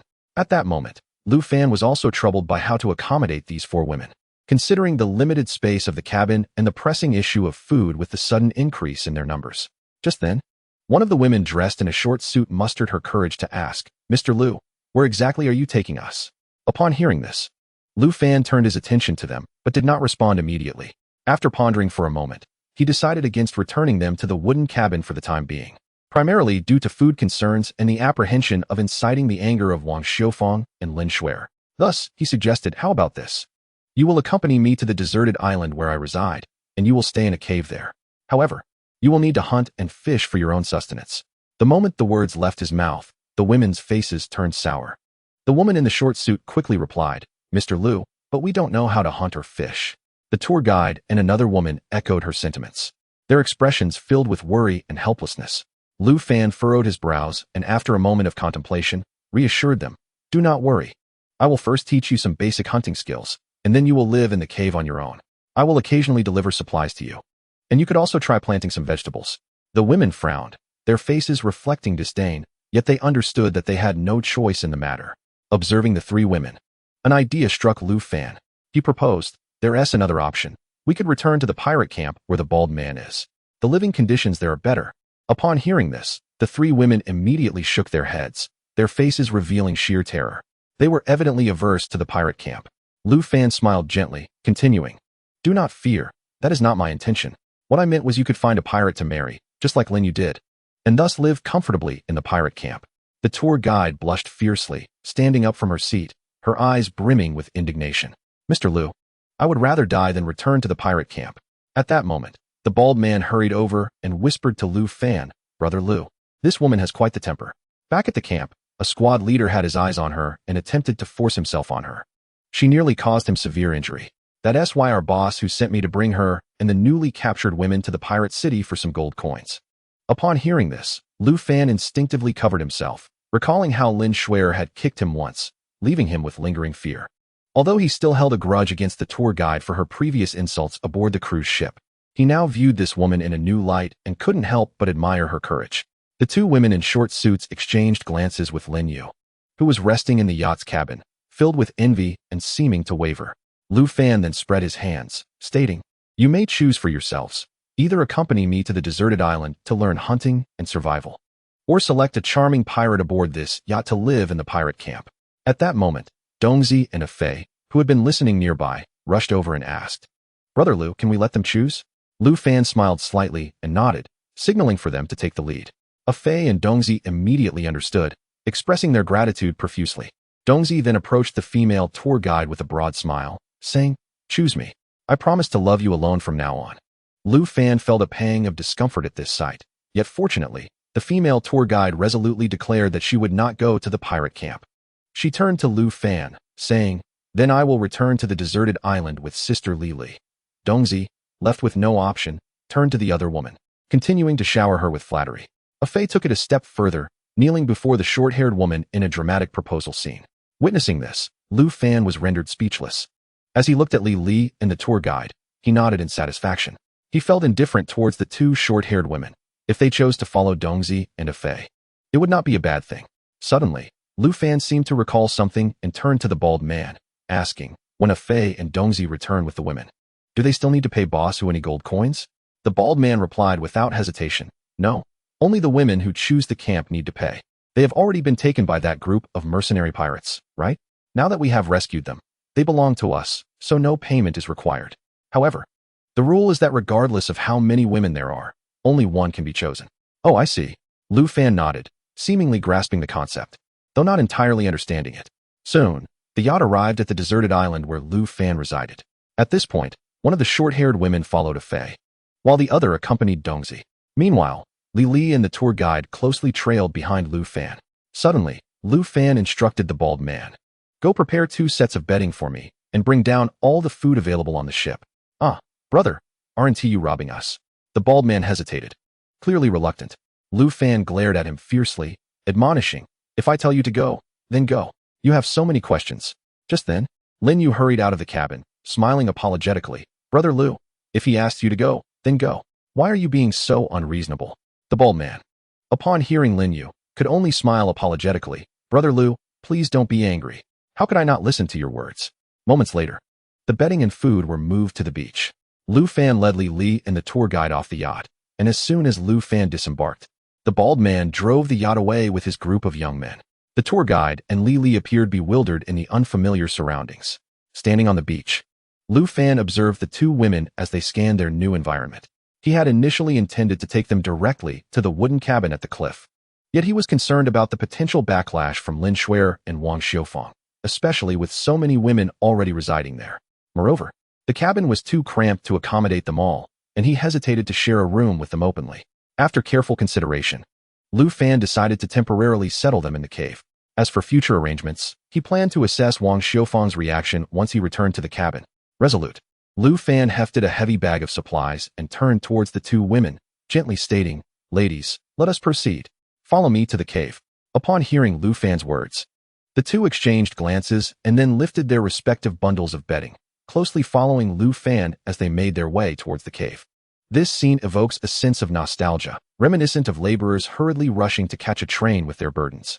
As they walked, Li Li suddenly inquired, Does Liu Dage, Ai Li Na, and Song Lin Lin also reside in this cave? Her voice revealed a hint of anticipation. Liu Fan paused briefly, contemplating before responding, No. They reside in another location, some distance from here. However, there is no need for you to rush. You will certainly have the opportunity to meet them in the future. Oh, I see, Li Li replied, her tone tinged with disappointment, yet she forced a response. At that moment, Lu Fan noticed the shift in her mood and turned to the female tour guide, deliberately changing the subject. With a smile, he asked, "By the way, I know you are a tour guide, but I have yet to learn your name." The tour guide, upon hearing this, abruptly halted, her expression one of surprise as she gazed at Lu Fan. After a moment, she queried, "How did you know I'm a tour guide? I don't recall mentioning it to you." Lu Fan had not anticipated such a question, and he did not wish for the guide to discover that he was the impoverished youth she had mocked aboard the cruise. Therefore, scratching his head, he replied, "It must have been Lin Yu who informed me. Otherwise, how would I know you are a guide? What is the matter?" The tour guide furrowed her brow, pondering whether she had ever discussed her role with Lin Yu. She then shook her head and said, It's nothing. I was merely curious about how you knew I was a guide." She then graciously added, "My name is Lu Yu. You may call me Yuer." Lu Fan nodded in acknowledgement, stating solemnly, "All right, I understand. We should proceed swiftly. This jungle is perilous. Wild boars and beasts roam about." Upon hearing Lu Fan mention the presence of wild animals, both women immediately pressed closely behind him, fearing to lose sight of him. At that moment, Lu Fan, burdened with a large sack over his shoulder, found it challenging to navigate the entwined vines in the jungle, making their progress arduous.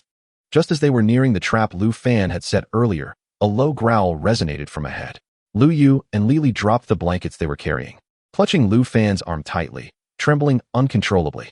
Lu Fan instantly became alert, setting down the sack and drawing his handgun, gripping it firmly. He reassured the two, "It's all right. Do not fear, we have guns." He also instructed them to retrieve the handguns they had obtained from the bald man on the yacht for their protection. At that moment, a massive black bear emerged from the jungle, entangled in a thick vine, evidently ensnared by the trap Lu Fan had previously set. Blood dripped from its mouth where it had bitten through the vine, and its fierce eyes locked onto them, emitting a series of low growls. Its powerful limbs clawed at the ground, preparing to launch an attack. Lu Fan took a deep breath, tightly gripping his firearm, and whispered to Lu Yu and Li, "Stay calm, follow my lead. As soon as it approaches, fire immediately." The black bear advanced step by step. Lu Fan seized the moment, firing first. The bullet struck its shoulder but seemed to inflict little damage. The bear, in pain, let out an enraged roar and accelerated its charge. Lu Yu and Li, summoning their courage, pulled the triggers, but perhaps due to inexperience, the guns remained silent despite their attempts. As the bear lunged towards them, Lu Fan swiftly tackled both women to the ground, preventing them from injury as the bear missed its mark and crashed to the earth.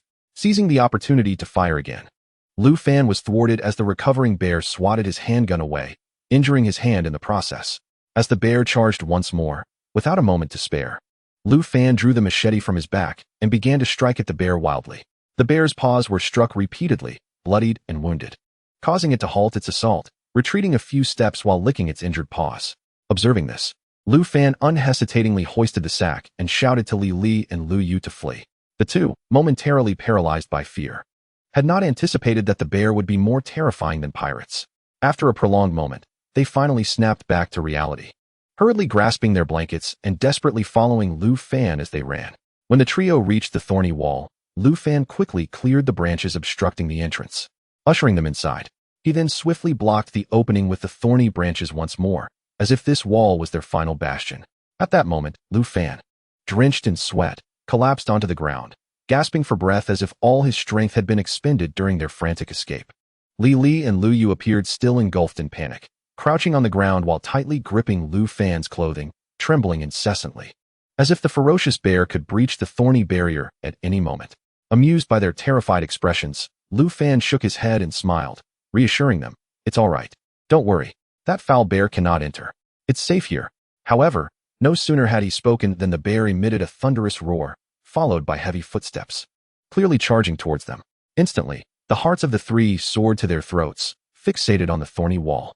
The bear rapidly reached the barrier, using its massive paws to strike at the branches, producing a rustling sound. Li and Lu Yu shrieked in terror, prompting Lu Fan to spring to his feet, quickly grabbing a spiny branch and rushing over to lash at the bear's head. In an instant, the bear's head and face became ensnared with the sharp thorns, and it roared furiously, its strikes growing more forceful. Under the bear's powerful onslaught, some branches began to loosen and fall. Realizing the dire situation, Lu Fan shouted, "Quickly, go find more thorny branches to reinforce it." Li and Lu Yu, startled back to their senses, hurriedly searched for additional branches. Just as the bear was about to breach the wall, the two returned, dragging branches with them. Lu Fan swiftly hurled one thorny branch at the bear, which lodged itself perfectly around its neck.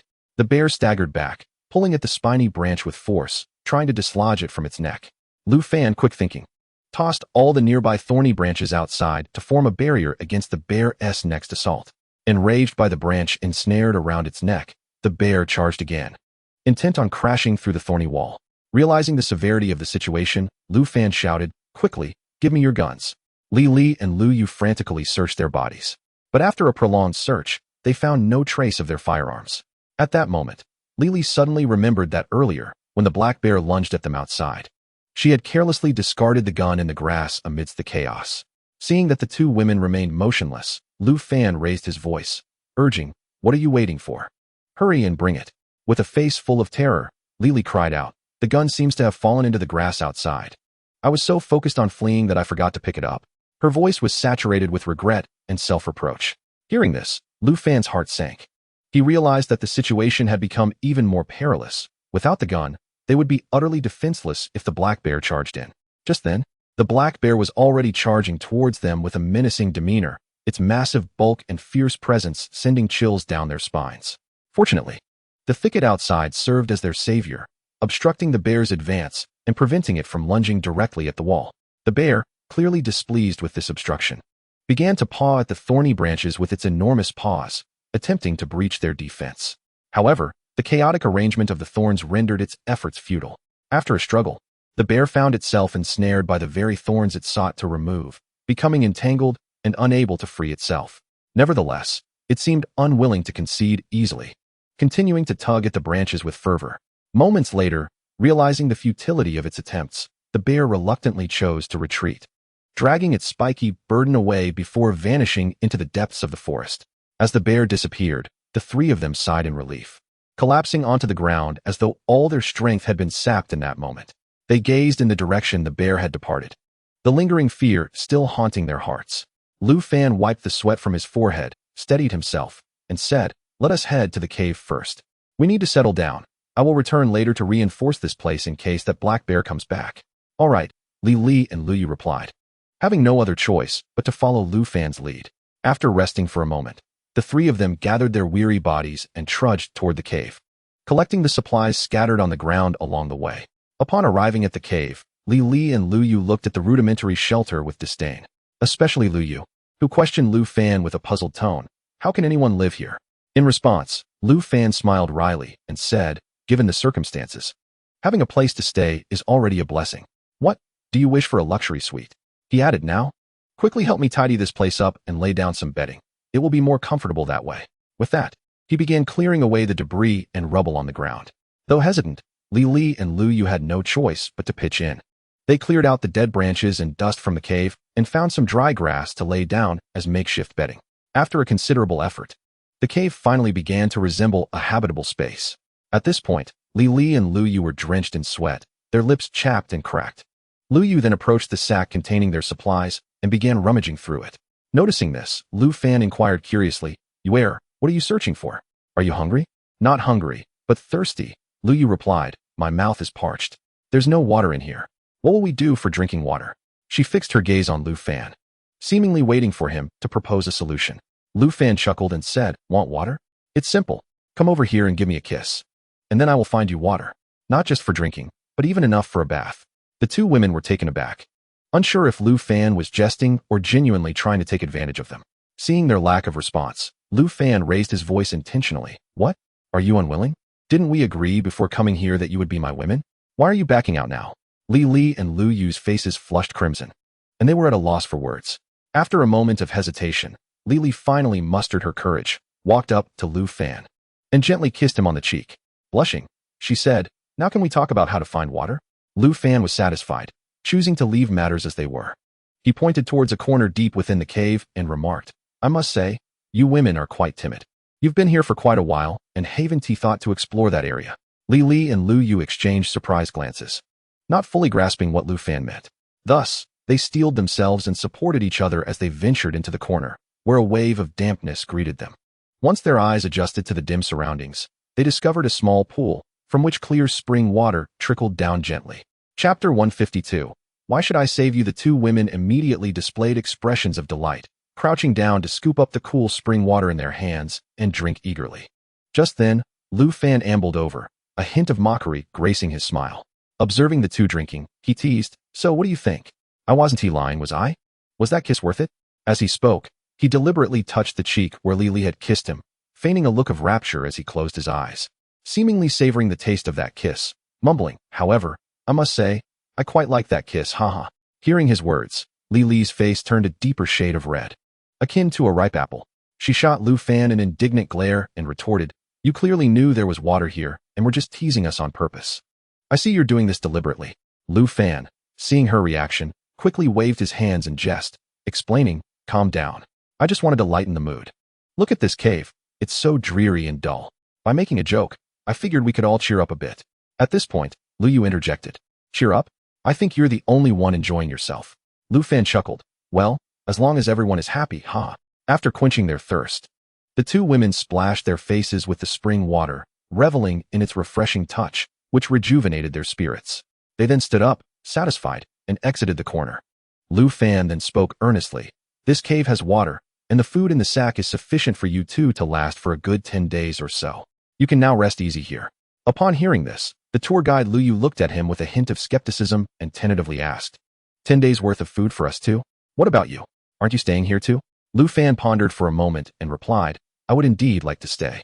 But imagine if I were to guard two beautiful women like you. What if I lost control at night?" Observing their expressions shift, he continued, "Besides, there are 5 or 6 other beauties waiting for my return. Otherwise, I would truly find it hard to part with you two." With that, he feigned a look of great difficulty. Upon hearing Lu Fan's words, Li Li and Lu Yu's faces registered shock, struggling to believe their ears. "What? There are 5 or 6 other beauties waiting for you?" Li Li exclaimed, her eyes wide with disbelief. Although she had heard Lu Fan mention Ai Li Na and Song Lin Lin being present, she had no idea about Wang Xiufang and the others, causing her to question Lu Fan's statement. Lu Yu wore an expression of displeasure, her tone tinged with annoyance as she exclaimed, "Lu Fan, how could you do this? I thought it was just the 3 of us here." Upon witnessing their reactions, Lu Fan felt a surge of delight within. Fully aware that his words had successfully captured their attention, he feigned a sigh of helplessness and replied, "I don't wish for this either.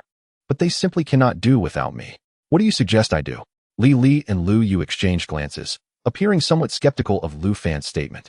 After a moment of hesitation, Li Li mustered the courage to speak, her voice tinged with shyness. "Could you possibly stay until tomorrow? We have just arrived at this cave, and we're still a bit frightened. Besides, nightfall is approaching, and the path back will be treacherous." Li Li and Lu Yu fixed their earnest gazes upon Lu Fan, their eyes reflecting a blend of hope and anticipation, awaiting his response. Observing the slightly disheveled state of the two women before him, Lu Fan felt a twinge of compassion. After careful contemplation, he finally nodded slowly and inquired, "Li Li, do your words still hold weight?" Li Li was evidently taken aback by Lu Fan's unexpected question. Momentarily stunned as she responded with confusion, "What do you mean? Anything I have said surely counts." Noticing her reaction, Lu Fan's lips curled into a sly smile as he teased, "I refer to what you promised when I rescued you. Have you forgotten so soon?" At this, realization dawned on Li Li, her face flushing a deep crimson, akin to a ripe apple. Stammering, she explained, "That was just me speaking out of fear at the time."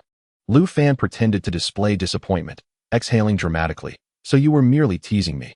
I was quite hopeful. It seems my efforts in saving you were in vain." Taken aback by Lu Fan's words, Li Li felt tears welling up in her eyes, and she began to cry. Seeing her distress, Lu Fan quickly reassured her, All right, I was only jesting. Please do not take it to heart." Curious about what had transpired, Lu Yu leaned closer to Li Li and whispered, "What were you two discussing? What counts and what doesn't? I can't quite grasp it." Blushing, Li Li momentarily struggled to respond. After Lu Yu's persistent inquiries, she divulged the promise she made to Lu Fan during her rescue. Upon hearing this, Lu Yu's eyes widened in surprise, and she playfully remarked, "Oh, Li Li, you cannot go back on that promise." Li Li stamped her foot in feigned annoyance, retorting, "Stop joking. Lu Fan is not that kind of person." Lu Fan erupted into laughter, responding, "Rest assured, I never impose upon anyone. Sooner or later, both of you will be mine," while gesturing towards Lu Yu.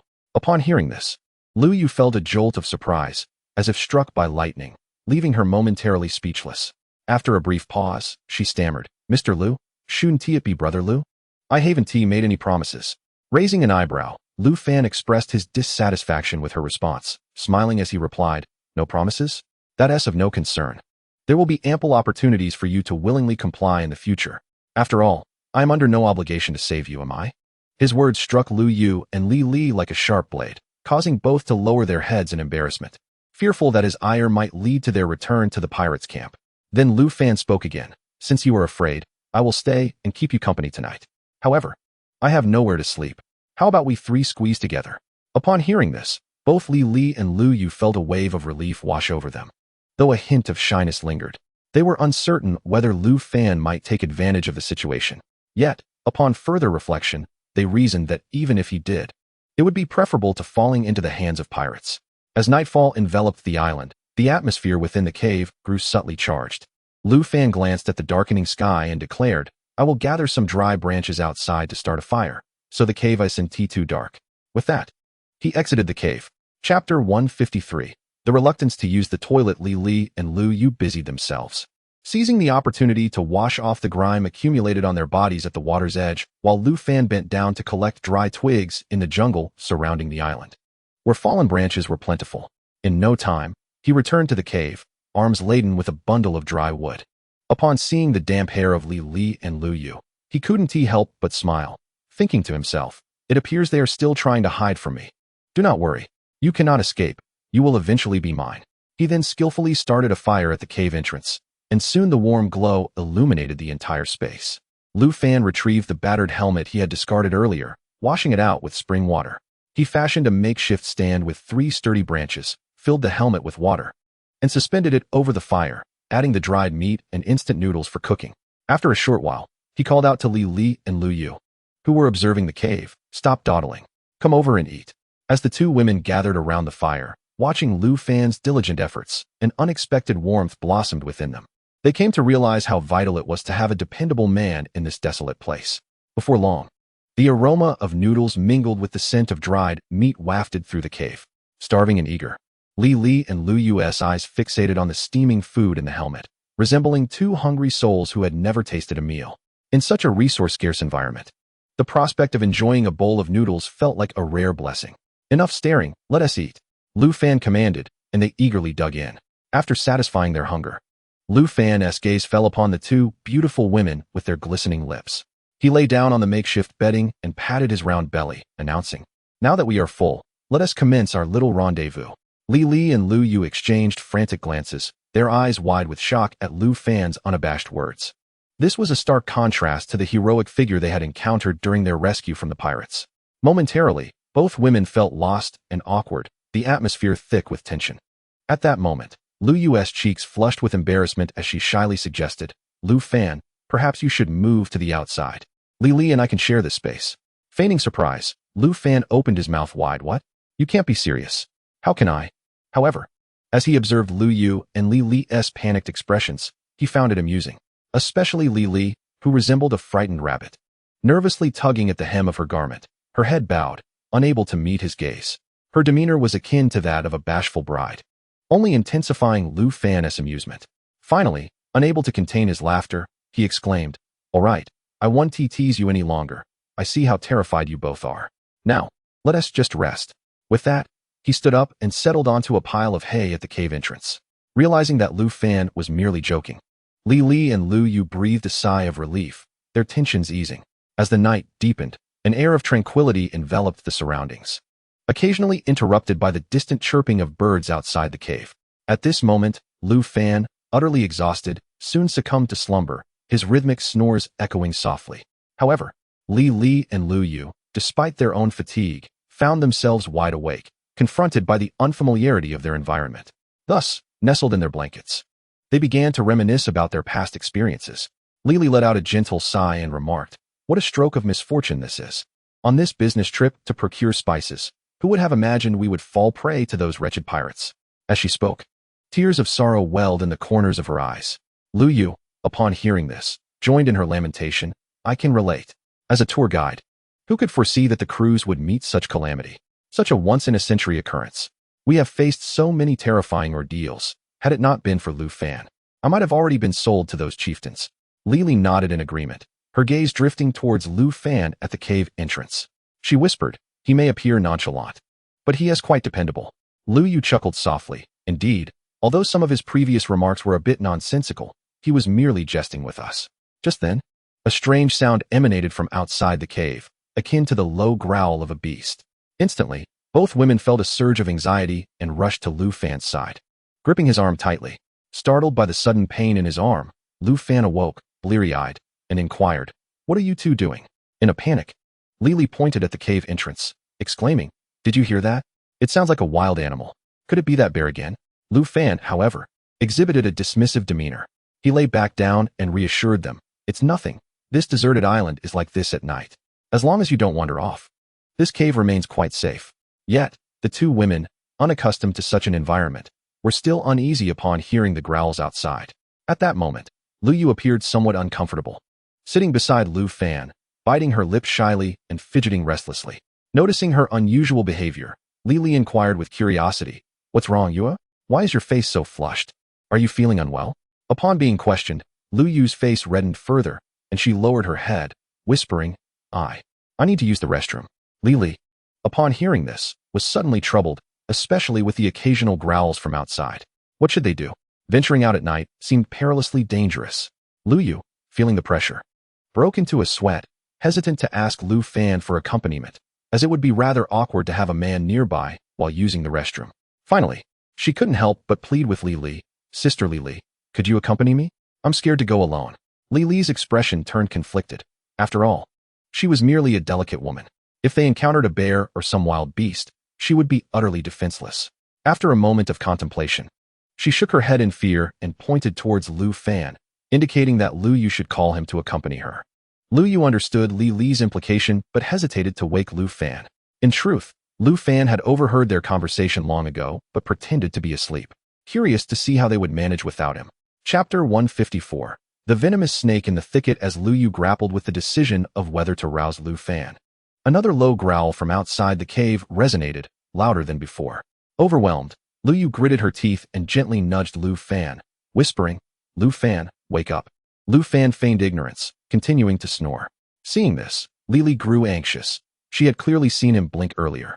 Realizing he was merely pretending to sleep to elicit their pleas, in a moment of desperation, she gave Lu Fan a firm push, declaring, "Stop pretending. I know you're awake. Get up. Lu Yu needs to use the restroom and is too scared to go alone. You should accompany her." Realizing he could no longer maintain his charade, Lu Fan slowly sat up, feigning the act of being just awakened. Stretching and yawning, he said, all right, I can't believe you two. I can't even have a peaceful sleep. Had I known this would happen, I would have just gone back to sleep with Ai Li Na and the others." Lily's face flushed crimson at his words, and she stood up, stamping her foot, exclaiming, "Why do you have to be like this? Can't you be serious for once?" Lu Fan chuckled, rising to his feet and brushing off the straw from his clothes. He then turned to Lu Yu with a mischievous grin, saying, "All right, my lady, I shall accompany you. Let us go." With that, he stepped out of the cave first, while Lu Yu followed closely behind, her cheeks flushed and her head bowed. Outside the cave, the night was as dark as ink, and the growls of beasts intermittently chilled the air. Lu Yu clung tightly to Lu Fan's clothes, her heart racing. Sensing the tension in the air, Lu Fan smirked and teased, "Do you hear that? The growl of the beast is quite loud. It wouldn't be nearby, would it?" Lu Yu, upon hearing this, turned pale with fright and instinctively leaped into Lu Fan's arms. In response, Lu Fan embraced her, feeling a sense of triumph as he whispered soothingly, "Don't be afraid. I'm here." He then urged Lu Yu to step aside to take care of her business while he walked a few steps forward, facing the thicket. As Lu Fan listened to the rustling noises behind him, he couldn't help but shake his head and chuckle. After Lu Yu had finished, the two wasted no time in returning to the cave. As they entered, Lily anxiously asked, "What happened? Are you all right?" Lu Yu nodded, still shaken, and replied, "I was terrified. It was pitch black outside, and I couldn't see a thing." Lily reassured her, patting her shoulder, "Well, as long as you're fine." Lu Fan then returned to the straw pile, saying, "All right, let us all get some rest. Nothing will happen." At that moment, neither Lily nor Lu Yu felt inclined to continue their conversation and quickly burrowed into the warmth of their blankets, covering their heads and gradually drifting into slumber. Thus, they spent a peaceful night without incident. The next morning, Lu Fan awoke early. Seeing that both women were still sound asleep, he quietly exited the cave. He needed to reinforce the traps he had set around the perimeter to prevent the bear from attacking again. Lu Fan was acutely aware of the bear's ferocity. If he did not strengthen the thorn barrier, Li and Lu Yu, residing in the cave, would be in constant danger. First, he approached the thorn barrier to search for the handgun that had fallen into the thicket the previous day. When he reached the spot where he had battled the bear, he bent down to carefully sift through each patch of grass, fearing he might overlook any corner. As he cautiously parted the dense underbrush, he suddenly shouted, "Grass! There's a snake! I'm going to die!" The sudden outburst unleashed a torrent of fear that surged within him. He felt a chill run down his spine, a wave of coldness coursing through him like electricity, causing his hair to almost stand on end. Upon closer inspection, he saw a green venomous snake coiled within the grass. This serpent, as thick as a thumb, shimmered with an eerie glow in the light, sending shivers down one's spine. As Lu Fan disturbed the foliage, it was evident that he had startled the venomous snake. Suddenly, it opened its mouth wide, revealing its sharp, venomous fangs, while a scarlet forked tongue darted straight towards Lu Fan's face. In the blink of an eye, Lu Fan's reaction was remarkably swift. With lightning reflexes, just as the venomous snake was about to strike, he extended his right hand and expertly grasped the snake's head. However, the danger was far from averted. As the snake writhed violently, attempting to coil around his arm, Lu Fan was acutely aware of the snake's ferocity and dared not let his guard down. He immediately reached out with his other hand, firmly seizing the snake's tail, and without hesitation, swung his arm, forcefully hurling the snake against a nearby tree. The sound of a sharp impact echoed as the snake's body collided with the trunk, producing a crisp noise. Yet, Lu Fan did not cease his assault. He continued to swing the snake, striking it repeatedly against the tree. With each blow, the snake emitted pained hisses and thrashed violently. Lu Fan's arm began to ache from the exertion, but he dared not relent. He understood that a moment's carelessness could result in the snake biting him. Thus, after delivering over a dozen blows, until he saw the snake's head thoroughly mangled and devoid of resistance, Lu Fan finally halted his actions. Breathing heavily, beads of sweat trickled down his cheeks. Once he regained his composure, he shouted at the lifeless serpent, "Curse you for nearly biting me." Subsequently, he flung the snake away as if discarding a repugnant object. After a brief respite, Lu Fan resumed his search for the handgun, this time wielding a stick to probe through the underbrush. Moments later, he finally discovered the pistol nestled within a dense thicket, a sigh of relief escaping his lips. He subsequently employed the same method to locate the handguns lost by Li and Lu Yu nearby.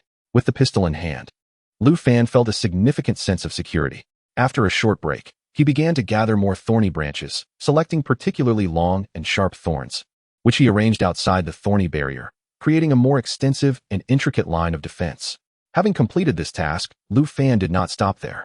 He proceeded to inspect the traps he had previously set, ensuring each one was intact and had not been triggered. Upon finding traps that had ensnared wild animals, he promptly reset them, ensuring future success in capturing prey. As he approached a barbed trap covered with hay, he suddenly heard a faint wheezing sound emanating from within. Chapter 155, The Wild Rabbit. Lu Fan's heart raced, realizing it was highly likely that prey had fallen into his ambush. Excitement surged within him, thinking that perhaps there would be roasted meat to enjoy. Swiftly, he grasped a stick and cautiously began to sift through the hay.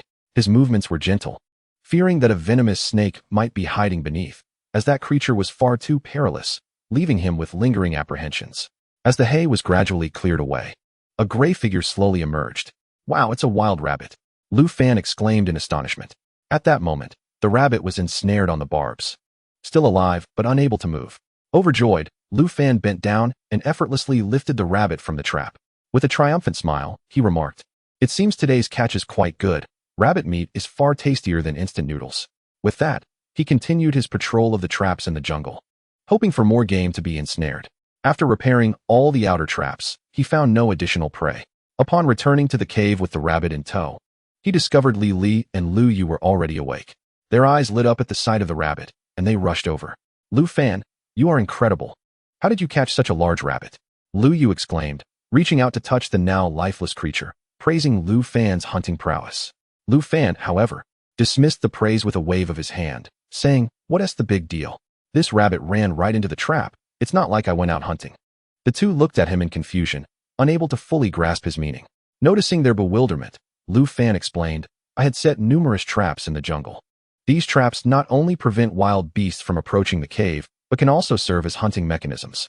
As he spoke, he pulled out the handgun and handed it to them, adding, "So long as you don't venture beyond the thorny wall, it's quite safe here. Besides, we have a gun." Lu Yu took the gun with a look of disdain, saying, "Lu Fan, do you think that bald pirate from yesterday gave you 2 defective guns?" No matter how I tried to fire mine, it never responded. At that moment, Lily chimed in, "Yes. Mine too." I kept pulling the trigger, but there was no reaction at all. Lu Fan was momentarily speechless and replied with exasperation, "I thought you both knew how to shoot. I just discovered it myself. You didn't even know how to load the gun or disengage the safety. No wonder it didn't work." With that, Lu Fan seized the gun from Li Li and proceeded to demonstrate the proper technique to both of them. Lu Yu appeared quite intrigued by the firearm, mimicking Lu Fan's actions. Once the bullet was loaded, she raised the gun and asked, "So this is how you fire it?" No wonder it didn't respond yesterday. Seeing the muzzle of the gun pointed directly at him, Lu Fan's heart sank, and he shouted, "Don't move. Put the gun down. You're a walking disaster." Realizing the gravity of the situation, he reached out to take the gun from Lu Yu. Startled by Lu Fan's sudden shout, she inadvertently squeezed the trigger in her panic. A loud bang erupted as the bullet struck the rocky wall of the cave, sending sparks flying in all directions. Fortunately, Lu Fan had already pressed down the muzzle, otherwise, the outcome could have been dire. Goodness, that was attempted murder. What have I done to deserve this? Lu Fan exclaimed as he snatched the handgun from her. At this moment, both Lu Yu and Li Li were utterly shocked, with Lu Yu even covering her ears and screaming. Having never fired a gun before, they were completely unprepared for its terrifying power. For a moment, Lu Yu stood frozen, eventually regaining her senses. Lu Fan understood she had not intended any harm, so he refrained from excessive reprimand. Instead, he spoke in a gentle tone, "Don't be afraid. It's not a big deal. Just be more cautious in the future. And with some practice, you will become proficient." Although he reassured her, Lu Fan felt a wave of anxiety wash over him. Had he been just a second slower in pressing down the muzzle, he might have met a grim fate. Hearing Lu Fan's words, Lu Yu's face flushed with guilt, and she softly murmured, "I'm sorry. I truly didn't mean to." Her voice was laden with guilt and unease. Observing this, Lily hurriedly comforted her, saying, "It's all right. Don't be too hard on yourself. The fact that no one was hurt is the greatest fortune." She gently patted Lu Yu's shoulder, hoping to offer her a measure of solace. Lu Fan smiled and waved his hand, remarking, "All right, you two shouldn't dawdle any longer. Let us swiftly prepare this wild rabbit. That way, you both can enjoy roasted rabbit meat soon, and I should be heading back."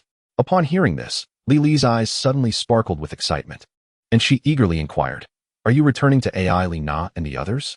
Her tone carried a hint of longing and anticipation. Lu Fan nodded in affirmation and replied, "Indeed, why? Do you need something?" Realizing that Lu Fan had no intention of taking her to meet Ai Li Na and Song Lin Lin, she quickly shook her head, saying, No, nothing at all."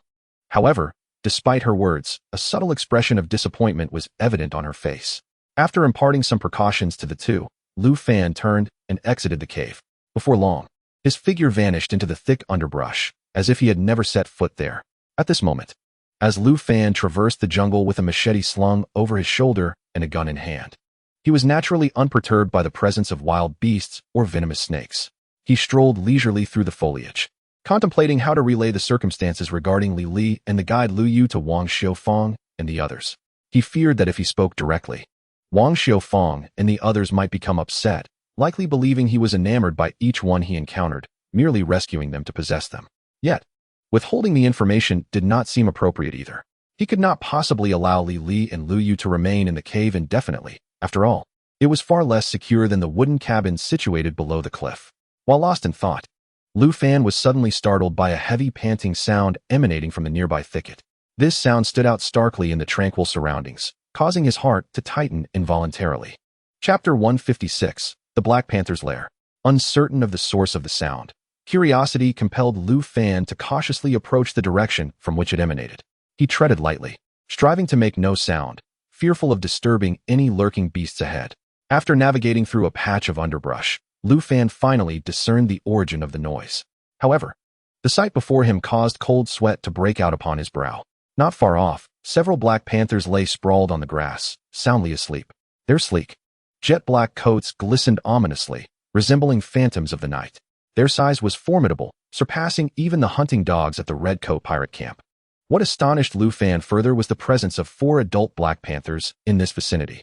Moreover, not far from a nearby thicket, He spotted a makeshift nest where several black panther cubs lay curled up. This discovery instilled a sense of dread within Lu Fan. He thought to himself, "Thank goodness it wasn't them I encountered yesterday. Otherwise, even with a gun in hand, it would have been futile." It is well known that black panthers possess unparalleled reflexes and speed. They are indeed the undisputed assassins of the jungle. Furthermore, the sight of 4 adult black panthers was simply astonishing. As he examined them closely, he was taken aback to recognize one of the panthers. It was the very one that had attacked them previously. This particular panther had been blinded in one eye by Wang Xiufang's branch, leaving numerous scars upon its head, thus etching its image in Lu Fan's memory.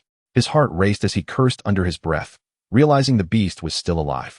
At that moment, Lu Fan dared not linger, instantly holding his breath, fearful of making any noise that might awaken the slumbering creatures.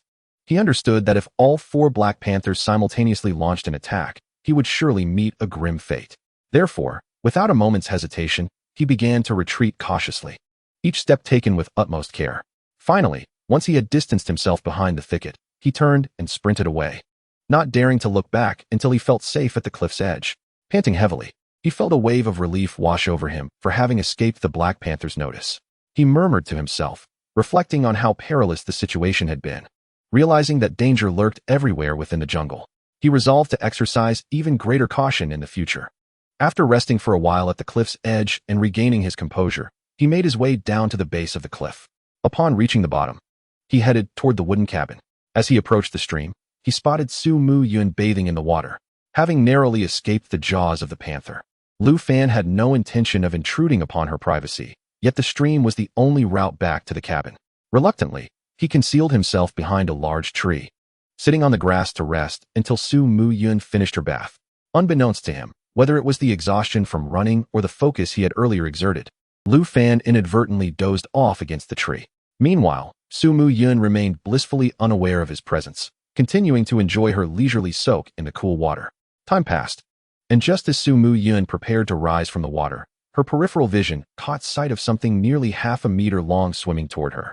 Instantly, she was struck with terror, letting out a piercing scream. "Ah, a snake!"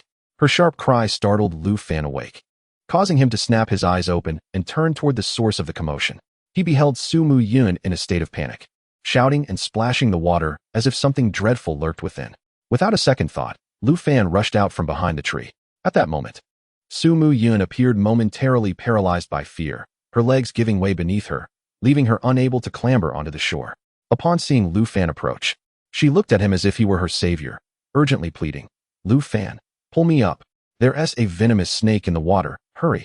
Hearing the mention of a venomous snake sent a jolt of fear through Lu Fan. He quickly extended his hand and pulled her up. However, just as she was lifted, she felt something slither past her foot, causing her to scream even louder. Once on shore, she immediately threw herself into Lu Fan's embrace, trembling uncontrollably, her feet refusing to touch the ground, tightly clinging to his waist and forgetting that she was clad in only a flimsy garment. At that moment, Lu Fan's view was entirely obstructed by Su Mu Yun, forcing him to tilt his head left and right to glimpse into the water. After a brief moment, he finally discerned the truth. It was not a venomous snake at all, but merely an eel.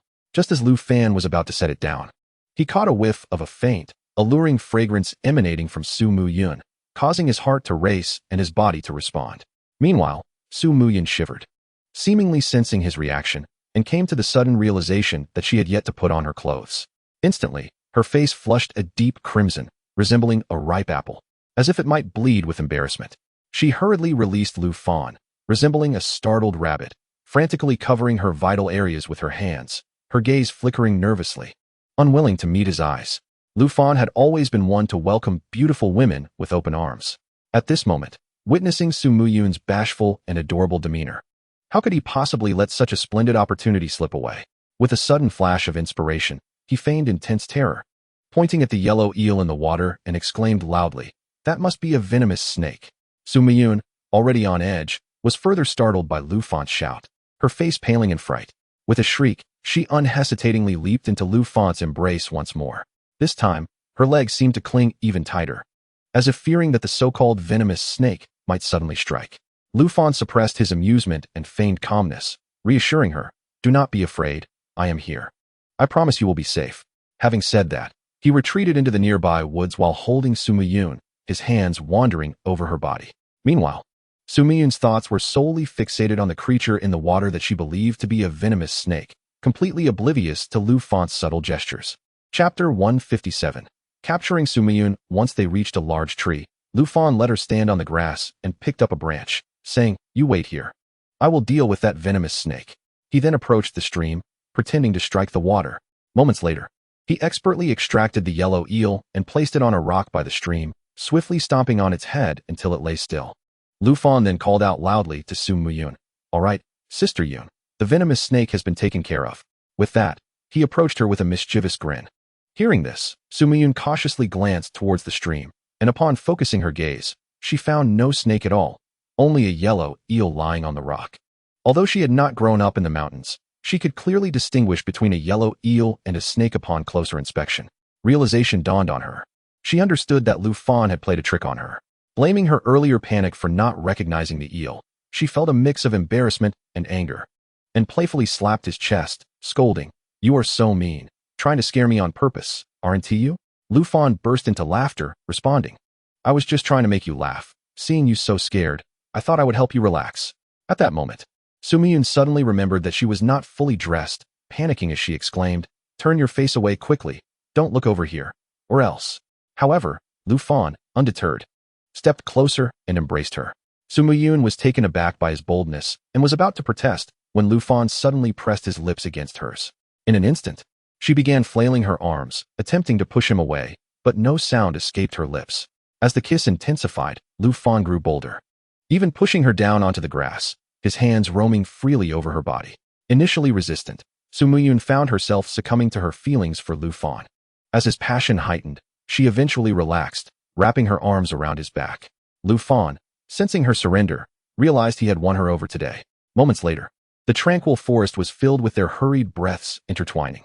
Sunlight filtered through the mist hovering above the cliff, illuminating the canyon in a mesmerizing display. Akin to a fairy tale. As time passed, once Su Miyun had dressed, they prepared to return to the wooden cabin when suddenly a sound of footsteps approached. Su Miyun instantly snapped to attention, shoving Lu Fan's arm off her shoulder and hurriedly fixing her disheveled hair. Lu Fan focused his gaze and noticed a figure approaching. Upon recognizing the person, his brows furrowed in surprise. It was Lin Schwerer. He pondered inwardly, "Isn't that Lin Schwerer? What brings her here? And with a basket on her back, where is she headed?" Just as Lu Fan was lost in thought, Lin Schwerer spotted him. Their eyes met, and a flicker of surprise crossed Lin Schwerer's gaze. Clearly caught off guard by their encounter, she hesitated for a moment before quickening her pace to reach Lu Fan and Su Miyun. "Lu Fan, you have finally returned." Lin Schwerer's voice held a hint of urgency. "Was everything handled smoothly? Were you hurt?" Seeing her concern, warmth flooded Lu Fan's heart. With a gentle smile, he replied softly, "The person has been rescued, and the process went smoothly. I am unharmed." Lin Schwerer nodded in relief, visibly relaxing. However, when her gaze fell upon Su Miyun, she noticed her slightly rumpled clothing and flushed cheeks. Understanding dawned on her, and a flicker of displeasure flashed in her eyes.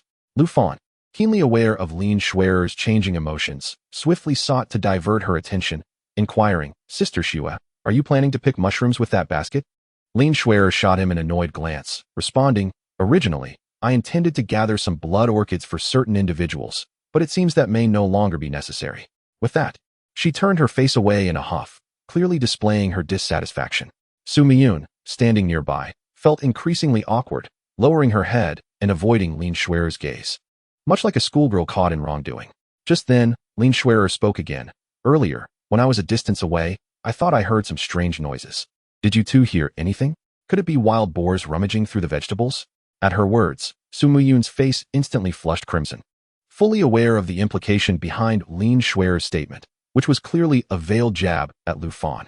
Meanwhile, Lu Fan's lips curled into a smirk, feigning nonchalance as he replied, "Sister Xue, you truly have a knack for humor.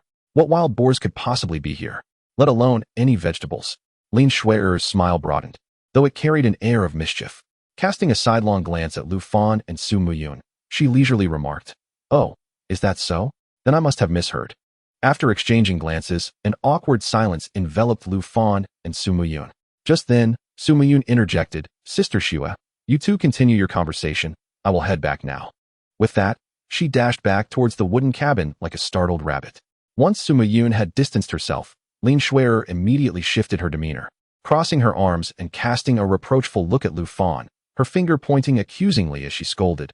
Well, Lu Fan, your audacity has grown increasingly bold, daring to take action against Xiao Yun in broad daylight. Lu Fan scratched his head and forced a smile, saying, Sister Shuer, I didn't do anything. I was just helping her catch a snake. Upon hearing this, Lin Shuer immediately twisted Lu Fan's arm painfully, asserting, You're still trying to deny it. I saw everything just now. Chapter 158. The blood orchid behind the waterfall. Lu Fan winced and exclaimed, Sister Shuer, I was wrong to deceive you. Although it is inappropriate to act against her in the daylight, you know in your heart that you and the others are destined to be my women. Lin Shuer's face flushed crimson, yet she feigned indifference, replying, Who wants to be your woman? Don't flatter yourself. However, her eyes betrayed her, avoiding his gaze, and her arms dropped from their defensive position. Seeing this, Lu Fan stepped closer, gently grasping her hand, and said earnestly, Sister Shuer, rest assured. You will always hold the utmost importance in my heart. Lin Shuer trembled slightly, ceasing her rebuttal. Lu Fan quickly added with a smile, Sister Shuer, be magnanimous and don't stay angry with me. Shall we still go to collect the blood orchids? If so, I will accompany you. Lin Shuer shot him a glance and replied, Of course we must go. Before the flowering period ends, we should gather the blood orchids. Aunt Li mentioned they can be made into pills for storage and consumption. With that, she turned and headed towards the distant cliff. Lu Fan followed closely behind, a smug smile on his face, thinking that Lin Shuer seemed to be quite fond of sweet words. In truth, Lu Fan had long considered harvesting the blood orchids to make pills, but had been hindered by a lack of time and knowledge on how to create them. After all, these flowers were truly effective for healing. Since his 2 injuries and consuming a significant amount of blood orchids, he felt remarkably light, and his physical strength had more than doubled. Otherwise, how could he have successfully escaped the pirate camp? At this moment, Lin Shuer spoke up. Lu Fan, do you know? Aunt Li said that the blood orchid not only heals wounds, but also has beautifying properties for women. It can delay aging. Lu Fan raised an eyebrow and replied, I mentioned this before, but you all refused to believe me. Lin Shuer scoffed, as if you're so capable.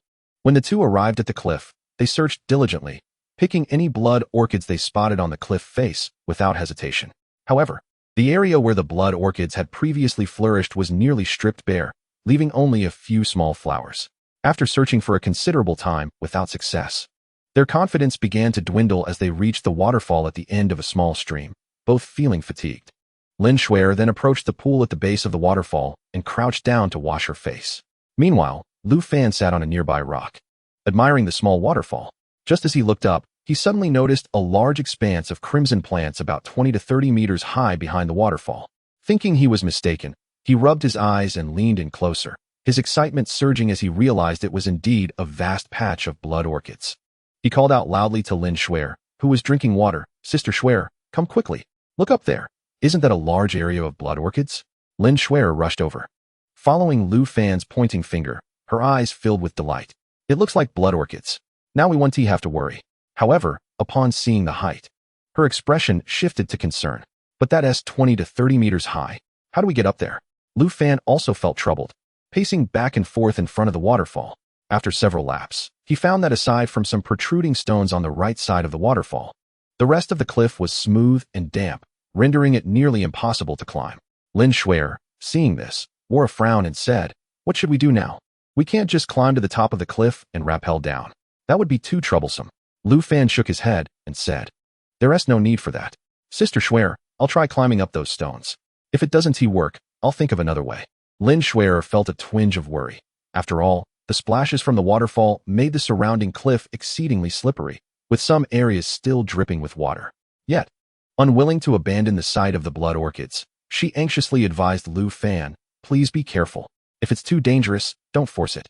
Lu Fan nodded in agreement, took a rope from his backpack, and began to cautiously ascend. Initially, he climbed without much difficulty, but halfway up, a stone he grabbed suddenly shifted, causing him to sway dangerously close to falling. Lin Shuer, witnessing this perilous moment, gasped in horror and shouted, Lu Fan, be careful. If it's too much, come back down.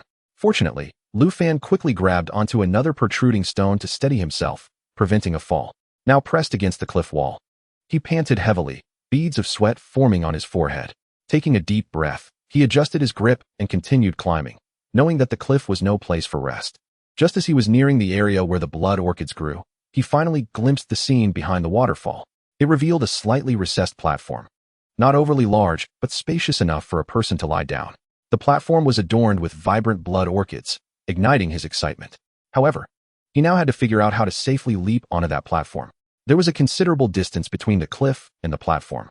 And with the cliff being so slippery, one misstep could lead to a fall. Sighing, Lu Fan pondered the dilemma. After careful observation, he decided to take the risk, climbing another 2 meters higher. Taking a deep breath, he extended his arms, pushing off with his legs, propelling himself toward the platform. Just as he landed, his foot slipped on the damp surface, sending him tumbling towards the edge. In that split second, he managed to grab hold of a vine of the blood orchid, but it began to sway precariously under his weight. Lin Shuer, watching from below, felt her heart leap into her throat as she shouted, "Lu Fan, be careful." Just as the vine was about to snap, Lu Fan quickly grasped the edge of the platform with his other hand, summoning all his strength to pull himself up onto the platform.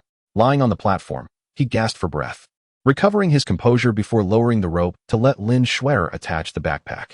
Chapter 159, Discovery of the Hidden Cave. Upon seeing this, Lin Shuer quickly followed Lu Fan's instructions. She swiftly took hold of the rope he sent down, securing it to the straps of the backpack, and then tugged firmly to ensure it wouldn't slip during the ascent. Once everything was in place, she took a deep breath to steady herself and called out to Lu Fan on the platform, "It's all tied up. You can pull it up now." Her voice carried a hint of urgency and anticipation. Upon hearing Lin Shuer's call, Lu Fan began to pull the rope with all his might. However, at the very moment he pulled the basket, an unusual sensation surged within him. He suddenly felt a chilling breeze against his back, as if a cold wind was blowing his way, prompting an involuntary shiver and causing goosebumps to rise all over his body. This strange feeling immediately put Lu Fan on high alert. He instinctively halted his actions and glanced back. There, deep within the platform, the wall was covered in the branches and leaves of the blood orchid, cascading like a green waterfall, appearing utterly unremarkable. Nevertheless, unease lingered in Lu Fan's heart. He muttered to himself, "There can't possibly be venomous snakes here too. I hope one doesn't suddenly strike me from behind." Since his last encounter with a poisonous snake while harvesting blood orchids, a shadow of fear had haunted him, making him dread the possibility of another attack at any moment. With trepidation, Lu Fan continued to pull the basket while vigilantly observing the movements behind him. This platform, concealed behind the waterfall, boasted a humid atmosphere, the ideal environment for the growth of blood orchids. Each orchid here was competing to bloom, their blossoms large and vibrant, far surpassing those he had previously harvested from the cliff. Gazing at the vivid red flowers before him, Lu Fan picked one and unhesitatingly tasted it. However, despite its remarkable efficacy, the flavor left much to be desired. He was immediately hit with a fishy and astringent taste. "Yuck, this is truly unpalatable. How did I manage to eat so many of these before? The taste is overwhelming." In contrast, he recalled that the ones chewed by Wang Xiufang were much more delectable. At that moment, the chill intensified, and he dared not linger any longer. He quickly seized the basket and began harvesting the blood orchids. Lu Fan worked swiftly and nimbly, plucking one after another and placing them into the basket. Yet, before he had even harvested half, the basket was already filled to the brim. Seeing so many more flowers left unpicked, he decided to lower the basket first, allowing Lin Shuer to empty it before continuing his harvest. When the basket was hoisted back up, Lu Fan lifted it and moved deeper into the platform to gather the larger and more vibrant blood orchids. Just a few steps in, he felt the chill grow even more intense, an eerie sensation creeping over him. As he brushed aside the branches and leaves to pick the flowers, a round opening, over 1/2 meter in diameter, suddenly appeared before him. Lu Fan stared at the dark hole, his heart racing. He swallowed nervously, torn between the desire to continue harvesting blood orchids and the temptation to explore within. Ultimately, curiosity prevailed. As he cautiously approached the opening, a damp, putrid odor wafted towards him. Instinctively, Lu Fan reached for his handgun at his waist, gripping it tightly to guard against any terrifying creature that might suddenly emerge from the cave. Seconds ticked by, yet the cave remained eerily silent. Lu Fan focused intently on the darkness, attempting to pierce through the endless void, but his efforts proved futile. All he saw was chaos, nothing discernible. After much contemplation, Lu Fan concluded that he could no longer wait blindly. He needed a light to illuminate the mysterious cave. Thus, he slowly retreated to the edge of the platform and lowered the basket. Taking a deep breath, he called out to Lin Shuer below, "Shuer, Could you please find me a thicker stick? I need to make a torch. Upon hearing Lu Fan's request, Lin Shuer was filled with confusion. She simply could not understand why he would suddenly need a torch at such a moment. Was there danger above? Driven by curiosity, she couldn't help but ask, Lu Fan, what do you need a torch for? Is there something dangerous up there? Maybe you should come down. We've already harvested quite a few blood orchids. Understanding her concern, Lu Fan quickly reassured her, don't worry, Shuer. There's a cave up here, and I just want to take a look inside. Upon hearing about the cave, Lin Shuer's anxiety ignited. She urgently shouted, Lu Fan, could there be danger in that cave? I think you should reconsider. It's too unsafe. However, Lu Fan had made up his mind. He understood that such an opportunity was rare, and coming up here was no easy feat. Perhaps the cave concealed even greater surprises. Thus, he impatiently shouted down to the ever-chattering Lin Shuer, oh come on, Shuer, stop fussing and hurry up. Though still uneasy, Lin Shuer had no choice but to comply with Lu Fan's request. Before long, she returned with a robust stick and placed it into the basket. Upon receiving the stick, Lu Fan swiftly tore a strip of cloth from his garment and tightly wrapped it around one end of the stick. Next, he ignited the torch, and a fierce flame erupted instantly. Taking a deep breath to muster his courage, Lu Fan cautiously approached the mysterious opening once more. He held the torch aloft, bending slightly as he entered the cave. As he stepped inside, the flame illuminated the entire cavern. The cave was not particularly large, spanning about 200 square meters. Yet the temperature was extraordinarily frigid, reminiscent of the depths of winter. As Lu Fan's eyes adjusted to the light, he began to scrutinize every detail within the cave. However, upon his gaze landing on the dozens of coffins deep within, a wave of cold terror surged up his spine, leaving him momentarily paralyzed. In a reflexive panic, Lu Fan instinctively raised his firearm. Yet, overwhelmed by anxiety and chaos, his weapon accidentally discharged. The deafening gunshot reverberated through the cave, shaking it to its core. Chapter 160. Entering the ominous cave. Immediately, the depths of the cave erupted like a disturbed beehive, releasing a swarm of bats. They swirled like a dark whirlwind, whistling as they rushed toward the exit. Lu Fan was taken aback by this sudden spectacle. His body instinctively dropped to the ground, pressing himself firmly against the floor, afraid that these bats would swarm him like a frenzied hive of bees. Surprisingly, however, the bats seemed utterly uninterested in him, swooping swiftly overhead without a single one stopping to attack. Seeing this, Lu Fan's previously taut nerves began to ease slightly, though he remained vigilant, lying still as he observed the direction of the bat swarm.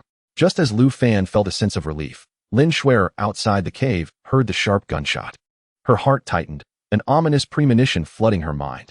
She anxiously called out, Lu Fan, are you all right? However, no reply came from Lu Fan on the platform. Only the sight of a dark swarm of bats emerging, accompanied by their incessant buzzing. Lin Shuer felt an increasing sense of panic within her, and tears streamed uncontrollably down her cheeks.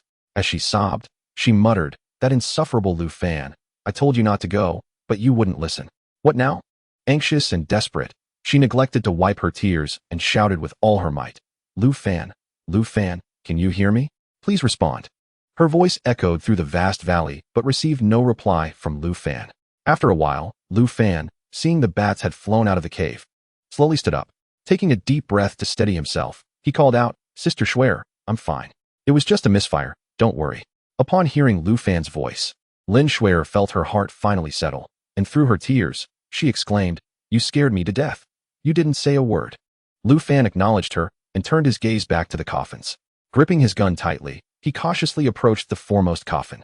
These coffins appeared to be ancient, with some parts already decaying. They were crudely fashioned from tree stumps commonly found beneath the cliff. Suddenly, Lu Fan recalled a passage from an ancient book in the wooden house, which mentioned a small team of several dozen individuals. He pondered aloud. Could it be that the remains within these coffins belonged to those predecessors who once resided in the wooden house? Determined to uncover the truth, Lu Fan mustered his courage and, with a sense of trepidation, slowly pushed open the lid of the coffin before him. With a creak, the lid shifted, and a wave of putrid odor assaulted his senses. Gritting his teeth, he raised his torch to illuminate the interior, revealing a skeleton clad in ancient armor. This sight startled him greatly, causing him to turn his head aside, thinking, this can't be a vampire, can it? After calming himself, Lu Fan bravely looked back into the coffin. Upon closer inspection, he noticed that the skull had no teeth, leading him to deduce that the occupant was likely an elderly person. Next to the skeleton lay an ancient military dagger. Seeing this, Lu Fan swiftly and delicately retrieved the dagger. After brushing off the dust, he examined it closely. The ancient blade was exquisitely crafted, adorned with jade accents on the hilt, while the scabbard bore intricate characters in traditional script that Lu Fan could not decipher.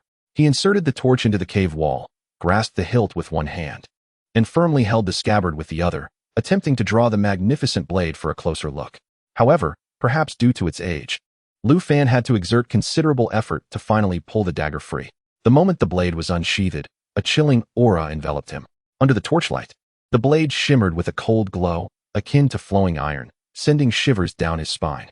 Lu Fan's heart surged with exhilaration as he gazed at the blade, exclaiming to himself, "What a remarkable treasure!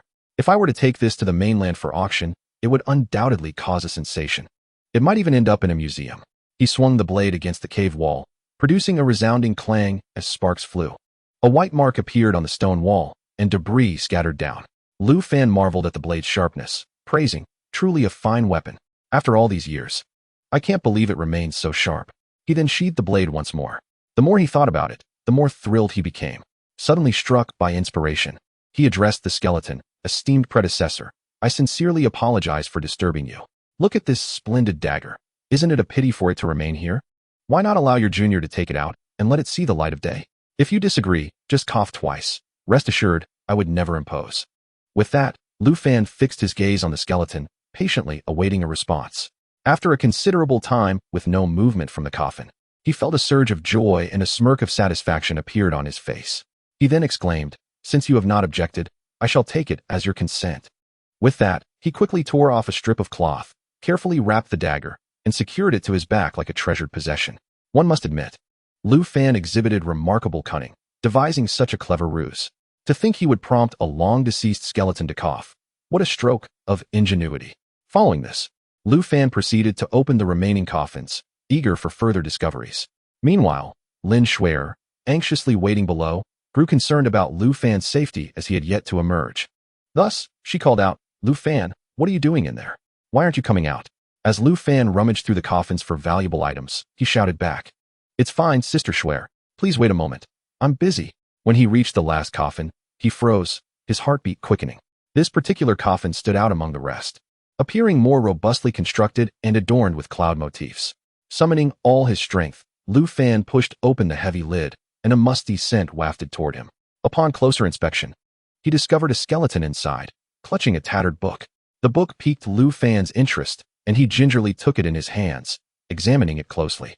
After brushing off the dust, he was astonished to find that this ancient tome bore striking similarities to the one he had previously discovered in the wooden house, even sharing the same script.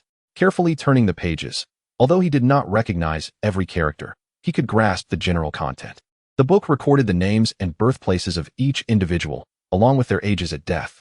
When Lu Fan spotted one particular line, his eyes widened in disbelief. The last entry recorded the skeleton before him, revealing that this predecessor had lived to the age of 150. This revelation cast doubt on the authenticity of the book's contents. Furrowing his brow, Lu Fan murmured, "Predecessor, could this be an error? 150 years? In such harsh conditions, how could anyone possibly live to such an age? Is there a hidden secret behind this?" With that thought, Lu Fan tucked the ancient book into his pocket, planning to inquire further with Aunt Li upon his return regarding the details inscribed within. Just as he secured the book, the torch beside him began to flicker and dim. Alarmed, he thought, this dark cave filled with coffins is no place to linger. Without a moment to spare, he hastily gathered the various items he had collected and sprinted toward the cave exit. After emerging from the cave, Lu Fan let out a long sigh of relief. He then placed the items into his backpack and resumed picking the blood orchids from the platform. Having already realized that the cave behind him contained coffins, he felt an unsettling chill in the air. In a flurry, he filled his backpack and hastily unloaded it. He wished to be away from this eerie place as quickly as possible. Without hesitation, he leaped from the platform, plunging into the pool beneath the waterfall. Lin Shuer, witnessing Lu Fan's daring jump from such a height, gasped in shock, her mouth agape for a long moment. When she finally saw him safely emerge from the water, she approached him with a worried expression, scolding, "Lu Fan, are you out of your mind? What if you hadn't landed in the water? You scared me to death." Lu Fan, unfazed, brandished the treasured sword he had retrieved, a smug smile on his face as he replied, "Shuer, look at this. It's an ancient military sword. A marvelous find." Upon seeing the sword, A flicker of astonishment crossed Lin Xuan's eyes, though it was fleeting. Her brow furrowed in skepticism as she questioned. Where did you get this? With a sly grin, Lu Fan slowly drew the sword from its sheath, deliberately waving it in front of her. The blade glinted ominously, sending shivers down one's spine. He explained, you see that cave? I was merely curious and decided to take a look.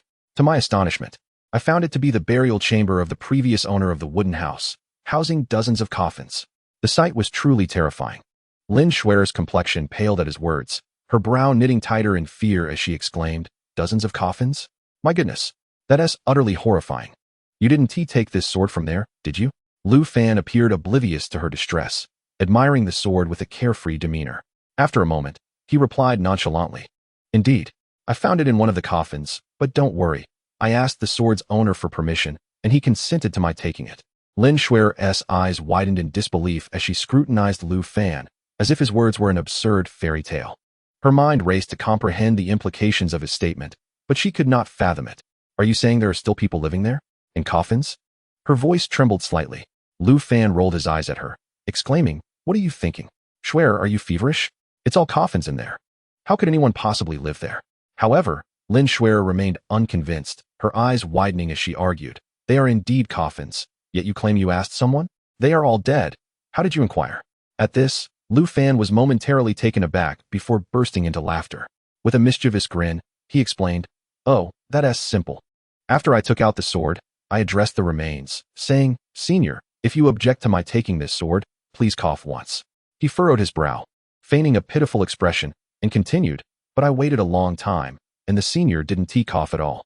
Seeing that he agreed, I took the sword. Lin Xuan felt exasperated upon hearing this. Her eyes widened as she stared at Lu Fan, eventually regaining her composure to say, well, Lu Fan, you are something else. Only you could come up with such an idea. As her gaze fell back on the sword in Lu Fan's hand, a hint of disdain crossed her face. She remarked, the sword does look quite nice, but bringing it back from such a sinister place is unsettling to even think about. Lu Fan waved his hand dismissively. What is the big deal? Leaving it there would be a waste. It's better off with me. Now, enough chatter. Let us head back. With that, Lin Xuan took the initiative to carry the backpack and moved ahead, while Lu Fan removed his outer garment and wrapped the blood orchids he had gathered in it, slinging it over his shoulder. Thus, the two made their way back to the wooden house, with Lin Xuan occasionally teasing Lu Fan, who in turn playfully bantered back. Upon arriving at the wooden house, Lu Fan spotted Wang Xiufang, hands on her hips, glaring at him with evident anger from a distance. Chapter 162, Crafting Pills. This sight sent a wave of panic through Lu Fan as he thought, oh no, could Aunt Xiufang have discovered my affair with Su Muyun? Just then, Su Muyun exited the wooden house, prompting Lu Fan to glance her way, signaling her with his eyes. She understood immediately, blushing as she nodded. Lu Fan's heart tightened, realizing the precariousness of the situation. Although Wang Xiufang had not yet become his romantic partner, she undeniably held significant sway in his heart. He pondered anxiously. What should I do now? Suddenly, a brilliant idea struck him like a bolt of lightning. He promptly clutched his injured right hand, previously wounded by a black bear, with his left, contorting his face into a mask of agony, hoping to elicit sympathy from Wang Xiufang. Lin Xuan, standing nearby, observed the entire scene, a smirk playing on her lips as she remarked sarcastically, oh, just a moment ago you were full of vigor, and now you suddenly can't manage? You're quite the actor. Without waiting for a response, she turned her back like a proud peacock and strode into the wooden house, leaving Lu Fan standing awkwardly alone. Upon hearing Lin Xuan's sardonic remarks, Lu Fan furrowed his brow, pointing at her retreating figure. He exclaimed, Lin Xuan, what are you talking about? I was injured by a black bear. It hurts terribly. At that moment, Wang Xiufang interjected, enough with the act. I know you too well. Realizing his ploy had failed, Lu Fan forced a sheepish grin and said, Aunt Xiufang, I'm not pretending. I'm genuinely hurt. Look. Wang Xiufang scoffed, spare me the theatrics. Now tell me, what is going on between you and Xiaoyan? Su Muyun, hearing this, turned crimson and hurriedly retreated into the wooden house. Lu Fan scratched his head, about to explain when Wang Xiufang continued, you little rascal, quite the charmer, aren't you? You've managed to woo so many women. Lu Fan did not argue, but hastily placed the blood orchids he had been carrying on his shoulder onto the ground, presenting them like treasures. Aunt Xiufang, look at how many blood orchids I've gathered. These are valuable. Once turned into pills, they will surely enhance your beauty. Wang Xiufang's expression softened considerably. Realizing that further complaints would be futile, her eyes sparkled with intrigue as she gazed at the blood orchids, recalling how they had healed Lu Fan from his severe injuries previously. Since then, her curiosity about the blood orchids had grown. With no other option, she relented, saying, "All right. Given these blood orchids, I hold this against you for now." Seeing Wang Xiufang's attitude lighten, Lu Fan's face broke into a broad smile. "Aunt Xiufang, you are the best. I have no particular relationship with Xiao Yunjia. We merely exchanged a few words." Upon hearing this, Wang Xiufang offered no response, but shot him a glance filled with disdain. At that moment, Aunt Li emerged from the house, exclaiming, "Oh, you have gathered so many Xuelon flowers. Such a rarity, and beneficial for the body." Upon hearing this, Lu Fan instantly became animated. "Aunt Li, I also found an ancient book in the cave. The characters are somewhat unfamiliar to me. When you have time, could you take a look and see what it contains?" He then retrieved the ancient book from his pocket and handed it to Aunt Li. After examining the book carefully, Aunt Li remarked, "This book appears quite old. Let me see if I can decipher it." Lu Fan continued, "Aunt Li, with so many Xuelon flowers, we should convert them into pills. It would be much more convenient for use in case of injuries." Aunt Li's eyes sparkled at the sight of the abundant Xuelon flowers, and she expressed her understanding of some methods to process them, albeit with a hint of difficulty. Wang Xiufang, now intrigued, suggested, "Let us hasten to begin. These Xuelon flowers might spoil if left for too long." At this point, Elena and her companion also stepped out, and upon learning that Xuelon flowers could enhance beauty, the group promptly set to work. Aunt Li prepared the necessary tools for pill making, while Wang Xiufang led Elena and the others to wash the Xuelon flowers. Meanwhile, Lu Fan and Lin Xuer gathered firewood from the forest to start a fire, and soon everyone was bustling with activity. Aunt Li placed the cleaned and dried Xuelon flowers into a clay basin and began to pound them vigorously with a wooden stick resembling a rolling pin. As she continued to pound, the juice from the Xuelon flowers began to seep out, releasing a strong, pungent aroma. Observing Aunt Li's lack of strength, Lu Fan interjected, "Aunt Li, allow me to assist. I have greater strength and can do this more quickly." Aunt Li smiled and nodded, passing the wooden stick to him. After taking the stick, Lu Fan exerted all his strength to continue the task. However, it wasn't long before he felt his arms aching, and his pace gradually slowed. Lin Xuer, who was tending the fire, teased him, "Oh, is that all you can manage? And you dare claim to be strong?" Lu Fan's face flushed, and gritting his teeth, he persevered. Once the water boiled, Aunt Li divided the medicinal paste into small portions and placed them in a pot to simmer. The duration of simmering was crucial. It could not be too long or too short.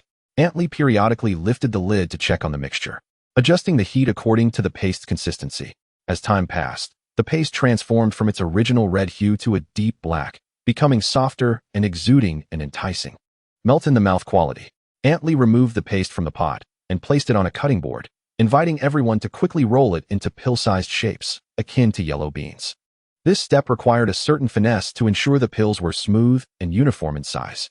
Sumu Yun and Elena, along with others, attentively observed and slowly grasped some techniques. Aunt Li then instructed Lin Xuer to fetch some honey and directed Wang Xiufang to cut the packaging from the instant noodles into appropriately sized squares for wrapping the pills. Once Sumu Yun and the others finished rolling the pills, Aunt Li dipped one in honey, referring to this step as coating with a sugar shell, and subsequently wrapped it in the prepared squares. After a flurry of activity, the pills were finally completed. The group gazed at the abundant basin of Xuelon flower pills, their faces illuminated with satisfaction. Lu Fan exclaimed, "Wonderful! We have finally succeeded. Now we will have emergency medicine at our disposal, and of course, a miraculous remedy for your beauty." Aunt Li smiled and remarked, "Indeed, these pills are the fruits of our collective effort." At that moment, Wang Xiufang placed the packaged pills into a delicately sewn sachet and handed it to Lu Fan, saying earnestly, "Xiao Fan, you must carry these with you. They could save your life in critical moments." Lu Fan accepted the sachet, feeling a warmth spread through him. "You need not worry, Xiufang Ani. I will take great care of them." Just then, it seemed Lu Fan remembered something significant, his lips curling into a mischievous smile. He deliberately addressed everyone present. "Lina Jia. Lin Jia. Can you guess whom I brought back this time?" Elena and Song Lin, intrigued by Lu Fan's words, leaned in and asked in unison, "Who? Do we know them?" At that instant, Wang Xiufang, whose anger had just subsided, erupted like a lit powder keg.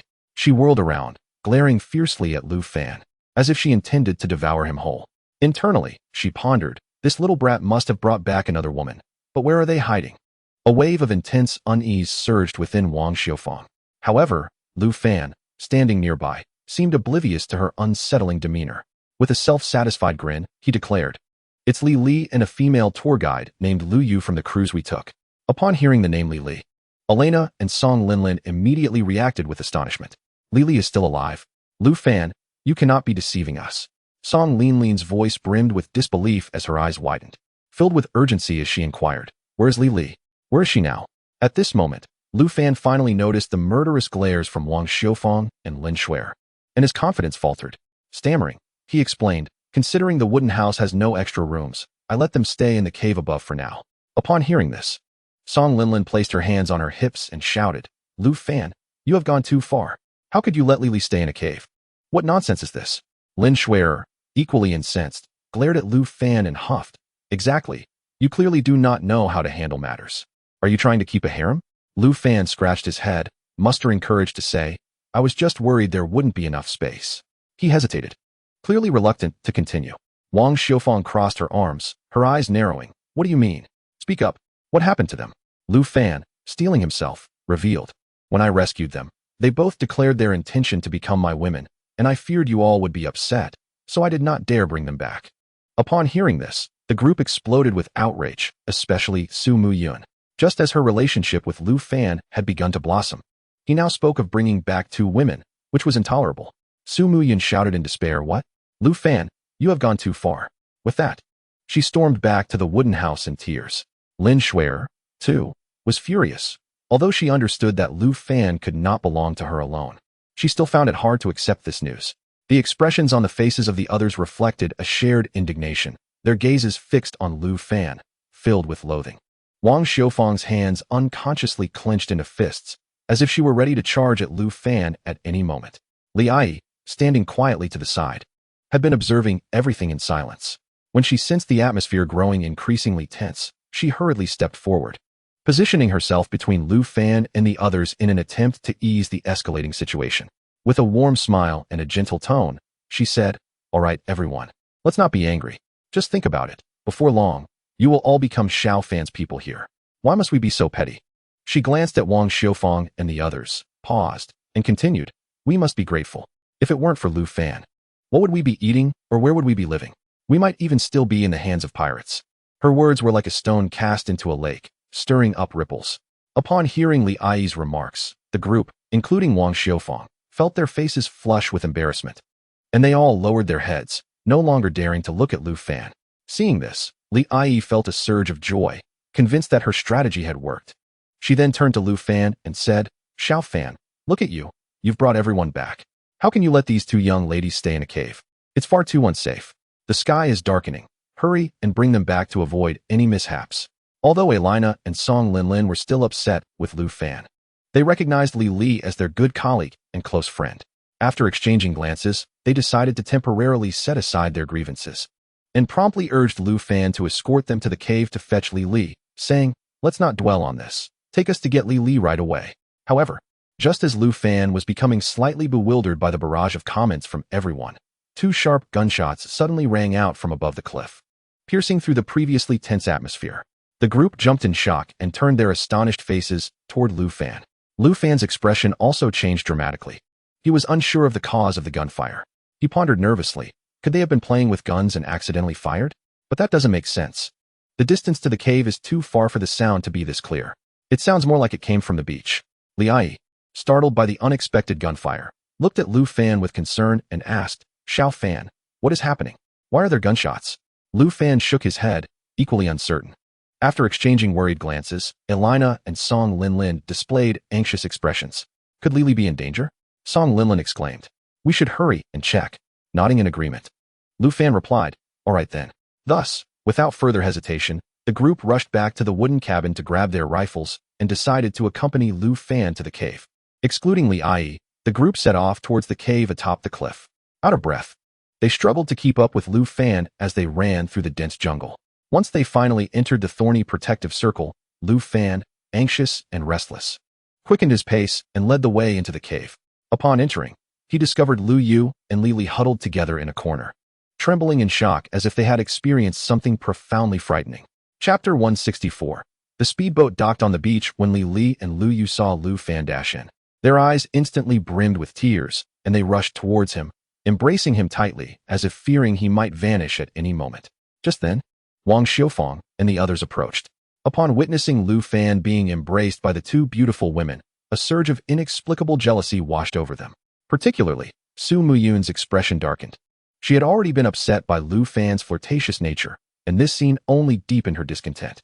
Unable to bear it any longer, she furrowed her brow and remarked with mild irritation, "All right, enough of this lovey-dovey display. It's quite painful to watch." Though Su Muyun's words were somewhat harsh, they did manage to slightly ease the atmosphere. At that moment, Li Li's gaze fell upon Elina and Song Lin, and her emotions surged with excitement at their reunion. "Lina, Lin, I thought I would never see you again," she exclaimed, choking on her words as she rushed to embrace them. The three women, hailing from the same place, held each other tightly and wept. This touching scene moved everyone present, and the previously awkward tension was greatly alleviated by the profound bond of sisterhood. Witnessing this heartfelt moment, Wang Xiufang felt her anger dissipate. She stepped forward, gently patting Lu Fan on the shoulder, then pointed to Lu Yu in his arms and asked, "Is this the beautiful tour guide you mentioned?" Lu Fan nodded eagerly, as if pecking at rice, then quickly realized he needed to release the arm that had been tightly wrapped around Lu Yu, as if it had been electrified. Lu Yu, displaying remarkable composure, immediately recalled Lu Fan's prior words about the 5 beautiful women waiting for him to embrace them for sleep. She mused to herself that each one was more beautiful than the last. However, Lu Yu's keen observation did not stop there. She also noticed that Lu Fan seemed particularly attentive to Wang Xiufang, often casting shy glances her way, reminiscent of a child fearing reprimand from an elder. This undoubtedly sparked various speculations in Lu Yu's mind regarding the relationship between Wang Xiufang and Lu Fan, but she chose not to reveal her thoughts. Instead, she quickly composed herself, wiped away her tears, and graciously introduced herself to Wang Xiufang and the others, saying, "Hello, I am Lu Yu. You may call me Yor." Wang Xiufang smiled warmly and replied, "All right, don't be afraid, Yor. You will come back to the wooden cabin with us. It is not safe here." Upon hearing this, Lu Yu felt a wave of gratitude wash over her, and she nodded eagerly, clearly looking forward to the wooden cabin. Just then, Lu Fan suddenly remembered the 2 sharp gunshots from earlier. His heart raced, and he turned to Li Li and Lu Yu, anxiously asking, "Do you two know what those gunshots were about?" Li Li and Lu Yu, who had just begun to calm down, turned pale at Lu Fan's question, beads of sweat forming on their foreheads. Li Li stammered, "Just a little while ago, several people dressed like you got off a speedboat, carrying guns.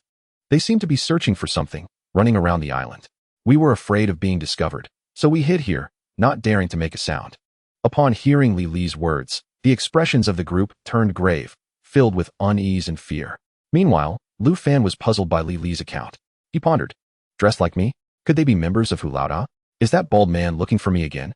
With this thought, Lu Fan scratched his head in confusion and continued to inquire, "Did you two see clearly? Could those people be the bald man-s?"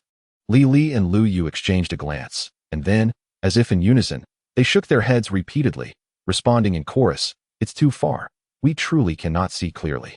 However, it does not appear to be a bald individual. We are acquainted with bald individuals, and they arrived by speedboat." After hearing their words, Lu Fan's doubts did not dissipate. Instead, they intensified. He realized that the sudden appearance of armed strangers on the island was undoubtedly ominous. Subsequently, he calmly surveyed the individuals present and, with a steady tone, declared, "Everyone, please remain calm. I will step outside to ascertain the situation. You should stay in this cave and not venture out." No sooner had Lu Fan spoken than he resolutely stepped out of the cave and positioned himself on an open stretch of grass. His gaze traversed the dense thicket, directing itself toward the distant beach. At that moment, the sun was gradually descending toward the horizon, casting an orange hue across the entire sky. Meanwhile, a thin veil of mist began to rise within the jungle, somewhat obstructing Lu Fan's line of sight. Nonetheless, he furrowed his brow and scrutinized the situation on the beach with unwavering focus.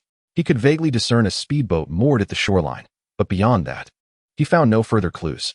After observing for a while, Lu Fan felt a tinge of helplessness. Due to the poor visibility, he had not spotted the individuals Li Li and Lu Yu had mentioned, nor could he ascertain their purpose for being there. Ultimately, Lu Fan resolved to temporarily abandon his observations and return to the cave. Upon entering, his brow knitted tightly with concern. He shook his head and informed the others, "I did not see anyone, but there is indeed a speedboat on the beach. Those individuals must still be on the island." His gaze then shifted to Li Li and Lu Yu as he inquired, "Do you know how many of them there were?" After exchanging glances, Li Li and Lu Yu hurriedly replied, 6 or 7, perhaps, or 7 to 8. In their fluster, the two spoke over one another, offering inconsistent accounts.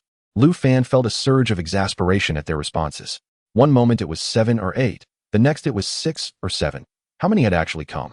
At that moment, Lu Yu, feeling anxious, quickly explained, "We only went out to check after hearing the gunshots. We were too preoccupied with fear to count how many had arrived."